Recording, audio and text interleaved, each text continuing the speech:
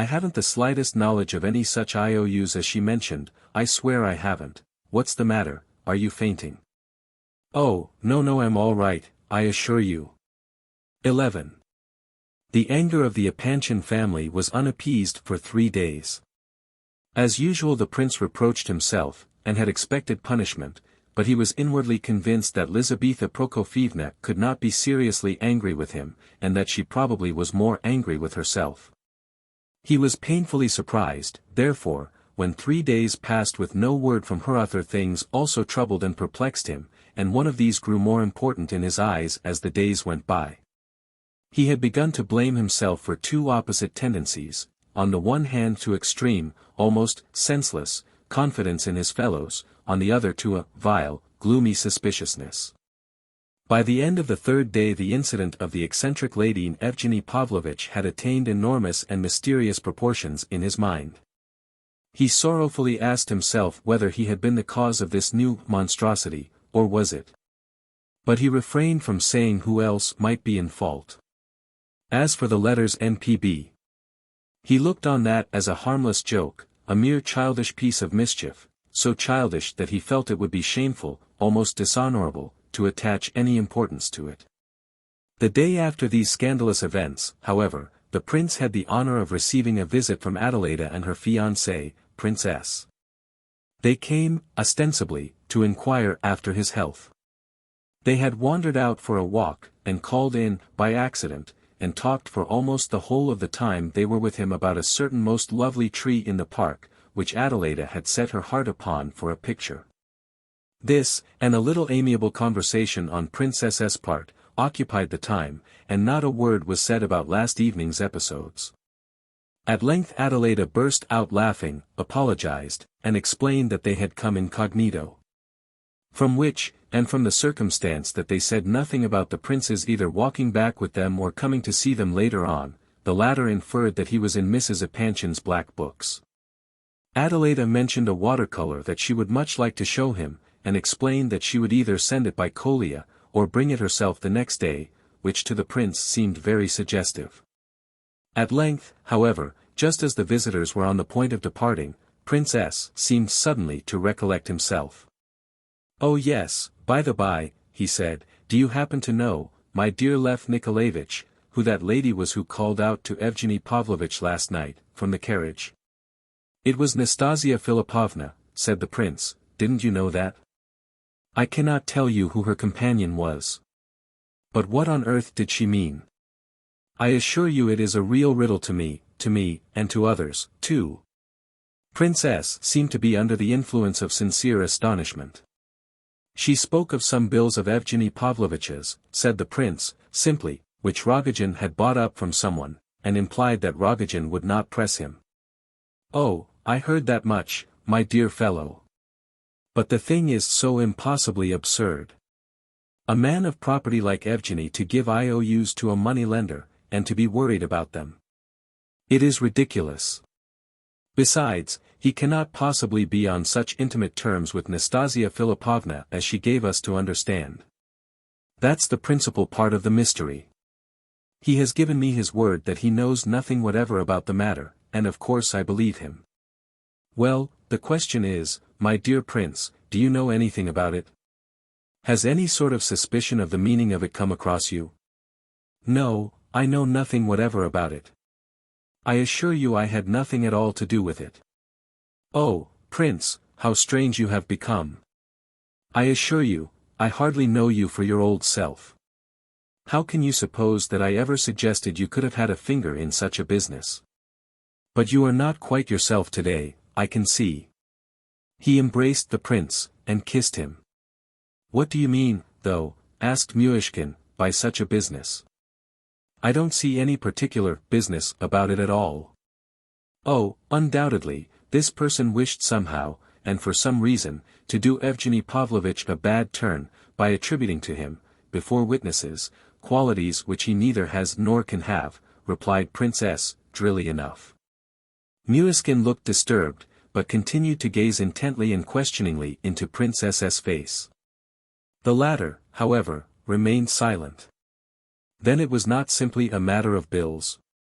Myshkin said at last, with some impatience. It was not as she said. But I ask you, my dear sir, how can there be anything in common between Evgeny Pavlovitch, and her, and again Rogozhin? I tell you he is a man of immense wealth, as I know for a fact. And he has further expectations from his uncle. Simply Nastassya Filippovna. Princess paused, as though unwilling to continue talking about Nastassya Filippovna.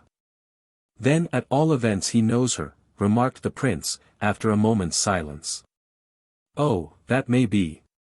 He may have known her some time ago, 2 or 3 years, at least. He used to know Totsky. But it is impossible that there should be any intimacy between them. She has not even been in the place, many people don't even know that she has returned from Moscow. I have only observed her carriage about for the last 3 days or so. It's a lovely carriage, said Adelaida. Yes, it was a beautiful turnout, certainly. The visitors left the house, however, on no less friendly terms than before. But the visit was of the greatest importance to the prince, from his own point of view. Admitting that he had his suspicions, from the moment of the occurrence of last night, perhaps even before, that Nastassya had some mysterious end in view, yet this visit confirmed his suspicions and justified his fears. It was all clear to him. Prince S. was wrong, perhaps, in his view of the matter, but he was somewhere near the truth, and was right in so far as that he understood there to be an intrigue of some sort going on. Perhaps Prince S. saw it all more clearly than he had allowed his hearers to understand.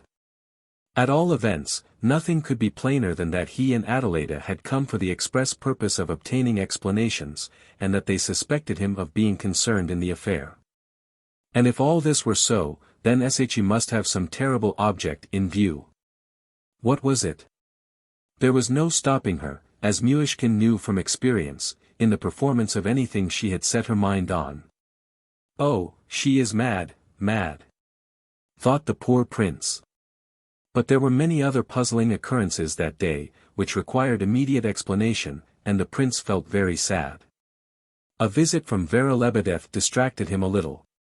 She brought the infant Lubotchka with her as usual, and talked cheerfully for some time. Then came her younger sister, and later the brother, who attended a school close by. He informed Myshkin that his father had lately found a new interpretation of the star called Wormwood, which fell upon the water springs, as described in the Apocalypse. He had decided that it meant the network of railroads spread over the face of Europe at the present time. The prince refused to believe that Lebedev could have given such an interpretation, and they decided to ask him about it at the earliest opportunity.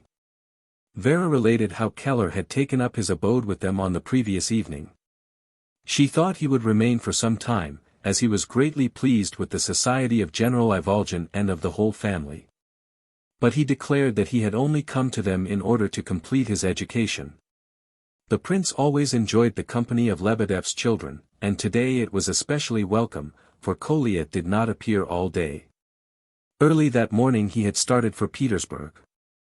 Lebedev also was away on business. But Gavrila Ardalionovitch had promised to visit Myshkin, who eagerly awaited his coming. About 7 in the evening, soon after dinner, he arrived. At the first glance it struck the prince that he, at any rate, must know all the details of last night's affair. Indeed, it would have been impossible for him to remain in ignorance considering the intimate relationship between him, Varvara Ardalionovna, and Titsin. But although he and the prince were intimate, in a sense, and although the latter had placed the Burdovsky affair in his hands and this was not the only mark of confidence he had received, it seemed curious how many matters there were that were tacitly avoided in their conversations. Myshkin thought that Gania at times appeared to desire more cordiality and frankness. It was apparent now, when he entered, that he was convinced that the moment for breaking the ice between them had come at last. But all the same Gania was in haste, for his sister was waiting at Lebedev's to consult him on an urgent matter of business. If he had anticipated impatient questions, or impulsive confidences, he was soon undeceived. The prince was thoughtful, reserved, even a little absent-minded, and asked none of the questions, one in particular, that Gania had expected. So he imitated the prince's demeanor, and talked fast and brilliantly upon all subjects but the one on which their thoughts were engaged. Among other things, Gania told his host that Nastassya Filippovna had been only 4 days in Pavlovsk, and that everyone was talking about her already. She was staying with Darya Alexeyevna, in an ugly little house in Matrosky Street, but drove about in the smartest carriage in the place. A crowd of followers had pursued her from the first, young and old. Some escorted her on horseback when she took the air in her carriage. She was as capricious as ever in the choice of her acquaintances, and admitted few into her narrow circle. Yet she already had a numerous following and many champions on whom she could depend in time of need. One gentleman on his holiday had broken off his engagement on her account, and an old general had quarrelled with his only son for the same reason. She was accompanied sometimes in her carriage by a girl of 16, a distant relative of her hostess. This young lady sang very well. In fact, her music had given a kind of notoriety to their little house. Nastassya, however, was behaving with great discretion on the whole. She dressed quietly, though with such taste as to drive all the ladies in Pavlovsk mad with envy, of that, as well as of her beauty and her carriage and horses. As for yesterday's episode, continued Gania, of course it was prearranged. Here he paused, as though expecting to be asked how he knew that. But the prince did not inquire. Concerning Evgeny Pavlovitch, Gania stated, without being asked, that he believed the former had not known Nastassya Filippovna in past years, but that he had probably been introduced to her by somebody in the park during these 4 days. As to the question of the IOUs she had spoken of, there might easily be something in that, for though Evgeny was undoubtedly a man of wealth, yet certain of his affairs were equally undoubtedly in disorder. Arrived at this interesting point, Gania suddenly broke off, and said no more about Nastasya's prank of the previous evening. At last Varvara Ardalyonovna came in search of her brother, and remained for a few minutes. Without Myshkin's asking her, she informed him that Evgeny Pavlovitch was spending the day in Petersburg, and perhaps would remain there over tomorrow. And that her husband had also gone to town, probably in connection with Evgeny Pavlovitch's affairs. Lizaveta Prokofievna is in a really fiendish temper today, she added, as she went out, but the most curious thing is that Aglaya has quarrelled with her whole family, not only with her father and mother, but with her sisters also. It is not a good sign. She said all this quite casually, though it was extremely important in the eyes of the prince, and went off with her brother. Regarding the episode of Pavlicheff's son, Gania had been absolutely silent, partly from a kind of false modesty, partly, perhaps, to spare the prince's feelings. The latter, however, thanked him again for the trouble he had taken in the affair. Myshkin was glad enough to be left alone. He went out of the garden, crossed the road, and entered the park. He wished to reflect, and to make up his mind as to a certain step. This step was one of those things, however, which are not thought out, as a rule, but decided for or against hastily, and without much reflection. The fact is, he felt a longing to leave all this and go away, go anywhere, if only it were far enough, and at once, without bidding farewell to anyone. He felt a presentiment that if he remained but a few days more in this place, and among these people, he would be fixed there irrevocably and permanently. However, in a very few minutes he decided that to run away was impossible. That it would be cowardly, that great problems lay before him, and that he had no right to leave them unsolved, or at least to refuse to give all his energy and strength to the attempt to solve them. Having come to this determination, he turned and went home, his walk having lasted less than a quarter of an hour. At that moment he was thoroughly unhappy. Lebedev had not returned, so towards evening Keller managed to penetrate into the prince's apartments. He was not drunk, but in a confidential and talkative mood. He announced that he had come to tell the story of his life to Myshkin, and had only remained at Pavlovsk for that purpose. There was no means of turning him out, nothing short of an earthquake would have removed him. In the manner of one with long hours before him, he began his history. But after a few incoherent words he jumped to the conclusion, which was that, having ceased to believe in God Almighty, he had lost every vestige of morality, and had gone so far as to commit a theft. "Could you imagine such a thing?" said he. "Listen to me, Keller," returned the prince. "If I were in your place, I should not acknowledge that unless it were absolutely necessary for some reason. But perhaps you are making yourself out to be worse than you are, purposely. I should tell it to no one but yourself, Prince, and I only name it now as a help to my soul's evolution. When I die, that secret will die with me. But, Excellency, if you knew, if you only had the least idea, how difficult it is to get money nowadays. Where to find it is the question. Ask for a loan, the answer is always the same: give us gold, jewels, or diamonds, and it will be quite easy. Exactly what one has not got. Can you picture that to yourself? I got angry at last, and said, I suppose you would accept emeralds. Certainly, we accept emeralds with pleasure. Yes. Well, that's all right, said I. Go to the devil, you den of thieves. And with that I seized my hat, and walked out. Had you any emeralds? Asked the prince. What? I have emeralds. Oh, Prince. With what simplicity, with what almost pastoral simplicity, you look upon life. Could not something be made of this man under good influences? Asked the prince of himself, for he began to feel a kind of pity for his visitor. He thought little of the value of his own personal influence, not from a sense of humility, but from his peculiar way of looking at things in general. Imperceptibly the conversation grew more animated and more interesting, so that neither of the two felt anxious to bring it to a close. Keller confessed, with apparent sincerity, to having been guilty of many acts of such a nature that it astonished the prince that he could mention them, even to him. At every fresh avowal he professed the deepest repentance, and described himself as being bathed in tears. But this did not prevent him from putting on a boastful air at times, and some of his stories were so absurdly comical that both he and the prince laughed like madmen.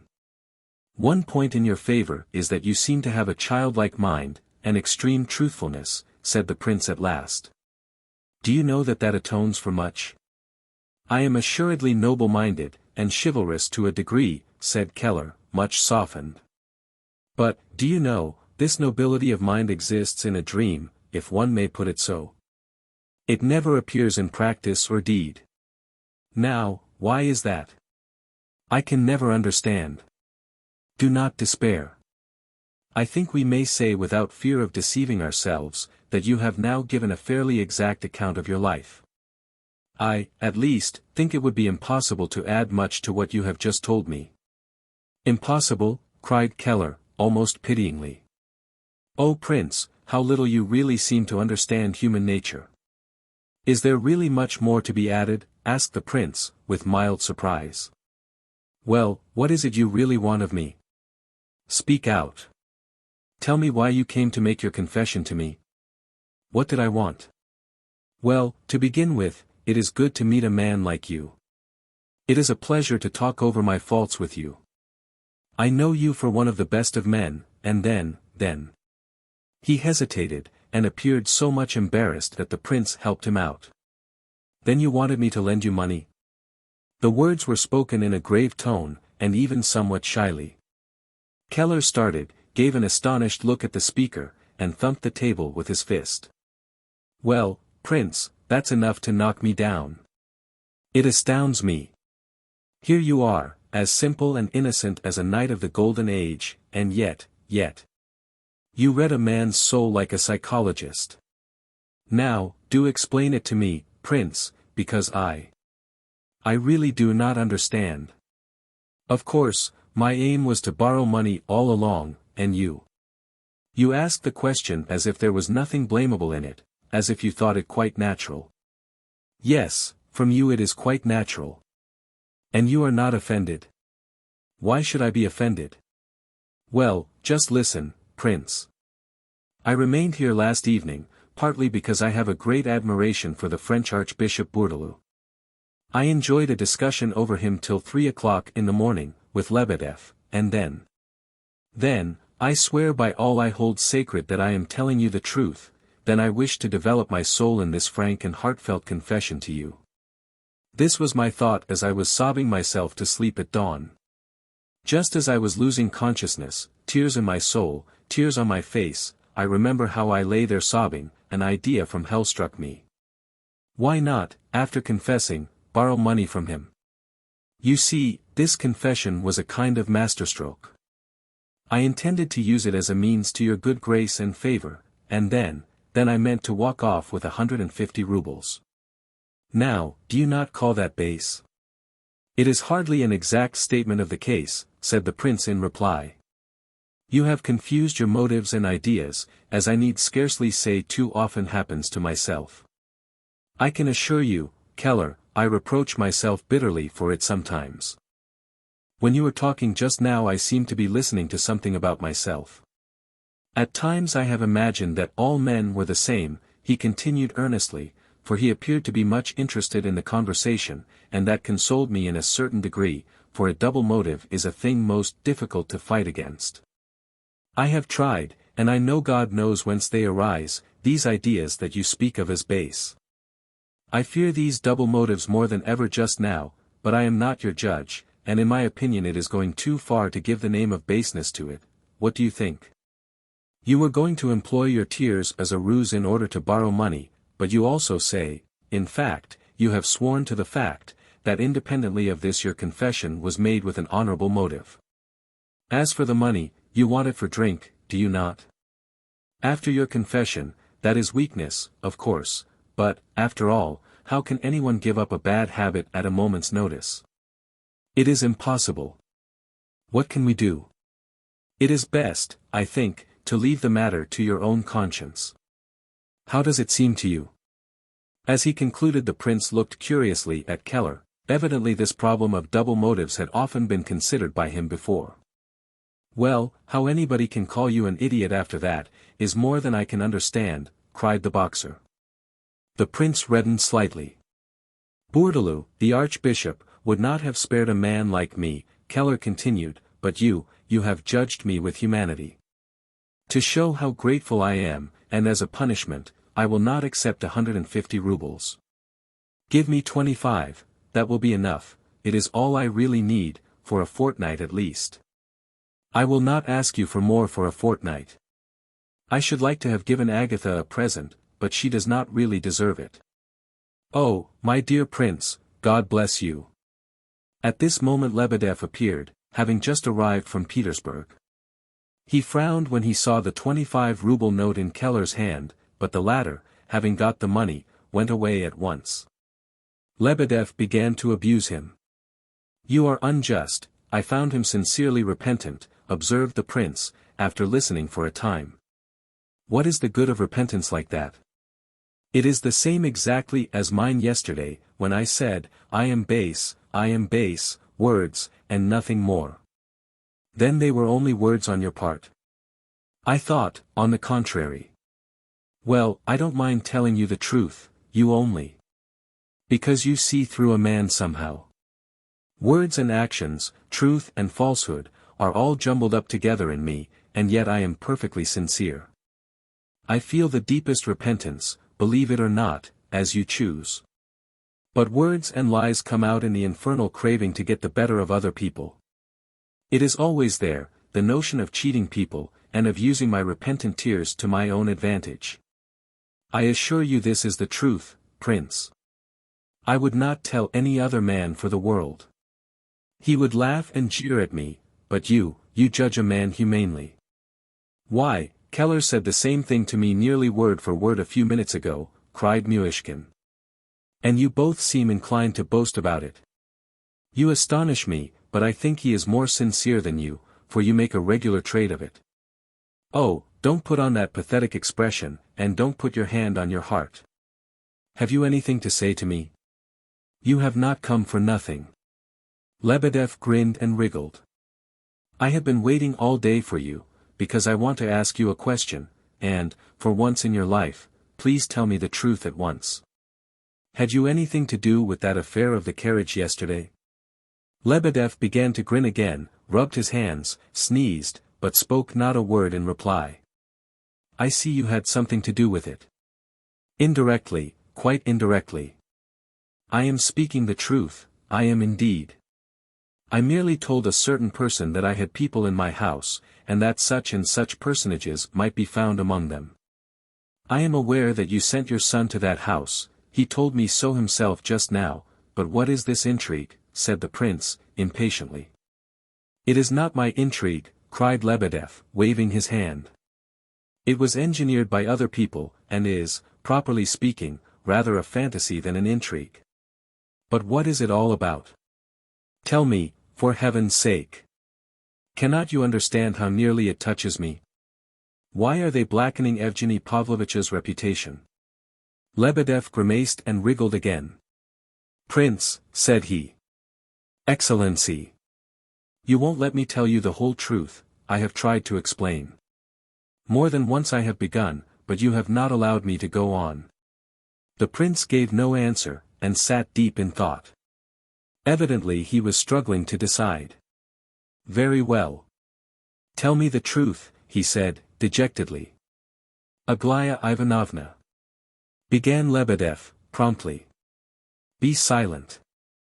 At once, interrupted the prince, red with indignation, and perhaps with shame, too. It is impossible and absurd. All that has been invented by you, or fools like you. Let me never hear you say a word again on that subject. Late in the evening Kolya came in with a whole budget of Petersburg and Pavlovsk news. He did not dwell much on the Petersburg part of it, which consisted chiefly of intelligence about his friend Hippolyte, but passed quickly to the Pavlovsk tidings. He had gone straight to the Epanchins from the station. There's the deuce and all going on there, he said. First of all about the row last night, and I think there must be something new as well, though I didn't like to ask. Not a word about you, Prince, the whole time. The most interesting fact was that Aglaya had been quarreling with her people about Gania. Kolya did not know any details, except that it had been a terrible quarrel. Also Evgeny Pavlovich had called, and met with an excellent reception all round. And another curious thing, Mrs. Epanchin was so angry that she called Varya to her. Varya was talking to the girls, and turned her out of the house, once for all, she said. I heard it from Varya herself. Mrs. Epanchin was quite polite, but firm.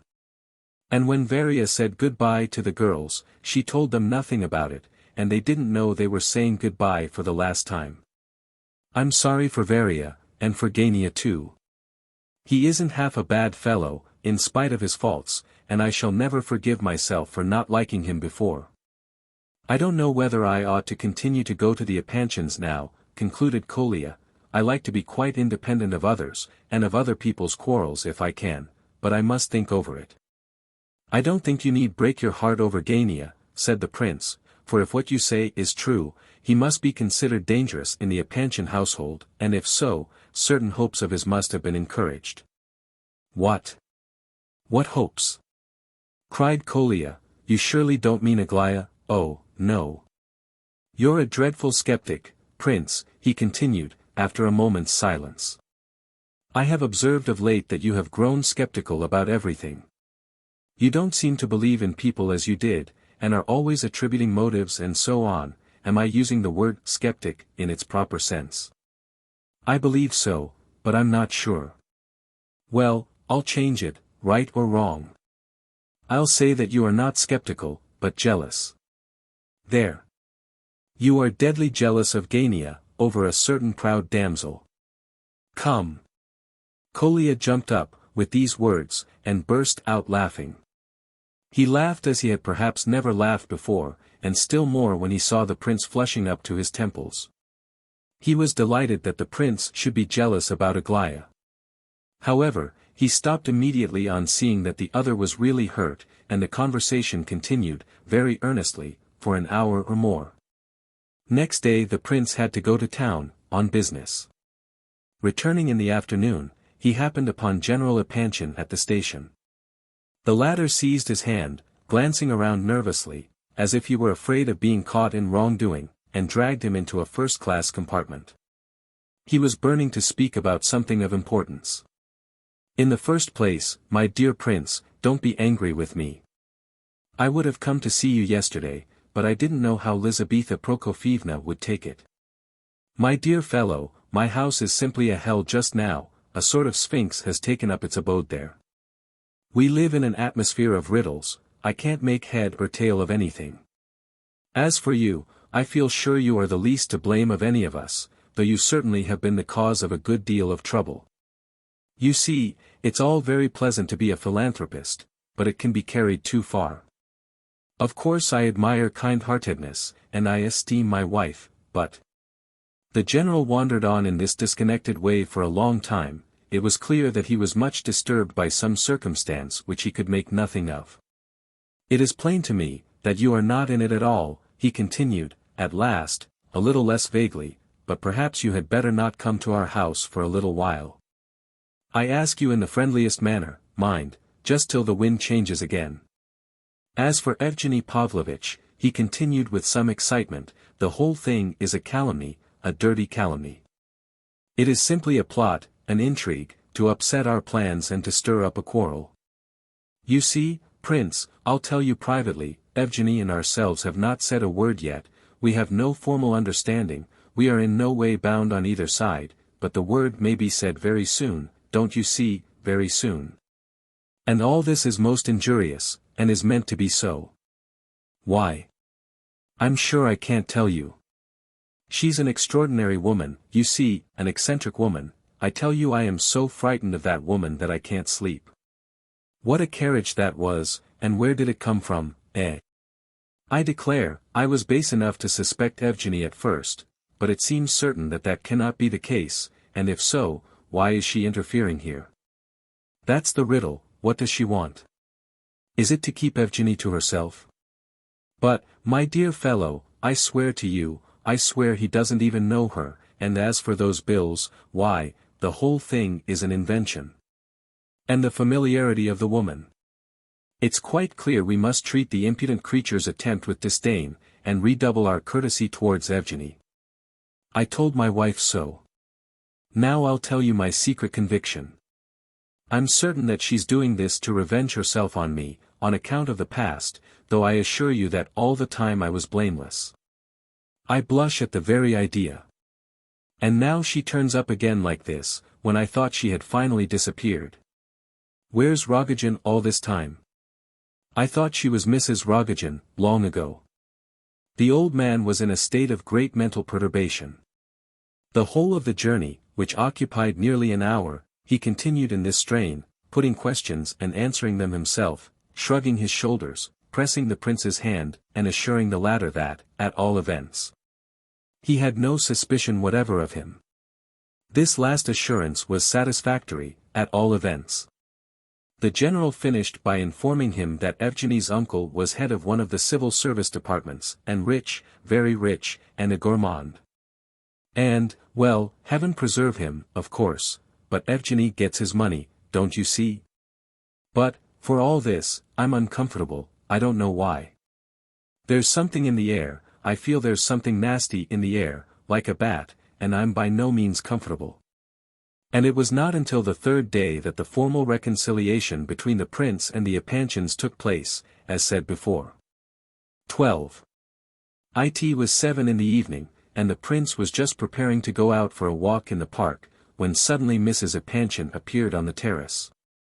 In the first place, don't dare to suppose, she began, that I am going to apologize. Nonsense. You were entirely to blame. The prince remained silent. Were you to blame, or not? No, certainly not, no more than yourself, though at first I thought I was. Oh, very well, let's sit down, at all events, for I don't intend to stand up all day. And remember, if you say one word about mischievous urchins, I shall go away and break with you altogether. Now then, did you, or did you not, send a letter to Aglaya, a couple of months or so ago, about Eastertide? Yes. What for? What was your object? Show me the letter. Mrs. Epanchin's eyes flashed, she was almost trembling with impatience. I have not got the letter, said the prince, timidly, extremely surprised at the turn the conversation had taken. If anyone has it, if it still exists, Aglaya Ivanovna must have it. No finessing, please. What did you write about? I am not finessing, and I am not in the least afraid of telling you, but I don't see the slightest reason why I should not have written. Be quiet, you can talk afterwards. What was the letter about? Why are you blushing? The prince was silent. At last he spoke. I don't understand your thoughts, Lizaveta Prokofievna, but I can see that the fact of my having written is for some reason repugnant to you. You must admit that I have a perfect right to refuse to answer your questions. But, in order to show you that I am neither ashamed of the letter, nor sorry that I wrote it, and that I am not in the least inclined to blush about it, here the prince's blushes redoubled, I will repeat the substance of my letter. For I think I know it almost by heart. So saying, the prince repeated the letter almost word for word, as he had written it. My goodness, what utter twaddle, and what may all this nonsense have signified, pray?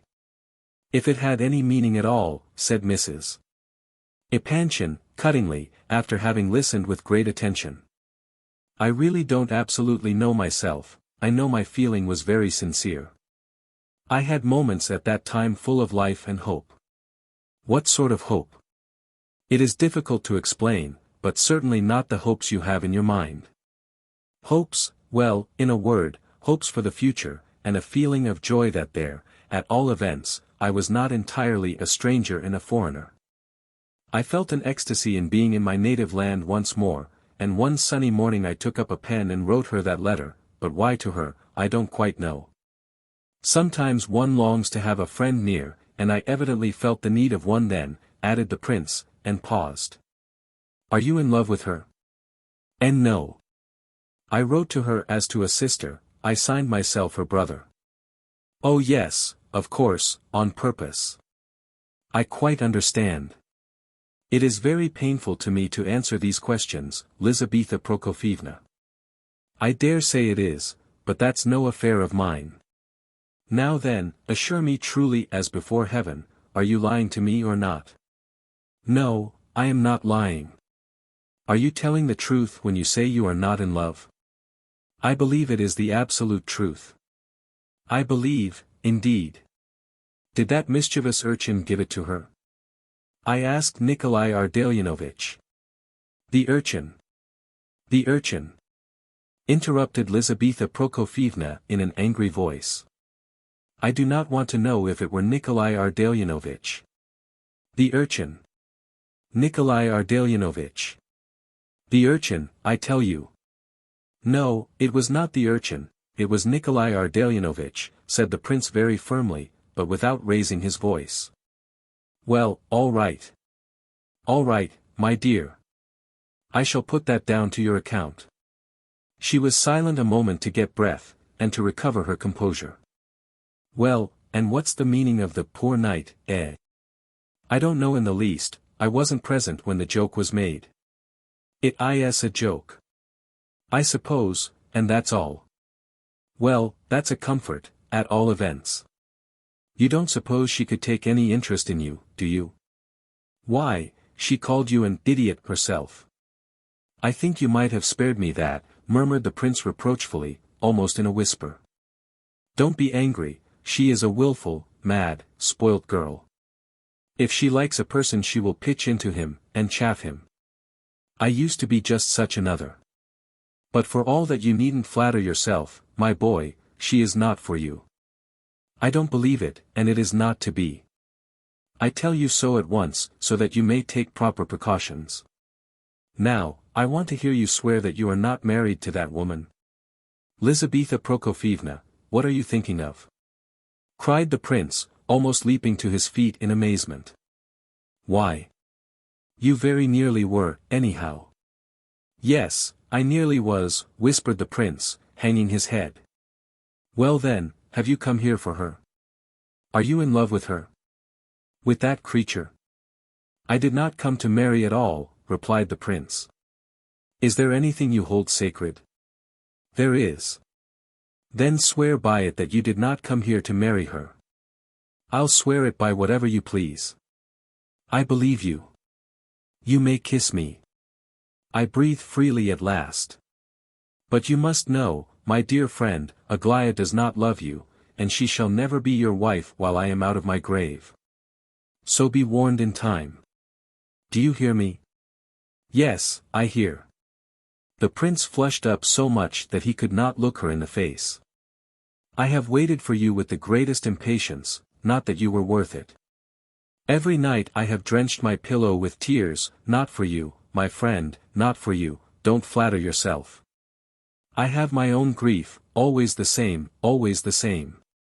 But I'll tell you why I have been awaiting you so impatiently, because I believe that Providence itself sent you to be a friend and a brother to me. I haven't a friend in the world except Princess Bilokonsky, and she is growing as stupid as a sheep from old age. Now then, tell me, yes or no. Do you know why she called out from her carriage the other night? I give you my word of honor that I had nothing to do with the matter and know nothing about it. Very well, I believe you. I have my own ideas about it. Up to yesterday morning I thought it was really Evgeny Pavlovitch who was to blame. Now I cannot help agreeing with the others. But why he was made such a fool of I cannot understand. However, he is not going to marry Aglaya, I can tell you that. He may be a very excellent fellow, but, so it shall be. I was not at all sure of accepting him before, but now I have quite made up my mind that I won't have him. Put me in my coffin first and then into my grave, and then you may marry my daughter to whomsoever you please, so I said to the general this very morning. You see how I trust you, my boy. Yes, I see and understand. Mrs. Epanchin gazed keenly into the prince's eyes. She was anxious to see what impression the news as to Evgeny Pavlovitch had made upon him. Do you know anything about Gavrila Ardalionovitch? She asked at last. Oh yes, I know a good deal.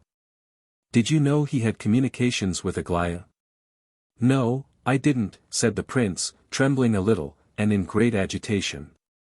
You say Gavrila Ardalionovitch has private communications with Aglaya? Impossible. Only quite lately. His sister has been working like a rat to clear the way for him all the winter. I don't believe it, said the prince abruptly, after a short pause. Had it been so I should have known long ago. Oh, of course, yes. He would have come and wept out his secret on your bosom. Oh, you simpleton, you simpleton.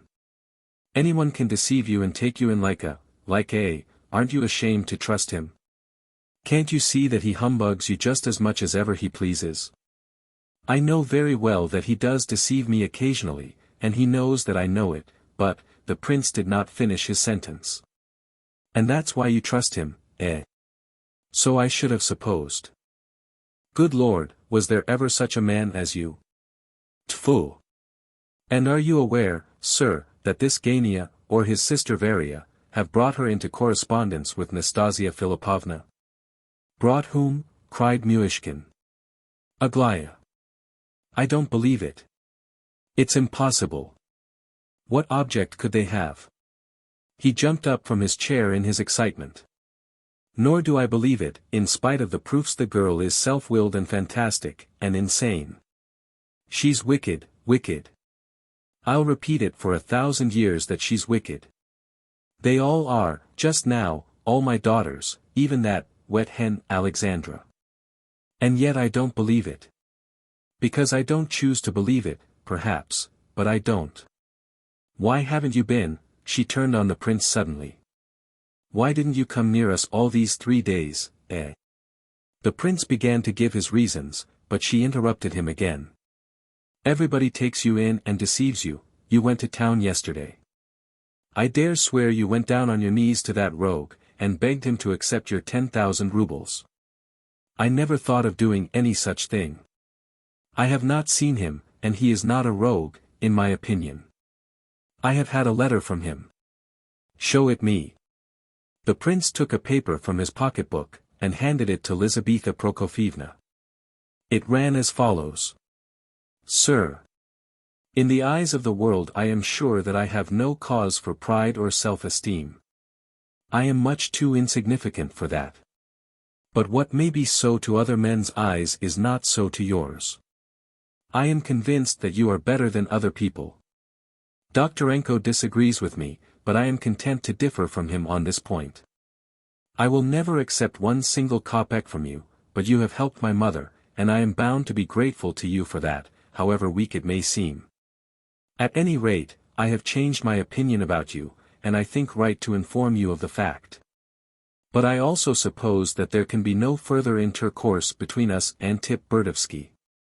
P.S. The 200 rubles I owe you shall certainly be repaid in time. How extremely stupid, cried Mrs. Epanchin, giving back the letter abruptly. It was not worth the trouble of reading. Why are you smiling? Confess that you are pleased to have read it. What? Pleased with all that nonsense? Why, cannot you see that they are all infatuated with pride and vanity? He has acknowledged himself to be in the wrong. Don't you see that the greater his vanity, the more difficult this admission must have been on his part? Oh, what a little child you are, Lizaveta Prokofyevna. Are you tempting me to box your ears for you, or what? Not at all. I am only proving that you are glad about the letter. Why conceal your real feelings? You always like to do it. Never come near my house again, cried Mrs. Epanchin, pale with rage.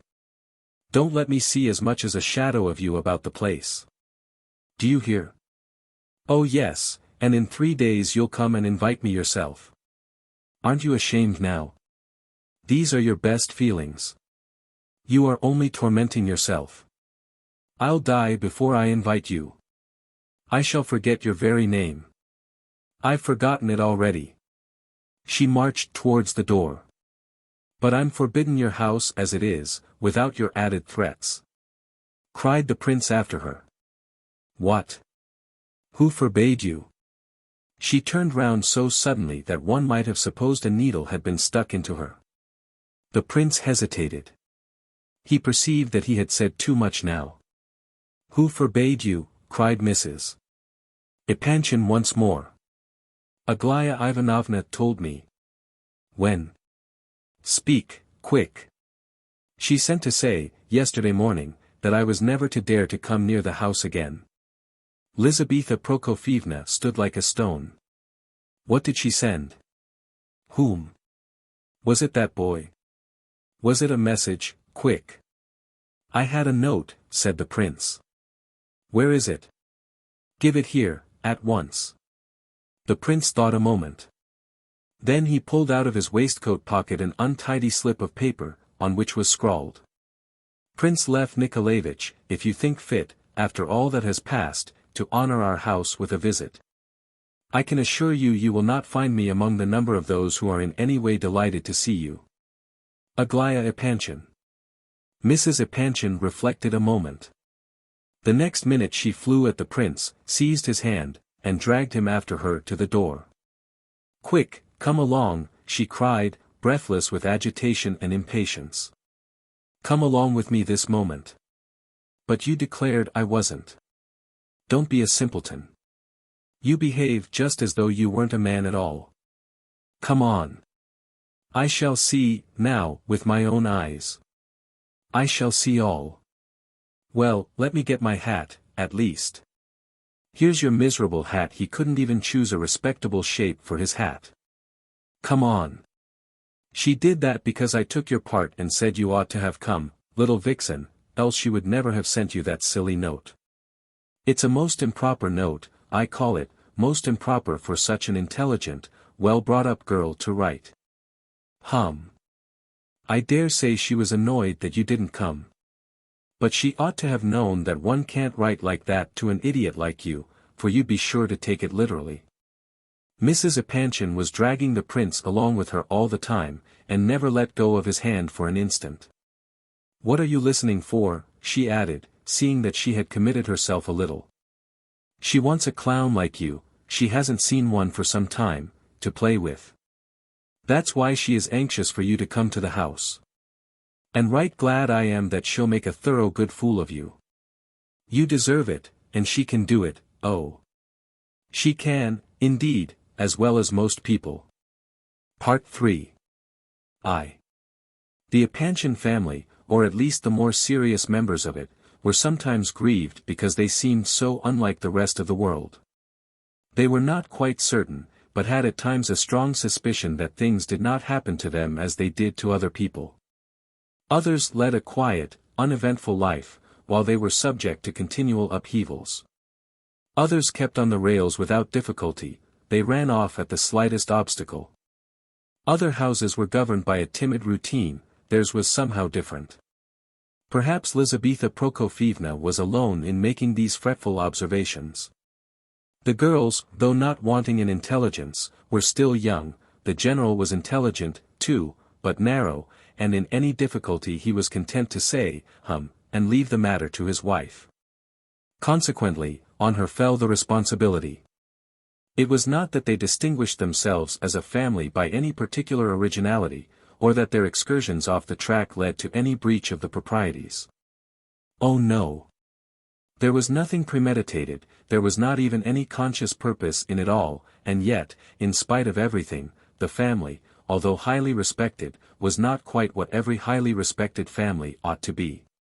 For a long time now Lizaveta Prokofievna had had it in her mind that all the trouble was owing to her unfortunate character, and this added to her distress.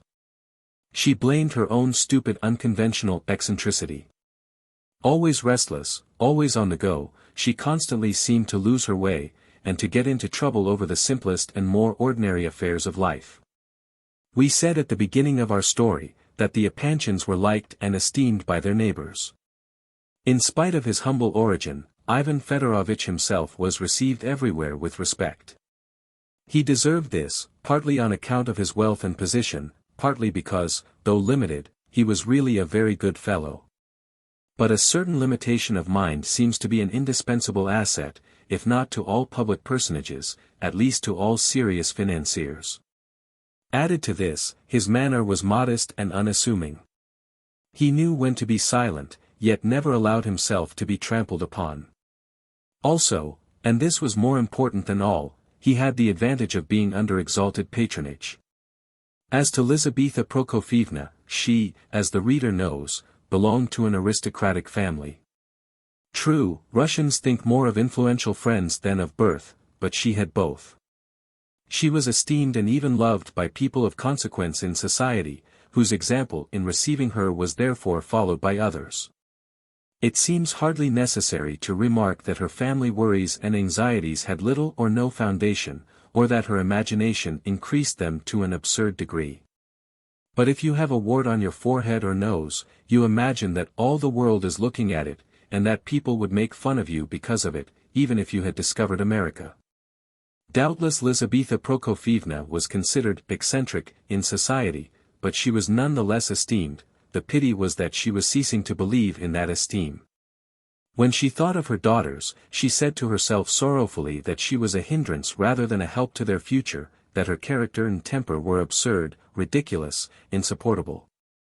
Naturally, she put the blame on her surroundings, and from morning to night was quarreling with her husband and children, whom she really loved to the point of self-sacrifice, even, one might say, of passion.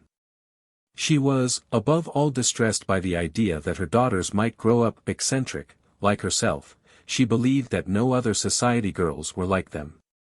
They are growing into nihilists, she repeated over and over again. For years she had tormented herself with this idea, and with the question, why don't they get married? It is to annoy their mother, that is their one aim in life, it can be nothing else. The fact is it is all of a piece with these modern ideas, that wretched woman's question. 6 months ago Aglaya took a fancy to cut off her magnificent hair. Why, even I, when I was young, had nothing like it. The scissors were in her hand, and I had to go down on my knees and implore her. She did it, I know, from sheer mischief, to spite her mother, for she is a naughty, capricious girl, a real spoiled child, spiteful and mischievous to a degree. And then Alexandra wanted to shave her head, not from caprice or mischief, but, like a little fool, simply because Aglaya persuaded her she would sleep better without her hair, and not suffer from headache. And how many suitors have they not had during the last 5 years? Excellent offers, too. What more do they want? Why don't they get married? For no other reason than to vex their mother, none. But Lizaveta Prokofyevna felt somewhat consoled when she could say that one of her girls, Adelaida, was settled at last. It will be one off our hands, she declared aloud, though in private she expressed herself with greater tenderness. The engagement was both happy and suitable, and was therefore approved in society. Prince S. was a distinguished man, he had money, and his future wife was devoted to him. What more could be desired? Lizaveta Prokofyevna had felt less anxious about this daughter, however, although she considered her artistic tastes suspicious. But to make up for them she was, as her mother expressed it, merry, and had plenty of common sense. It was Aglaya's future which disturbed her most. With regard to her eldest daughter, Alexandra, the mother never quite knew whether there was cause for anxiety or not. Sometimes she felt as if there was nothing to be expected from her. She was 25 now, and must be fated to be an old maid, and with such beauty, too. The mother spent whole nights in weeping and lamenting, while all the time the cause of her grief slumbered peacefully. What is the matter with her? Is she a nihilist, or simply a fool? But Lizaveta Prokofyevna knew perfectly well how unnecessary was the last question. She set a high value on Alexandra Ivanovna's judgment, and often consulted her in difficulties. But that she was a wet hen she never for a moment doubted. She is so calm, nothing rouses her, though wet hens are not always calm. Oh! I can't understand it. Her eldest daughter inspired Lizaveta with a kind of puzzled compassion. She did not feel this in Aglaya's case, though the latter was her idol. It may be said that these outbursts and epithets, such as wet hen, in which the maternal solicitude usually showed itself, only made Alexandra laugh. Sometimes the most trivial thing annoyed Mrs. Epanchin, and drove her into a frenzy.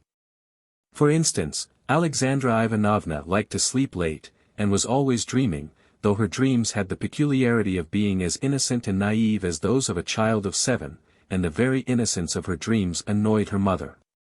Once she dreamt of 9 hens, and this was the cause of quite a serious quarrel, no one knew why. Another time she had, it was most unusual, a dream with a spark of originality in it. She dreamt of a monk in a dark room, into which she was too frightened to go. Adelaida and Aglaya rushed off with shrieks of laughter to relate this to their mother, but she was quite angry, and said her daughters were all fools. She is as stupid as a fool. A veritable wet hen. Nothing excites her, and yet she is not happy. Some days it makes one miserable only to look at her. Why is she unhappy, I wonder? At times Lizaveta Prokofyevna put this question to her husband, and as usual she spoke in the threatening tone of one who demands an immediate answer. Ivan Fedorovitch would frown, shrug his shoulders, and at last give his opinion: she needs a husband. God forbid that he should share your ideas, Ivan Fedorovitch, his wife flashed back. Or that he should be as gross and churlish as you. The general promptly made his escape, and Lizaveta Prokofyevna after a while grew calm again. That evening, of course, she would be unusually attentive, gentle, and respectful to her gross and churlish husband, her dear, kind Ivan Fedorovitch, for she had never left off loving him. She was even still in love with him. He knew it well, and for his part held her in the greatest esteem. But the mother's great and continual anxiety was Aglaya. She is exactly like me, my image in everything, said Mrs. Epanchin to herself. A tyrant. A real little demon. A nihilist. Eccentric, senseless and mischievous. Good Lord, how unhappy she will be. But as we said before, the fact of Adelaida's approaching marriage was balm to the mother. For a whole month she forgot her fears and worries. Adelaida's fate was settled. And with her name that of Aglaya's was linked, in society gossip. People whispered that Aglaya, too, was as good as engaged, and Aglaya always looked so sweet and behaved so well, during this period, that the mother's heart was full of joy. Of course, Evgeny Pavlovitch must be thoroughly studied first, before the final step should be taken, but, really, how lovely dear Aglaya had become, she actually grew more beautiful every day. And then, yes, and then, this abominable prince showed his face again, and everything went topsy-turvy at once, and everyone seemed as mad as March hares. What had really happened? If it had been any other family than the Epanchins, nothing particular would have happened. But, thanks to Mrs. Epanchin's invariable fussiness and anxiety, there could not be the slightest hitch in the simplest matters of everyday life, but she immediately foresaw the most dreadful and alarming consequences, and suffered accordingly. What then must have been her condition, when, among all the imaginary anxieties and calamities which so constantly beset her, she now saw looming ahead a serious cause for annoyance, something really likely to arouse doubts and suspicions. How dared they write that hateful anonymous letter informing me that Aglaya is in communication with Nastassya Filippovna? She thought, as she dragged the prince along towards her own house, and again when she sat him down at the round table where the family was already assembled. How dared they so much as think of such a thing? I should die with shame if I thought there was a particle of truth in it, or if I were to show the letter to Aglaya herself. Who dares play these jokes upon us, the Epanchins? Why didn't we go to the Yelagin instead of coming down here? I told you we had better go to the Yelagin this summer, Ivan Fedorovitch. It's all your fault. I dare say it was that Varia who sent the letter. It's all Ivan Fedorovitch. That woman is doing it all for him, I know she is, to show she can make a fool of him now just as she did when he used to give her pearls. But after all is said, we are mixed up in it. Your daughters are mixed up in it, Ivan Fedorovitch. Young ladies in society, young ladies at an age to be married, they were present, they heard everything there was to hear. They were mixed up with that other scene, too, with those dreadful youths. You must be pleased to remember they heard it all. I cannot forgive that wretched prince. I never shall forgive him. And why, if you please, has Aglaya had an attack of nerves for these last 3 days? Why has she all but quarreled with her sisters, even with Alexandra, whom she respects so much that she always kisses her hands as though she were her mother? What are all these riddles of hers that we have to guess? What has Gavrila Ardalionovitch to do with it? Why did she take upon herself to champion him this morning, and burst into tears over it? Why is there an allusion to that cursed poor knight in the anonymous letter? And why did I rush off to him just now like a lunatic, and drag him back here? I do believe I've gone mad at last. What on earth have I done now? To talk to a young man about my daughter's secrets, and secrets having to do with himself, too. Thank goodness, he's an idiot, and a friend of the house. Surely Aglaya hasn't fallen in love with such a gaby. What an idea. Pfoo. We ought all to be put under glass cases, myself first of all, and be shown off as curiosities, at 10 kopecks a peep. I shall never forgive you for all this, Ivan Fedorovitch, never. Look at her now. Why doesn't she make fun of him? She said she would, and she doesn't. Look there. She stares at him with all her eyes, and doesn't move. And yet she told him not to come. He looks pale enough, and that abominable chatterbox, Evgeny Pavlovitch, monopolizes the whole of the conversation. Nobody else can get a word in. I could soon find out all about everything if I could only change the subject. The prince certainly was very pale. He sat at the table and seemed to be feeling, by turns, sensations of alarm and rapture. Oh, how frightened he was of looking to one side, one particular corner, whence he knew very well that a pair of dark eyes were watching him intently, and how happy he was to think that he was once more among them. And occasionally hearing that well-known voice, although she had written and forbidden him to come again. What on earth will she say to me, I wonder, he thought to himself. He had not said a word yet, he sat silent and listened to Evgeny Pavlovitch's eloquence.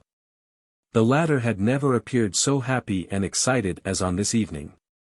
The prince listened to him, but for a long time did not take in a word he said. Excepting Ivan Fedorovitch, who had not as yet returned from town, the whole family was present. Princess was there. And they all intended to go out to hear the band very soon. Kolya arrived presently and joined the circle. So he is received as usual, after all, thought the prince. The Epanchin's country house was a charming building, built after the model of a Swiss chalet, and covered with creepers. It was surrounded on all sides by a flower garden, and the family sat, as a rule, on the open veranda as at the prince's house. The subject under discussion did not appear to be very popular with the assembly, and some would have been delighted to change it.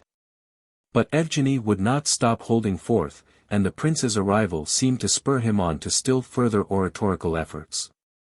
Lizaveta Prokofievna frowned, but had not as yet grasped the subject, which seemed to have arisen out of a heated argument. Aglaya sat apart, almost in the corner, listening in stubborn silence. "Excuse me," continued Evgeny Pavlovitch hotly, "I don't say a word against liberalism. Liberalism is not a sin, it is a necessary part of a great whole, which whole would collapse and fall to pieces without it. Liberalism has just as much right to exist as has the most moral conservatism, but I am attacking Russian liberalism, and I attack it for the simple reason that a Russian liberal is not a Russian liberal, he is a non-Russian liberal. Show me a real Russian liberal, and I'll kiss him before you all, with pleasure." "If he cared to kiss you, that is," said Alexandra, whose cheeks were red with irritation and excitement. "Look at that, now," thought the mother to herself, "she does nothing but sleep and eat for a year at a time, and then suddenly flies out in the most incomprehensible way." The prince observed that Alexandra appeared to be angry with Evgeny, because he spoke on a serious subject in a frivolous manner, pretending to be in earnest, but with an undercurrent of irony. "I was saying just now, before you came in, Prince, that there has been nothing national up to now, about our liberalism, and nothing the liberals do, or have done, is in the least degree national. They are drawn from two classes only, the old landowning class, and clerical families." "How, nothing that they have done is Russian?" asked Princess. "It may be Russian, but it is not national. Our liberals are not Russian, nor are our conservatives, and you may be sure that the nation does not recognize anything that has been done by the landed gentry, or by the seminarists, or what is to be done either." "Come, that's good. How can you maintain such a paradox?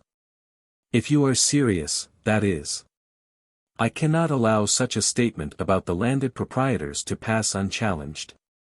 "Why, you are a landed proprietor yourself," cried Princess hotly.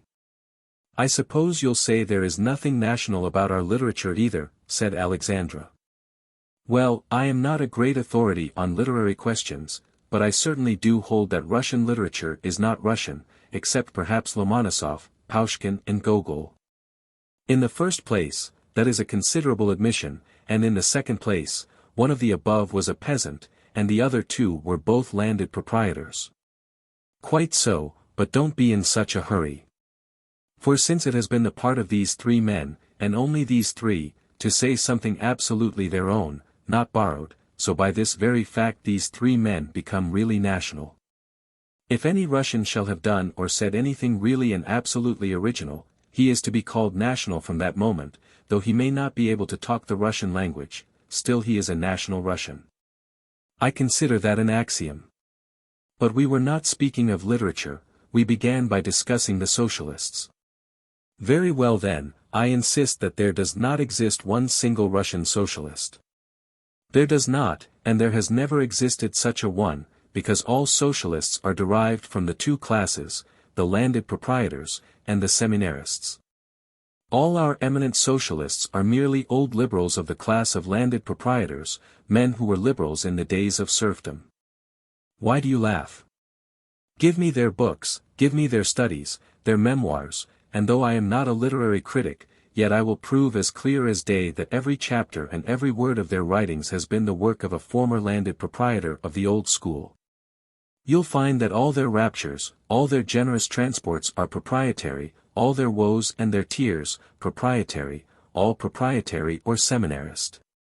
You are laughing again, and you, Prince, are smiling too. Don't you agree with me? It was true enough that everybody was laughing, the prince among them. I cannot tell you on the instant whether I agree with you or not, said the latter, suddenly stopping his laughter, and starting like a schoolboy caught at mischief. But, I assure you, I am listening to you with extreme gratification. So saying, he almost panted with agitation, and a cold sweat stood upon his forehead. These were his first words since he had entered the house. He tried to lift his eyes, and look around, but dared not. Evgeny Pavlovitch noticed his confusion, and smiled. "I'll just tell you one fact, ladies and gentlemen," continued the latter, with apparent seriousness and even exaltation of manner, but with a suggestion of chaff behind every word. As though he were laughing in his sleeve at his own nonsense, a fact, the discovery of which, I believe, I may claim to have made by myself alone. At all events, no other has ever said or written a word about it, and in this fact is expressed the whole essence of Russian liberalism of the sort which I am now considering. In the first place, what is liberalism, speaking generally, but an attack, whether mistaken or reasonable, is quite another question, upon the existing order of things. Is this so? Yes. Very well. Then my fact consists in this, that Russian liberalism is not an attack upon the existing order of things, but an attack upon the very essence of things themselves, indeed, on the things themselves. Not an attack on the Russian order of things, but on Russia itself. My Russian liberal goes so far as to reject Russia, that is, he hates and strikes his own mother. Every misfortune and mishap of the mother country fills him with mirth, and even with ecstasy. He hates the national customs, Russian history, and everything. If he has a justification, it is that he does not know what he is doing, and believes that his hatred of Russia is the grandest and most profitable kind of liberalism.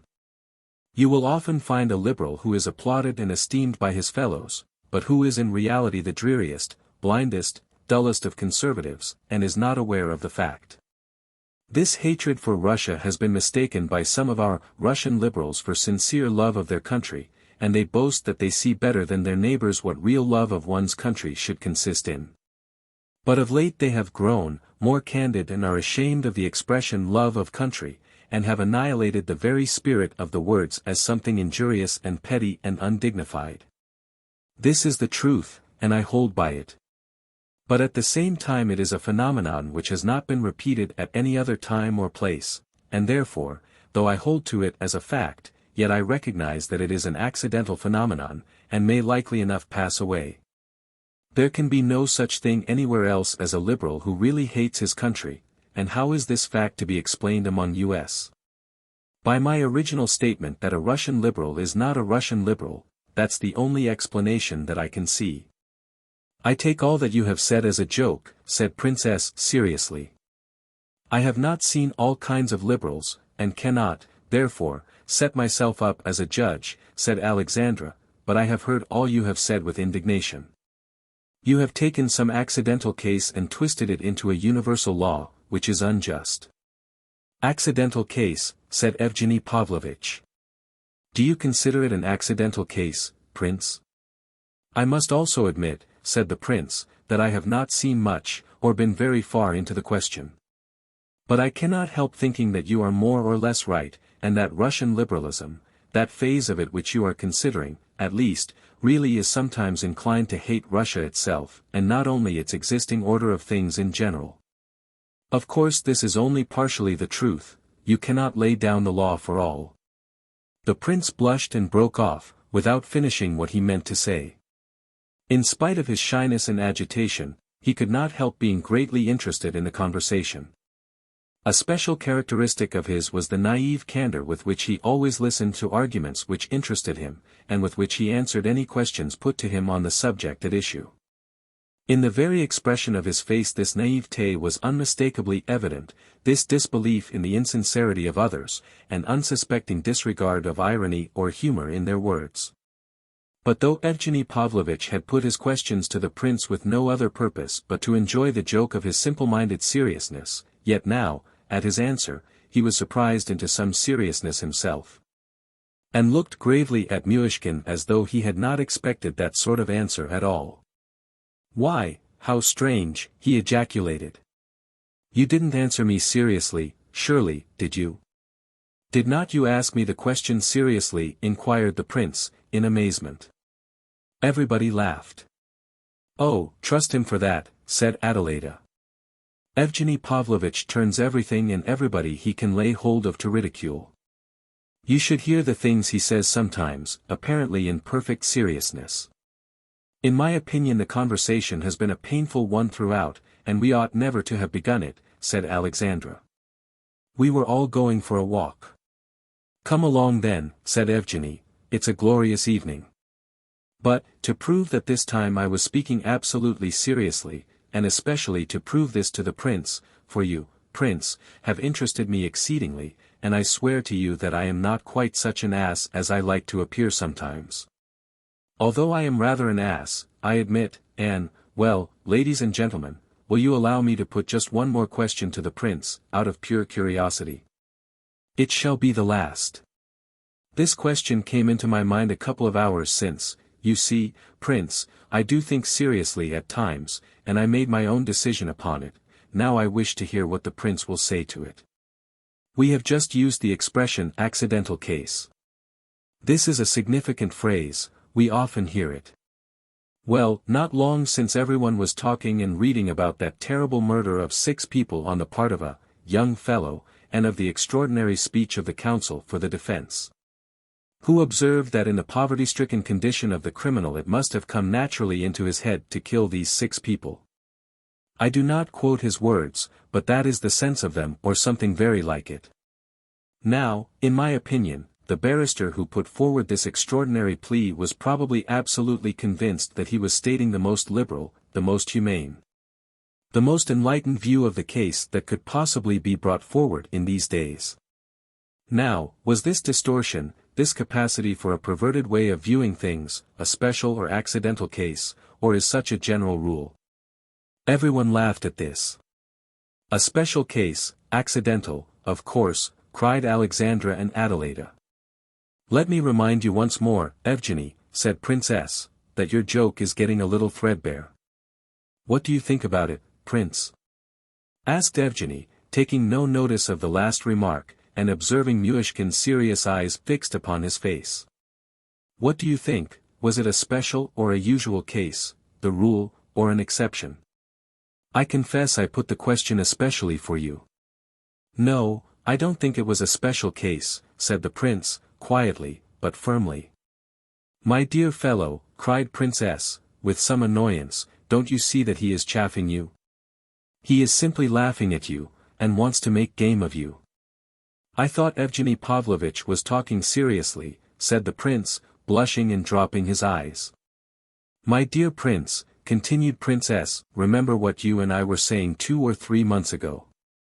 We spoke of the fact that in our newly opened law courts one could already lay one's finger upon so many talented and remarkable young barristers. How pleased you were with the state of things as we found it, and how glad I was to observe your delight.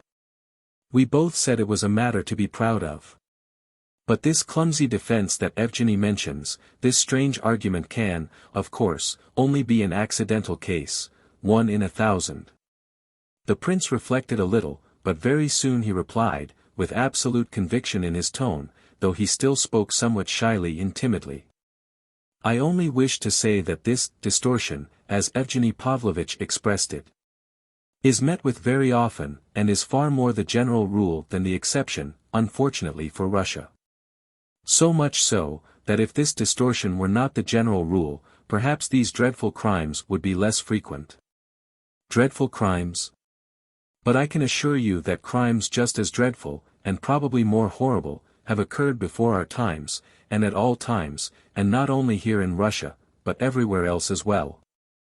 And in my opinion it is not at all likely that such murders will cease to occur for a very long time to come. The only difference is that in former times there was less publicity, while now everyone talks and writes freely about such things, which fact gives the impression that such crimes have only now sprung into existence. That is where your mistake lies, an extremely natural mistake, I assure you, my dear fellow, said Princess. I know that there were just as many, and just as terrible, crimes before our times. Not long since I visited a convict prison and made acquaintance with some of the criminals. There were some even more dreadful criminals than this one we have been speaking of, men who have murdered a dozen of their fellow creatures, and feel no remorse whatever. But what I especially noticed was this, that the very most hopeless and remorseless murderer, however hardened a criminal he may be, still knows that he is a criminal. That is, he is conscious that he has acted wickedly, though he may feel no remorse whatever. And they were all like this. Those of whom Evgeny Pavlovitch has spoken, do not admit that they are criminals at all.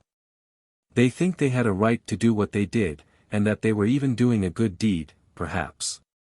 I consider there is the greatest difference between the two cases.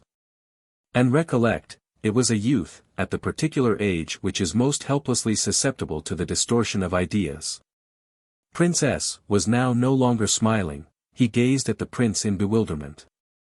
Alexandra, who had seemed to wish to put in her word when the prince began, now sat silent, as though some sudden thought had caused her to change her mind about speaking.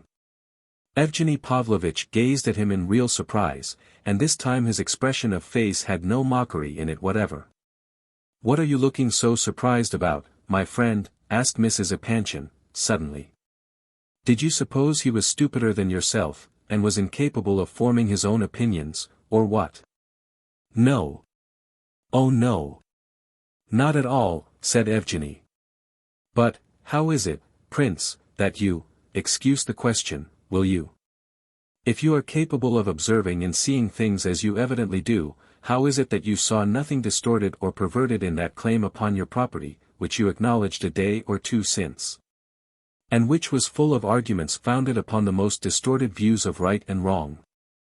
"I'll tell you what, my friend," cried Mrs. Epanchin, of a sudden, "here are we all sitting here and imagining we are very clever, and perhaps laughing at the prince, some of us, and meanwhile he has received a letter this very day in which that same claimant renounces his claim. And begs the prince's pardon. We don't often get that sort of letter, and yet we are not ashamed to walk with our noses in the air before him. And Hippolyte has come down here to stay," said Kolya, suddenly. "What? Has he arrived?" said the prince, starting up. "Yes, I brought him down from town just after you had left the house." "There now. It's just like him," cried Lizaveta Prokofievna, boiling over once more, and entirely oblivious of the fact that she had just taken the prince's part. "I dare swear that you went up to town yesterday on purpose to get the little wretch to do you the great honor of coming to stay at your house. You did go up to town, you know you did, you said so yourself. Now then, did you, or did you not, go down on your knees and beg him to come, confess?" "No, he didn't, for I saw it all myself," said Kolya. "On the contrary, Hippolyte kissed his hand twice and thanked him. And all the prince said was that he thought Hippolyte might feel better here in the country." "Don't, Kolya, what is the use of saying all that?" cried the prince, rising and taking his hat. "Where are you going to now?" cried Mrs. Epanchin. "Never mind about him now, Prince," said Kolya. "He is all right and taking a nap after the journey. He is very happy to be here. But I think perhaps it would be better if you let him alone for today. He is very sensitive now that he is so ill, and he might be embarrassed if you show him too much attention at first. He is decidedly better today, and says he has not felt so well for the last 6 months, and has coughed much less, too." The prince observed that Aglaya came out of her corner and approached the table at this point. He did not dare look at her, but he was conscious, to the very tips of his fingers, that she was gazing at him, perhaps angrily, and that she had probably flushed up with a look of fiery indignation in her black eyes. "It seems to me, Mr. Kolya, that you were very foolish to bring your young friend down, if he is the same consumptive boy who wept so profusely, and invited us all to his own funeral," remarked Evgeny Pavlovitch. "He talked so eloquently about the blank wall outside his bedroom window, that I'm sure he will never support life here without it." "I think so too," said Mrs. Epanchin. "He will quarrel with you, and be off," and she drew her workbox towards her with an air of dignity, quite oblivious of the fact that the family was about to start for a walk in the park. Yes, I remember he boasted about the blank wall in an extraordinary way, continued Evgeny, and I feel that without that blank wall he will never be able to die eloquently, and he does so long to die eloquently. Oh, you must forgive him the blank wall, said the prince, quietly. He has come down to see a few trees now, poor fellow. Oh, I forgive him with all my heart, you may tell him so if you like, laughed Evgeny. I don't think you should take it quite like that, said the prince, quietly, and without removing his eyes from the carpet. I think it is more a case of his forgiving you. Forgiving me. Why so? What have I done to need his forgiveness? If you don't understand, then, but of course, you do understand. He wished to bless you all round and to have your blessing, before he died, that's all. My dear prince, began Princess. Hurriedly, exchanging glances with some of those present, you will not easily find heaven on earth, and yet you seem to expect to. Heaven is a difficult thing to find anywhere, prince, far more difficult than appears to that good heart of yours. Better stop this conversation, or we shall all be growing quite disturbed in our minds, and let's go and hear the band, then, said Lizaveta Prokofievna, angrily rising from her place. The rest of the company followed her example. 2. The prince suddenly approached Evgeny Pavlovitch. Evgeny Pavlovitch, he said, with strange excitement and seizing the latter's hand in his own, be assured that I esteem you as a generous and honorable man, in spite of everything. Be assured of that. Evgeny Pavlovitch fell back a step in astonishment. For one moment it was all he could do to restrain himself from bursting out laughing, but, looking closer, he observed that the prince did not seem to be quite himself. At all events, he was in a very curious state. I wouldn't mind betting, prince, he cried, that you did not in the least mean to say that, and very likely you meant to address someone else altogether. What is it? Are you feeling unwell or anything? Very likely, extremely likely, and you must be a very close observer to detect the fact that perhaps I did not intend to come up to you at all. So saying he smiled strangely. But suddenly and excitedly he began again. Don't remind me of what I have done or said. Don't. I am very much ashamed of myself, I. Why, what have you done? I don't understand you. I see you are ashamed of me, Evgeny Pavlovitch. You are blushing for me, that's a sign of a good heart. Don't be afraid, I shall go away directly. What's the matter with him? Do his fits begin like that, said Lizaveta Prokofievna, in a high state of alarm, addressing Kolya. No, no, Lizaveta Prokofievna, take no notice of me. I am not going to have a fit. I will go away directly, but I know I am afflicted. I was 24 years an invalid, you see, the first 24 years of my life, so take all I do and say as the sayings and actions of an invalid. I'm going away directly, I really am, don't be afraid. I am not blushing, for I don't think I need blush about it, need I? But I see that I am out of place in society, society is better without me. It's not vanity, I assure you. I have thought over it all these last 3 days, and I have made up my mind that I ought to unbosom myself candidly before you at the first opportunity. There are certain things, certain great ideas, which I must not so much as approach, as Princess has just reminded me, or I shall make you all laugh. I have no sense of proportion, I know. My words and gestures do not express my ideas, they are a humiliation and abasement of the ideas, and therefore, I have no right, and I am too sensitive. Still, I believe I am beloved in this household, and esteemed far more than I deserve. But I can't help knowing that after 24 years of illness there must be some trace left, so that it is impossible for people to refrain from laughing at me sometimes, don't you think so? He seemed to pause for a reply, for some verdict, as it were, and looked humbly around him. All present stood rooted to the earth with amazement at this unexpected and apparently uncalled for outbreak. But the poor prince's painful and rambling speech gave rise to a strange episode. Why do you say all this here? Cried Aglaya, suddenly. Why do you talk like this to them? She appeared to be in the last stages of wrath and irritation. Her eyes flashed. The prince stood dumbly and blindly before her, and suddenly grew pale. "There is not one of them all who is worthy of these words of yours," continued Aglaya. "Not one of them is worth your little finger, not one of them has heart or head to compare with yours. You are more honest than all, and better, nobler, kinder, wiser than all. There are some here who are unworthy to bend and pick up the handkerchief you have just dropped. Why do you humiliate yourself like this, and place yourself lower than these people? Why do you debase yourself before them? Why have you no pride? My God!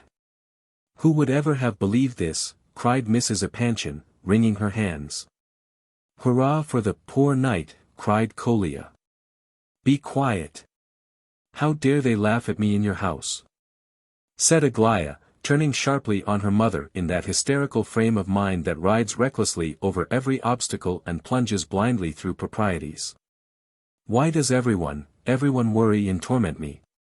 Why have they all been bullying me these 3 days about you, Prince? I will not marry you, never, and under no circumstances. Know that once and for all, as if anyone could marry an absurd creature like you. Just look in the glass and see what you look like, this very moment. Why do they torment me and say I am going to marry you? You must know it, you are in the plot with them." "No one ever tormented you on the subject," murmured Adelaida, aghast. "No one ever thought of such a thing." "There has never been a word said about it," cried Alexandra. "Who has been annoying her? Who has been tormenting the child? Who could have said such a thing to her? Is she raving?" cried Lizaveta Prokofievna, trembling with rage, to the company in general. "Every one of them has been saying it, every one of them, all these 3 days. And I will never marry him." So saying, Aglaya burst into bitter tears, and, hiding her face in her handkerchief, sank back into a chair. "But he has never even—" "I have never asked you to marry me, Aglaya Ivanovna," said the prince, of a sudden. "What?" cried Mrs. Epanchin, raising her hands in horror. "What's that?" She could not believe her ears. I only meant to say, said the prince, faltering, "I merely meant to explain to Aglaya Ivanovna, to have the honor to explain, as it were, that I had no intention, never had, to ask the honor of her hand. I assure you I am not guilty, Aglaya Ivanovna, I am not, indeed. I never did wish to, I never thought of it at all, and never shall, you'll see it yourself, you may be quite assured of it. Some wicked person has been maligning me to you. But it's all right. Don't worry about it." So saying, the prince approached Aglaya. She took the handkerchief from her face, glanced keenly at him, took in what he had said, and burst out laughing, such a merry, unrestrained laugh, so hearty and gay, that Adelaida could not contain herself. She, too, glanced at the prince's panic-stricken countenance, then rushed at her sister, threw her arms round her neck, and burst into as merry a fit of laughter as Aglaya's own. They laughed together like a couple of schoolgirls. Hearing and seeing this, the prince smiled happily, and in accents of relief and joy, he exclaimed, "Well, thank God, thank God." Alexandra now joined in, and it looked as though the 3 sisters were going to laugh on forever. "They are insane," muttered Lizaveta Prokofievna. "Either they frighten one out of one's wits, or else." But Princess was laughing now, too, so was Evgeny Pavlovitch, so was Kolya, and so was the prince himself, who caught the infection as he looked round radiantly upon the others. "Come along, let's go out for a walk," cried Adelaida. "We'll all go together, and the prince must absolutely go with us. You needn't go away, you dear good fellow. Isn't he a dear, Aglaya? Isn't he, mother? I must really give him a kiss for his explanation to Aglaya just now. Mother, dear, I may kiss him, mayn't I?" "Aglaya, may I kiss your prince?" cried the young rogue, and sure enough she skipped up to the prince and kissed his forehead. He seized her hands, and pressed them so hard that Adelaida nearly cried out. He then gazed with delight into her eyes, and raising her right hand to his lips with enthusiasm, kissed it 3 times. "Come along," said Aglaya. "Prince, you must walk with me." "May he, mother?" "This young cavalier, who won't have me?" "You said you would never have me, didn't you, Prince?" No, not like that, that's not the way to give your arm." "Don't you know how to give your arm to a lady yet?" "There, so. Now, come along, you and I will lead the way." "Would you like to lead the way with me alone, tête-à-tête?" She went on talking and chatting without a pause, with occasional little bursts of laughter between. Thank God," said Lizaveta Prokofievna to herself, without quite knowing why she felt so relieved. "What extraordinary people they are," thought Prince S., for perhaps the 100th time since he had entered into intimate relations with the family. But, he liked these extraordinary people, all the same. As for Prince Lev Nikolayevich himself, Prince S. did not seem quite to like him, somehow. He was decidedly preoccupied and a little disturbed as they all started off. Evgeny Pavlovitch seemed to be in a lively humor. He made Adelaida and Alexandra laugh all the way to the Vauxhall. But they both laughed so very really and promptly that the worthy Evgeny began at last to suspect that they were not listening to him at all. At this idea, he burst out laughing all at once, in quite unaffected mirth, and without giving any explanation. The sisters, who also appeared to be in high spirits, never tired of glancing at Aglaya and the prince, who were walking in front. It was evident that their younger sister was a thorough puzzle to them both. Prince S. tried hard to get up a conversation with Mrs. Epanchin upon outside subjects, probably with the good intention of distracting and amusing her. But he bored her dreadfully. She was absent-minded to a degree, and answered at cross purposes, and sometimes not at all. But the puzzle and mystery of Aglaya was not yet over for the evening. The last exhibition fell to the lot of the prince alone. When they had proceeded some 100 paces or so from the house, Aglaya said to her obstinately silent cavalier in a quick half-whisper, "Look to the right."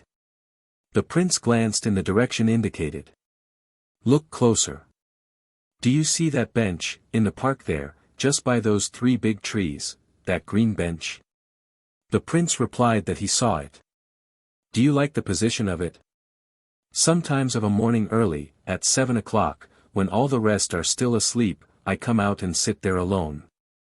The prince muttered that the spot was a lovely one. "Now, go away, I don't wish to have your arm any longer. Or perhaps, better, continue to give me your arm, and walk along beside me, but don't speak a word to me. I wish to think by myself." The warning was certainly unnecessary. For the prince would not have said a word all the rest of the time whether forbidden to speak or not. His heart beat loud and painfully when Aglaya spoke of the bench, could she, but no. He banished the thought, after an instant's deliberation. At Pavlovsk, on weekdays, the public is more select than it is on Sundays and Saturdays, when the townsfolk come down to walk about and enjoy the park. The ladies dress elegantly, on these days, and it is the fashion to gather round the band, which is probably the best of our pleasure garden bands, and plays the newest pieces. The behavior of the public is most correct and proper, and there is an appearance of friendly intimacy among the usual frequenters. Many come for nothing but to look at their acquaintances, but there are others who come for the sake of the music. It is very seldom that anything happens to break the harmony of the proceedings, though, of course, accidents will happen everywhere. On this particular evening the weather was lovely, and there were a large number of people present. All the places anywhere near the orchestra were occupied. Our friends took chairs near the side exit. The crowd and the music cheered Mrs. Epanchin a little, and amused the girls. They bowed and shook hands with some of their friends and nodded at a distance to others. They examined the ladies' dresses, noticed comicalities and eccentricities among the people, and laughed and talked among themselves. Evgeny Pavlovitch, too, found plenty of friends to bow to. Several people noticed Aglaya and the prince, who were still together. Before very long 2 or 3 young men had come up, and one or two remained to talk. All of these young men appeared to be on intimate terms with Evgeny Pavlovitch. Among them was a young officer, a remarkably handsome fellow, very good-natured and a great chatterbox. He tried to get up a conversation with Aglaya, and did his best to secure her attention. Aglaya behaved very graciously to him, and chatted and laughed merrily. Evgeny Pavlovitch begged the prince's leave to introduce their friend to him. The prince hardly realized what was wanted of him, but the introduction came off, the two men bowed and shook hands. Evgeny Pavlovitch's friend asked the prince some question, but the latter did not reply, or if he did, he muttered something so strangely indistinct that there was nothing to be made of it. The officer stared intently at him, then glanced at Evgeny, divined why the latter had introduced him, and gave his undivided attention to Aglaya again. Only Evgeny Pavlovitch observed that Aglaya flushed up for a moment at this. The prince did not notice that others were talking and making themselves agreeable to Aglaya. In fact, at moments, he almost forgot that he was sitting by her himself. At other moments he felt a longing to go away somewhere and be alone with his thoughts, and to feel that no one knew where he was. Or if that were impossible, he would like to be alone at home, on the terrace without either Lebedev or his children, or anyone else about him, and to lie there and think, a day and night and another day again. He thought of the mountains and especially of a certain spot which he used to frequent, whence he would look down upon the distant valleys and fields, and see the waterfall, far off, like a little silver thread. And the old ruined castle in the distance. Oh! How he longed to be there now, alone with his thoughts, to think of one thing all his life, one thing.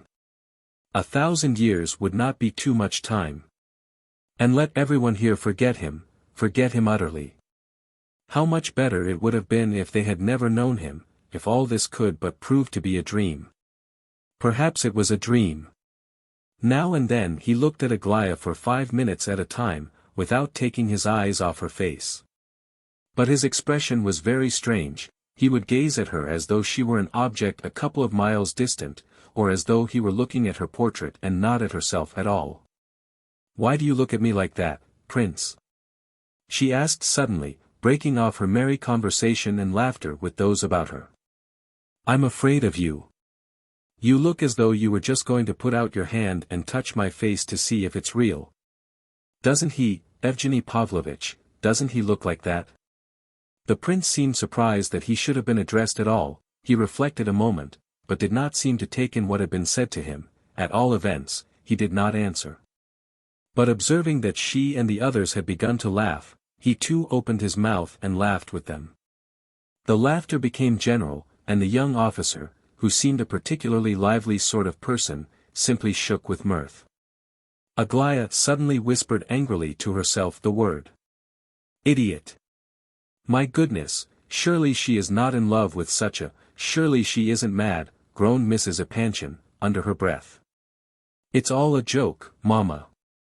It's just a joke like the poor knight, nothing more whatever, I assure you." Alexandra whispered in her ear. "She is chaffing him, making a fool of him, after her own private fashion, that's all. But she carries it just a little too far, she is a regular little actress. How she frightened us just now, didn't she, and all for a lark.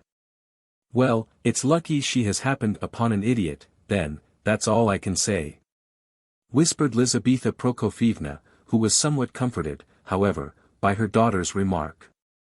The prince had heard himself referred to as idiot, and had shuddered at the moment.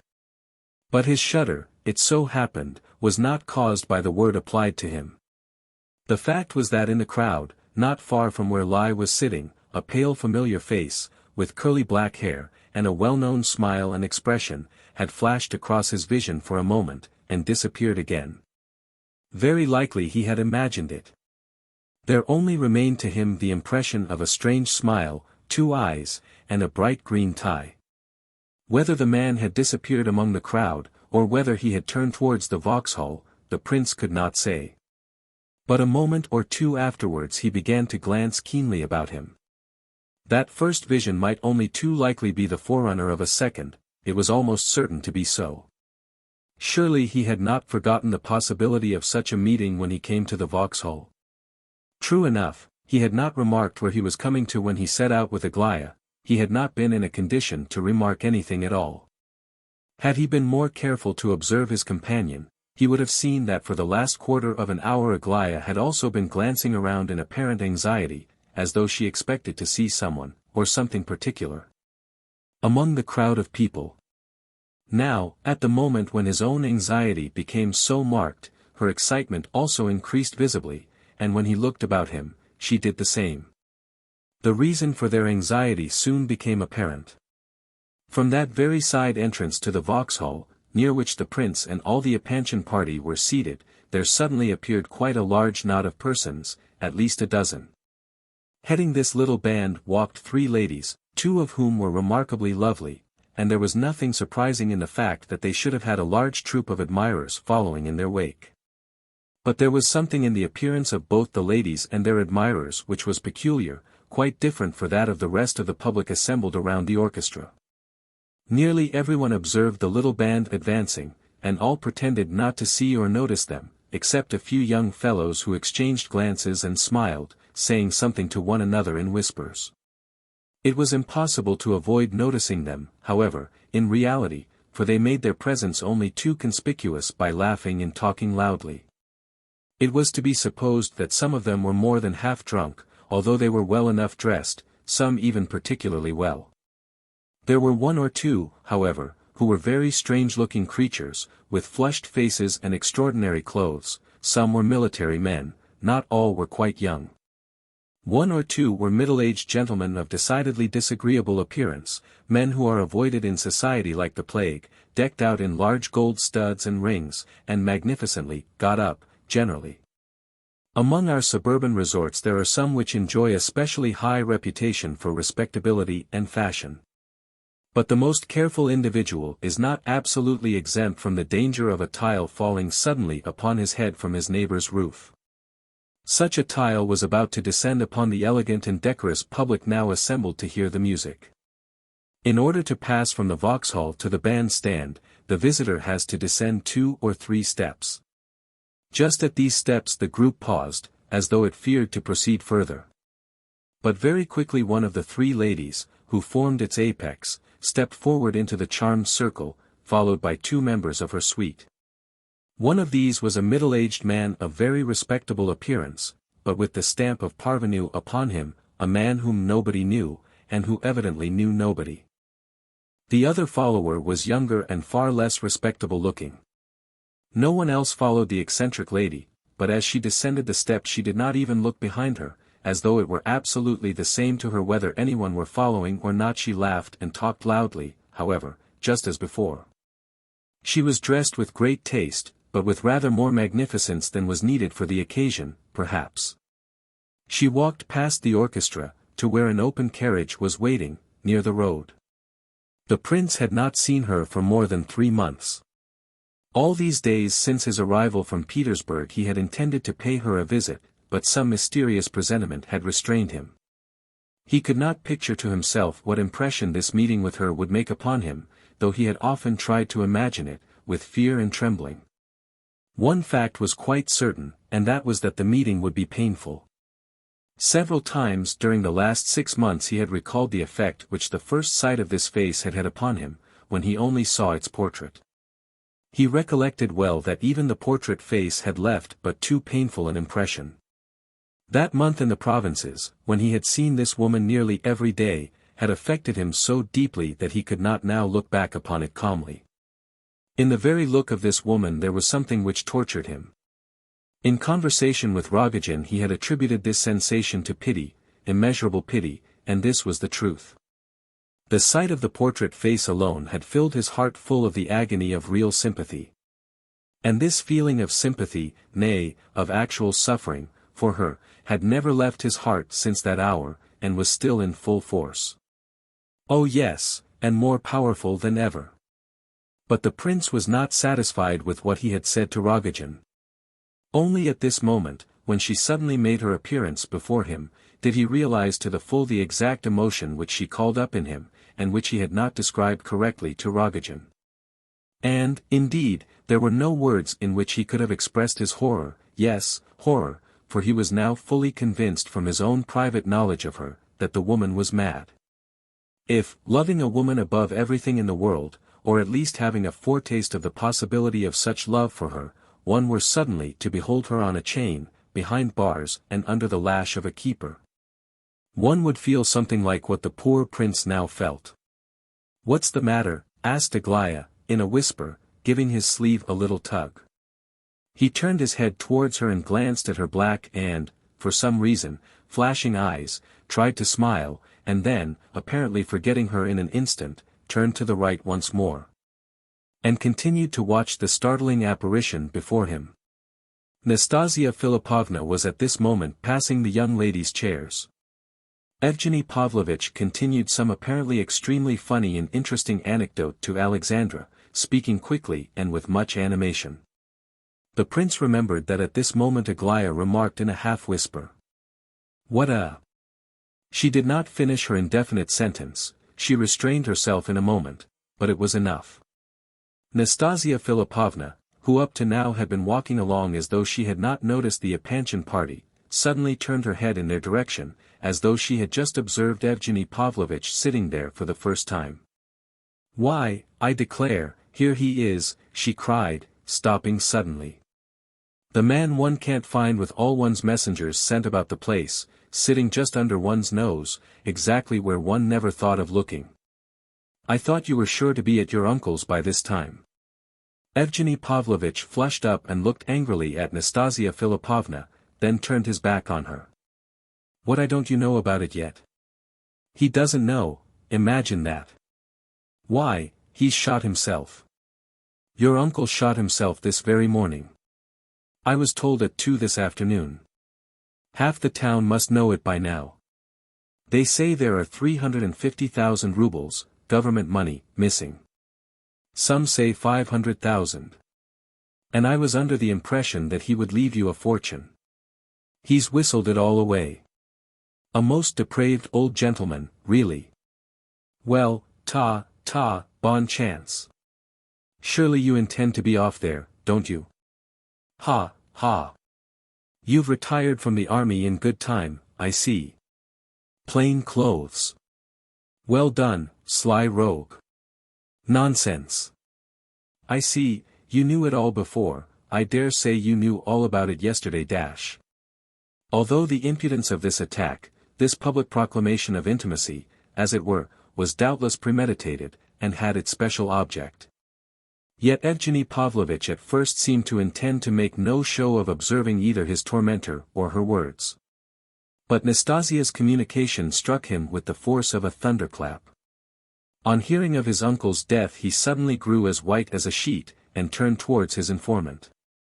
At this moment, Lizaveta Prokofievna rose swiftly from her seat, beckoned her companions, and left the place almost at a run. Only the prince stopped behind for a moment, as though in indecision. And Evgeny Pavlovitch lingered too, for he had not collected his scattered wits. But the Epanchins had not had time to get more than 20 paces away when a scandalous episode occurred. The young officer, Evgeny Pavlovitch's friend who had been conversing with Aglaya, said aloud in a great state of indignation. "She ought to be whipped, that's the only way to deal with creatures like that, she ought to be whipped." This gentleman was a confidant of Evgeny's, and had doubtless heard of the carriage episode. Nastassya turned to him. Her eyes flashed. She rushed up to a young man standing near, whom she did not know in the least, but who happened to have in his hand a thin cane. Seizing this from him, she brought it with all her force across the face of her insulter. All this occurred, of course, in one instant of time. The young officer, forgetting himself, sprang towards her. Nastasya's followers were not by her at the moment, the elderly gentleman having disappeared altogether, and the younger man simply standing aside and roaring with laughter. In another moment, of course, the police would have been on the spot, and it would have gone hard with Nastassya Filippovna had not unexpected aid appeared. Myshkin, who was but a couple of steps away, had time to spring forward and seize the officer's arms from behind. The officer, tearing himself from the prince's grasp, pushed him so violently backwards that he staggered a few steps and then subsided into a chair. But there were other defenders for Nastassya on the spot by this time. The gentleman known as the boxer now confronted the enraged officer. "Keller is my name, sir, ex-lieutenant," he said, very loud. "If you will accept me as champion of the fair sex, I am at your disposal. English boxing has no secrets from me. I sympathize with you for the insult you have received, but I can't permit you to raise your hand against a woman in public. If you prefer to meet me, as would be more fitting to your rank, in some other manner, of course you understand me, Captain." But the young officer had recovered himself, and was no longer listening. At this moment Rogozhin appeared, elbowing through the crowd. He took Nastasya's hand, drew it through his arm, and quickly led her away. He appeared to be terribly excited. He was trembling all over, and was as pale as a corpse. As he carried Nastassya off, he turned and grinned horribly in the officer's face, and with low malice observed, "Tfu! Look what the fellow got. Look at the blood on his cheek. Ha, ha." Recollecting himself, however, and seeing at a glance the sort of people he had to deal with, the officer turned his back on both his opponents, and courteously, but concealing his face with his handkerchief, approached the prince, who was now rising from the chair into which he had fallen. "Prince Myshkin, I believe. The gentleman to whom I had the honor of being introduced." "She is mad, insane, I assure you, she is mad," replied the prince in trembling tones, holding out both his hands mechanically towards the officer. "I cannot boast of any such knowledge, of course, but I wish to know your name." He bowed and retired without waiting for an answer. 5 seconds after the disappearance of the last actor in this scene, the police arrived. The whole episode had not lasted more than a couple of minutes. Some of the spectators had risen from their places, and departed altogether, some merely exchanged their seats for others a little further off. Some were delighted with the occurrence, and talked and laughed over it for a long time. In a word, the incident closed as such incidents do, and the band began to play again. The prince walked away after the Epanchine party. Had he thought of looking round to the left after he had been pushed so unceremoniously into the chair, he would have observed Aglaya standing some 20 yards away. She had stayed to watch the scandalous scene in spite of her mother's and sister's anxious cries to her to come away. Princess ran up to her and persuaded her, at last, to come home with them. Lizaveta Prokofievna saw that she returned in such a state of agitation that it was doubtful whether she had even heard their calls.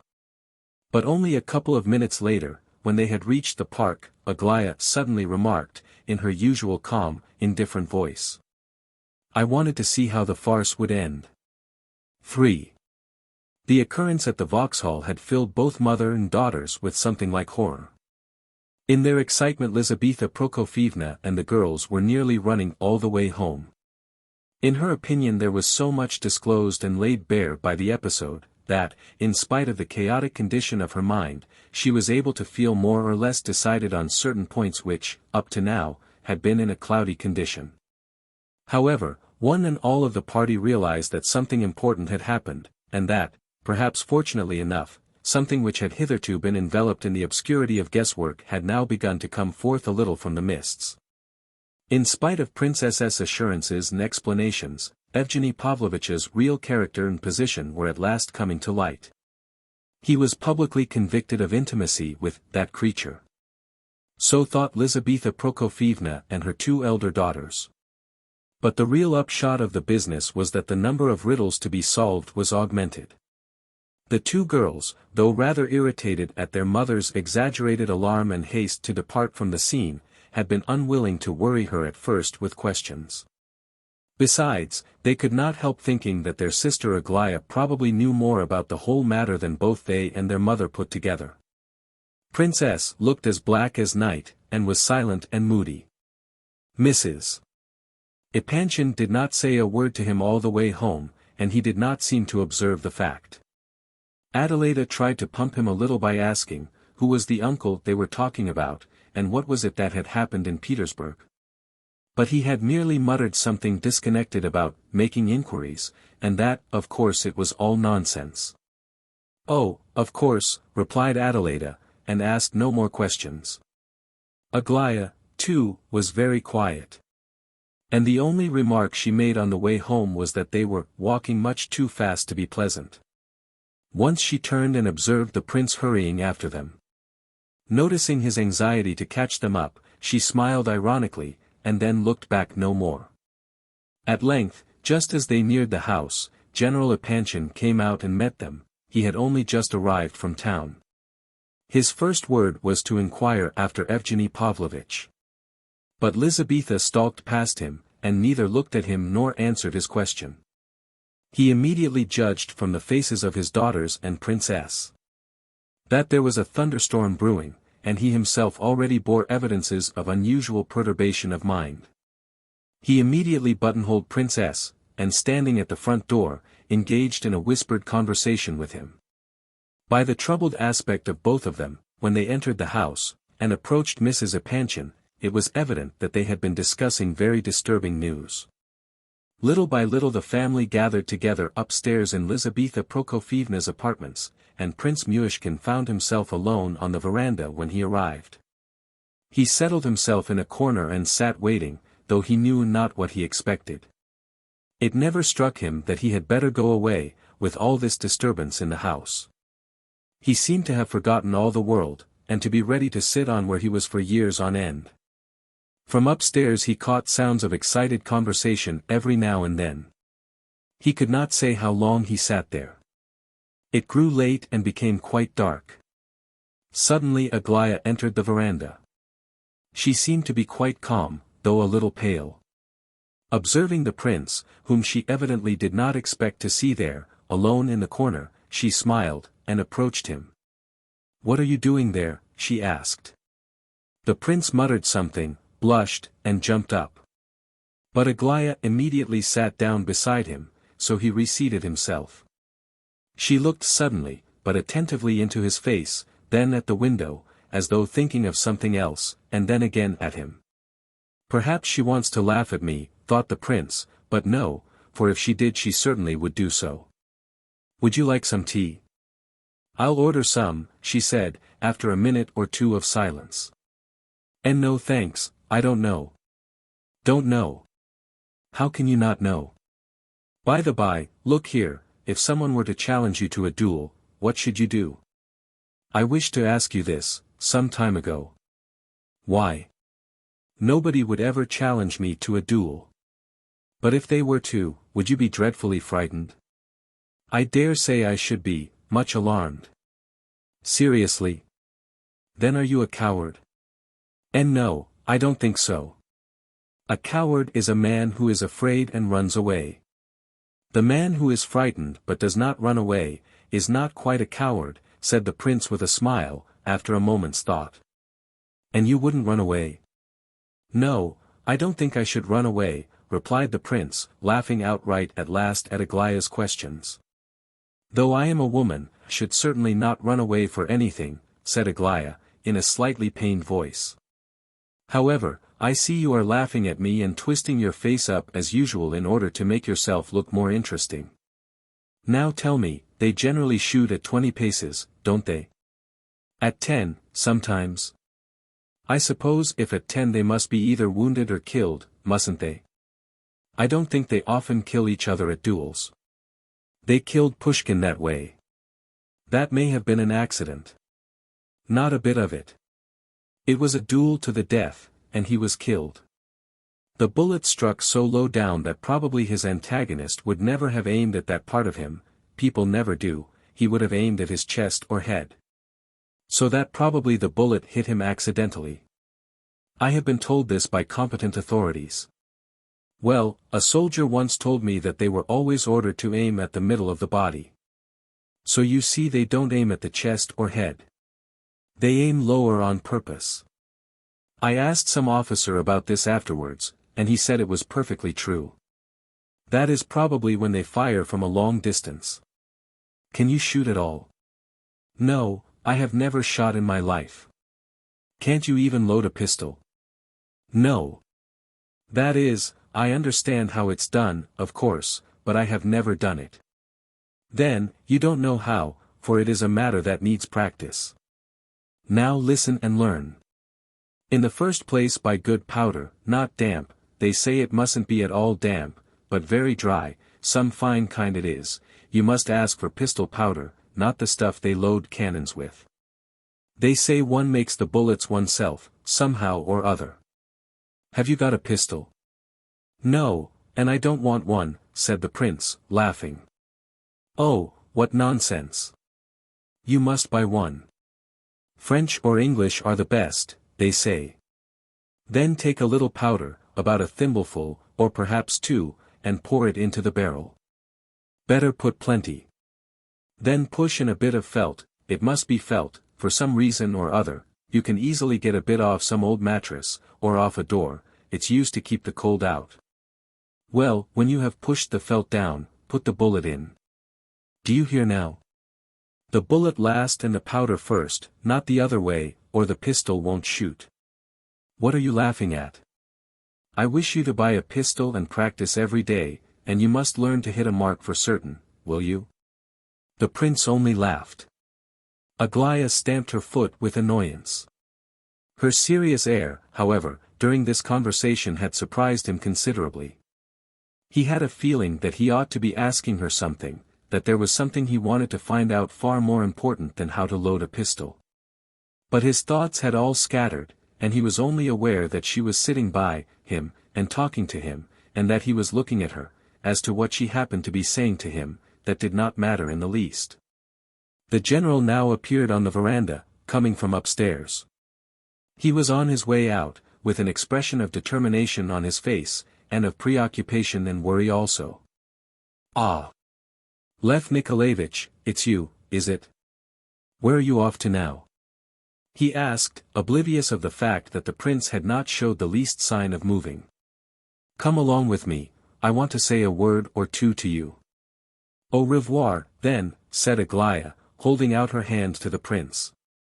It was quite dark now, and Myshkin could not see her face clearly, but a minute or two later, when he and the general had left the villa, he suddenly flushed up, and squeezed his right hand tightly. It appeared that he and the general were going in the same direction. In spite of the lateness of the hour, the general was hurrying away to talk to someone upon some important subject. Meanwhile he talked incessantly but disconnectedly to the prince, and continually brought in the name of Lizaveta Prokofievna. If the prince had been in a condition to pay more attention to what the general was saying, he would have discovered that the latter was desirous of drawing some information out of him, or indeed of asking him some question outright. But that he could not make up his mind to come to the point. Myshkin was so absent, that from the very first he could not attend to a word the other was saying. And when the general suddenly stopped before him with some excited question, he was obliged to confess, ignominiously, that he did not know in the least what he had been talking about. The general shrugged his shoulders. How strange everyone, yourself included, has become of late, said he. I was telling you that I cannot in the least understand Lizaveta Prokofievna's ideas and agitations. She is in hysterics up there, and moans and says that we have been shamed and disgraced. How? Why? When? By whom? I confess that I am very much to blame myself, I do not conceal the fact. But the conduct, the outrageous behavior of this woman, must really be kept within limits, by the police if necessary, and I am just on my way now to talk the question over and make some arrangements. It can all be managed quietly and gently, even kindly, and without the slightest fuss or scandal. I foresee that the future is pregnant with events, and that there is much that needs explanation. There is intrigue in the wind. But if on one side nothing is known, on the other side nothing will be explained. If I have heard nothing about it, nor have you, nor he, nor SHE, who has heard about it, I should like to know. How can all this be explained except by the fact that half of it is mirage or moonshine, or some hallucination of that sort? SHE is insane, muttered the prince, suddenly recollecting all that had passed, with a spasm of pain at his heart. I too had that idea, and I slept in peace, but now I see that their opinion is more correct. I do not believe in the theory of madness. The woman has no common sense, but she is not only not insane, she is artful to a degree. Her outburst of this evening about Evgeny's uncle proves that conclusively. It was villainous, simply Jesuitical, and it was all for some special purpose. What about Evgeny's uncle? My goodness, Lev Nikolayevich, why, you can't have heard a single word I said. Look at me, I'm still trembling all over with the dreadful shock. It is that kept me in town so late. Evgeny Pavlovich's uncle. Well, cried the prince. Shot himself this morning, at 7 o'clock. A respected, eminent old man of 70, and exactly point for point as she described it, a sum of money, a considerable sum of government money, missing. Why, how could she? What, know of it? Ha, ha, ha. Why, there was a whole crowd round her the moment she appeared on the scenes here. You know what sort of people surround her nowadays, and solicit the honor of her acquaintance. Of course she might easily have heard the news from someone coming from town. All Petersburg, if not all Pavlovsk, knows it by now. Look at the slyness of her observation about Evgeny's uniform. I mean, her remark that he had retired just in time. There's a venomous hint for you, if you like. No, no. There's no insanity there. Of course I refuse to believe that Evgeny Pavlovich could have known beforehand of the catastrophe. That is, that at such and such a day at 7 o'clock, and all that, but he might well have had a presentiment of the truth. And I, all of us, Princess and everybody, believed that he was to inherit a large fortune from this uncle. It's dreadful, horrible. Mind, I don't suspect Evgeny of anything, be quite clear on that point, but the thing is a little suspicious, nevertheless. Princess can't get over it. Altogether it is a very extraordinary combination of circumstances. What suspicion attaches to Evgeny Pavlovich? Oh, none at all. He has behaved very well indeed. I didn't mean to drop any sort of hint. His own fortune is intact, I believe. Lizaveta Prokofievna, of course, refuses to listen to anything. That's the worst of it all, these family catastrophes or quarrels, or whatever you like to call them. You know, Prince, you are a friend of the family, so I don't mind telling you. It now appears that Evgeny Pavlovich proposed to Aglaya a month ago, and was refused. Impossible, cried the prince. Why? Do you know anything about it? Look here, continued the general, more agitated than ever, and trembling with excitement, maybe I have been letting the cat out of the bag too freely with you, if so, it is because you are, that sort of man, you know. Perhaps you have some special information. I know nothing about Evgeny Pavlovich, said the prince. Nor do I. They always try to bury me underground when there's anything going on. They don't seem to reflect that it is unpleasant to a man to be treated so. I won't stand it. We have just had a terrible scene, mind, I speak to you as I would to my own son. Aglaya laughs at her mother. Her sisters guessed about Evgeny having proposed and been rejected, and told Lizaveta. I tell you, my dear fellow, Aglaya is such an extraordinary, such a self-willed, fantastical little creature, you wouldn't believe it. Every high quality, every brilliant trait of heart and mind, are to be found in her, and, with it all, so much caprice and mockery, such wild fancies, indeed, a little devil. She has just been laughing at her mother to her very face, and at her sisters, and at Princess, and everybody, and of course she always laughs at me. You know I love the child, I love her even when she laughs at me, and I believe the wild little creature has a special fondness for me for that very reason. She is fonder of me than any of the others. I dare swear she has had a good laugh at you before now. You were having a quiet talk just now, I observed, after all the thunder and lightning upstairs. She was sitting with you just as though there had been no row at all. The prince blushed painfully in the darkness, and closed his right hand tightly, but he said nothing. My dear good Prince Lev Nikolayevich, began the general again, suddenly, both I and Lizaveta Prokofievna, who has begun to respect you once more, and me through you, goodness knows why. We both love you very sincerely, and esteem you, in spite of any appearances to the contrary.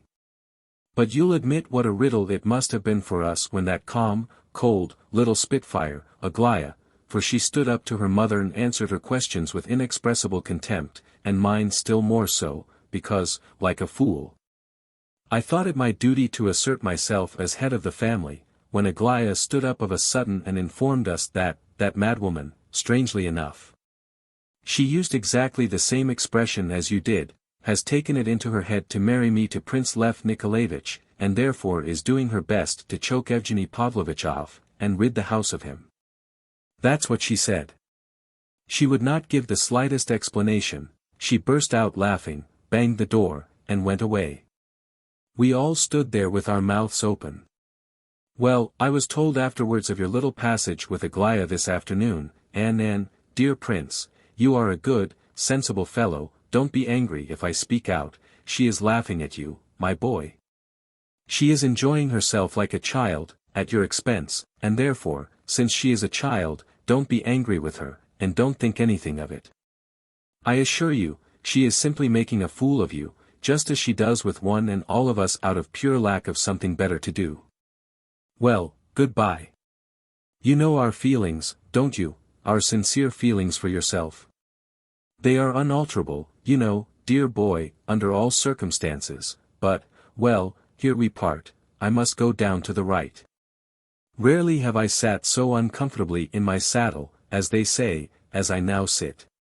And people talk of the charms of a country holiday.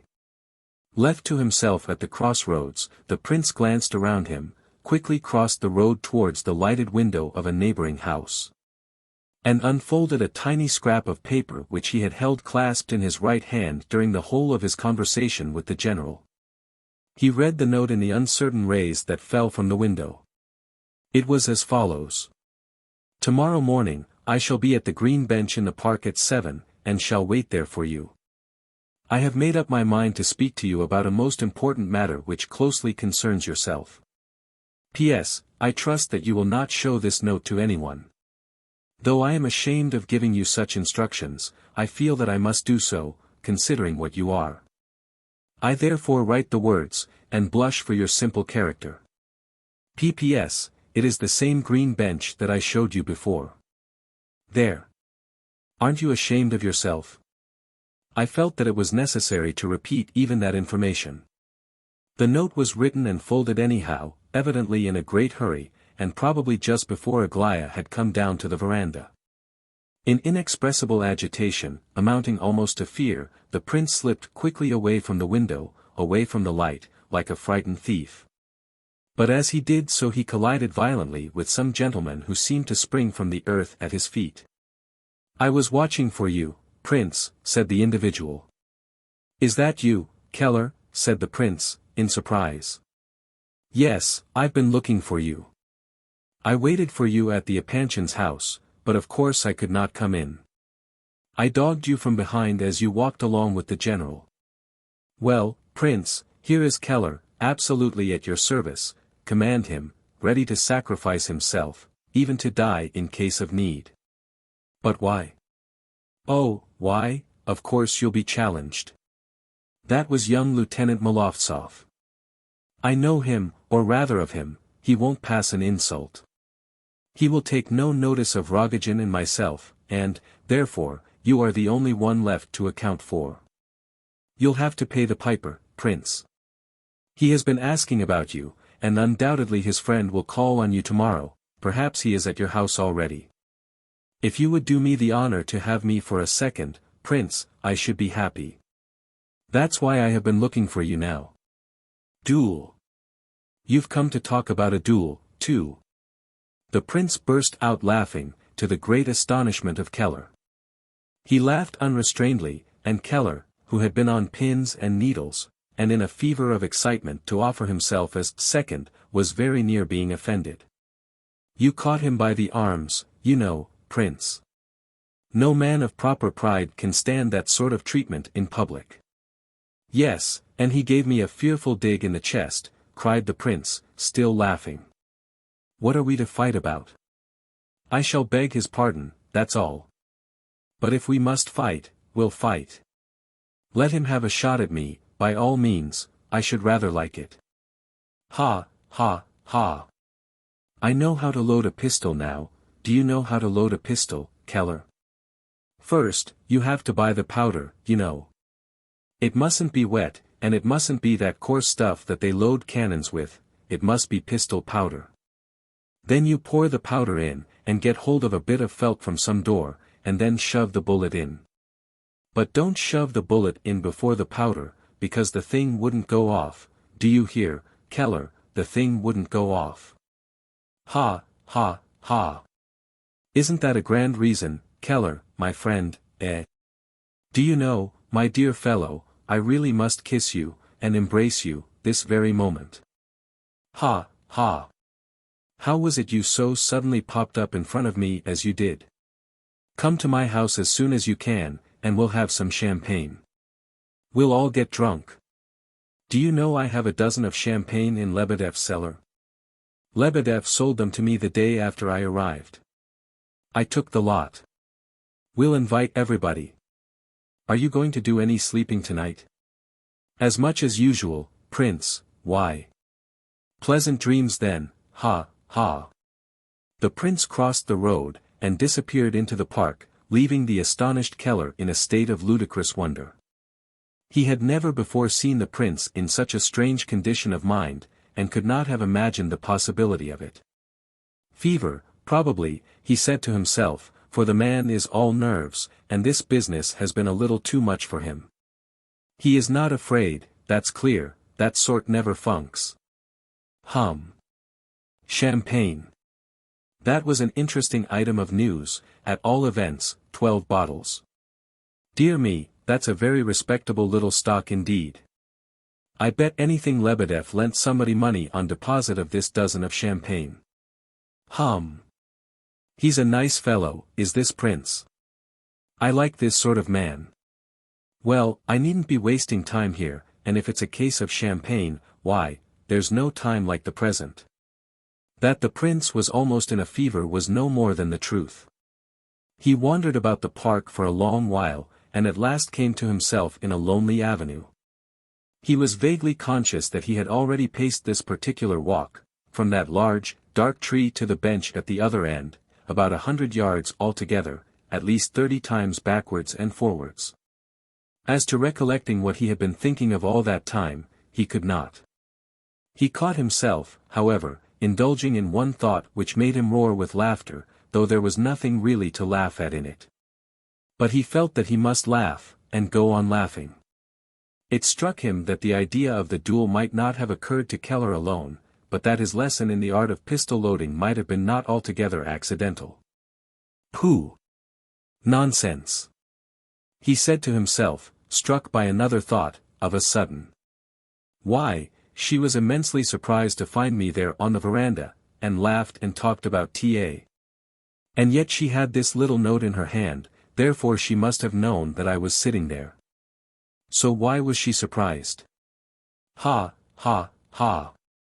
He pulled the note out and kissed it, then paused and reflected. How strange it all is. How strange. He muttered, melancholy enough now.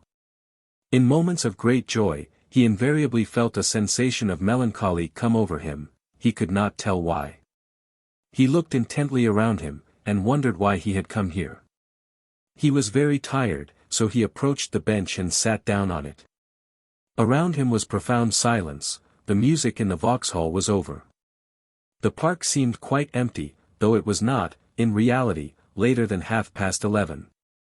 It was a quiet, warm, clear night, a real Petersburg night of early June, but in the dense avenue, where he was sitting, it was almost pitch dark.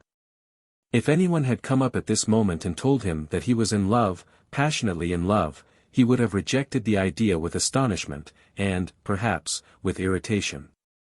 And if anyone had added that Aglaya's note was a love letter, and that it contained an appointment to a lover's rendezvous, he would have blushed with shame for the speaker, and, probably, have challenged him to a duel. All this would have been perfectly sincere on his part. He had never for a moment entertained the idea of the possibility of this girl loving him, or even of such a thing as himself falling in love with her. The possibility of being loved himself, a man like me, as he put it, he ranked among ridiculous suppositions.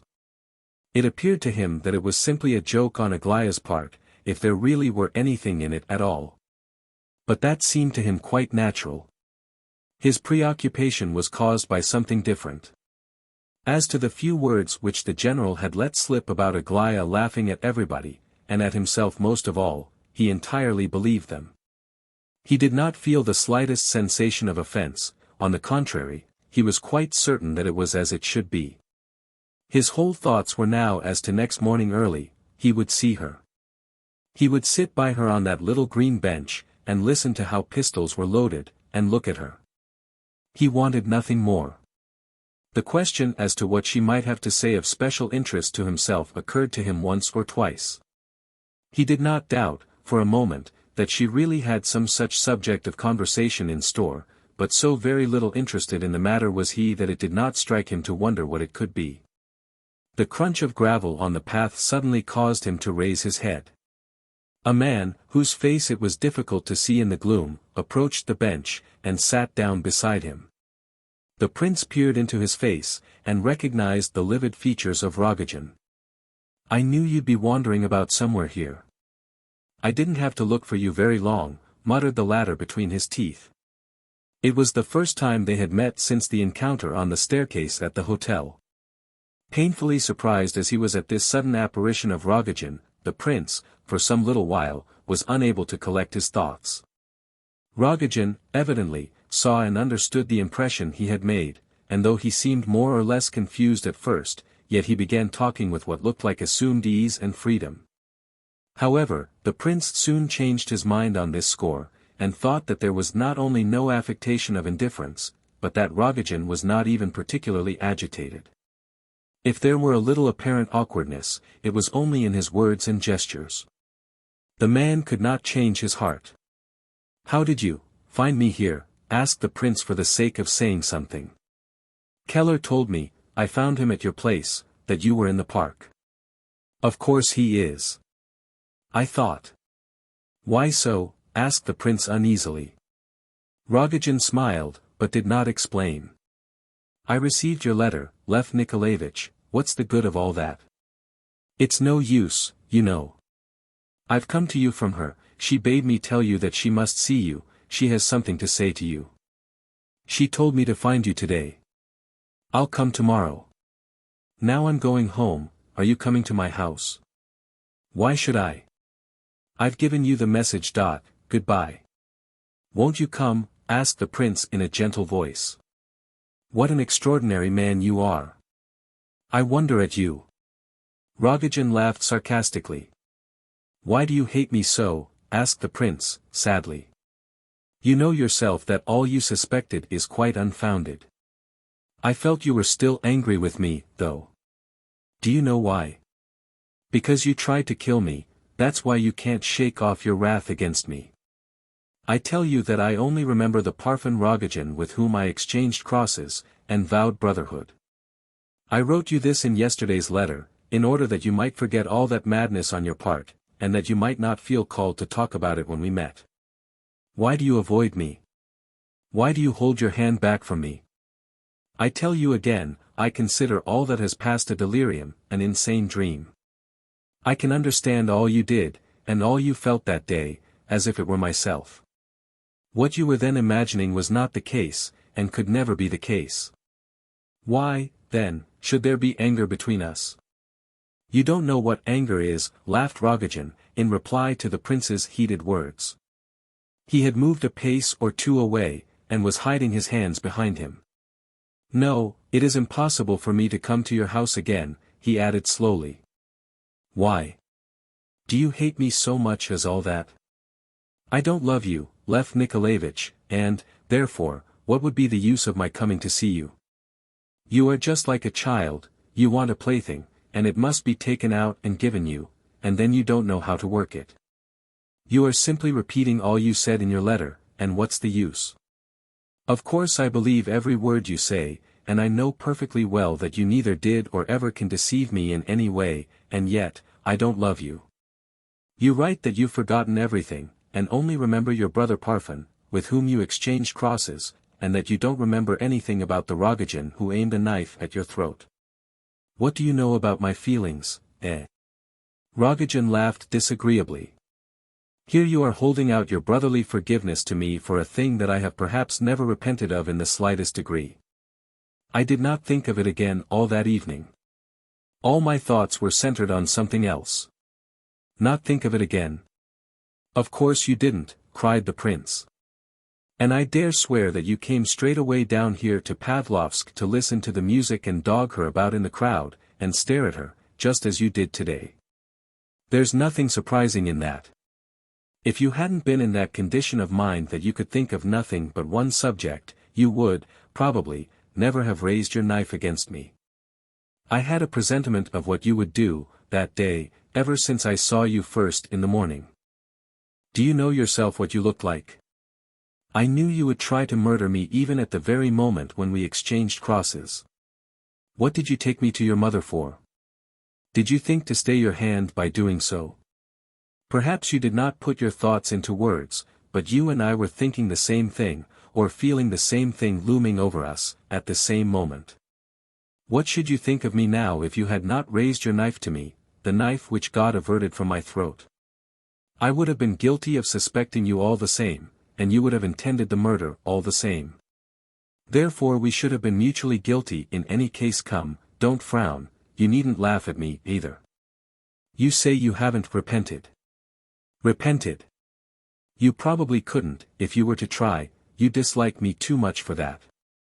Why, if I were an angel of light, and as innocent before you as a babe, you would still loathe me if you believed that She loved me, instead of loving yourself.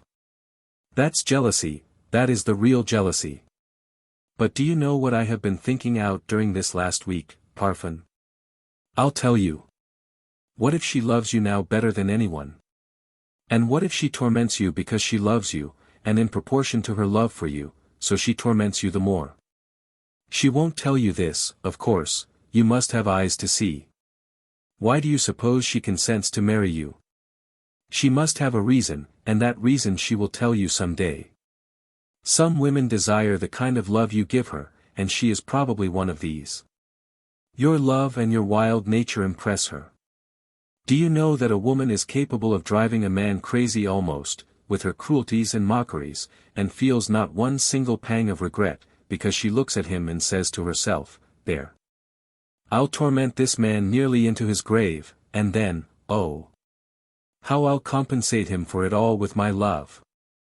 Rogozhin listened to the end, and then burst out laughing.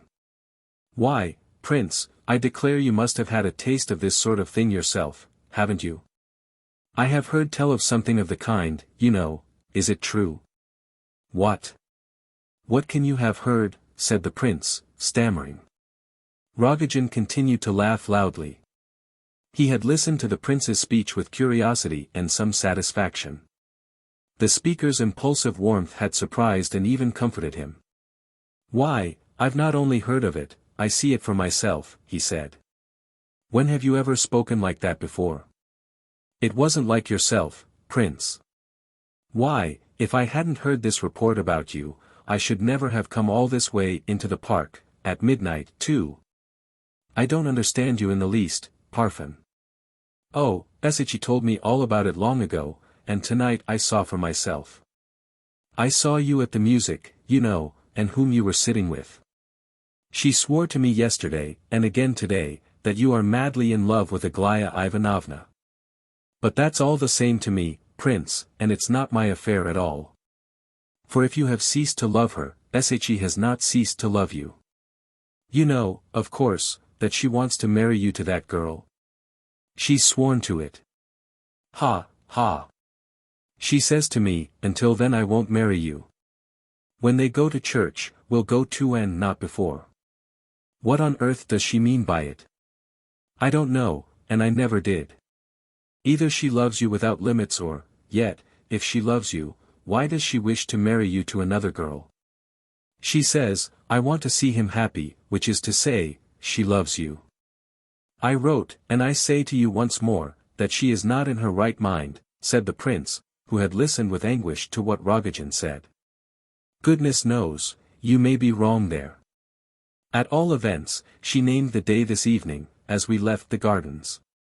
In 3 weeks, says she, and perhaps sooner, we shall be married. She swore to it, took off her cross and kissed it. So it all depends upon you now, prince, you see. Ha, ha. That's all madness. What you say about me, Parfen, never can and never will be. Tomorrow, I shall come and see you.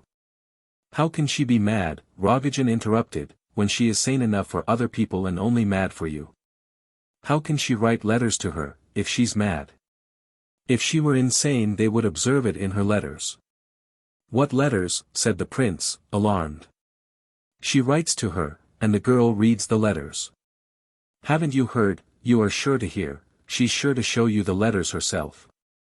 I won't believe this, cried the prince. Why, prince, you've only gone a few steps along this road, I perceive. You are evidently a mere beginner. Wait a bit. Before long, you'll have your own detectives, you'll watch day and night, and you'll know every little thing that goes on there, that is, if. Drop that subject, Rogozhin, and never mention it again. And listen, as I have sat here, and talked, and listened, it has suddenly struck me that tomorrow is my birthday. It must be about 12 o'clock, now, come home with me, do, and we'll see the day in.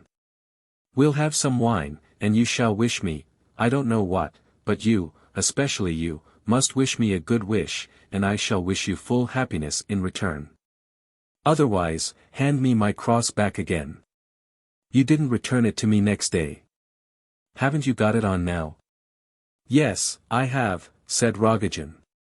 Come along, then. I don't wish to meet my new year without you, my new life, I should say, for a new life is beginning for me. Did you know, Parfen, that a new life had begun for me? I see for myself that it is so, and I shall tell her. But you are not quite yourself, Lev Nikolayevich. 4. The prince observed with great surprise, as he approached his villa, accompanied by Rogozhin, that a large number of people were assembled on his veranda, which was brilliantly lighted up. The company seemed merry and were noisily laughing and talking, even quarreling, to judge from the sounds. At all events they were clearly enjoying themselves, and the prince observed further on closer investigation, that all had been drinking champagne. To judge from the lively condition of some of the party, it was to be supposed that a considerable quantity of champagne had been consumed already. All the guests were known to the prince. But the curious part of the matter was that they had all arrived on the same evening, as though with one accord, although he had only himself recollected the fact that it was his birthday a few moments since. You must have told somebody you were going to trot out the champagne, and that's why they are all come, muttered Rogozhin, as the two entered the veranda. We know all about that. You've only to whistle and they come up in shoals. He continued, almost angrily. He was doubtless thinking of his own late experiences with his boon companions. All surrounded the prince with exclamations of welcome, and, on hearing that it was his birthday, with cries of congratulation and delight. Many of them were very noisy. The presence of certain of those in the room surprised the prince vastly, but the guest whose advent filled him with the greatest wonder, almost amounting to alarm, was Evgeny Pavlovitch. The prince could not believe his eyes when he beheld the latter, and could not help thinking that something was wrong. Lebedev ran up promptly to explain the arrival of all these gentlemen. He was himself somewhat intoxicated, but the prince gathered from his long-winded periods that the party had assembled quite naturally, and accidentally. First of all Hippolyte had arrived, early in the evening, and feeling decidedly better, had determined to await the prince on the veranda. There Lebedev had joined him, and his household had followed, that is, his daughters and General Ivolgin. Burdovsky had brought Hippolyte and stayed on with him. Gania and Titsin had dropped in accidentally later on, then came Keller, and he and Kolya insisted on having champagne. Evgeny Pavlovitch had only dropped in half an hour or so ago. Lebedev had served the champagne readily. My own though, Prince, my own, mind, he said, and there'll be some supper later on, my daughter is getting it ready now. Come and sit down, Prince, we are all waiting for you, we want you with us. Fancy what we have been discussing. You know the question, to be or not to be, out of Hamlet. A contemporary theme. Quite up to date. Mr. Hippolyte has been eloquent to a degree. He won't go to bed, but he has only drunk a little champagne, and that can't do him any harm. Come along, Prince, and settle the question. Everyone is waiting for you, sighing for the light of your luminous intelligence. The prince noticed the sweet, welcoming look on Vera Lebedev's face, as she made her way towards him through the crowd. He held out his hand to her. She took it, blushing with delight, and wished him a happy life from that day forward. Then she ran off to the kitchen, where her presence was necessary to help in the preparations for supper. Before the prince's arrival she had spent some time on the terrace, listening eagerly to the conversation, though the visitors, mostly under the influence of wine, were discussing abstract subjects far beyond her comprehension. In the next room her younger sister lay on a wooden chest, sound asleep, with her mouth wide open. But the boy, Lebedev's son, had taken up his position close beside Kolya and Hippolyte, his face lit up with interest in the conversation of his father and the rest, to which he would willingly have listened for 10 hours at a stretch. I have waited for you on purpose, and am very glad to see you arrive so happy, said Hippolyte, when the prince came forward to press his hand, immediately after greeting Vera. And how do you know that I am so happy? I can see it by your face. Say, how do you do to the others, and come and sit down here, quick, I've been waiting for you, he added, accentuating the fact that he had waited. On the prince's asking, will it not be injurious to you to sit out so late? He replied that he could not believe that he had thought himself dying 3 days or so ago, for he never had felt better than this evening. Burdovsky next jumped up and explained that he had come in by accident, having escorted Hippolyte from town. He murmured that he was glad he had written nonsense in his letter, and then pressed the prince's hand warmly and sat down again. The prince approached Evgeny Pavlovitch last of all. The latter immediately took his arm. I have a couple of words to say to you, he began, and those on a very important matter, let's go aside for a minute or two. Just a couple of words, whispered another voice in the prince's other ear, and another hand took his other arm. Myshkin turned, and to his great surprise observed a red, flushed face and a droll-looking figure which he recognized at once as that of Ferdishenko. Goodness knows where he had turned up from. Do you remember Ferdishenko? He asked. Where have you dropped from? Cried the prince. He is sorry for his sins now, prince, cried Keller. He did not want to let you know he was here, he was hidden over there in the corner, but he repents now, he feels his guilt. Why, what has he done? I met him outside and brought him in, he's a gentleman who doesn't often allow his friends to see him, of late, but he's sorry now. Delighted, I'm sure. I'll come back directly, gentlemen, sit down there with the others, please, excuse me one moment, said the host, getting away with difficulty in order to follow Evgeny. You are very gay here, began the latter, and I have had quite a pleasant half-hour while I waited for you. Now then, my dear Lev Nikolayevich, this is what's the matter. I've arranged it all with Molovtsov, and have just come in to relieve your mind on that score. You need be under no apprehensions. He was very sensible, as he should be, of course, for I think he was entirely to blame himself. What Molovtsov? The young fellow whose arms you held, don't you know? He was so wild with you that he was going to send a friend to you tomorrow morning. What nonsense! Of course it is nonsense, and in nonsense it would have ended, doubtless. But you know these fellows, they. Excuse me, but I think you must have something else that you wish to speak about, Evgeny Pavlovitch. Of course, I have, said the other, laughing. You see, my dear fellow, tomorrow, very early in the morning, I must be off to town about this unfortunate business, my uncle, you know. Just imagine, my dear sir, it is all true, word for word, and, of course, everybody knew it excepting myself. All this has been such a blow to me that I have not managed to call in at the Epanchins. Tomorrow I shall not see them either, because I shall be in town. I may not be here for 3 days or more. In a word, my affairs are a little out of gear. But though my town business is, of course, most pressing, still I determined not to go away until I had seen you, and had a clear understanding with you upon certain points, and that without loss of time. I will wait now, if you will allow me, until the company departs. I may just as well, for I have nowhere else to go to, and I shall certainly not do any sleeping tonight. I'm far too excited. And finally, I must confess that, though I know it is bad form to pursue a man in this way, I have come to beg your friendship, my dear prince. You are an unusual sort of a person, you don't lie at every step, as some men do. In fact, you don't lie at all, and there is a matter in which I need a true and sincere friend, for I really may claim to be among the number of bona fide unfortunates just now. He laughed again. But the trouble is, said the prince, after a slight pause for reflection, that goodness only knows when this party will break up. Hadn't we better stroll into the park? I'll excuse myself, there's no danger of their going away. No, no. I have my reasons for wishing them not to suspect us of being engaged in any specially important conversation.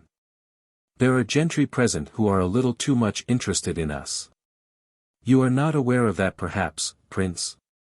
It will be a great deal better if they see that we are friendly just in an ordinary way. They'll all go in a couple of hours, and then I'll ask you to give me 20 minutes, half an hour at most. By all means. I assure you I am delighted, you need not have entered into all these explanations. As for your remarks about friendship with me, thanks, very much indeed. You must excuse my being a little absent this evening. Do you know, I cannot somehow be attentive to anything just now. I see, said Evgeny, smiling gently. His mirth seemed very near the surface this evening. What do you see? Said the prince, startled. I don't want you to suspect that I have simply come here to deceive you and pump information out of you, said Evgeny, still smiling, and without making any direct reply to the question. Oh, but I haven't the slightest doubt that you did come to pump me, said the prince, laughing himself, at last, and I dare say you are quite prepared to deceive me too, so far as that goes. But what of that? I'm not afraid of you.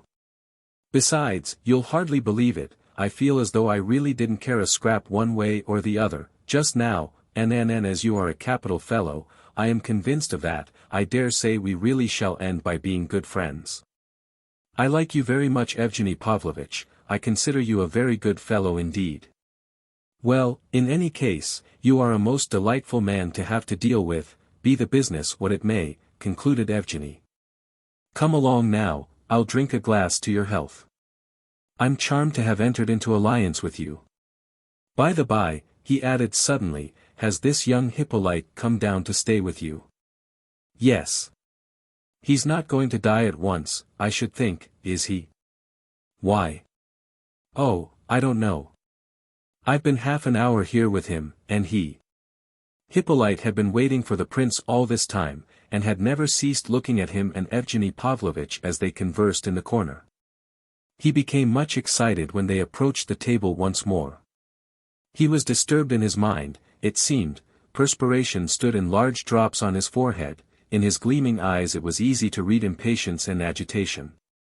His gaze wandered from face to face of those present, and from object to object in the room, apparently without aim. He had taken a part, and an animated one, in the noisy conversation of the company. But his animation was clearly the outcome of fever. His talk was almost incoherent, he would break off in the middle of a sentence which he had begun with great interest, and forget what he had been saying.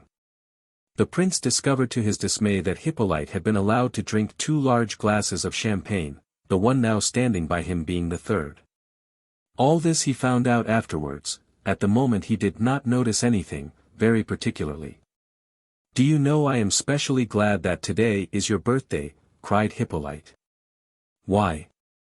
You'll soon see. Do you know I had a feeling that there would be a lot of people here tonight?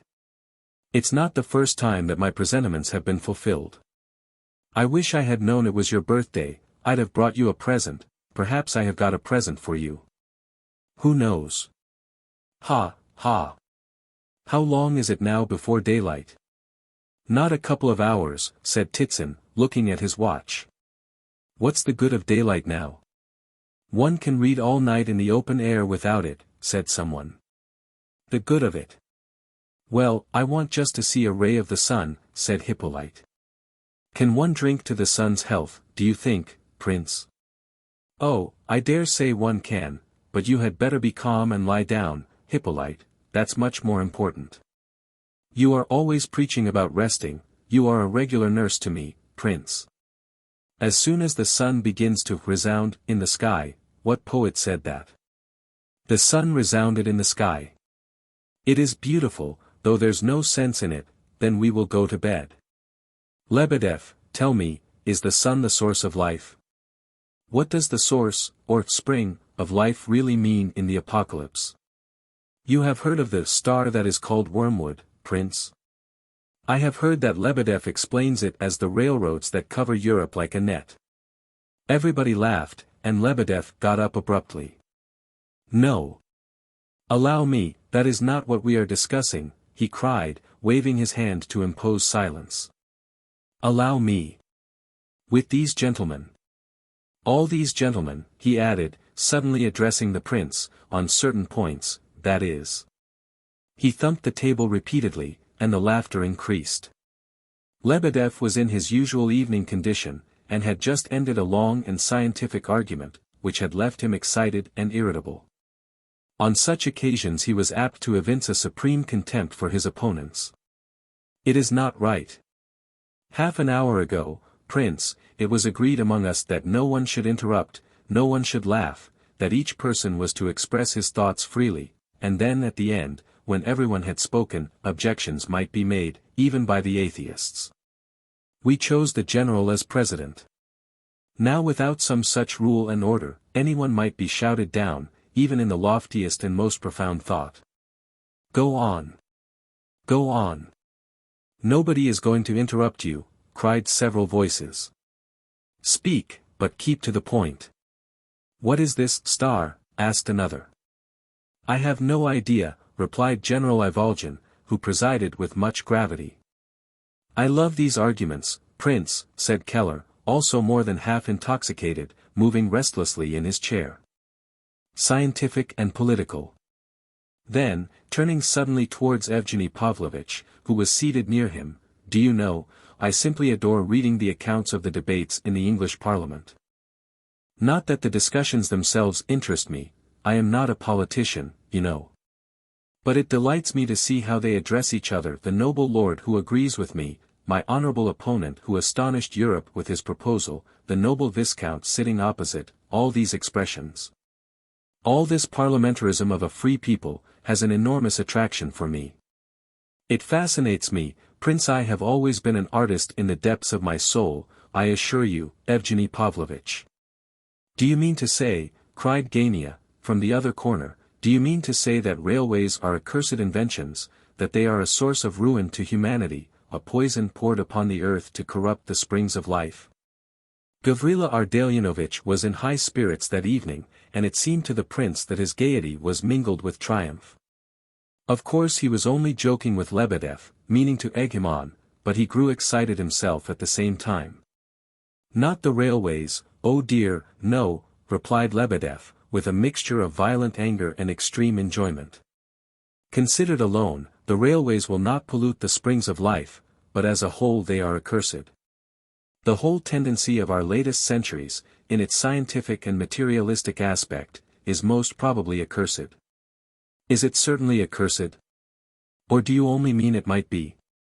That is an important point, said Evgeny Pavlovitch. It is accursed, certainly accursed, replied the clerk, vehemently.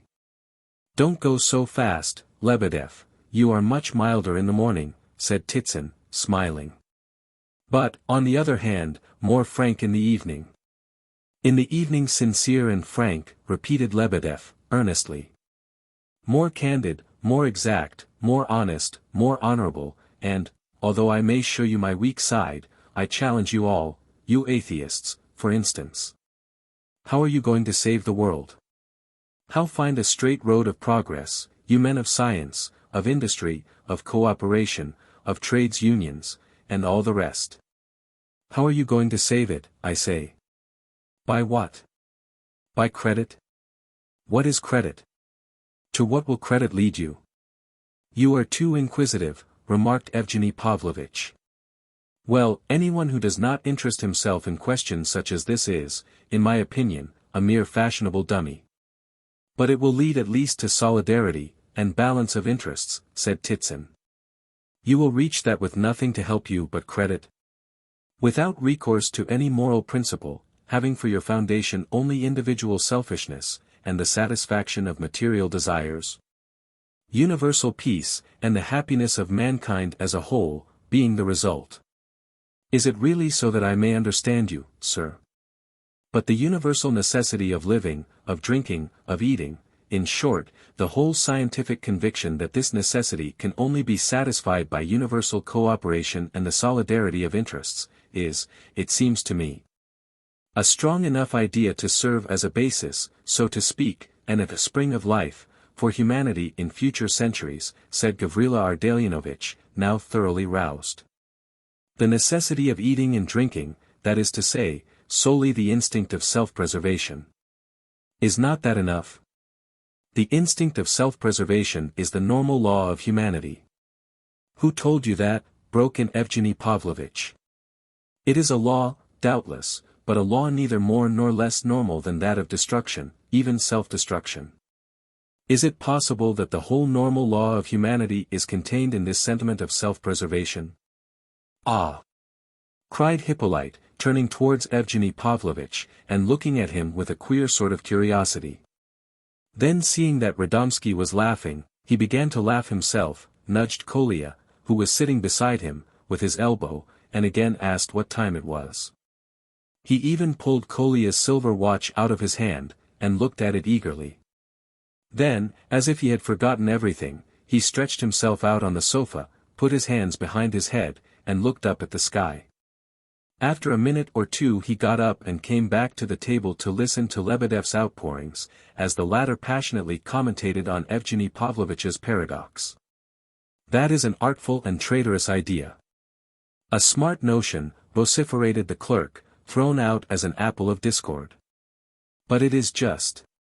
You are a scoffer, a man of the world, a cavalry officer, and, though not without brains, you do not realize how profound is your thought, nor how true. Yes, the laws of self-preservation and of self-destruction are equally powerful in this world. The devil will hold his empire over humanity until a limit of time which is still unknown. You laugh. You do not believe in the devil. Skepticism as to the devil is a French idea, and it is also a frivolous idea. Do you know who the devil is? Do you know his name? Although you don't know his name, you make a mockery of his form, following the example of Voltaire. You sneer at his hoofs, at his tail, at his horns, all of them the produce of your imagination. In reality the devil is a great and terrible spirit, with neither hoofs, nor tail, nor horns. It is you who have endowed him with these attributes. But, he is not the question just now. How do you know he is not the question now? Cried Hippolyte, laughing hysterically. Another excellent idea, and worth considering, replied Lebedev. But, again, that is not the question. The question at this moment is whether we have not weakened the springs of life, by the extension of railways, put in Kolya eagerly. Not railways, properly speaking, presumptuous youth, but the general tendency of which railways may be considered as the outward expression and symbol. We hurry and push and hustle, for the good of humanity. The world is becoming too noisy, too commercial, groaned some solitary thinker. Undoubtedly it is, but the noise of wagons bearing bread to starving humanity is of more value than tranquility of soul, replies another triumphantly, and passes on with an air of pride. As for me, I don't believe in these wagons bringing bread to humanity. For, founded on no moral principle, these may well, even in the act of carrying bread to humanity, coldly exclude a considerable portion of humanity from enjoying it. That has been seen more than once. What, these wagons may coldly exclude, repeated someone. That has been seen already, continued Lebedev, not deigning to notice the interruption. Malthus was a friend of humanity, but, with ill-founded moral principles, the friend of humanity is the devourer of humanity, without mentioning his pride. For, touch the vanity of one of these numberless philanthropists, and to avenge his self-esteem, he will be ready at once to set fire to the whole globe, and to tell the truth, we are all more or less like that. I, perhaps, might be the first to set a light to the fuel, and then run away. But, again, I must repeat, that is not the question. What is it then, for goodness sake? He is boring us. The question is connected with the following anecdote of past times, for I am obliged to relate a story. In our times, and in our country, which I hope you love as much as I do, for as far as I am concerned, I am ready to shed the last drop of my blood. Go on. Go on.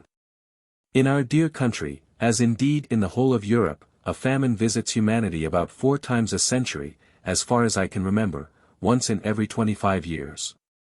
I won't swear to this being the exact figure, but anyhow they have become comparatively rare. Comparatively to what? To the 12th century, and those immediately preceding and following it. We are told by historians that widespread famines occurred in those days every 2 or 3 years, and such was the condition of things that men actually had recourse to cannibalism, in secret, of course. One of these cannibals, who had reached a good age, declared of his own free will that during the course of his long and miserable life he had personally killed and eaten, in the most profound secrecy, 60 monks, not to mention several children. The number of the latter he thought was about 6, an insignificant total when compared with the enormous mass of ecclesiastics consumed by him. As to adults, laymen that is to say, he had never touched them. The president joined in the general outcry. That's impossible, said he in an aggrieved tone.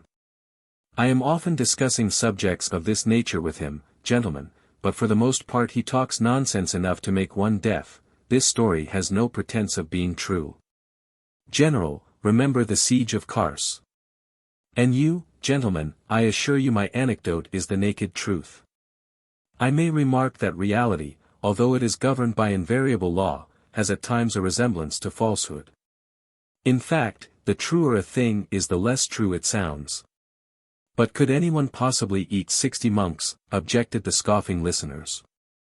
It is quite clear that he did not eat them all at once, but in a space of 15 or 20 years, from that point of view the thing is comprehensible and natural. Natural? And natural, repeated Lebedev with pedantic obstinacy. Besides, a Catholic monk is by nature excessively curious. It would be quite easy therefore to entice him into a wood, or some secret place, on false pretenses, and there to deal with him as said. But I do not dispute in the least that the number of persons consumed appears to denote a spice of greediness. It is perhaps true, gentlemen, said the prince, quietly. He had been listening in silence up to that moment without taking part in the conversation, but laughing heartily with the others from time to time. Evidently he was delighted to see that everybody was amused, that everybody was talking at once, and even that everybody was drinking. It seemed as if he were not intending to speak at all, when suddenly he intervened in such a serious voice that everyone looked at him with interest. It is true that there were frequent famines at that time, gentlemen. I have often heard of them, though I do not know much history. But it seems to me that it must have been so. When I was in Switzerland I used to look with astonishment at the many ruins of feudal castles perched on the top of steep and rocky heights, half a mile at least above sea level, so that to reach them one had to climb many miles of stony tracks. A castle, as you know, is a kind of mountain of stones, a dreadful, almost an impossible, labor. Doubtless the builders were all poor men, vassals, and had to pay heavy taxes, and to keep up the priesthood. How, then, could they provide for themselves, and when had they time to plough and sow their fields? The greater number must, literally, have died of starvation. I have sometimes asked myself how it was that these communities were not utterly swept off the face of the earth, and how they could possibly survive. Lebedev is not mistaken, in my opinion, when he says that there were cannibals in those days, perhaps in considerable numbers, but I do not understand why he should have dragged in the monks, nor what he means by that. It is undoubtedly because, in the 12th century, monks were the only people one could eat, they were the fat, among many lean, said Gavrila Ardalionovich. A brilliant idea, and most true, cried Lebedev, for he never even touched the laity. 60 monks, and not a single layman. It is a terrible idea, but it is historic, it is statistic. It is indeed one of those facts which enables an intelligent historian to reconstruct the physiognomy of a special epoch, for it brings out this further point with mathematical accuracy. That the clergy were in those days 60 times richer and more flourishing than the rest of humanity. And perhaps 60 times fatter also. You are exaggerating, Lebedev, cried his hearers, amid laughter. I admit that it is an historic thought, but what is your conclusion? Asked the prince. He spoke so seriously in addressing Lebedev, that his tone contrasted quite comically with that of the others. They were very nearly laughing at him, too, but he did not notice it. Don't you see he is a lunatic, prince? Whispered Evgeny Pavlovitch in his ear. Someone told me just now that he is a bit touched on the subject of lawyers, that he has a mania for making speeches and intends to pass the examinations. I am expecting a splendid burlesque now. My conclusion is vast, replied Lebedev, in a voice like thunder. Let us examine first the psychological and legal position of the criminal. We see that in spite of the difficulty of finding other food, the accused, or, as we may say, my client, has often during his peculiar life exhibited signs of repentance, and of wishing to give up this clerical diet. Incontrovertible facts prove this assertion. He has eaten 5 or 6 children, a relatively insignificant number, no doubt, but remarkable enough from another point of view. It is manifest that, pricked by remorse, for my client is religious, in his way, and has a conscience, as I shall prove later, and desiring to extenuate his sin as far as possible. He has tried 6 times at least to substitute lay nourishment for clerical. That this was merely an experiment we can hardly doubt, for if it had been only a question of gastronomic variety, 6 would have been too few. Why only 6? Why not 30? But if we regard it as an experiment, inspired by the fear of committing new sacrilege, then this number 6 becomes intelligible.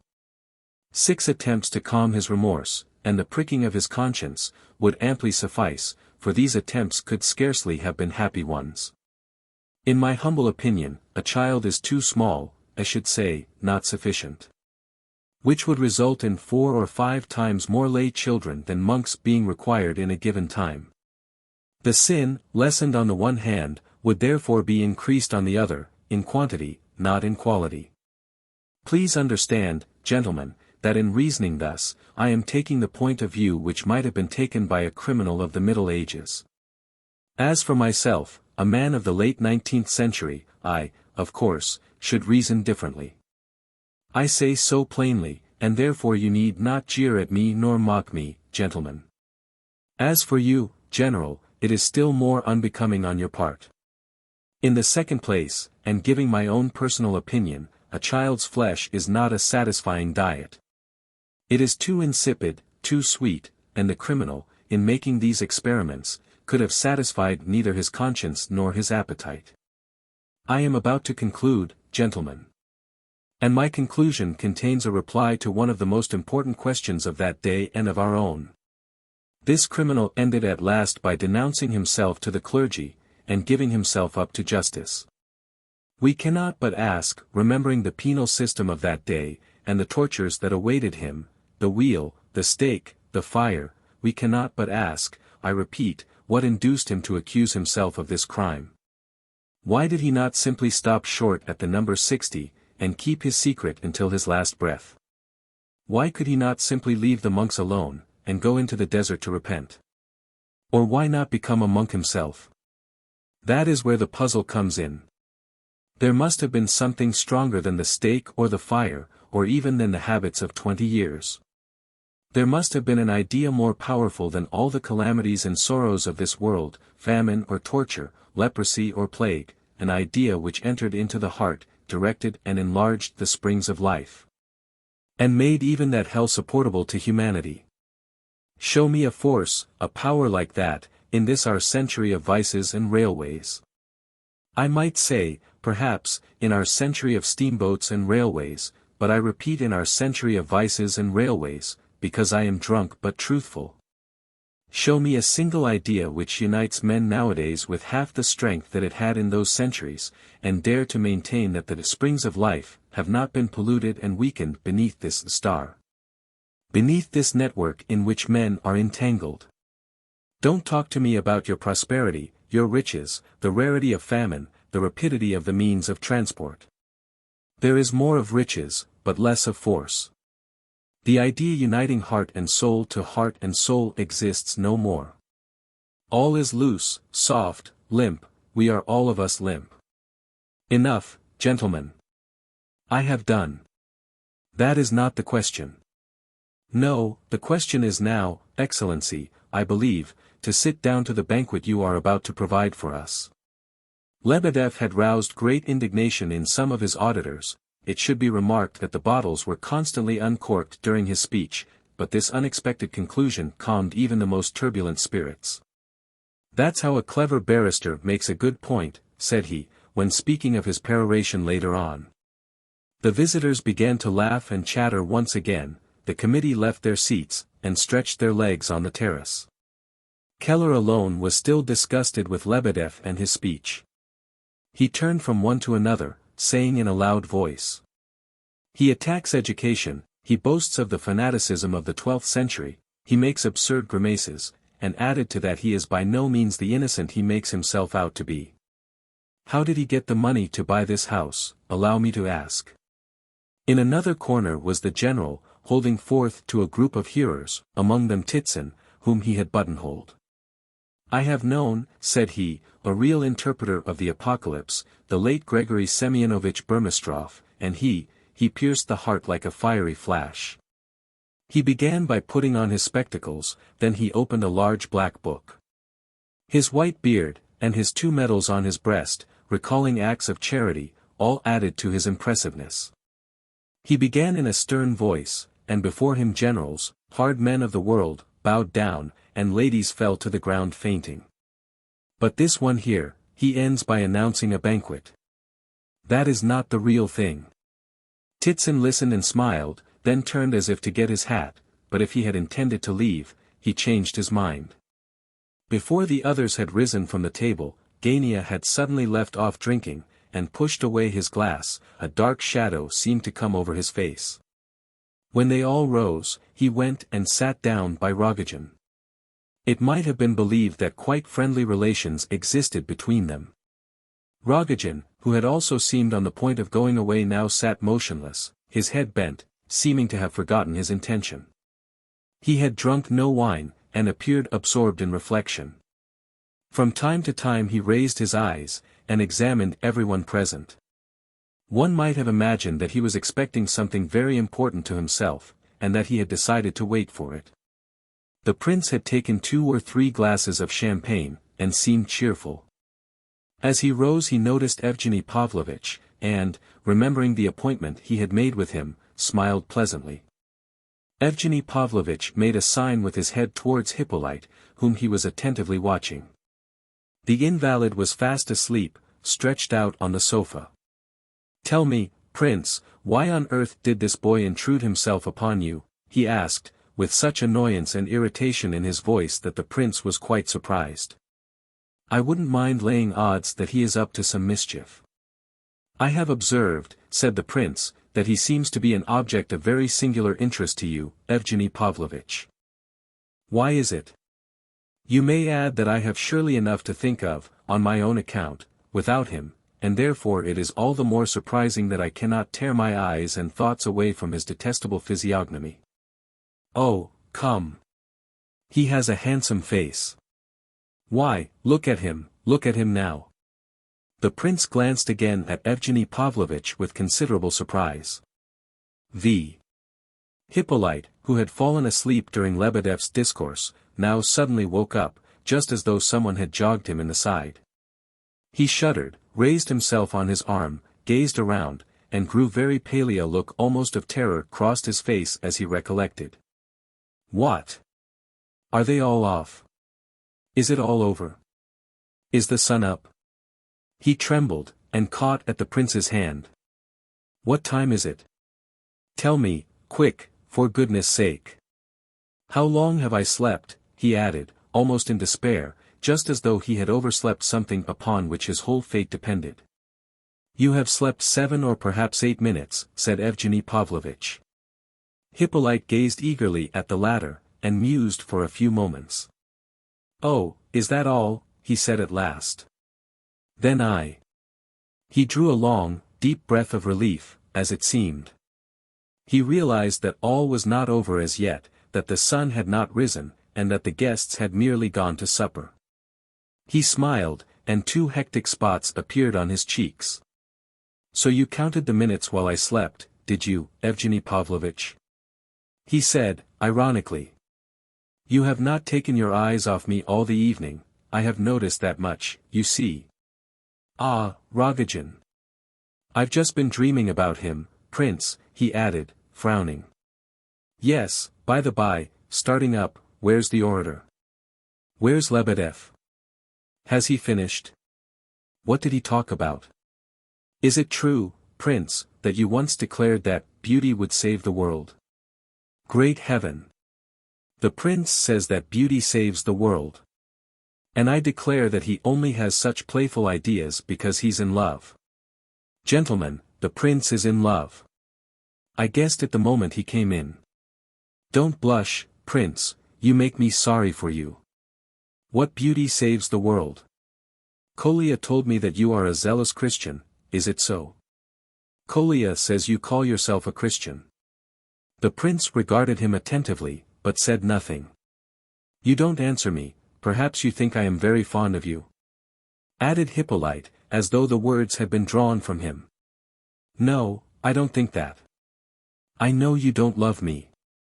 What, after yesterday? Wasn't I honest with you? I knew yesterday that you didn't love me. Why so? Why so? Because I envy you, eh? You always think that, I know. But do you know why I am saying all this? Look here. I must have some more champagne, pour me out some, Keller, will you? No, you're not to drink any more, Hippolyte. I won't let you. The prince moved the glass away. Well, perhaps you're right, said Hippolyte, musing. They might say, yet, devil take them.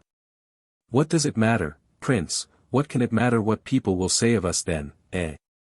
I believe I'm half asleep. I've had such a dreadful dream, I've only just remembered it. Prince, I don't wish you such dreams as that, though sure enough, perhaps, I don't love you. Why wish a man evil, though you do not love him, eh? Give me your hand, let me press it sincerely. There, you've given me your hand, you must feel that I do press it sincerely, don't you? I don't think I shall drink any more. What time is it? Never mind, I know the time. The time has come, at all events. What? They are laying supper over there, are they? Then this table is free. Capital, gentlemen. These gentlemen are not listening. Prince, I will just read over an article I have here. Supper is more interesting, of course, but...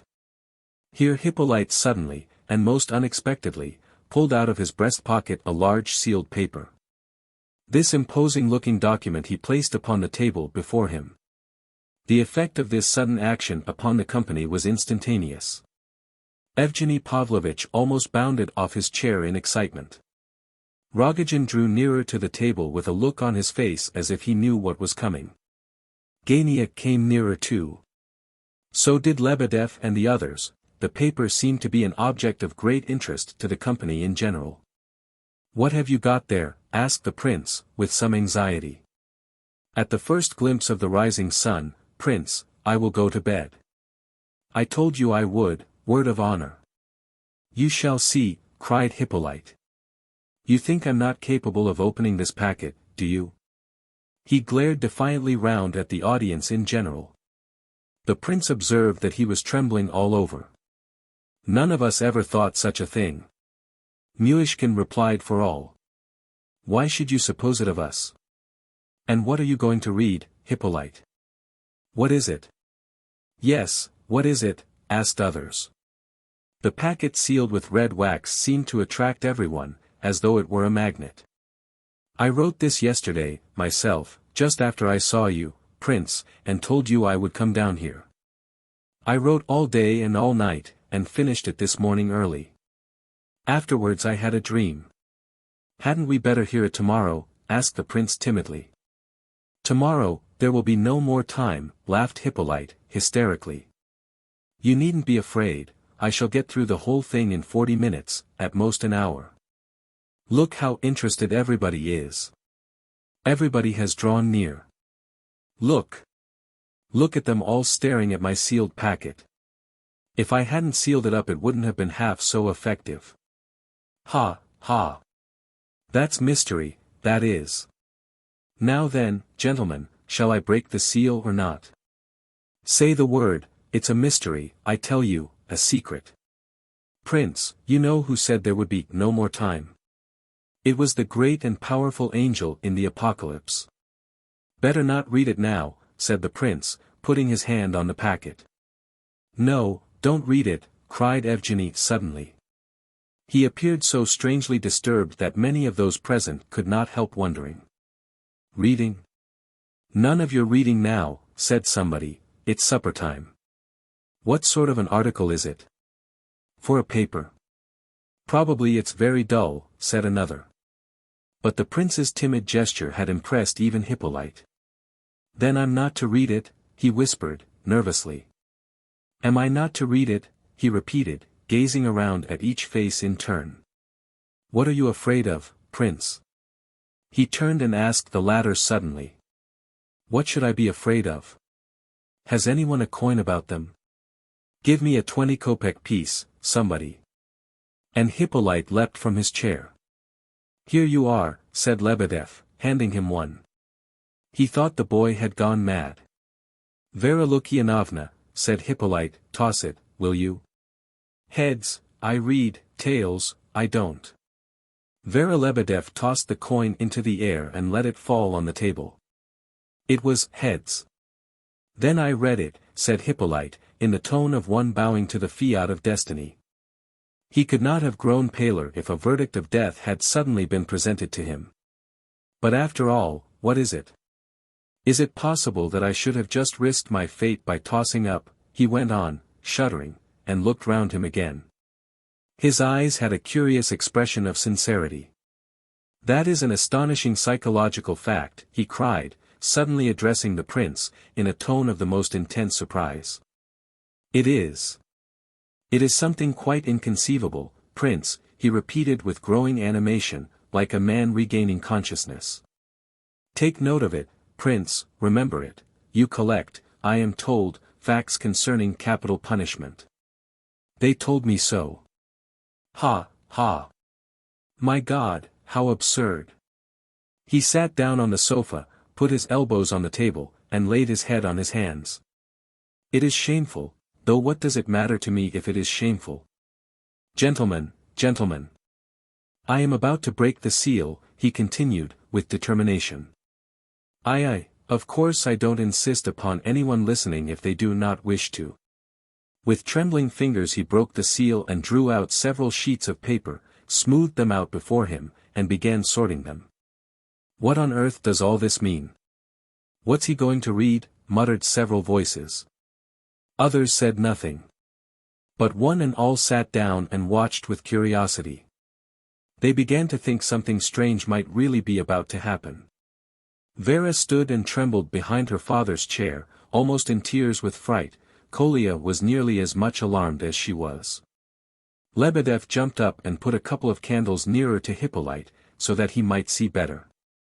Gentlemen, you'll soon see what this is, began Hippolyte and suddenly commenced his reading. It's headed, A Necessary Explanation, with the motto, Après moi le déluge. Oh, deuce take it all. Surely I can never have seriously written such a silly motto as that. Look here, gentlemen, I beg to give notice that all this is very likely terrible nonsense. It is only a few ideas of mine. If you think that there is anything mysterious coming, or in a word, better read on without any more beating about the bush, said Gania.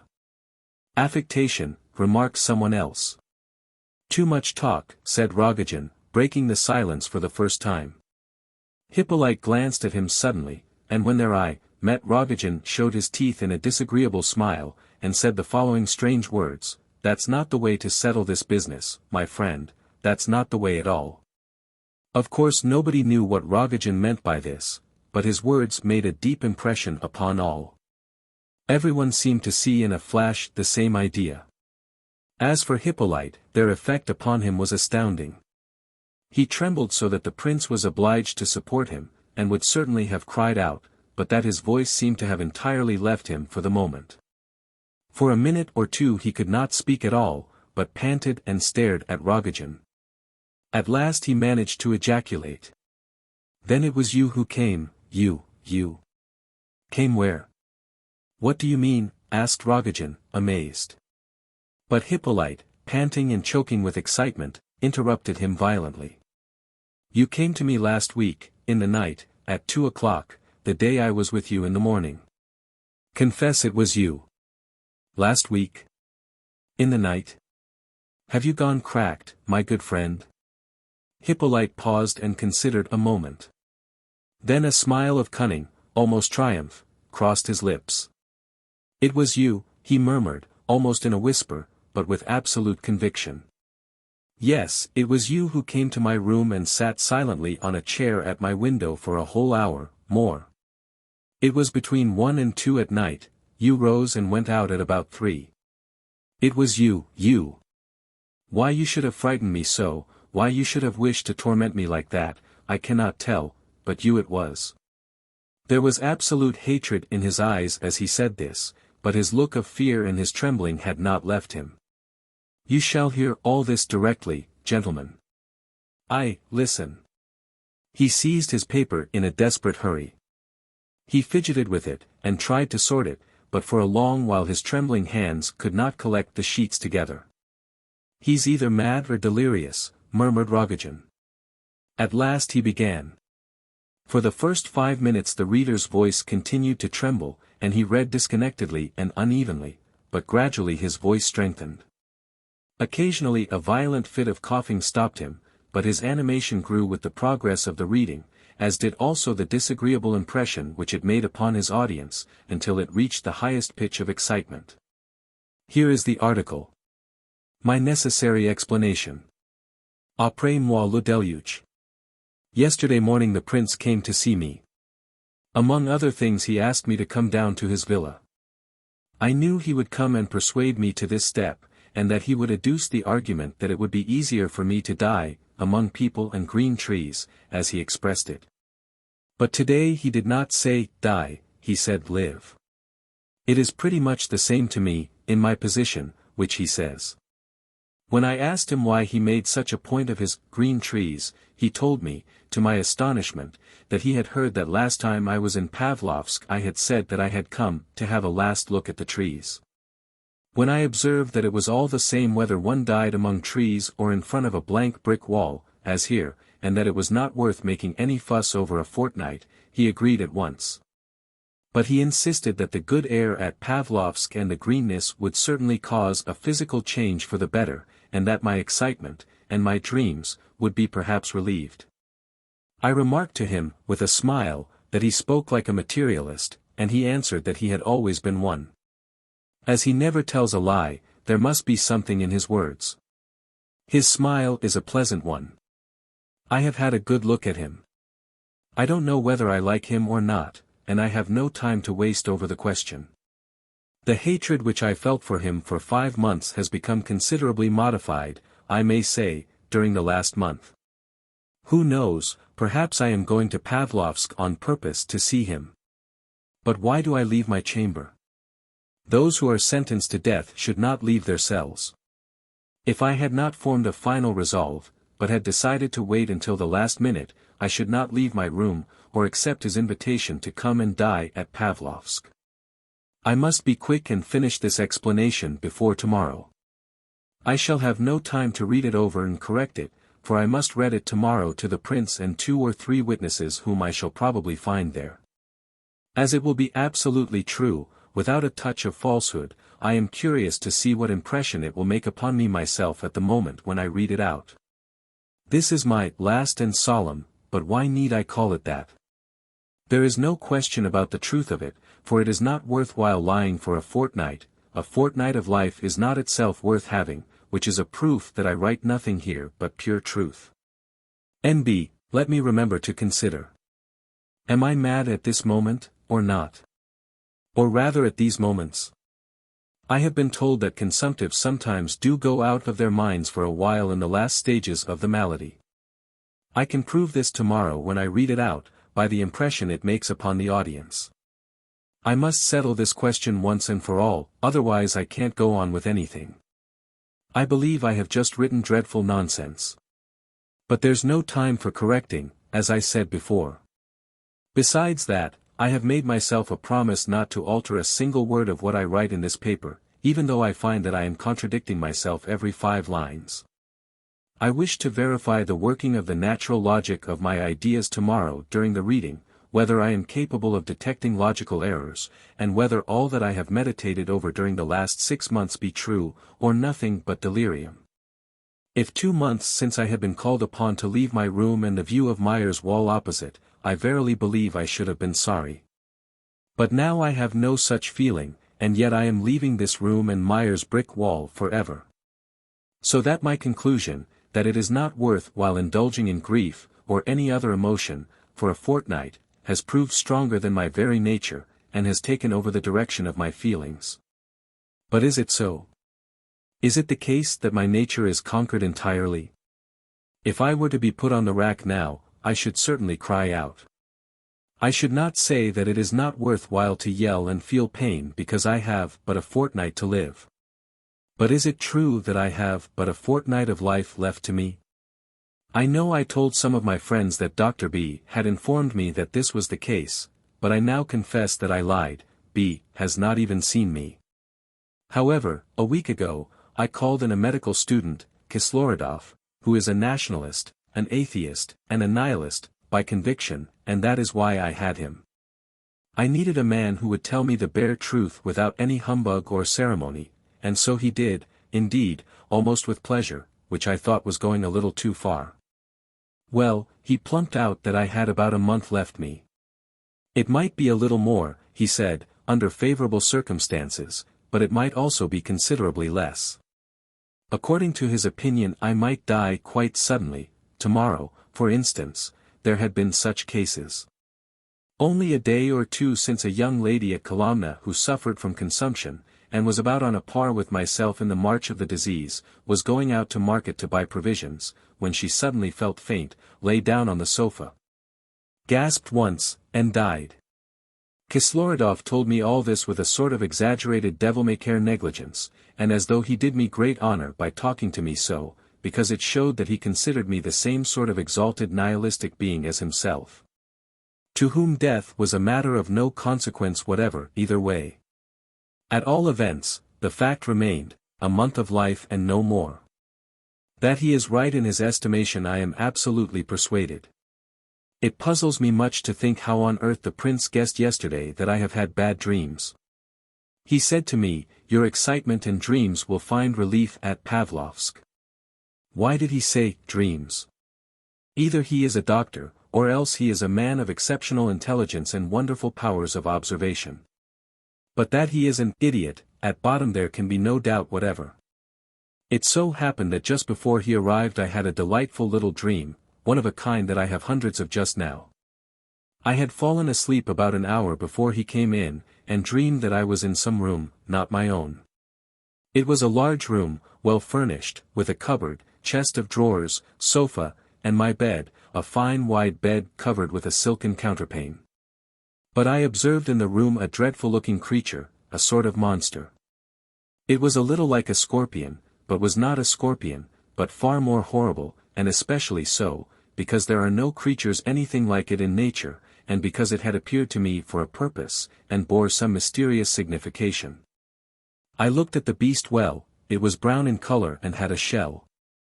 It was a crawling kind of reptile, about 8 inches long, and narrowed down from the head, which was about a couple of fingers in width, to the end of the tail, which came to a fine point. Out of its trunk, about a couple of inches below its head, came 2 legs at an angle of 45 degrees, each about 3 inches long, so that the beast looked like a trident from above. It had 8 hard needle-like whiskers coming out from different parts of its body. It went along like a snake, bending its body about in spite of the shell it wore, and its motion was very quick and very horrible to look at. I was dreadfully afraid it would sting me. Somebody had told me, I thought, that it was venomous. But what tormented me most of all was the wondering as to who had sent it into my room, and what was the mystery which I felt it contained.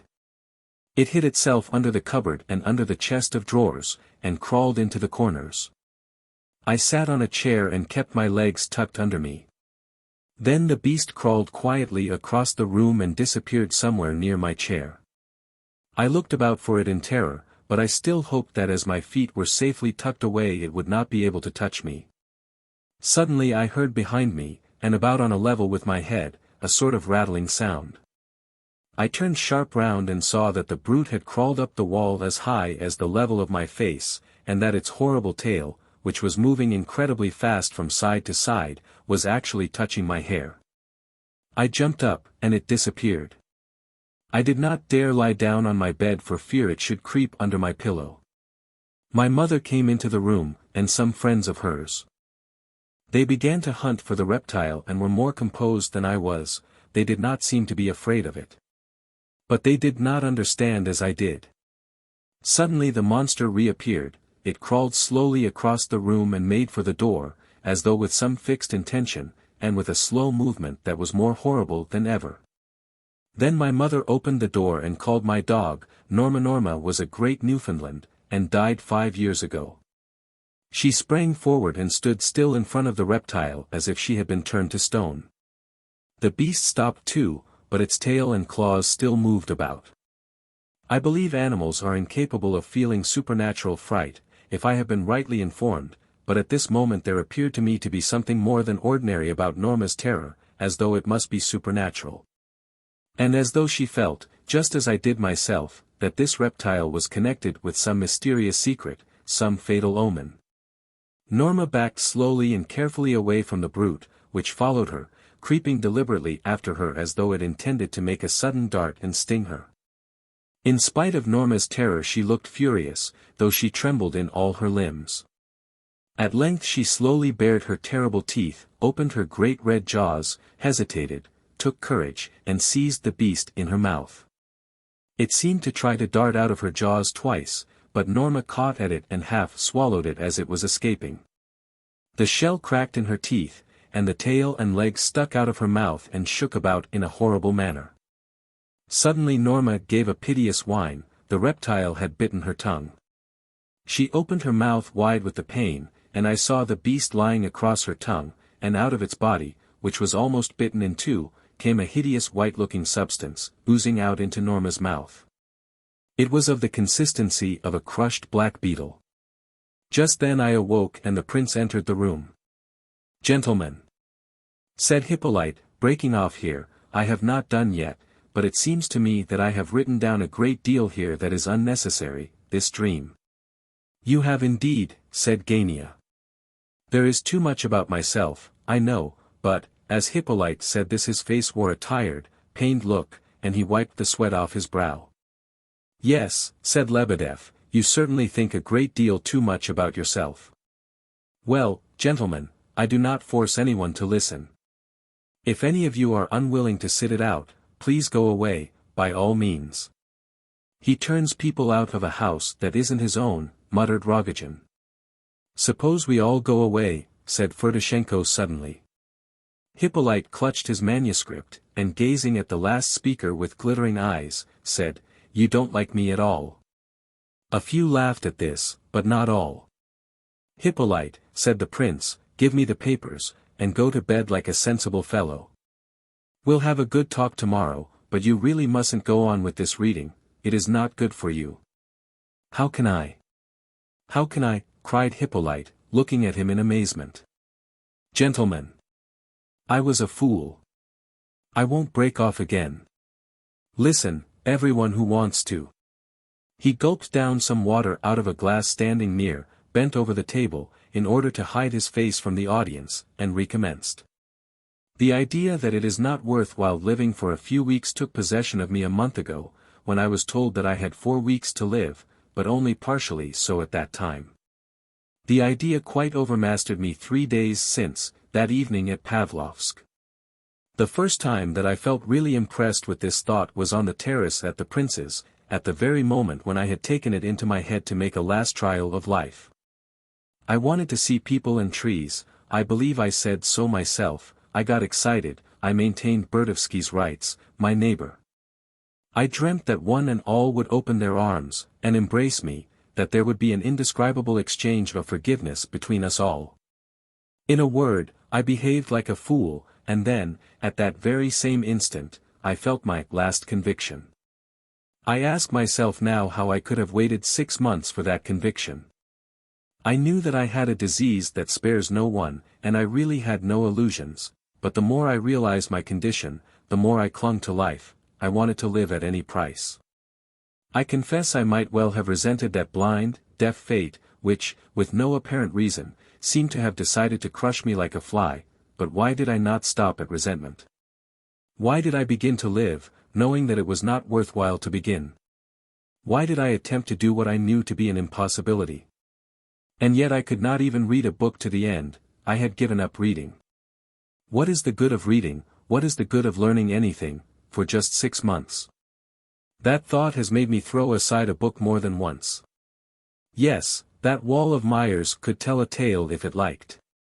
There was no spot on its dirty surface that I did not know by heart. Accursed wall. And yet it is dearer to me than all the Pavlovsk trees, that is, it would be dearer if it were not all the same to me, now. I remember now with what hungry interest I began to watch the lives of other people, interest that I had never felt before. I used to wait for Kolya's arrival impatiently, for I was so ill myself, then, that I could not leave the house. I so threw myself into every little detail of news, and took so much interest in every report and rumor, that I believe I became a regular gossip. I could not understand, among other things, how all these people, with so much life in and before them, do not become rich, and I don't understand it now. I remember being told of a poor wretch I once knew, who had died of hunger. I was almost beside myself with rage. I believe if I could have resuscitated him I would have done so for the sole purpose of murdering him. Occasionally I was so much better that I could go out. But the streets used to put me in such a rage that I would lock myself up for days rather than go out, even if I were well enough to do so. I could not bear to see all those preoccupied, anxious-looking creatures continuously surging along the streets past me. Why are they always anxious? What is the meaning of their eternal care and worry? It is their wickedness, their perpetual detestable malice, that's what it is, they are all full of malice, malice. Whose fault is it that they are all miserable, that they don't know how to live, though they have 50 or 60 years of life before them? Why did that fool allow himself to die of hunger with 60 years of unlived life before him? And every one of them shows his rags, his toil-worn hands, and yells in his wrath, "Here are we, working like cattle all our lives, and always as hungry as dogs, and there are others who do not work, and are fat and rich." The eternal refrain. And side by side with them trots along some wretched fellow who has known better days, doing light porter's work from morn to night for a living, always blubbering and saying that his wife died because he had no money to buy medicine with. And his children dying of cold and hunger, and his eldest daughter gone to the bad, and so on. Oh! I have no pity and no patience for these fools of people. Why can't they be Rothschilds? Whose fault is it that a man has not got millions of money like Rothschild? If he has life, all this must be in his power. Whose fault is it that he does not know how to live his life? Oh! It's all the same to me now. But at that time I would soak my pillow at night with tears of mortification, and tear at my blanket in my rage and fury. Oh, how I longed at that time to be turned out, me, 18 years old, poor, half-clothed, turned out into the street, quite alone, without lodging, without work, without a crust of bread, without relations, without a single acquaintance. In some large town, hungry, beaten, if you like, but in good health, and then I would show them. What would I show them? Oh, don't think that I have no sense of my own humiliation. I have suffered already in reading so far. Which of you all does not think me a fool at this moment, a young fool who knows nothing of life, forgetting that to live as I have lived these last 6 months is to live longer than gray-haired old men? Well, let them laugh, and say it is all nonsense, if they please. They may say it is all fairy tales, if they like, and I have spent whole nights telling myself fairy tales. I remember them all. But how can I tell fairy tales now? The time for them is over. They amused me when I found that there was not even time for me to learn the Greek grammar, as I wanted to do. I shall die before I get to the syntax, I thought at the first page, and threw the book under the table. It is there still, for I forbade anyone to pick it up. If this explanation gets into anybody's hands, and they have patience to read it through, they may consider me a madman, or a schoolboy, or, more likely, a man condemned to die, who thought it only natural to conclude that all men, excepting himself, esteem life far too lightly, live it far too carelessly and lazily, and are, therefore, one and all, unworthy of it. Well, I affirm that my reader is wrong again, for my convictions have nothing to do with my sentence of death. Ask them, ask any one of them, or all of them, what they mean by happiness. Oh, you may be perfectly sure that if Columbus was happy, it was not after he had discovered America, but when he was discovering it. You may be quite sure that he reached the culminating point of his happiness 3 days before he saw the New World with his actual eaves, when his mutinous sailors wanted to tack about, and return to Europe. What did the New World matter after all? Columbus had hardly seen it when he died, and in reality he was entirely ignorant of what he had discovered. The important thing is life and nothing else. What is any discovery whatever compared with the incessant, eternal discovery of life? But what is the use of talking? I'm afraid all this is so commonplace that my confession will be taken for a schoolboy exercise, the work of some ambitious lad writing in the hope of his work seeing the light. Or perhaps my readers will say that I had perhaps something to say, but did not know how to express it. Let me add to this that in every idea emanating from genius, or even in every serious human idea, born in the human brain, there always remains something, some sediment, which cannot be expressed to others. Though one wrote volumes and lectured upon it for 35 years. There is always a something, a remnant, which will never come out from your brain, but will remain there with you, and you alone, for ever, and you will die, perhaps, without having imparted what may be the very essence of your idea to a single living soul. So that if I cannot now impart all that has tormented me for the last 6 months, at all events you will understand that, having reached my last convictions, I must have paid a very dear price for them. That is what I wished, for reasons of my own, to make a point of in this my explanation. But let me resume. 6. I will not deceive you.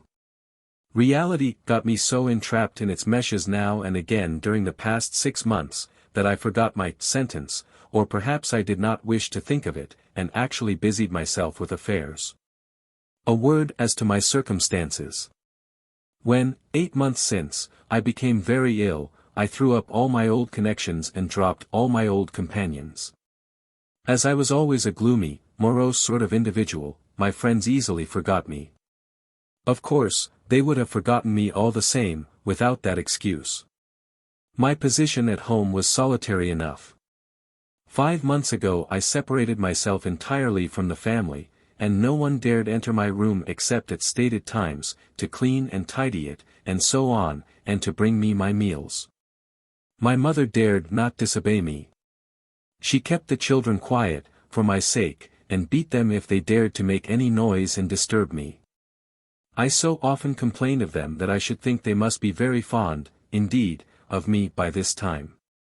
I think I must have tormented my faithful Kolya, as I called him, a good deal too. He tormented me of late. I could see that he always bore my tempers as though he had determined to spare the poor invalid. This annoyed me, naturally. He seemed to have taken it into his head to imitate the prince in Christian meekness. Surikov, who lived above us, annoyed me, too. He was so miserably poor, and I used to prove to him that he had no one to blame but himself for his poverty. I used to be so angry that I think I frightened him eventually, for he stopped coming to see me. He was a most meek and humble fellow, was Surikov. N.B. They say that meekness is a great power. I must ask the prince about this, for the expression is his. But I remember one day in March, when I went up to his lodgings to see whether it was true that one of his children had been starved and frozen to death, I began to hold forth to him about his poverty being his own fault, and in the course of my remarks, I accidentally smiled at the corpse of his child. Well, the poor wretch's lips began to tremble, and he caught me by the shoulder, and pushed me to the door. "Go out," he said, in a whisper. I went out, of course, and I declare I liked it. I liked it at the very moment when I was turned out. But his words filled me with a strange sort of feeling of disdainful pity for him whenever I thought of them, a feeling which I did not in the least desire to entertain. At the very moment of the insult, for I admit that I did insult him, though I did not mean to, this man could not lose his temper. His lips had trembled, but I swear it was not with rage. He had taken me by the arm, and said, "Go out," without the least anger. There was dignity, a great deal of dignity, about him, and it was so inconsistent with the look of him that, I assure you, it was quite comical. But there was no anger. Perhaps he merely began to despise me at that moment. Since that time he has always taken off his hat to me on the stairs, whenever I met him, which is a thing he never did before. But he always gets away from me as quickly as he can, as though he felt confused. If he did despise me, he despised me meekly, after his own fashion. I dare say he only took his hat off out of fear, as it were, to the son of his creditor. For he always owed my mother money. I thought of having an explanation with him, but I knew that if I did, he would begin to apologize in a minute or two, so I decided to let him alone. Just about that time, that is, the middle of March, I suddenly felt very much better. This continued for a couple of weeks. I used to go out at dusk. I like the dusk, especially in March, when the night frost begins to harden the day's puddles, and the gas is burning. Well, one night in the Shestolovokhnaya, a man passed me with a paper parcel under his arm. I did not take stock of him very carefully, but he seemed to be dressed in some shabby summer dust coat, much too light for the season. When he was opposite the lamp-post, some 10 yards away, I observed something fall out of his pocket. I hurried forward to pick it up, just in time, for an old wretch in a long kaftan rushed up too. He did not dispute the matter, but glanced at what was in my hand and disappeared. It was a large old-fashioned pocketbook, stuffed full. But I guessed, at a glance, that it had anything in the world inside it, except money. The owner was now some 40 yards ahead of me, and was very soon lost in the crowd. I ran after him, and began calling out. But as I knew nothing to say excepting, "Hey," he did not turn round. Suddenly he turned into the gate of a house to the left, and when I darted in after him, the gateway was so dark that I could see nothing whatever. It was one of those large houses built in small tenements, of which there must have been at least 100. When I entered the yard I thought I saw a man going along on the far side of it, but it was so dark I could not make out his figure. I crossed to that corner and found a dirty dark staircase. I heard a man mounting up above me, some way higher than I was, and thinking I should catch him before his door would be opened to him, I rushed after him. I heard a door open and shut on the 5th story. As I panted along, the stairs were narrow, and the steps innumerable, but at last I reached the door I thought the right one. Some moments passed before I found the bell and got it to ring. An old peasant woman opened the door. She was busy lighting the samovar in a tiny kitchen. She listened silently to my questions, did not understand a word, of course, and opened another door leading into a little bit of a room, low and scarcely furnished at all, but with a large, wide bed in it, hung with curtains. On this bed lay one tarantic, as the woman called him, drunk, it appeared to me. On the table was an end of candle in an iron candlestick, and a half bottle of vodka, nearly finished. Tarantic muttered something to me, and signed towards the next room. The old woman had disappeared, so there was nothing for me to do but to open the door indicated. I did so, and entered the next room. This was still smaller than the other, so cramped that I could scarcely turn round. A narrow single bed at one side took up nearly all the room. Besides the bed there were only 3 common chairs, and a wretched old kitchen table standing before a small sofa. One could hardly squeeze through between the table and the bed.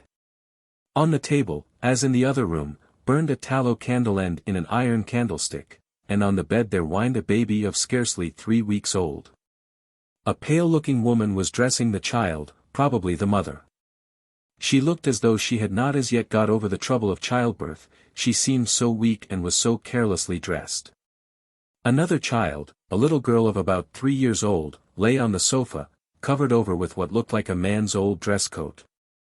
At the table stood a man in his shirt sleeves, he had thrown off his coat, it lay upon the bed.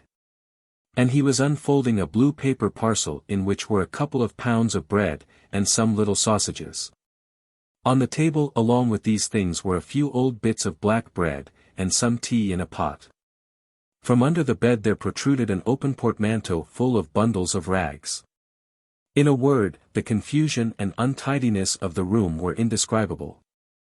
It appeared to me, at the first glance, that both the man and the woman were respectable people, but brought to that pitch of poverty where untidiness seems to get the better of every effort to cope with it. Till at last they take a sort of bitter satisfaction in it. When I entered the room, the man, who had entered but a moment before me, and was still unpacking his parcels, was saying something to his wife in an excited manner. The news was apparently bad, as usual, for the woman began whimpering. The man's face seemed toned to be refined and even pleasant. He was dark-complexioned, and about 28 years of age, he wore black whiskers, and his lip and chin were shaved. He looked morose, but with a sort of pride of expression. A curious scene followed. There are people who find satisfaction in their own touchy feelings, especially when they have just taken the deepest offense. At such moments they feel that they would rather be offended than not. These easily ignited natures, if they are wise, are always full of remorse afterwards, when they reflect that they have been 10 times as angry as they need have been. The gentleman before me gazed at me for some seconds in amazement, and his wife in terror, as though there was something alarmingly extraordinary in the fact that anyone could come to see them, but suddenly he fell upon me almost with fury. I had had no time to mutter more than a couple of words, but he had doubtless observed that I was decently dressed and, therefore, took deep offense because I had dared enter his den so unceremoniously, and spy out the squalor and untidiness of it. Of course he was delighted to get hold of someone upon whom to vent his rage against things in general. For a moment I thought he would assault me, he grew so pale that he looked like a woman about to have hysterics. His wife was dreadfully alarmed. "How dare you come in so?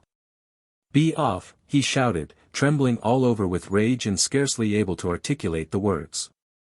Suddenly, however, he observed his pocketbook in my hand.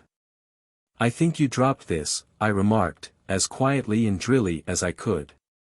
I thought it best to treat him so.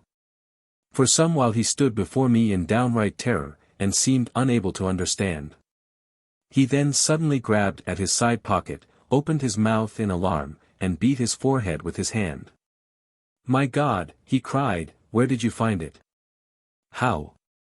I explained in as few words as I could, and as drily as possible, how I had seen it and picked it up, how I had run after him, and called out to him, and how I had followed him upstairs and groped my way to his door. Gracious heaven! He cried, "All our papers are in it. My dear sir, you little know what you have done for us. I should have been lost.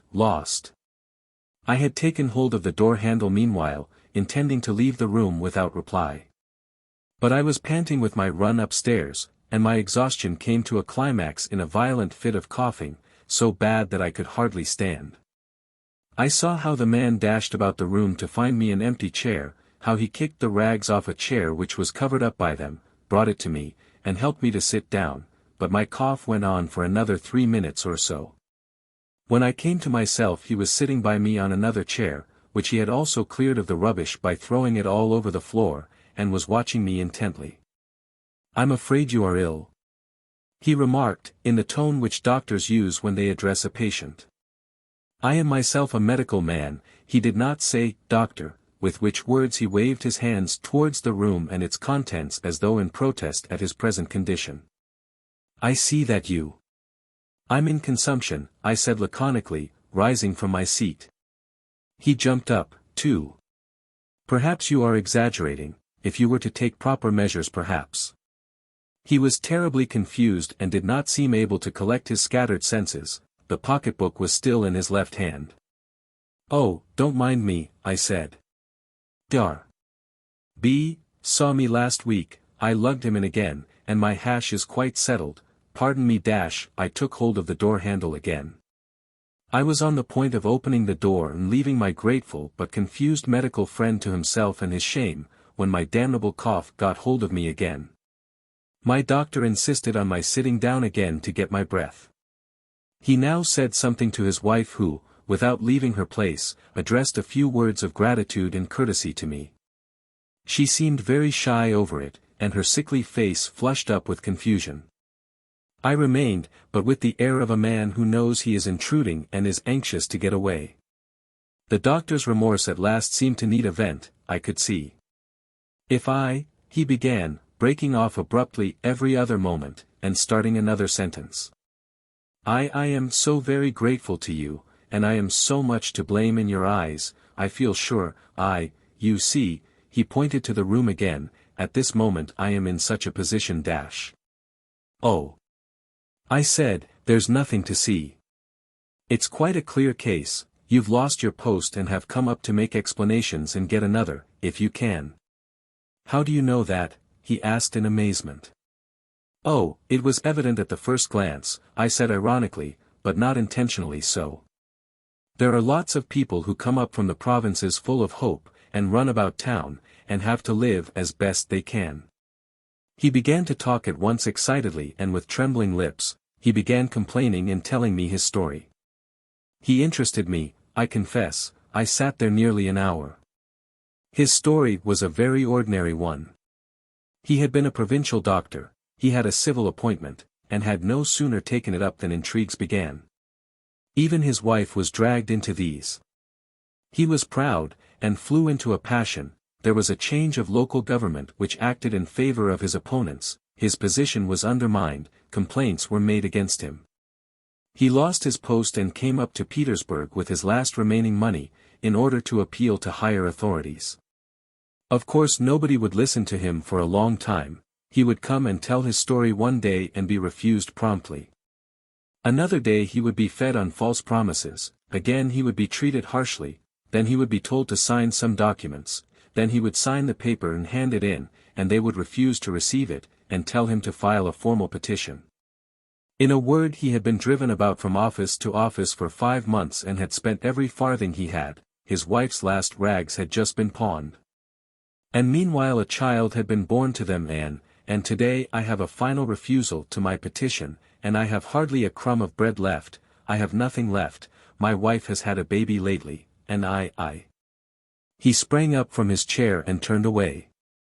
His wife was crying in the corner, the child had begun to moan again. I pulled out my notebook and began writing in it. When I had finished and rose from my chair, he was standing before me with an expression of alarmed curiosity. I have jotted down your name, I told him, and all the rest of it, the place you served at, the district, the date, and all.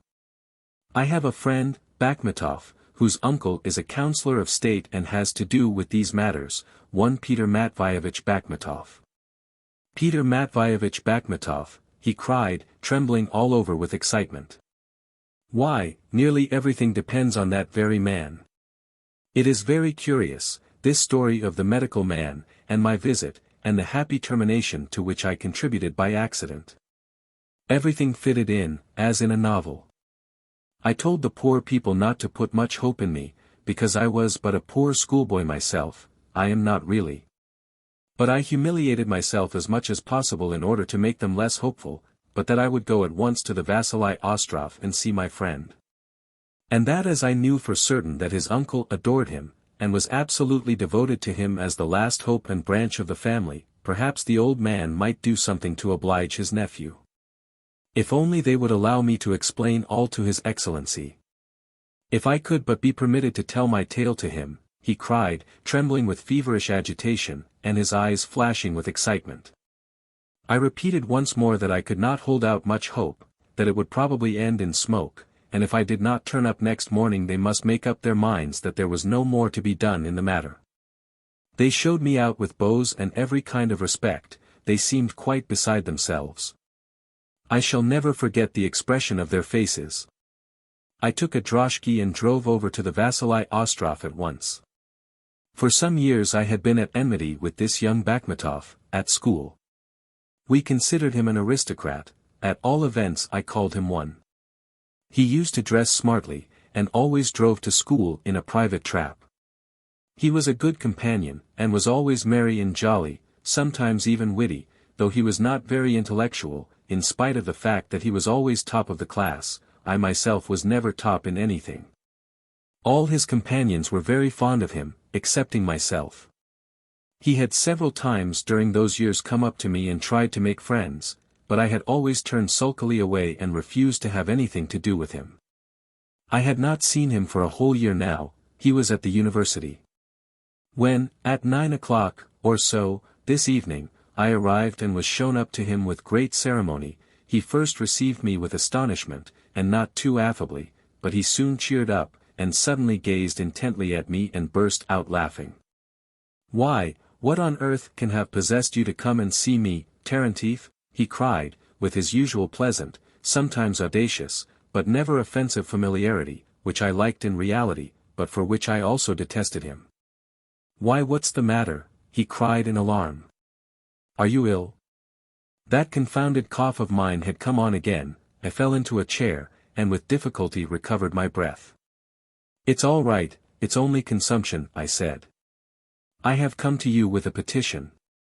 He sat down in amazement, and I lost no time in telling him the medical man's history, and explained that he, with the influence which he possessed over his uncle, might do some good to the poor fellow. I'll do it, of course," he said.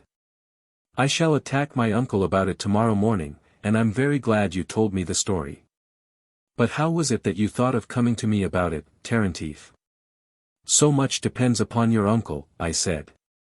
"And besides we have always been enemies, Bakhmatov, and as you are a generous sort of fellow, I thought you would not refuse my request because I was your enemy." I added with irony. "Like Napoleon going to England, eh?" cried he, laughing. "I'll do it though, of course, and at once, if I can," he added, seeing that I rose seriously from my chair at this point. And sure enough the matter ended as satisfactorily as possible. A month or so later my medical friend was appointed to another post. He got his traveling expenses paid, and something to help him to start life with once more. I think Bakhmatov must have persuaded the doctor to accept a loan from himself. I saw Bakhmatov 2 or 3 times, about this period, the third time being when he gave a farewell dinner to the doctor and his wife before their departure, a champagne dinner. Bakhmatov saw me home after the dinner and we crossed the Nikolai Bridge. We were both a little drunk. He told me of his joy, the joyful feeling of having done a good action. He said that it was all thanks to myself that he could feel this satisfaction, and held forth about the foolishness of the theory that individual charity is useless. I, too, was burning to have my say. "In Moscow," I said, "there was an old state councillor, a civil general, who, all his life, had been in the habit of visiting the prisons and speaking to criminals. Every party of convicts on its way to Siberia knew beforehand that on the Vorobiev Hills the old general would pay them a visit. He did all he undertook seriously and devotedly. He would walk down the rows of the unfortunate prisoners, stop before each individual and ask after his needs. He never sermonized them, he spoke kindly to them, he gave them money. He brought them all sorts of necessaries for the journey, and gave them devotional books, choosing those who could read, under the firm conviction that they would read to those who could not, as they went along. He scarcely ever talked about the particular crimes of any of them, but listened if any volunteered information on that point. All the convicts were equal for him, and he made no distinction. He spoke to all as to brothers, and every one of them looked upon him as a father. When he observed among the exiles some poor woman with a child, he would always come forward and fondle the little one, and make it laugh. He continued these acts of mercy up to his very death, and by that time all the criminals, all over Russia and Siberia, knew him. A man I knew who had been to Siberia and returned, told me that he himself had been a witness of how the very most hardened criminals remembered the old general, though, in point of fact, he could never, of course, have distributed more than a few pence to each member of a party. Their recollection of him was not sentimental or particularly devoted. Some wretch, for instance, who had been a murderer, cutting the throat of a dozen fellow creatures, for instance, or stabbing 6 little children for his own amusement, there have been such men, would perhaps, without rhyme or reason, suddenly give a sigh and say, "I wonder whether that old general is alive still," although perhaps he had not thought of mentioning him for a dozen years before. How can one say what seed of good may have been dropped into his soul, never to die? I continued in that strain for a long while, pointing out to Bakhmatov how impossible it is to follow up the effects of any isolated good deed one may do, in all its influences and subtle workings upon the heart and after-actions of others. "And to think that you are to be cut off from life," remarked Bakhmatov, in a tone of reproach, as though he would like to find someone to pitch into on my account. We were leaning over the balustrade of the bridge, looking into the Neva at this moment. "Do you know what has suddenly come into my head?" said I, suddenly, leaning further and further over the rail. "Surely not to throw yourself into the river?" cried Bakhmatov in alarm. Perhaps he read my thought in my face. "No, not yet. At present nothing but the following consideration. You see, I have some 2 or 3 months left me to live, perhaps 4. Well, supposing that when I have but a month or 2 more, I take a fancy for some good deed that needs both trouble and time, like this business of our doctor friend, for instance, why, I shall have to give up the idea of it and take to something else, some little good deed, more within my means, eh? Isn't that an amusing idea?" Poor Bakhmatov was much impressed, painfully so. He took me all the way home, not attempting to console me, but behaving with the greatest delicacy. On taking leave he pressed my hand warmly and asked permission to come and see me.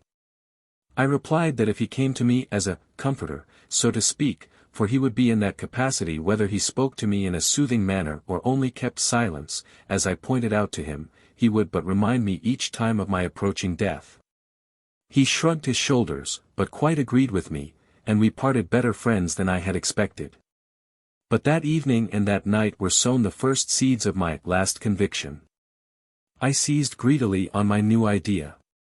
I thirstily drank in all its different aspects. I did not sleep a wink that night, and the deeper I went into it the more my being seemed to merge itself in it, and the more alarmed I became. A dreadful terror came over me at last, and did not leave me all next day. Sometimes, thinking over this, I became quite numb with the terror of it. And I might well have deduced from this fact, that my last conviction was eating into my being too fast and too seriously, and would undoubtedly come to its climax before long. And for the climax I needed greater determination than I yet possessed. However, within 3 weeks my determination was taken, owing to a very strange circumstance. Here on my paper, I make a note of all the figures and dates that come into my explanation. Of course, it is all the same to me, but just now, and perhaps only at this moment, I desire that all those who are to judge of my action should see clearly out of how logical a sequence of deductions has at length preceded my last conviction. I have said above that the determination needed by me for the accomplishment of my final resolve, came to hand not through any sequence of causes, but thanks to a certain strange circumstance which had perhaps no connection whatever with the matter at issue. 10 days ago Rogozhin called upon me about certain business of his own with which I have nothing to do at present. I had never seen Rogozhin before, but had often heard about him. I gave him all the information he needed, and he very soon took his departure, so that, since he only came for the purpose of gaining the information, the matter might have been expected to end there. But he interested me too much, and all that day I was under the influence of strange thoughts connected with him, and I determined to return his visit the next day. Rogozhin was evidently by no means pleased to see me, and hinted, delicately, that he saw no reason why our acquaintance should continue. For all that, however, I spent a very interesting hour, and so, I dare say, did he. There was so great a contrast between us that I am sure we must both have felt it. Anyhow, I felt it acutely.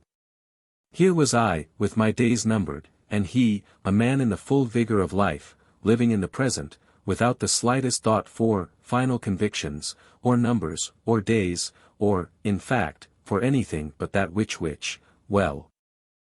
he was mad about, if you will excuse me the expression, as a feeble author who cannot express his ideas properly. In spite of his lack of amiability, I could not help seeing, in Rogozhin a man of intellect and sense, and although, perhaps, there was little in the outside world which was of interest to him, still he was clearly a man with eyes to see. I hinted nothing to him about my final conviction, but it appeared to me that he had guessed it from my words. He remained silent. He is a terribly silent man. I remarked to him, as I rose to depart, that, in spite of the contrast and the wide differences between us two, les extremites ici touchent, extremes meet, as I explained to him in Russian. So that maybe he was not so far from my final conviction as appeared. His only reply to this was a sour grimace. He rose and looked for my cap, and placed it in my hand, and led me out of the house, that dreadful gloomy house of his, to all appearances, of course, as though I were leaving of my own accord. And he were simply seeing me to the door out of politeness. His house impressed me much. It is like a burial ground, he seems to like it, which is, however, quite natural.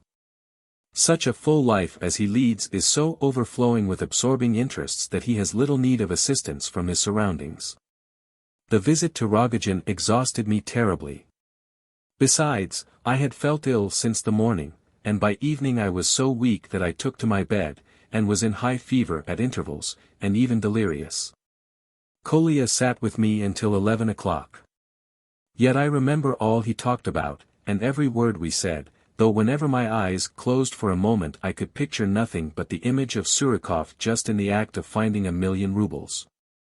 He could not make up his mind what to do with the money, and tore his hair over it. He trembled with fear that somebody would rob him, and at last he decided to bury it in the ground. I persuaded him that, instead of putting it all away uselessly underground, he had better melt it down and make a golden coffin out of it for his starved child, and then dig up the little one and put her into the golden coffin. Surikov accepted this suggestion, I thought, with tears of gratitude, and immediately commenced to carry out my design. I thought I spat on the ground and left him in disgust.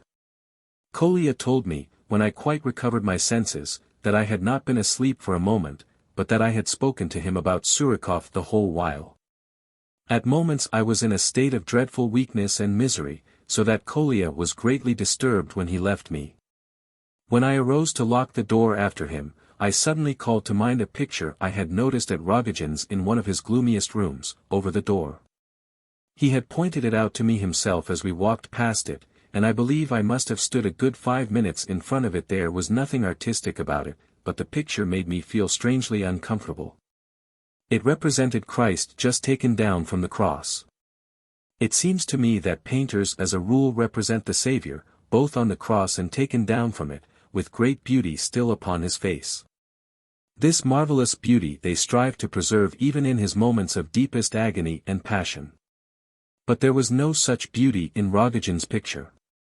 This was the presentment of a poor mangled body which had evidently suffered unbearable anguish even before its crucifixion, full of wounds and bruises, marks of the violence of soldiers and people. And of the bitterness of the moment when he had fallen with the cross, all this combined with the anguish of the actual crucifixion. The face was depicted as though still suffering, as though the body, only just dead, was still almost quivering with agony.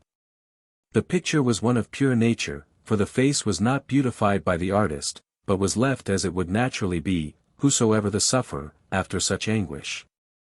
I know that the earliest Christian faith taught that the Saviour suffered actually and not figuratively, and that nature was allowed her own way even while his body was on the cross.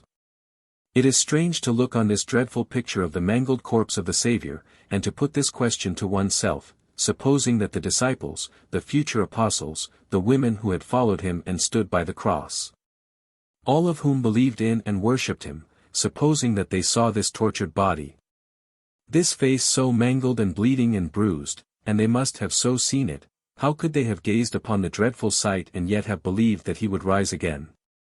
The thought steps in, whether one likes it or no, that death is so terrible and so powerful, that even he who conquered it in his miracles during life was unable to triumph over it at the last. He who called to Lazarus, "Lazarus, come forth." And the dead man lived, he was now himself a prey to nature and death. Nature appears to one, looking at this picture, as some huge, implacable, dumb monster. Or still better, a stranger simile, some enormous mechanical engine of modern days which has seized and crushed and swallowed up a great and invaluable being, a being worth nature and all her laws, worth the whole earth, which was perhaps created merely for the sake of the advent of that being. This blind, dumb, implacable, eternal, unreasoning force is well shown in the picture, and the absolute subordination of all men and things to it is so well expressed that the idea unconsciously arises in the mind of anyone who looks at it. All those faithful people who were gazing at the cross and its mutilated occupant must have suffered agony of mind that evening, for they must have felt that all their hopes and almost all their faith had been shattered at a blow. They must have separated in terror and dread that night, though each perhaps carried away with him one great thought which was never eradicated from his mind forever afterwards. If this great teacher of theirs could have seen himself after the crucifixion, how could he have consented to mount the cross and to die as he did? This thought also comes into the mind of the man who gazes at this picture.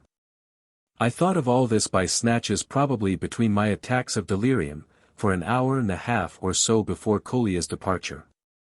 Can there be an appearance of that which has no form? And yet it seemed to me, at certain moments, that I beheld in some strange and impossible form, that dark, dumb, irresistibly powerful, eternal force. I thought someone led me by the hand and showed me, by the light of a candle, a huge, loathsome insect, which he assured me was that very force, that very almighty, dumb, irresistible power. And laughed at the indignation with which I received this information. In my room they always light the little lamp before my icon for the night. It gives a feeble flicker of light, but it is strong enough to see by dimly, and if you sit just under it you can even read by it. I think it was about 12 or a little past that night. I had not slept a wink, and was lying with my eyes wide open, when suddenly the door opened, and in came Rogozhin. He entered, and shut the door behind him. Then he silently gazed at me and went quickly to the corner of the room where the lamp was burning and sat down underneath it. I was much surprised, and looked at him expectantly. Rogozhin only leaned his elbow on the table and silently stared at me. So passed 2 or 3 minutes, and I recollect that his silence hurt and offended me very much. Why did he not speak? That his arrival at this time of night struck me as more or less strange may possibly be the case, but I remember I was by no means amazed at it. On the contrary, though I had not actually told him my thought in the morning, yet I know he understood it. And this thought was of such a character that it would not be anything very remarkable, if one were to come for further talk about it at any hour of night, however late. I thought he must have come for this purpose. In the morning we had parted not the best of friends. I remember he looked at me with disagreeable sarcasm once or twice, and this same look I observed in his eyes now, which was the cause of the annoyance I felt. I did not for a moment suspect that I was delirious and that this Rogozhin was but the result of fever and excitement. I had not the slightest idea of such a theory at first. Meanwhile he continued to sit and stare jeeringly at me. I angrily turned round in bed and made up my mind that I would not say a word unless he did, so I rested silently on my pillow determined to remain dumb, if it were to last till morning. I felt resolved that he should speak first. Probably 20 minutes or so passed in this way. Suddenly the idea struck me, what if this is an apparition and not Rogozhin himself? Neither during my illness nor at any previous time had I ever seen an apparition. But I had always thought, both when I was a little boy, and even now, that if I were to see one I should die on the spot, though I don't believe in ghosts. And yet now, when the idea struck me that this was a ghost and not Rogozhin at all, I was not in the least alarmed. Nay, the thought actually irritated me.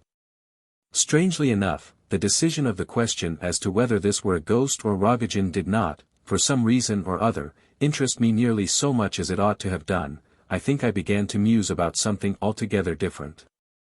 For instance, I began to wonder why Rogozhin, who had been in dressing gown and slippers when I saw him at home, had now put on a dress coat and white waistcoat and tie. I also thought to myself, I remember, if this is a ghost, and I am not afraid of it, why don't I approach it and verify my suspicions? Perhaps I am afraid, and no sooner did this last idea enter my head than an icy blast blew over me. I felt a chill down my backbone and my knees shook. At this very moment, as though divining my thoughts, Rogozhin raised his head from his arm and began to part his lips as though he were going to laugh, but he continued to stare at me as persistently as before. I felt so furious with him at this moment that I longed to rush at him, but as I had sworn that he should speak first, I continued to lie still, and the more willingly, as I was still by no means satisfied as to whether it really was Rogozhin or not. I cannot remember how long this lasted, I cannot recollect either, whether consciousness forsook me at intervals, or not.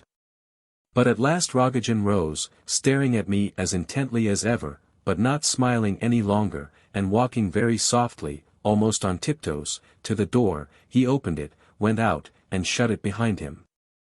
I did not rise from my bed, and I don't know how long I lay with my eyes open, thinking. I don't know what I thought about, nor how I fell asleep or became insensible, but I awoke next morning after 9 o'clock when they knocked at my door. My general orders are that if I don't open the door and call, by 9 o'clock, Matryona is to come and bring my tea. When I now opened the door to her, the thought suddenly struck me, how could he have come in, since the door was locked? I made inquiries and found that Rogozhin himself could not possibly have come in, because all our doors were locked for the night. Well, this strange circumstance, which I have described with so much detail, was the ultimate cause which led me to taking my final determination. So that no logic, or logical deductions, had anything to do with my resolve. It was simply a matter of disgust. It was impossible for me to go on living when life was full of such detestable, strange, tormenting forms. This ghost had humiliated me.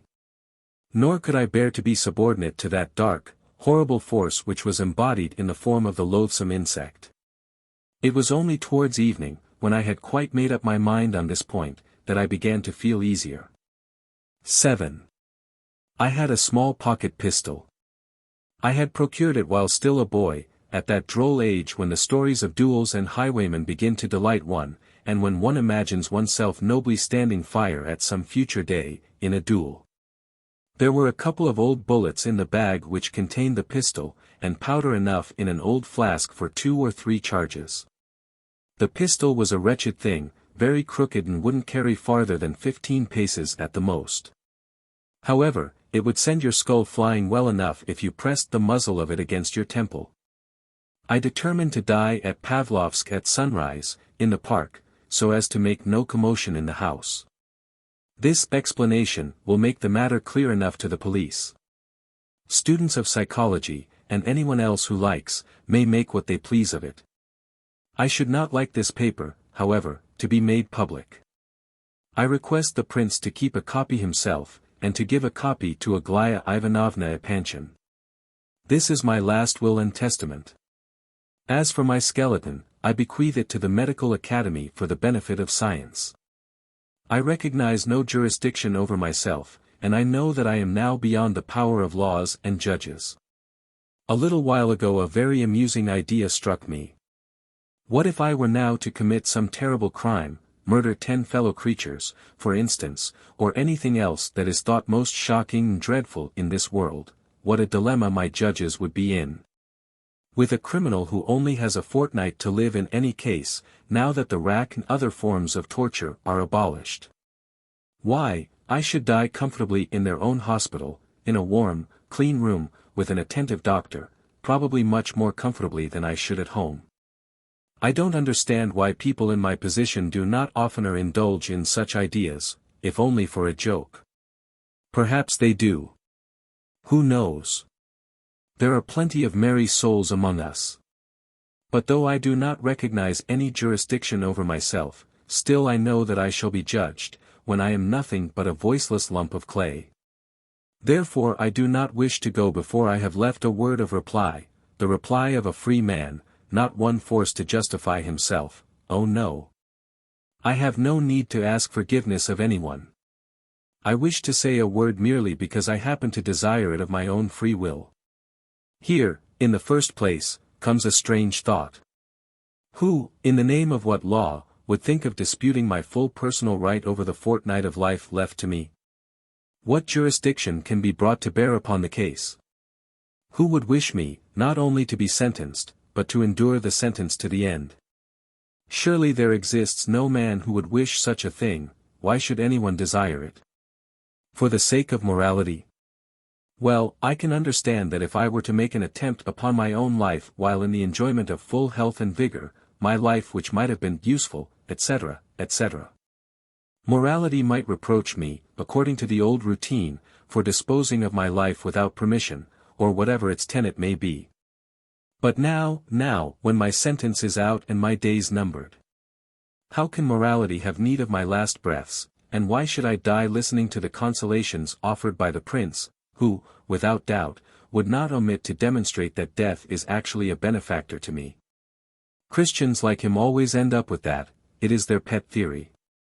And what do they want with their ridiculous Pavlovsk trees? To sweeten my last hours. Cannot they understand that the more I forget myself, the more I let myself become attached to these last illusions of life and love, by means of which they try to hide from me Meyer's wall? And all that is so plainly written on it, the more unhappy they make me. What is the use of all your nature to me, all your parks and trees, your sunsets and sunrises, your blue skies and your self-satisfied faces, when all this wealth of beauty and happiness begins with the fact that it accounts me, only me, one too many? What is the good of all this beauty and glory to me, when every second, every moment, I cannot but be aware that this little fly which buzzes around my head in the sun's rays, even this little fly is a sharer and participator in all the glory of the universe, and knows its place and is happy in it? While I, only I, am an outcast, and have been blind to the fact hitherto, thanks to my simplicity. Oh!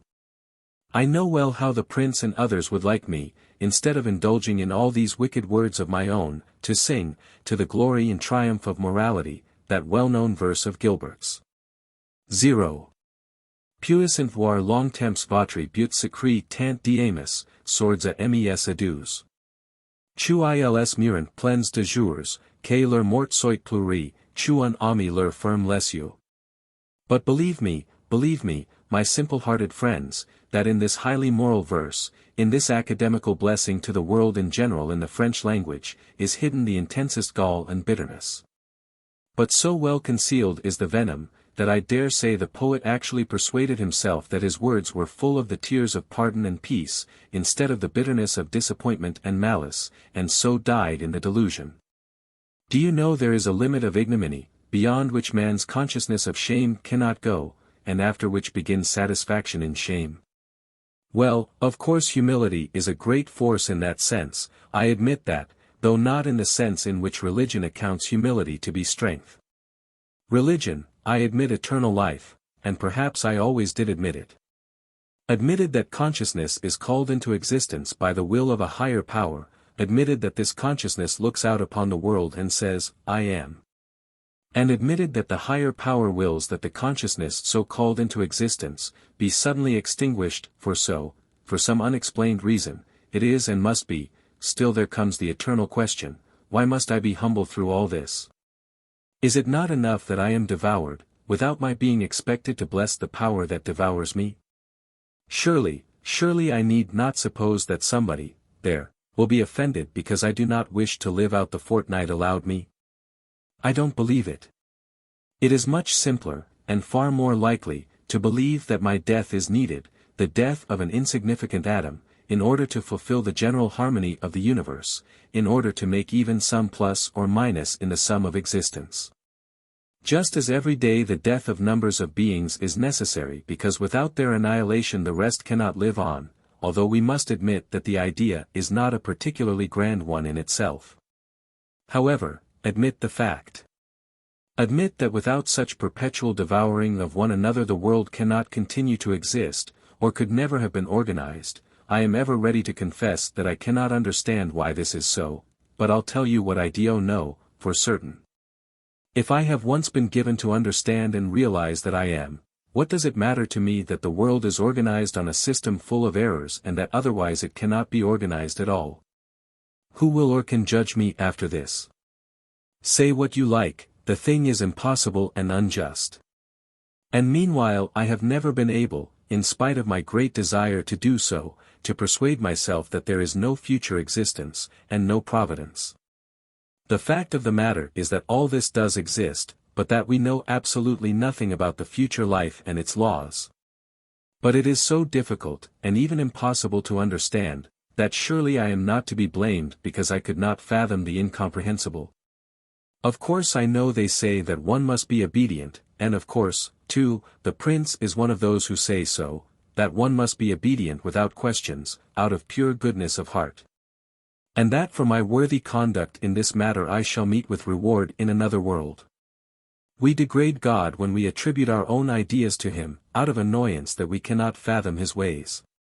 Again, I repeat, I cannot be blamed because I am unable to understand that which it is not given to mankind to fathom. Why am I to be judged because I could not comprehend the will and laws of providence? No, we had better drop religion. And enough of this.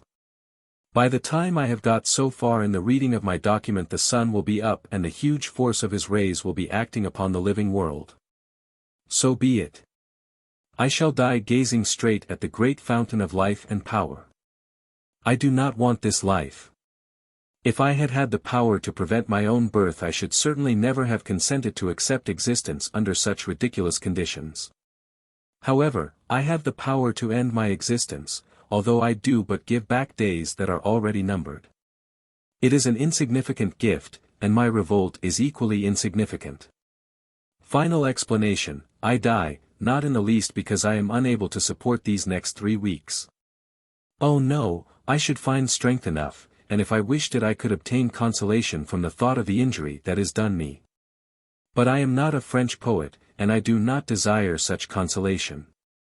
And finally, nature has so limited my capacity for work or activity of any kind, in allotting me but 3 weeks of time, that suicide is about the only thing left that I can begin and end in the time of my own free will. Perhaps then I am anxious to take advantage of my last chance of doing something for myself. A protest is sometimes no small thing. The explanation was finished. Hippolyte paused at last. There is, in extreme cases, a final stage of cynical candor when a nervous man, excited, and beside himself with emotion, will be afraid of nothing and ready for any sort of scandal, nay, glad of it. The extraordinary, almost unnatural, tension of the nerves which upheld Hippolyte up to this point, had now arrived at this final stage. This poor feeble boy of 18, exhausted by disease, looked for all the world as weak and frail as a leaflet torn from its parent tree and trembling in the breeze. But no sooner had his eye swept over his audience, for the first time during the whole of the last hour, than the most contemptuous, the most haughty expression of repugnance lighted up his face. He defied them all, as it were. But his hearers were indignant, too. They rose to their feet with annoyance. Fatigue, the wine consumed, the strain of listening so long, all added to the disagreeable impression which the reading had made upon them. Suddenly Hippolyte jumped up as though he had been shot. "The sun is rising," he cried, seeing the gilded tops of the trees, and pointing to them as to a miracle. "See, it is rising now." "Well, what then? Did you suppose it wasn't going to rise?" asked Ferdishenko.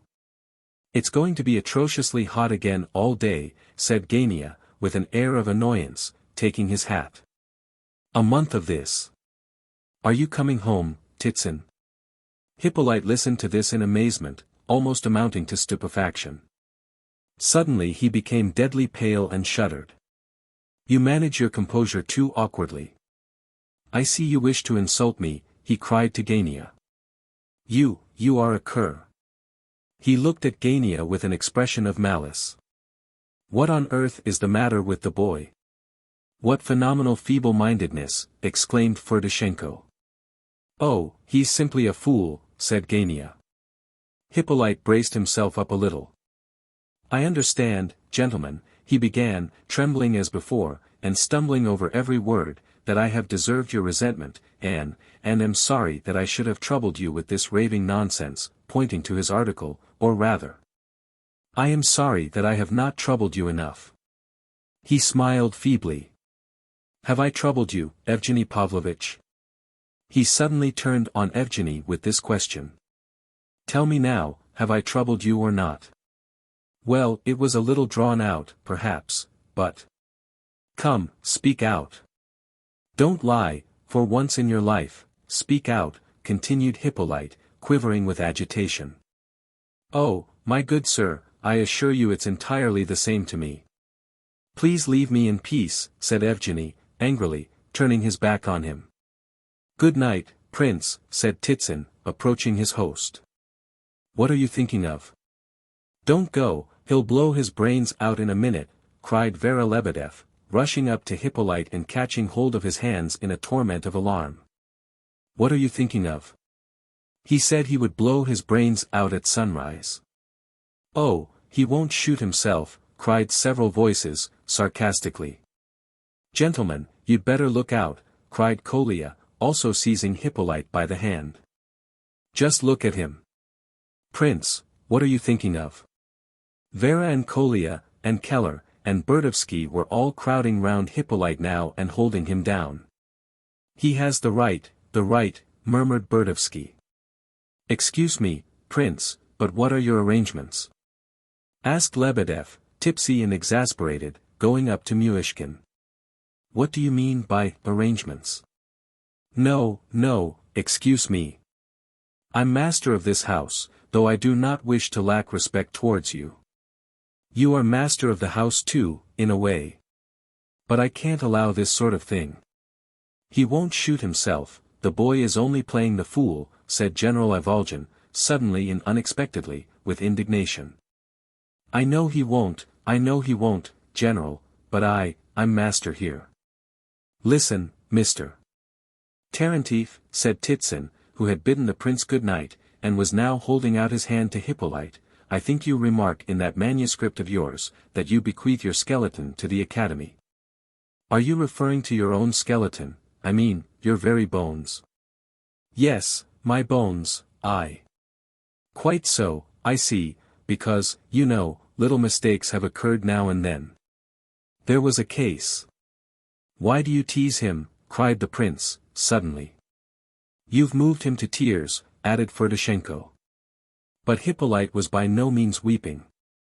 He was about to move from his place, when his 4 guards rushed at him and seized him once more. There was a laugh at this. He led up to this on purpose. He took the trouble of writing all that so that people should come and grab him by the arm, observed Rogozhin. Good night, Prince. What a time we've sat here, my very bones ache. If you really intended to shoot yourself, Tarantief, said Evgeny Pavlovitch, laughing, if I were you, after all these compliments, I should just not shoot myself in order to vex them all. They are very anxious to see me blow my brains out, said Hippolyte, bitterly. Yes, they'll be awfully annoyed if they don't see it. Then you think they won't see it? I am not trying to egg you on. On the contrary, I think it very likely that you may shoot yourself, but the principal thing is to keep cool, said Evgeny with a drawl, and with great condescension. I only now perceive what a terrible mistake I made in reading this article to them, said Hippolyte, suddenly, addressing Evgeny, and looking at him with an expression of trust and confidence, as though he were applying to a friend for counsel. Yes, it's a droll situation, I really don't know what advice to give you, replied Evgeny, laughing. Hippolyte gazed steadfastly at him, but said nothing. To look at him one might have supposed that he was unconscious at intervals. Excuse me, said Lebedev, but did you observe the young gentleman's style? I'll go and blow my brains out in the park, says he, so as not to disturb anyone. He thinks he won't disturb anybody if he goes 3 yards away, into the park, and blows his brains out there. Gentlemen, began the prince. No, no, excuse me, most revered prince, Lebedev interrupted, excitedly. Since you must have observed yourself that this is no joke, and since at least half your guests must also have concluded that after all that has been said this youth must blow his brains out for honor's sake, as master of this house. And before these witnesses, now call upon you to take steps. Yes, but what am I to do, Lebedev? What steps am I to take? I am ready. I'll tell you. In the first place he must immediately deliver up the pistol which he boasted of, with all its appurtenances. If he does this I shall consent to his being allowed to spend the night in this house, considering his feeble state of health, and of course conditionally upon his being under proper supervision. But tomorrow he must go elsewhere. Excuse me, Prince. Should he refuse to deliver up his weapon, then I shall instantly seize one of his arms and General Ivolgin the other, and we shall hold him until the police arrive and take the matter into their own hands. Mr. Ferdishenko will kindly fetch them. At this there was a dreadful noise, Lebedev danced about in his excitement, Ferdishenko prepared to go for the police, Gania frantically insisted that it was all nonsense, for nobody was going to shoot themselves. Evgeny Pavlovitch said nothing. Prince, whispered Hippolyte, suddenly, his eyes all ablaze, you don't suppose that I did not foresee all this hatred? He looked at the prince as though he expected him to reply, for a moment. Enough. He added at length, and addressing the whole company, he cried, it's all my fault, gentlemen. Lebedev, here's the key, he took out a small bunch of keys, this one, the last but one, Kolya will show you, Kolya, where's Kolya? He cried, looking straight at Kolya and not seeing him.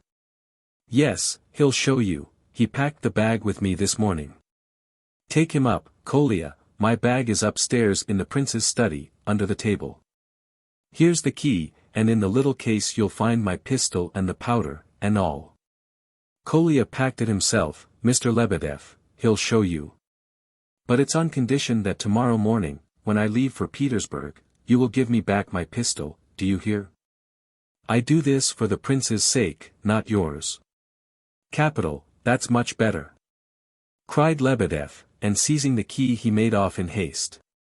Kolya stopped a moment as though he wished to say something, but Lebedev dragged him away. Hippolyte looked around at the laughing guests. The prince observed that his teeth were chattering as though in a violent attack of ague.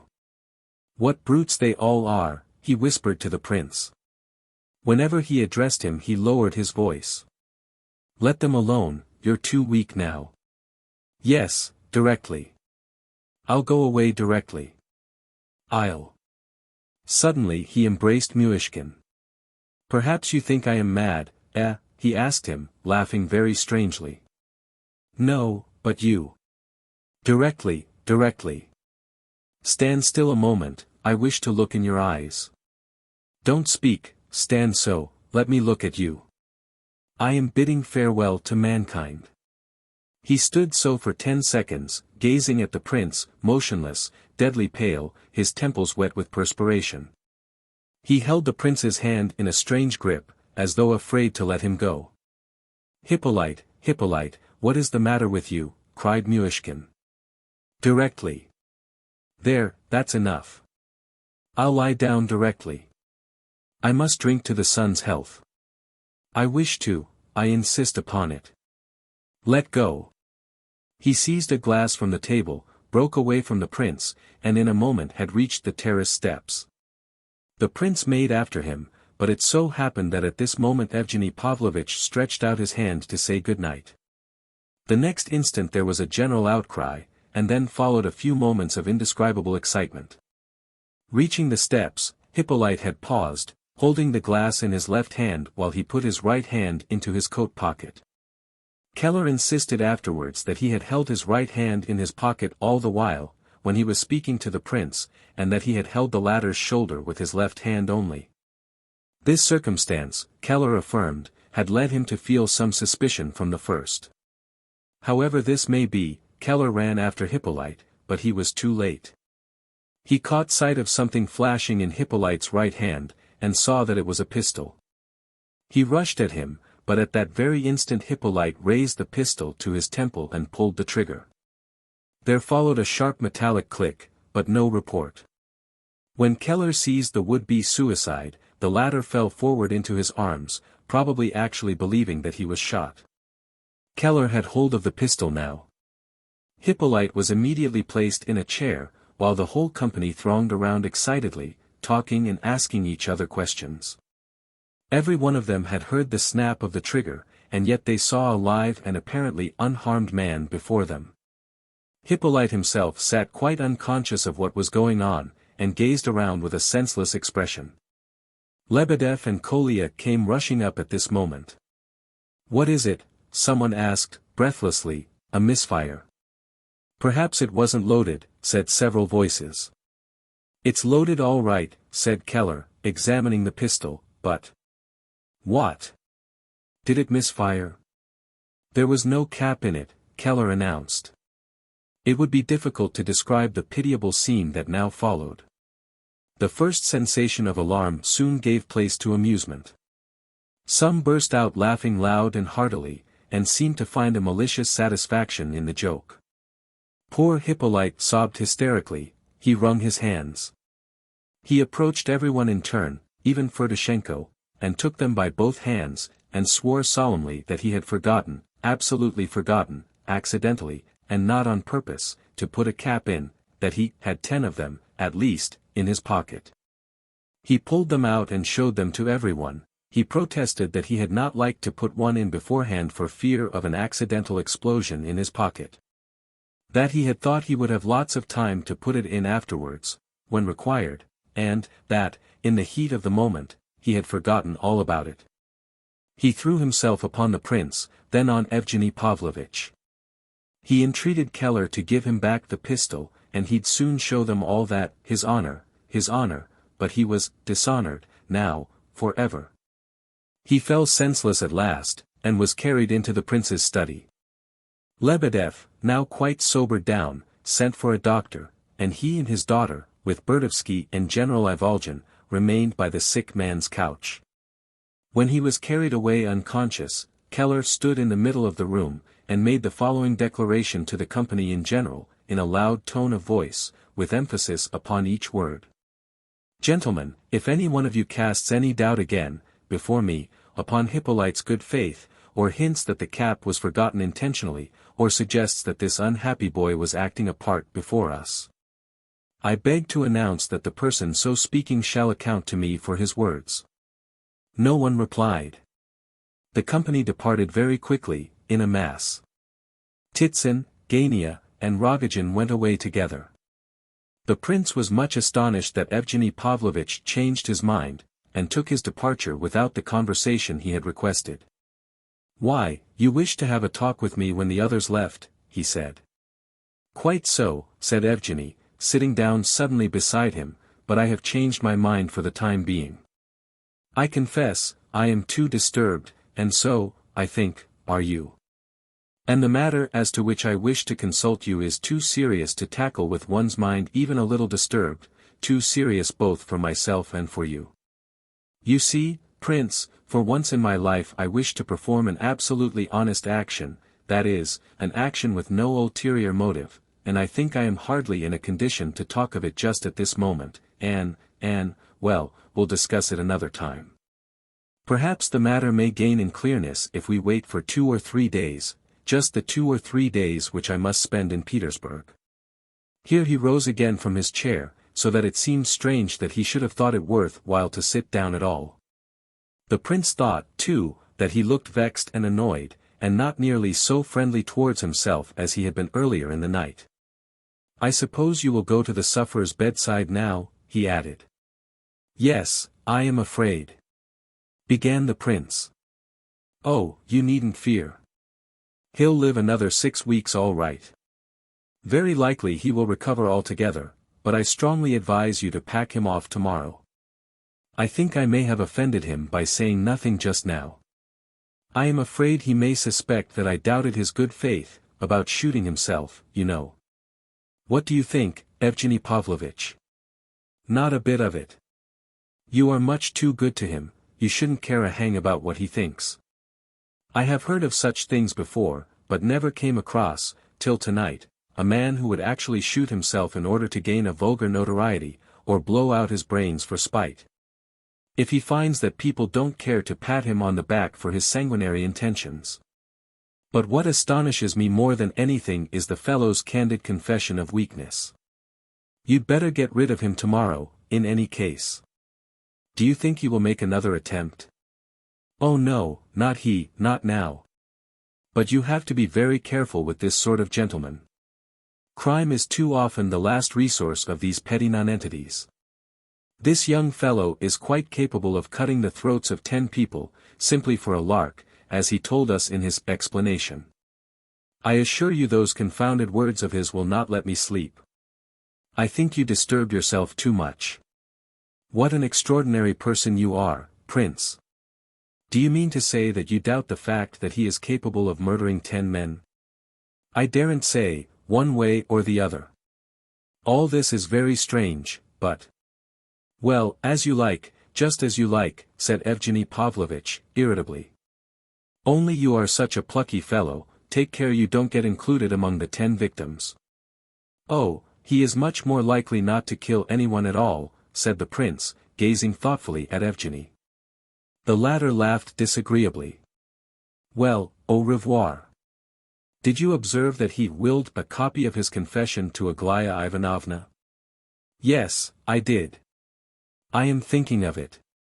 In connection with the 10, laughed Evgeny, as he left the room. An hour later, towards 4 o'clock, the prince went into the park. He had endeavored to fall asleep, but could not, owing to the painful beating of his heart. He had left things quiet and peaceful, the invalid was fast asleep, and the doctor, who had been called in, had stated that there was no special danger.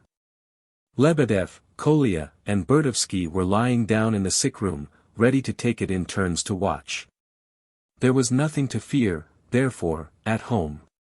But the prince's mental perturbation increased every moment.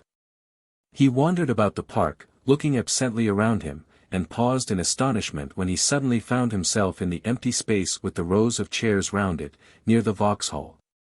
The look of the place struck him as dreadful now, so he turned round and went by the path which he had followed with the Epanchins on the way to the band, until he reached the green bench which Aglaya had pointed out for their rendezvous. He sat down on it and suddenly burst into a loud fit of laughter, immediately followed by a feeling of irritation. His disturbance of mind continued, he felt that he must go away somewhere, anywhere. Above his head some little bird sang out, of a sudden, he began to peer about for it among the leaves.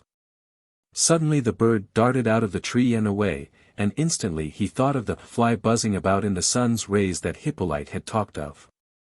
How that it knew its place and was a participator in the universal life, while he alone was an outcast. This picture had impressed him at the time, and he meditated upon it now. An old, forgotten memory awoke in his brain, and suddenly burst into clearness and light. It was a recollection of Switzerland, during the first year of his cure, the very first months. At that time he had been pretty nearly an idiot still. He could not speak properly, and had difficulty in understanding when others spoke to him. He climbed the mountainside, one sunny morning, and wandered long and aimlessly with a certain thought in his brain, which would not become clear. Above him was the blazing sky, below, the lake, all around was the horizon, clear and infinite. He looked out upon this, long and anxiously. He remembered how he had stretched out his arms towards the beautiful, boundless blue of the horizon, and wept, and wept. What had so tormented him was the idea that he was a stranger to all this, that he was outside this glorious festival. What was this universe? What was this grand, eternal pageant to which he had yearned from his childhood up, and in which he could never take part? Every morning the same magnificent sun, every morning the same rainbow in the waterfall. Every evening the same glow on the snow mountains. Every little fly that buzzed in the sun's rays was a singer in the universal chorus, knew its place, and was happy in it. Every blade of grass grew and was happy. Everything knew its path and loved it, went forth with a song and returned with a song, only he knew nothing, understood nothing, neither men nor words, nor any of nature's voices, he was a stranger and an outcast. Oh, he could not then speak these words, or express all he felt. He had been tormented dumbly. But now it appeared to him that he must have said these very words, even then, and that Hippolyte must have taken his picture of the little fly from his tears and words of that time. He was sure of it, and his heart beat excitedly at the thought, he knew not why. He fell asleep on the bench, but his mental disquiet continued through his slumbers. Just before he dozed off, the idea of Hippolyte murdering 10 men flitted through his brain, and he smiled at the absurdity of such a thought. Around him all was quiet. Only the flutter and whisper of the leaves broke the silence, but broke it only to cause it to appear yet more deep and still. He dreamed many dreams as he sat there, and all were full of disquiet, so that he shuddered every moment. At length a woman seemed to approach him. He knew her, oh! He knew her only too well. He could always name her and recognize her anywhere.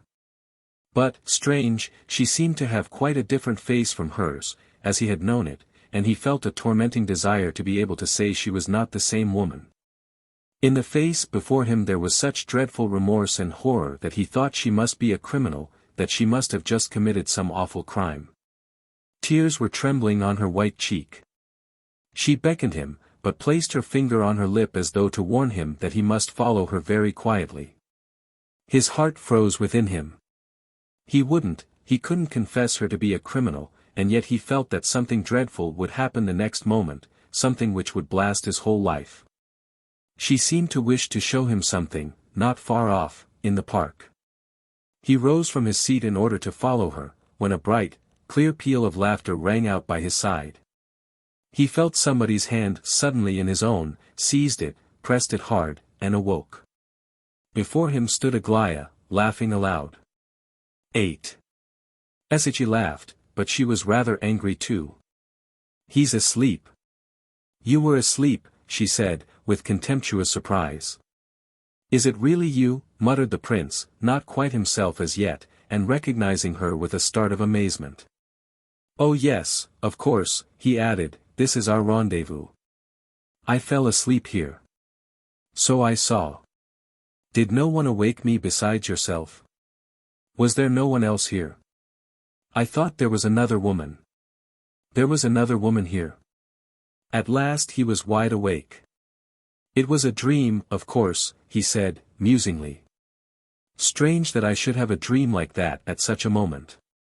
Sit down. He took her hand and seated her on the bench, then sat down beside her and reflected. Aglaya did not begin the conversation, but contented herself with watching her companion intently. He looked back at her, but at times it was clear that he did not see her and was not thinking of her. Aglaya began to flush up. Oh yes! Cried the prince, starting. Hippolyte's suicide. What? At your house? She asked, but without much surprise. He was alive yesterday evening, wasn't he? How could you sleep here after that? She cried, growing suddenly animated. Oh, but he didn't kill himself, the pistol didn't go off. Aglaya insisted on hearing the whole story. She hurried the prince along, but interrupted him with all sorts of questions, nearly all of which were irrelevant. Among other things, she seemed greatly interested in every word that Evgeny Pavlovitch had said, and made the prince repeat that part of the story over and over again. "Well, that'll do, we must be quick," she concluded, after hearing all.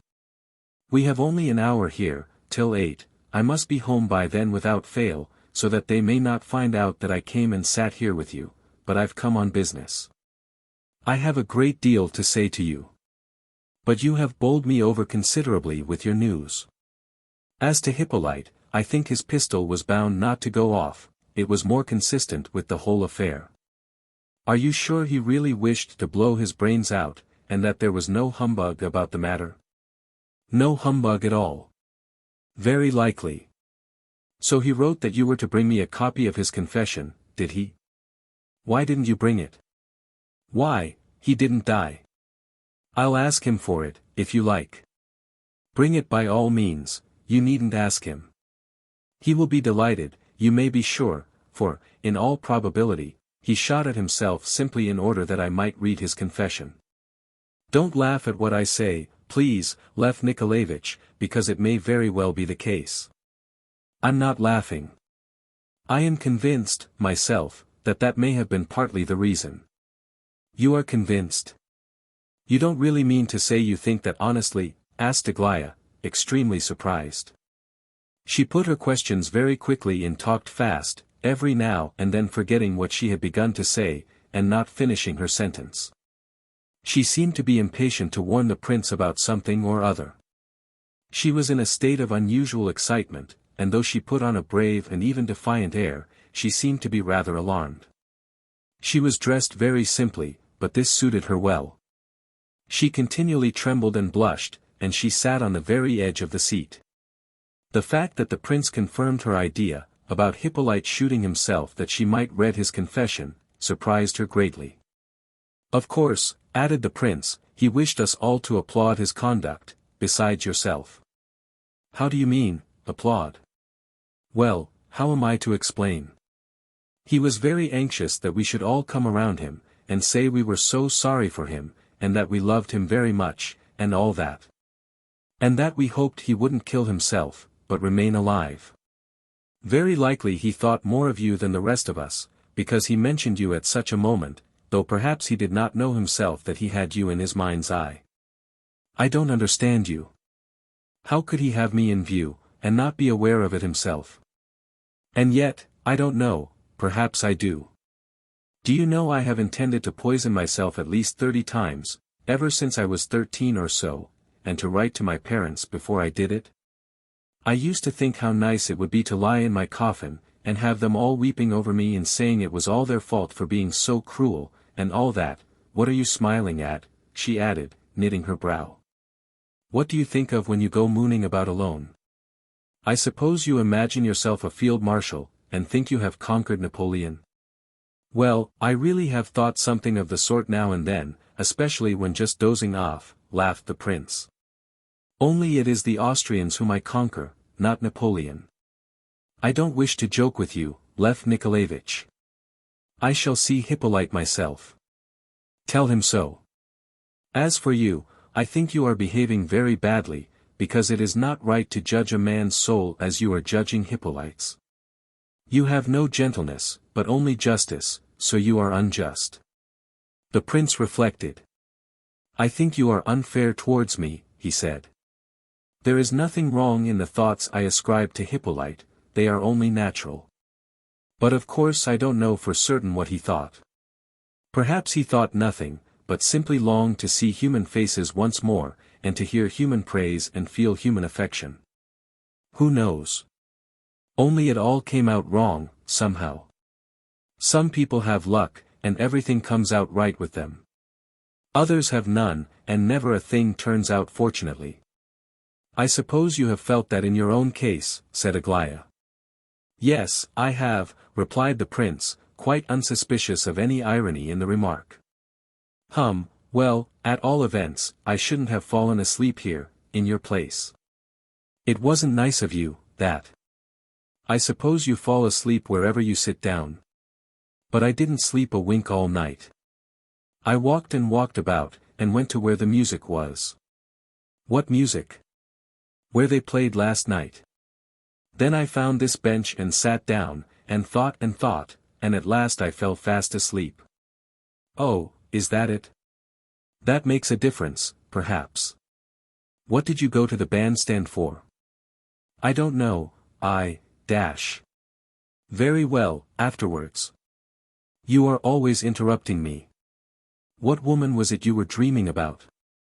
It was, about, you saw her. Quite so, I understand. I understand quite well.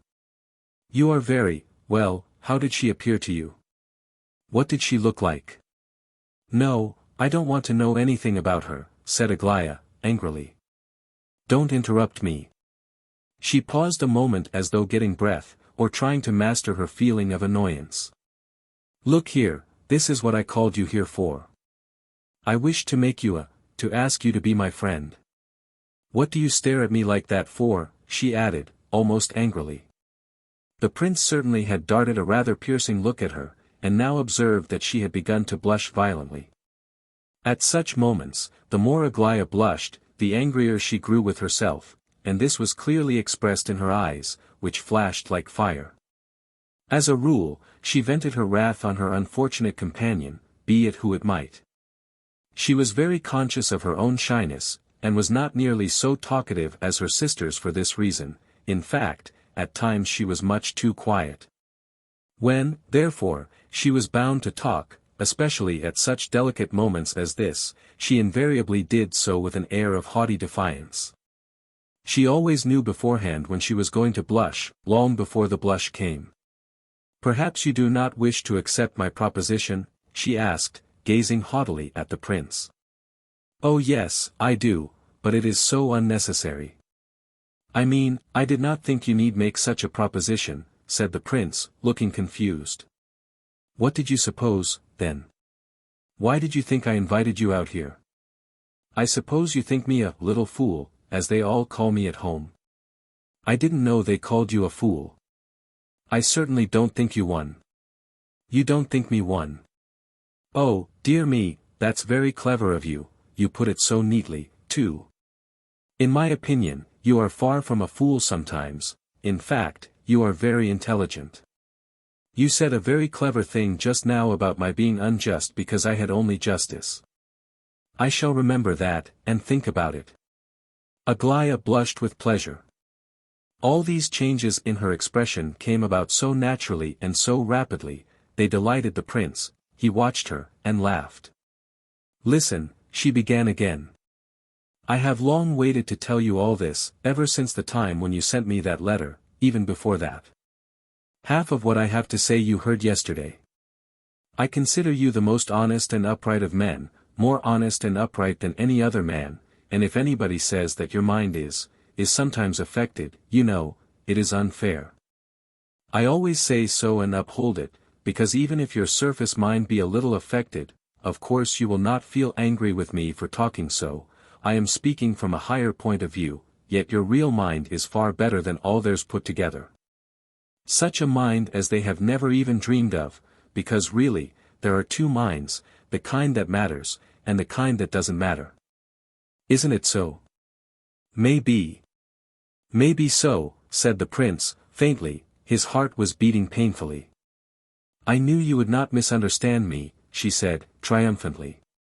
Princess and Evgeny Pavlovitch and Alexandra don't understand anything about these two kinds of mind, but, just fancy, Mama does. You are very like Lizaveta Prokofievna. What? Surely not, said Aglaya. Yes, you are, indeed.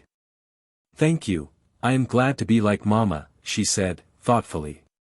You respect her very much, don't you? She added, quite unconscious of the naiveness of the question.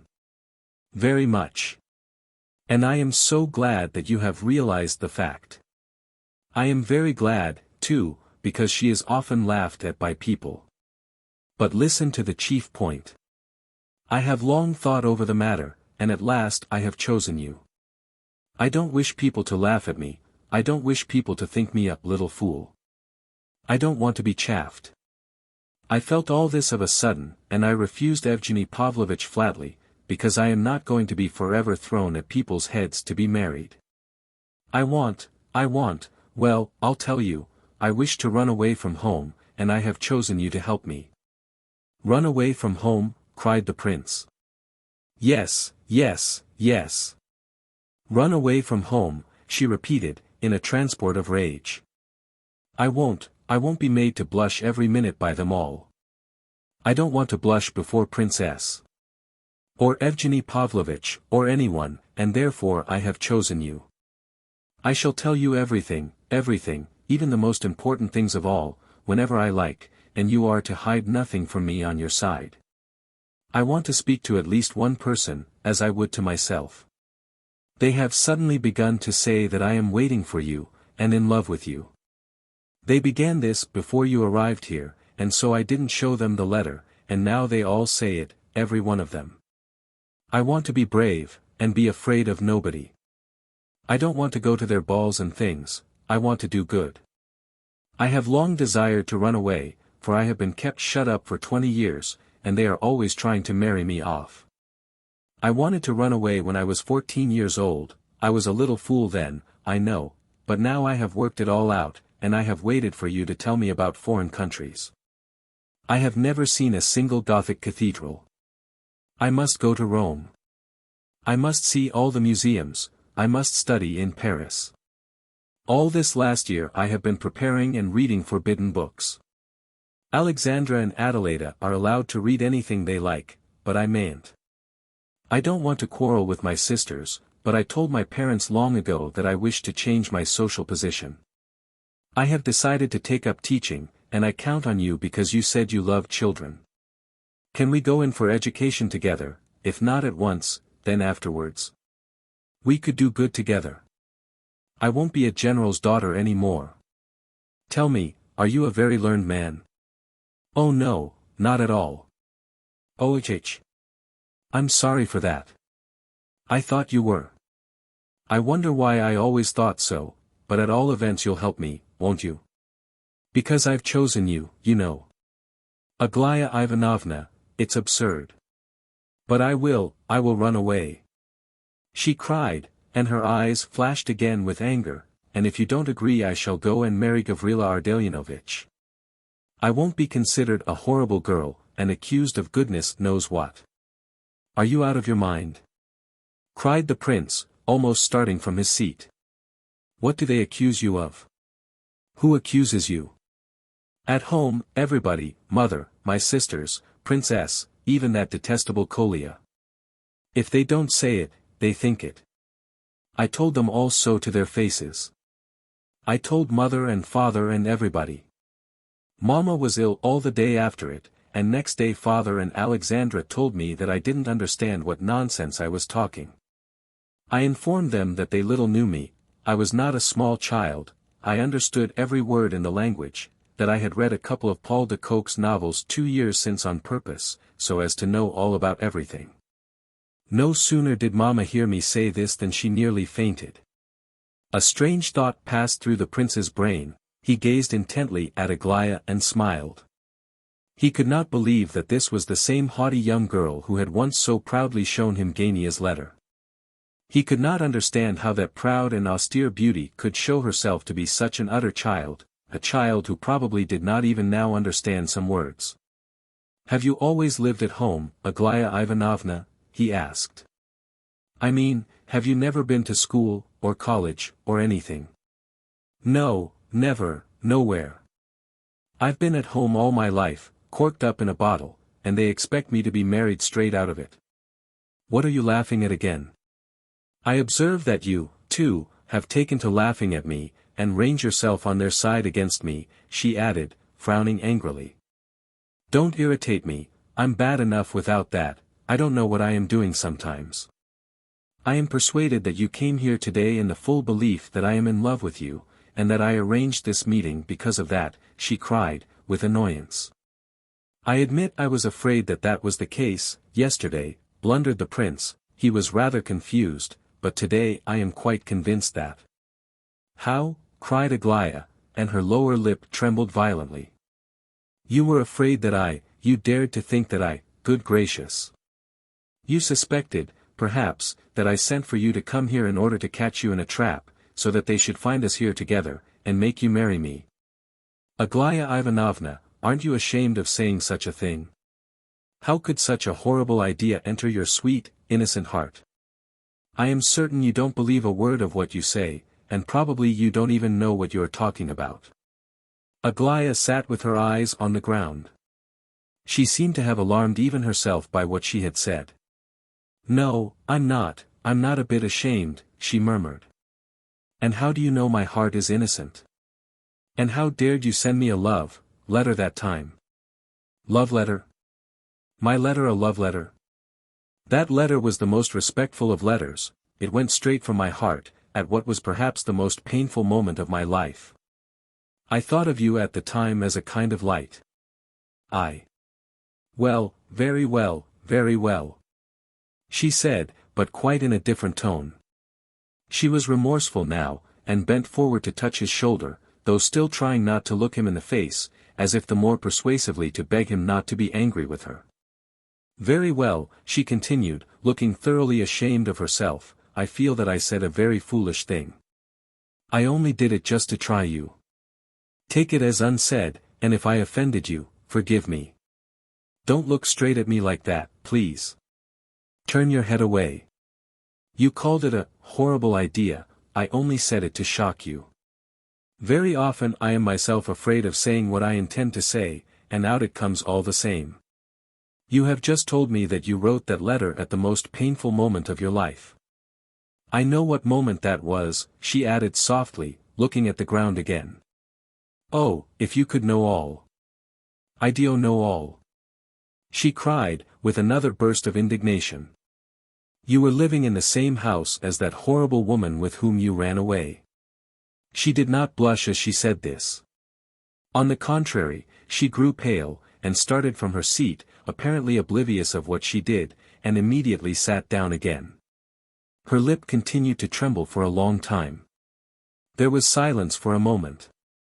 The prince was taken aback by the suddenness of this last reply, and did not know to what he should attribute it. I don't love you a bit, she said suddenly, just as though the words had exploded from her mouth. The prince did not answer, and there was silence again. I love Gavrila Ardalionovitch, she said, quickly, but hardly audibly, and with her head bent lower than ever.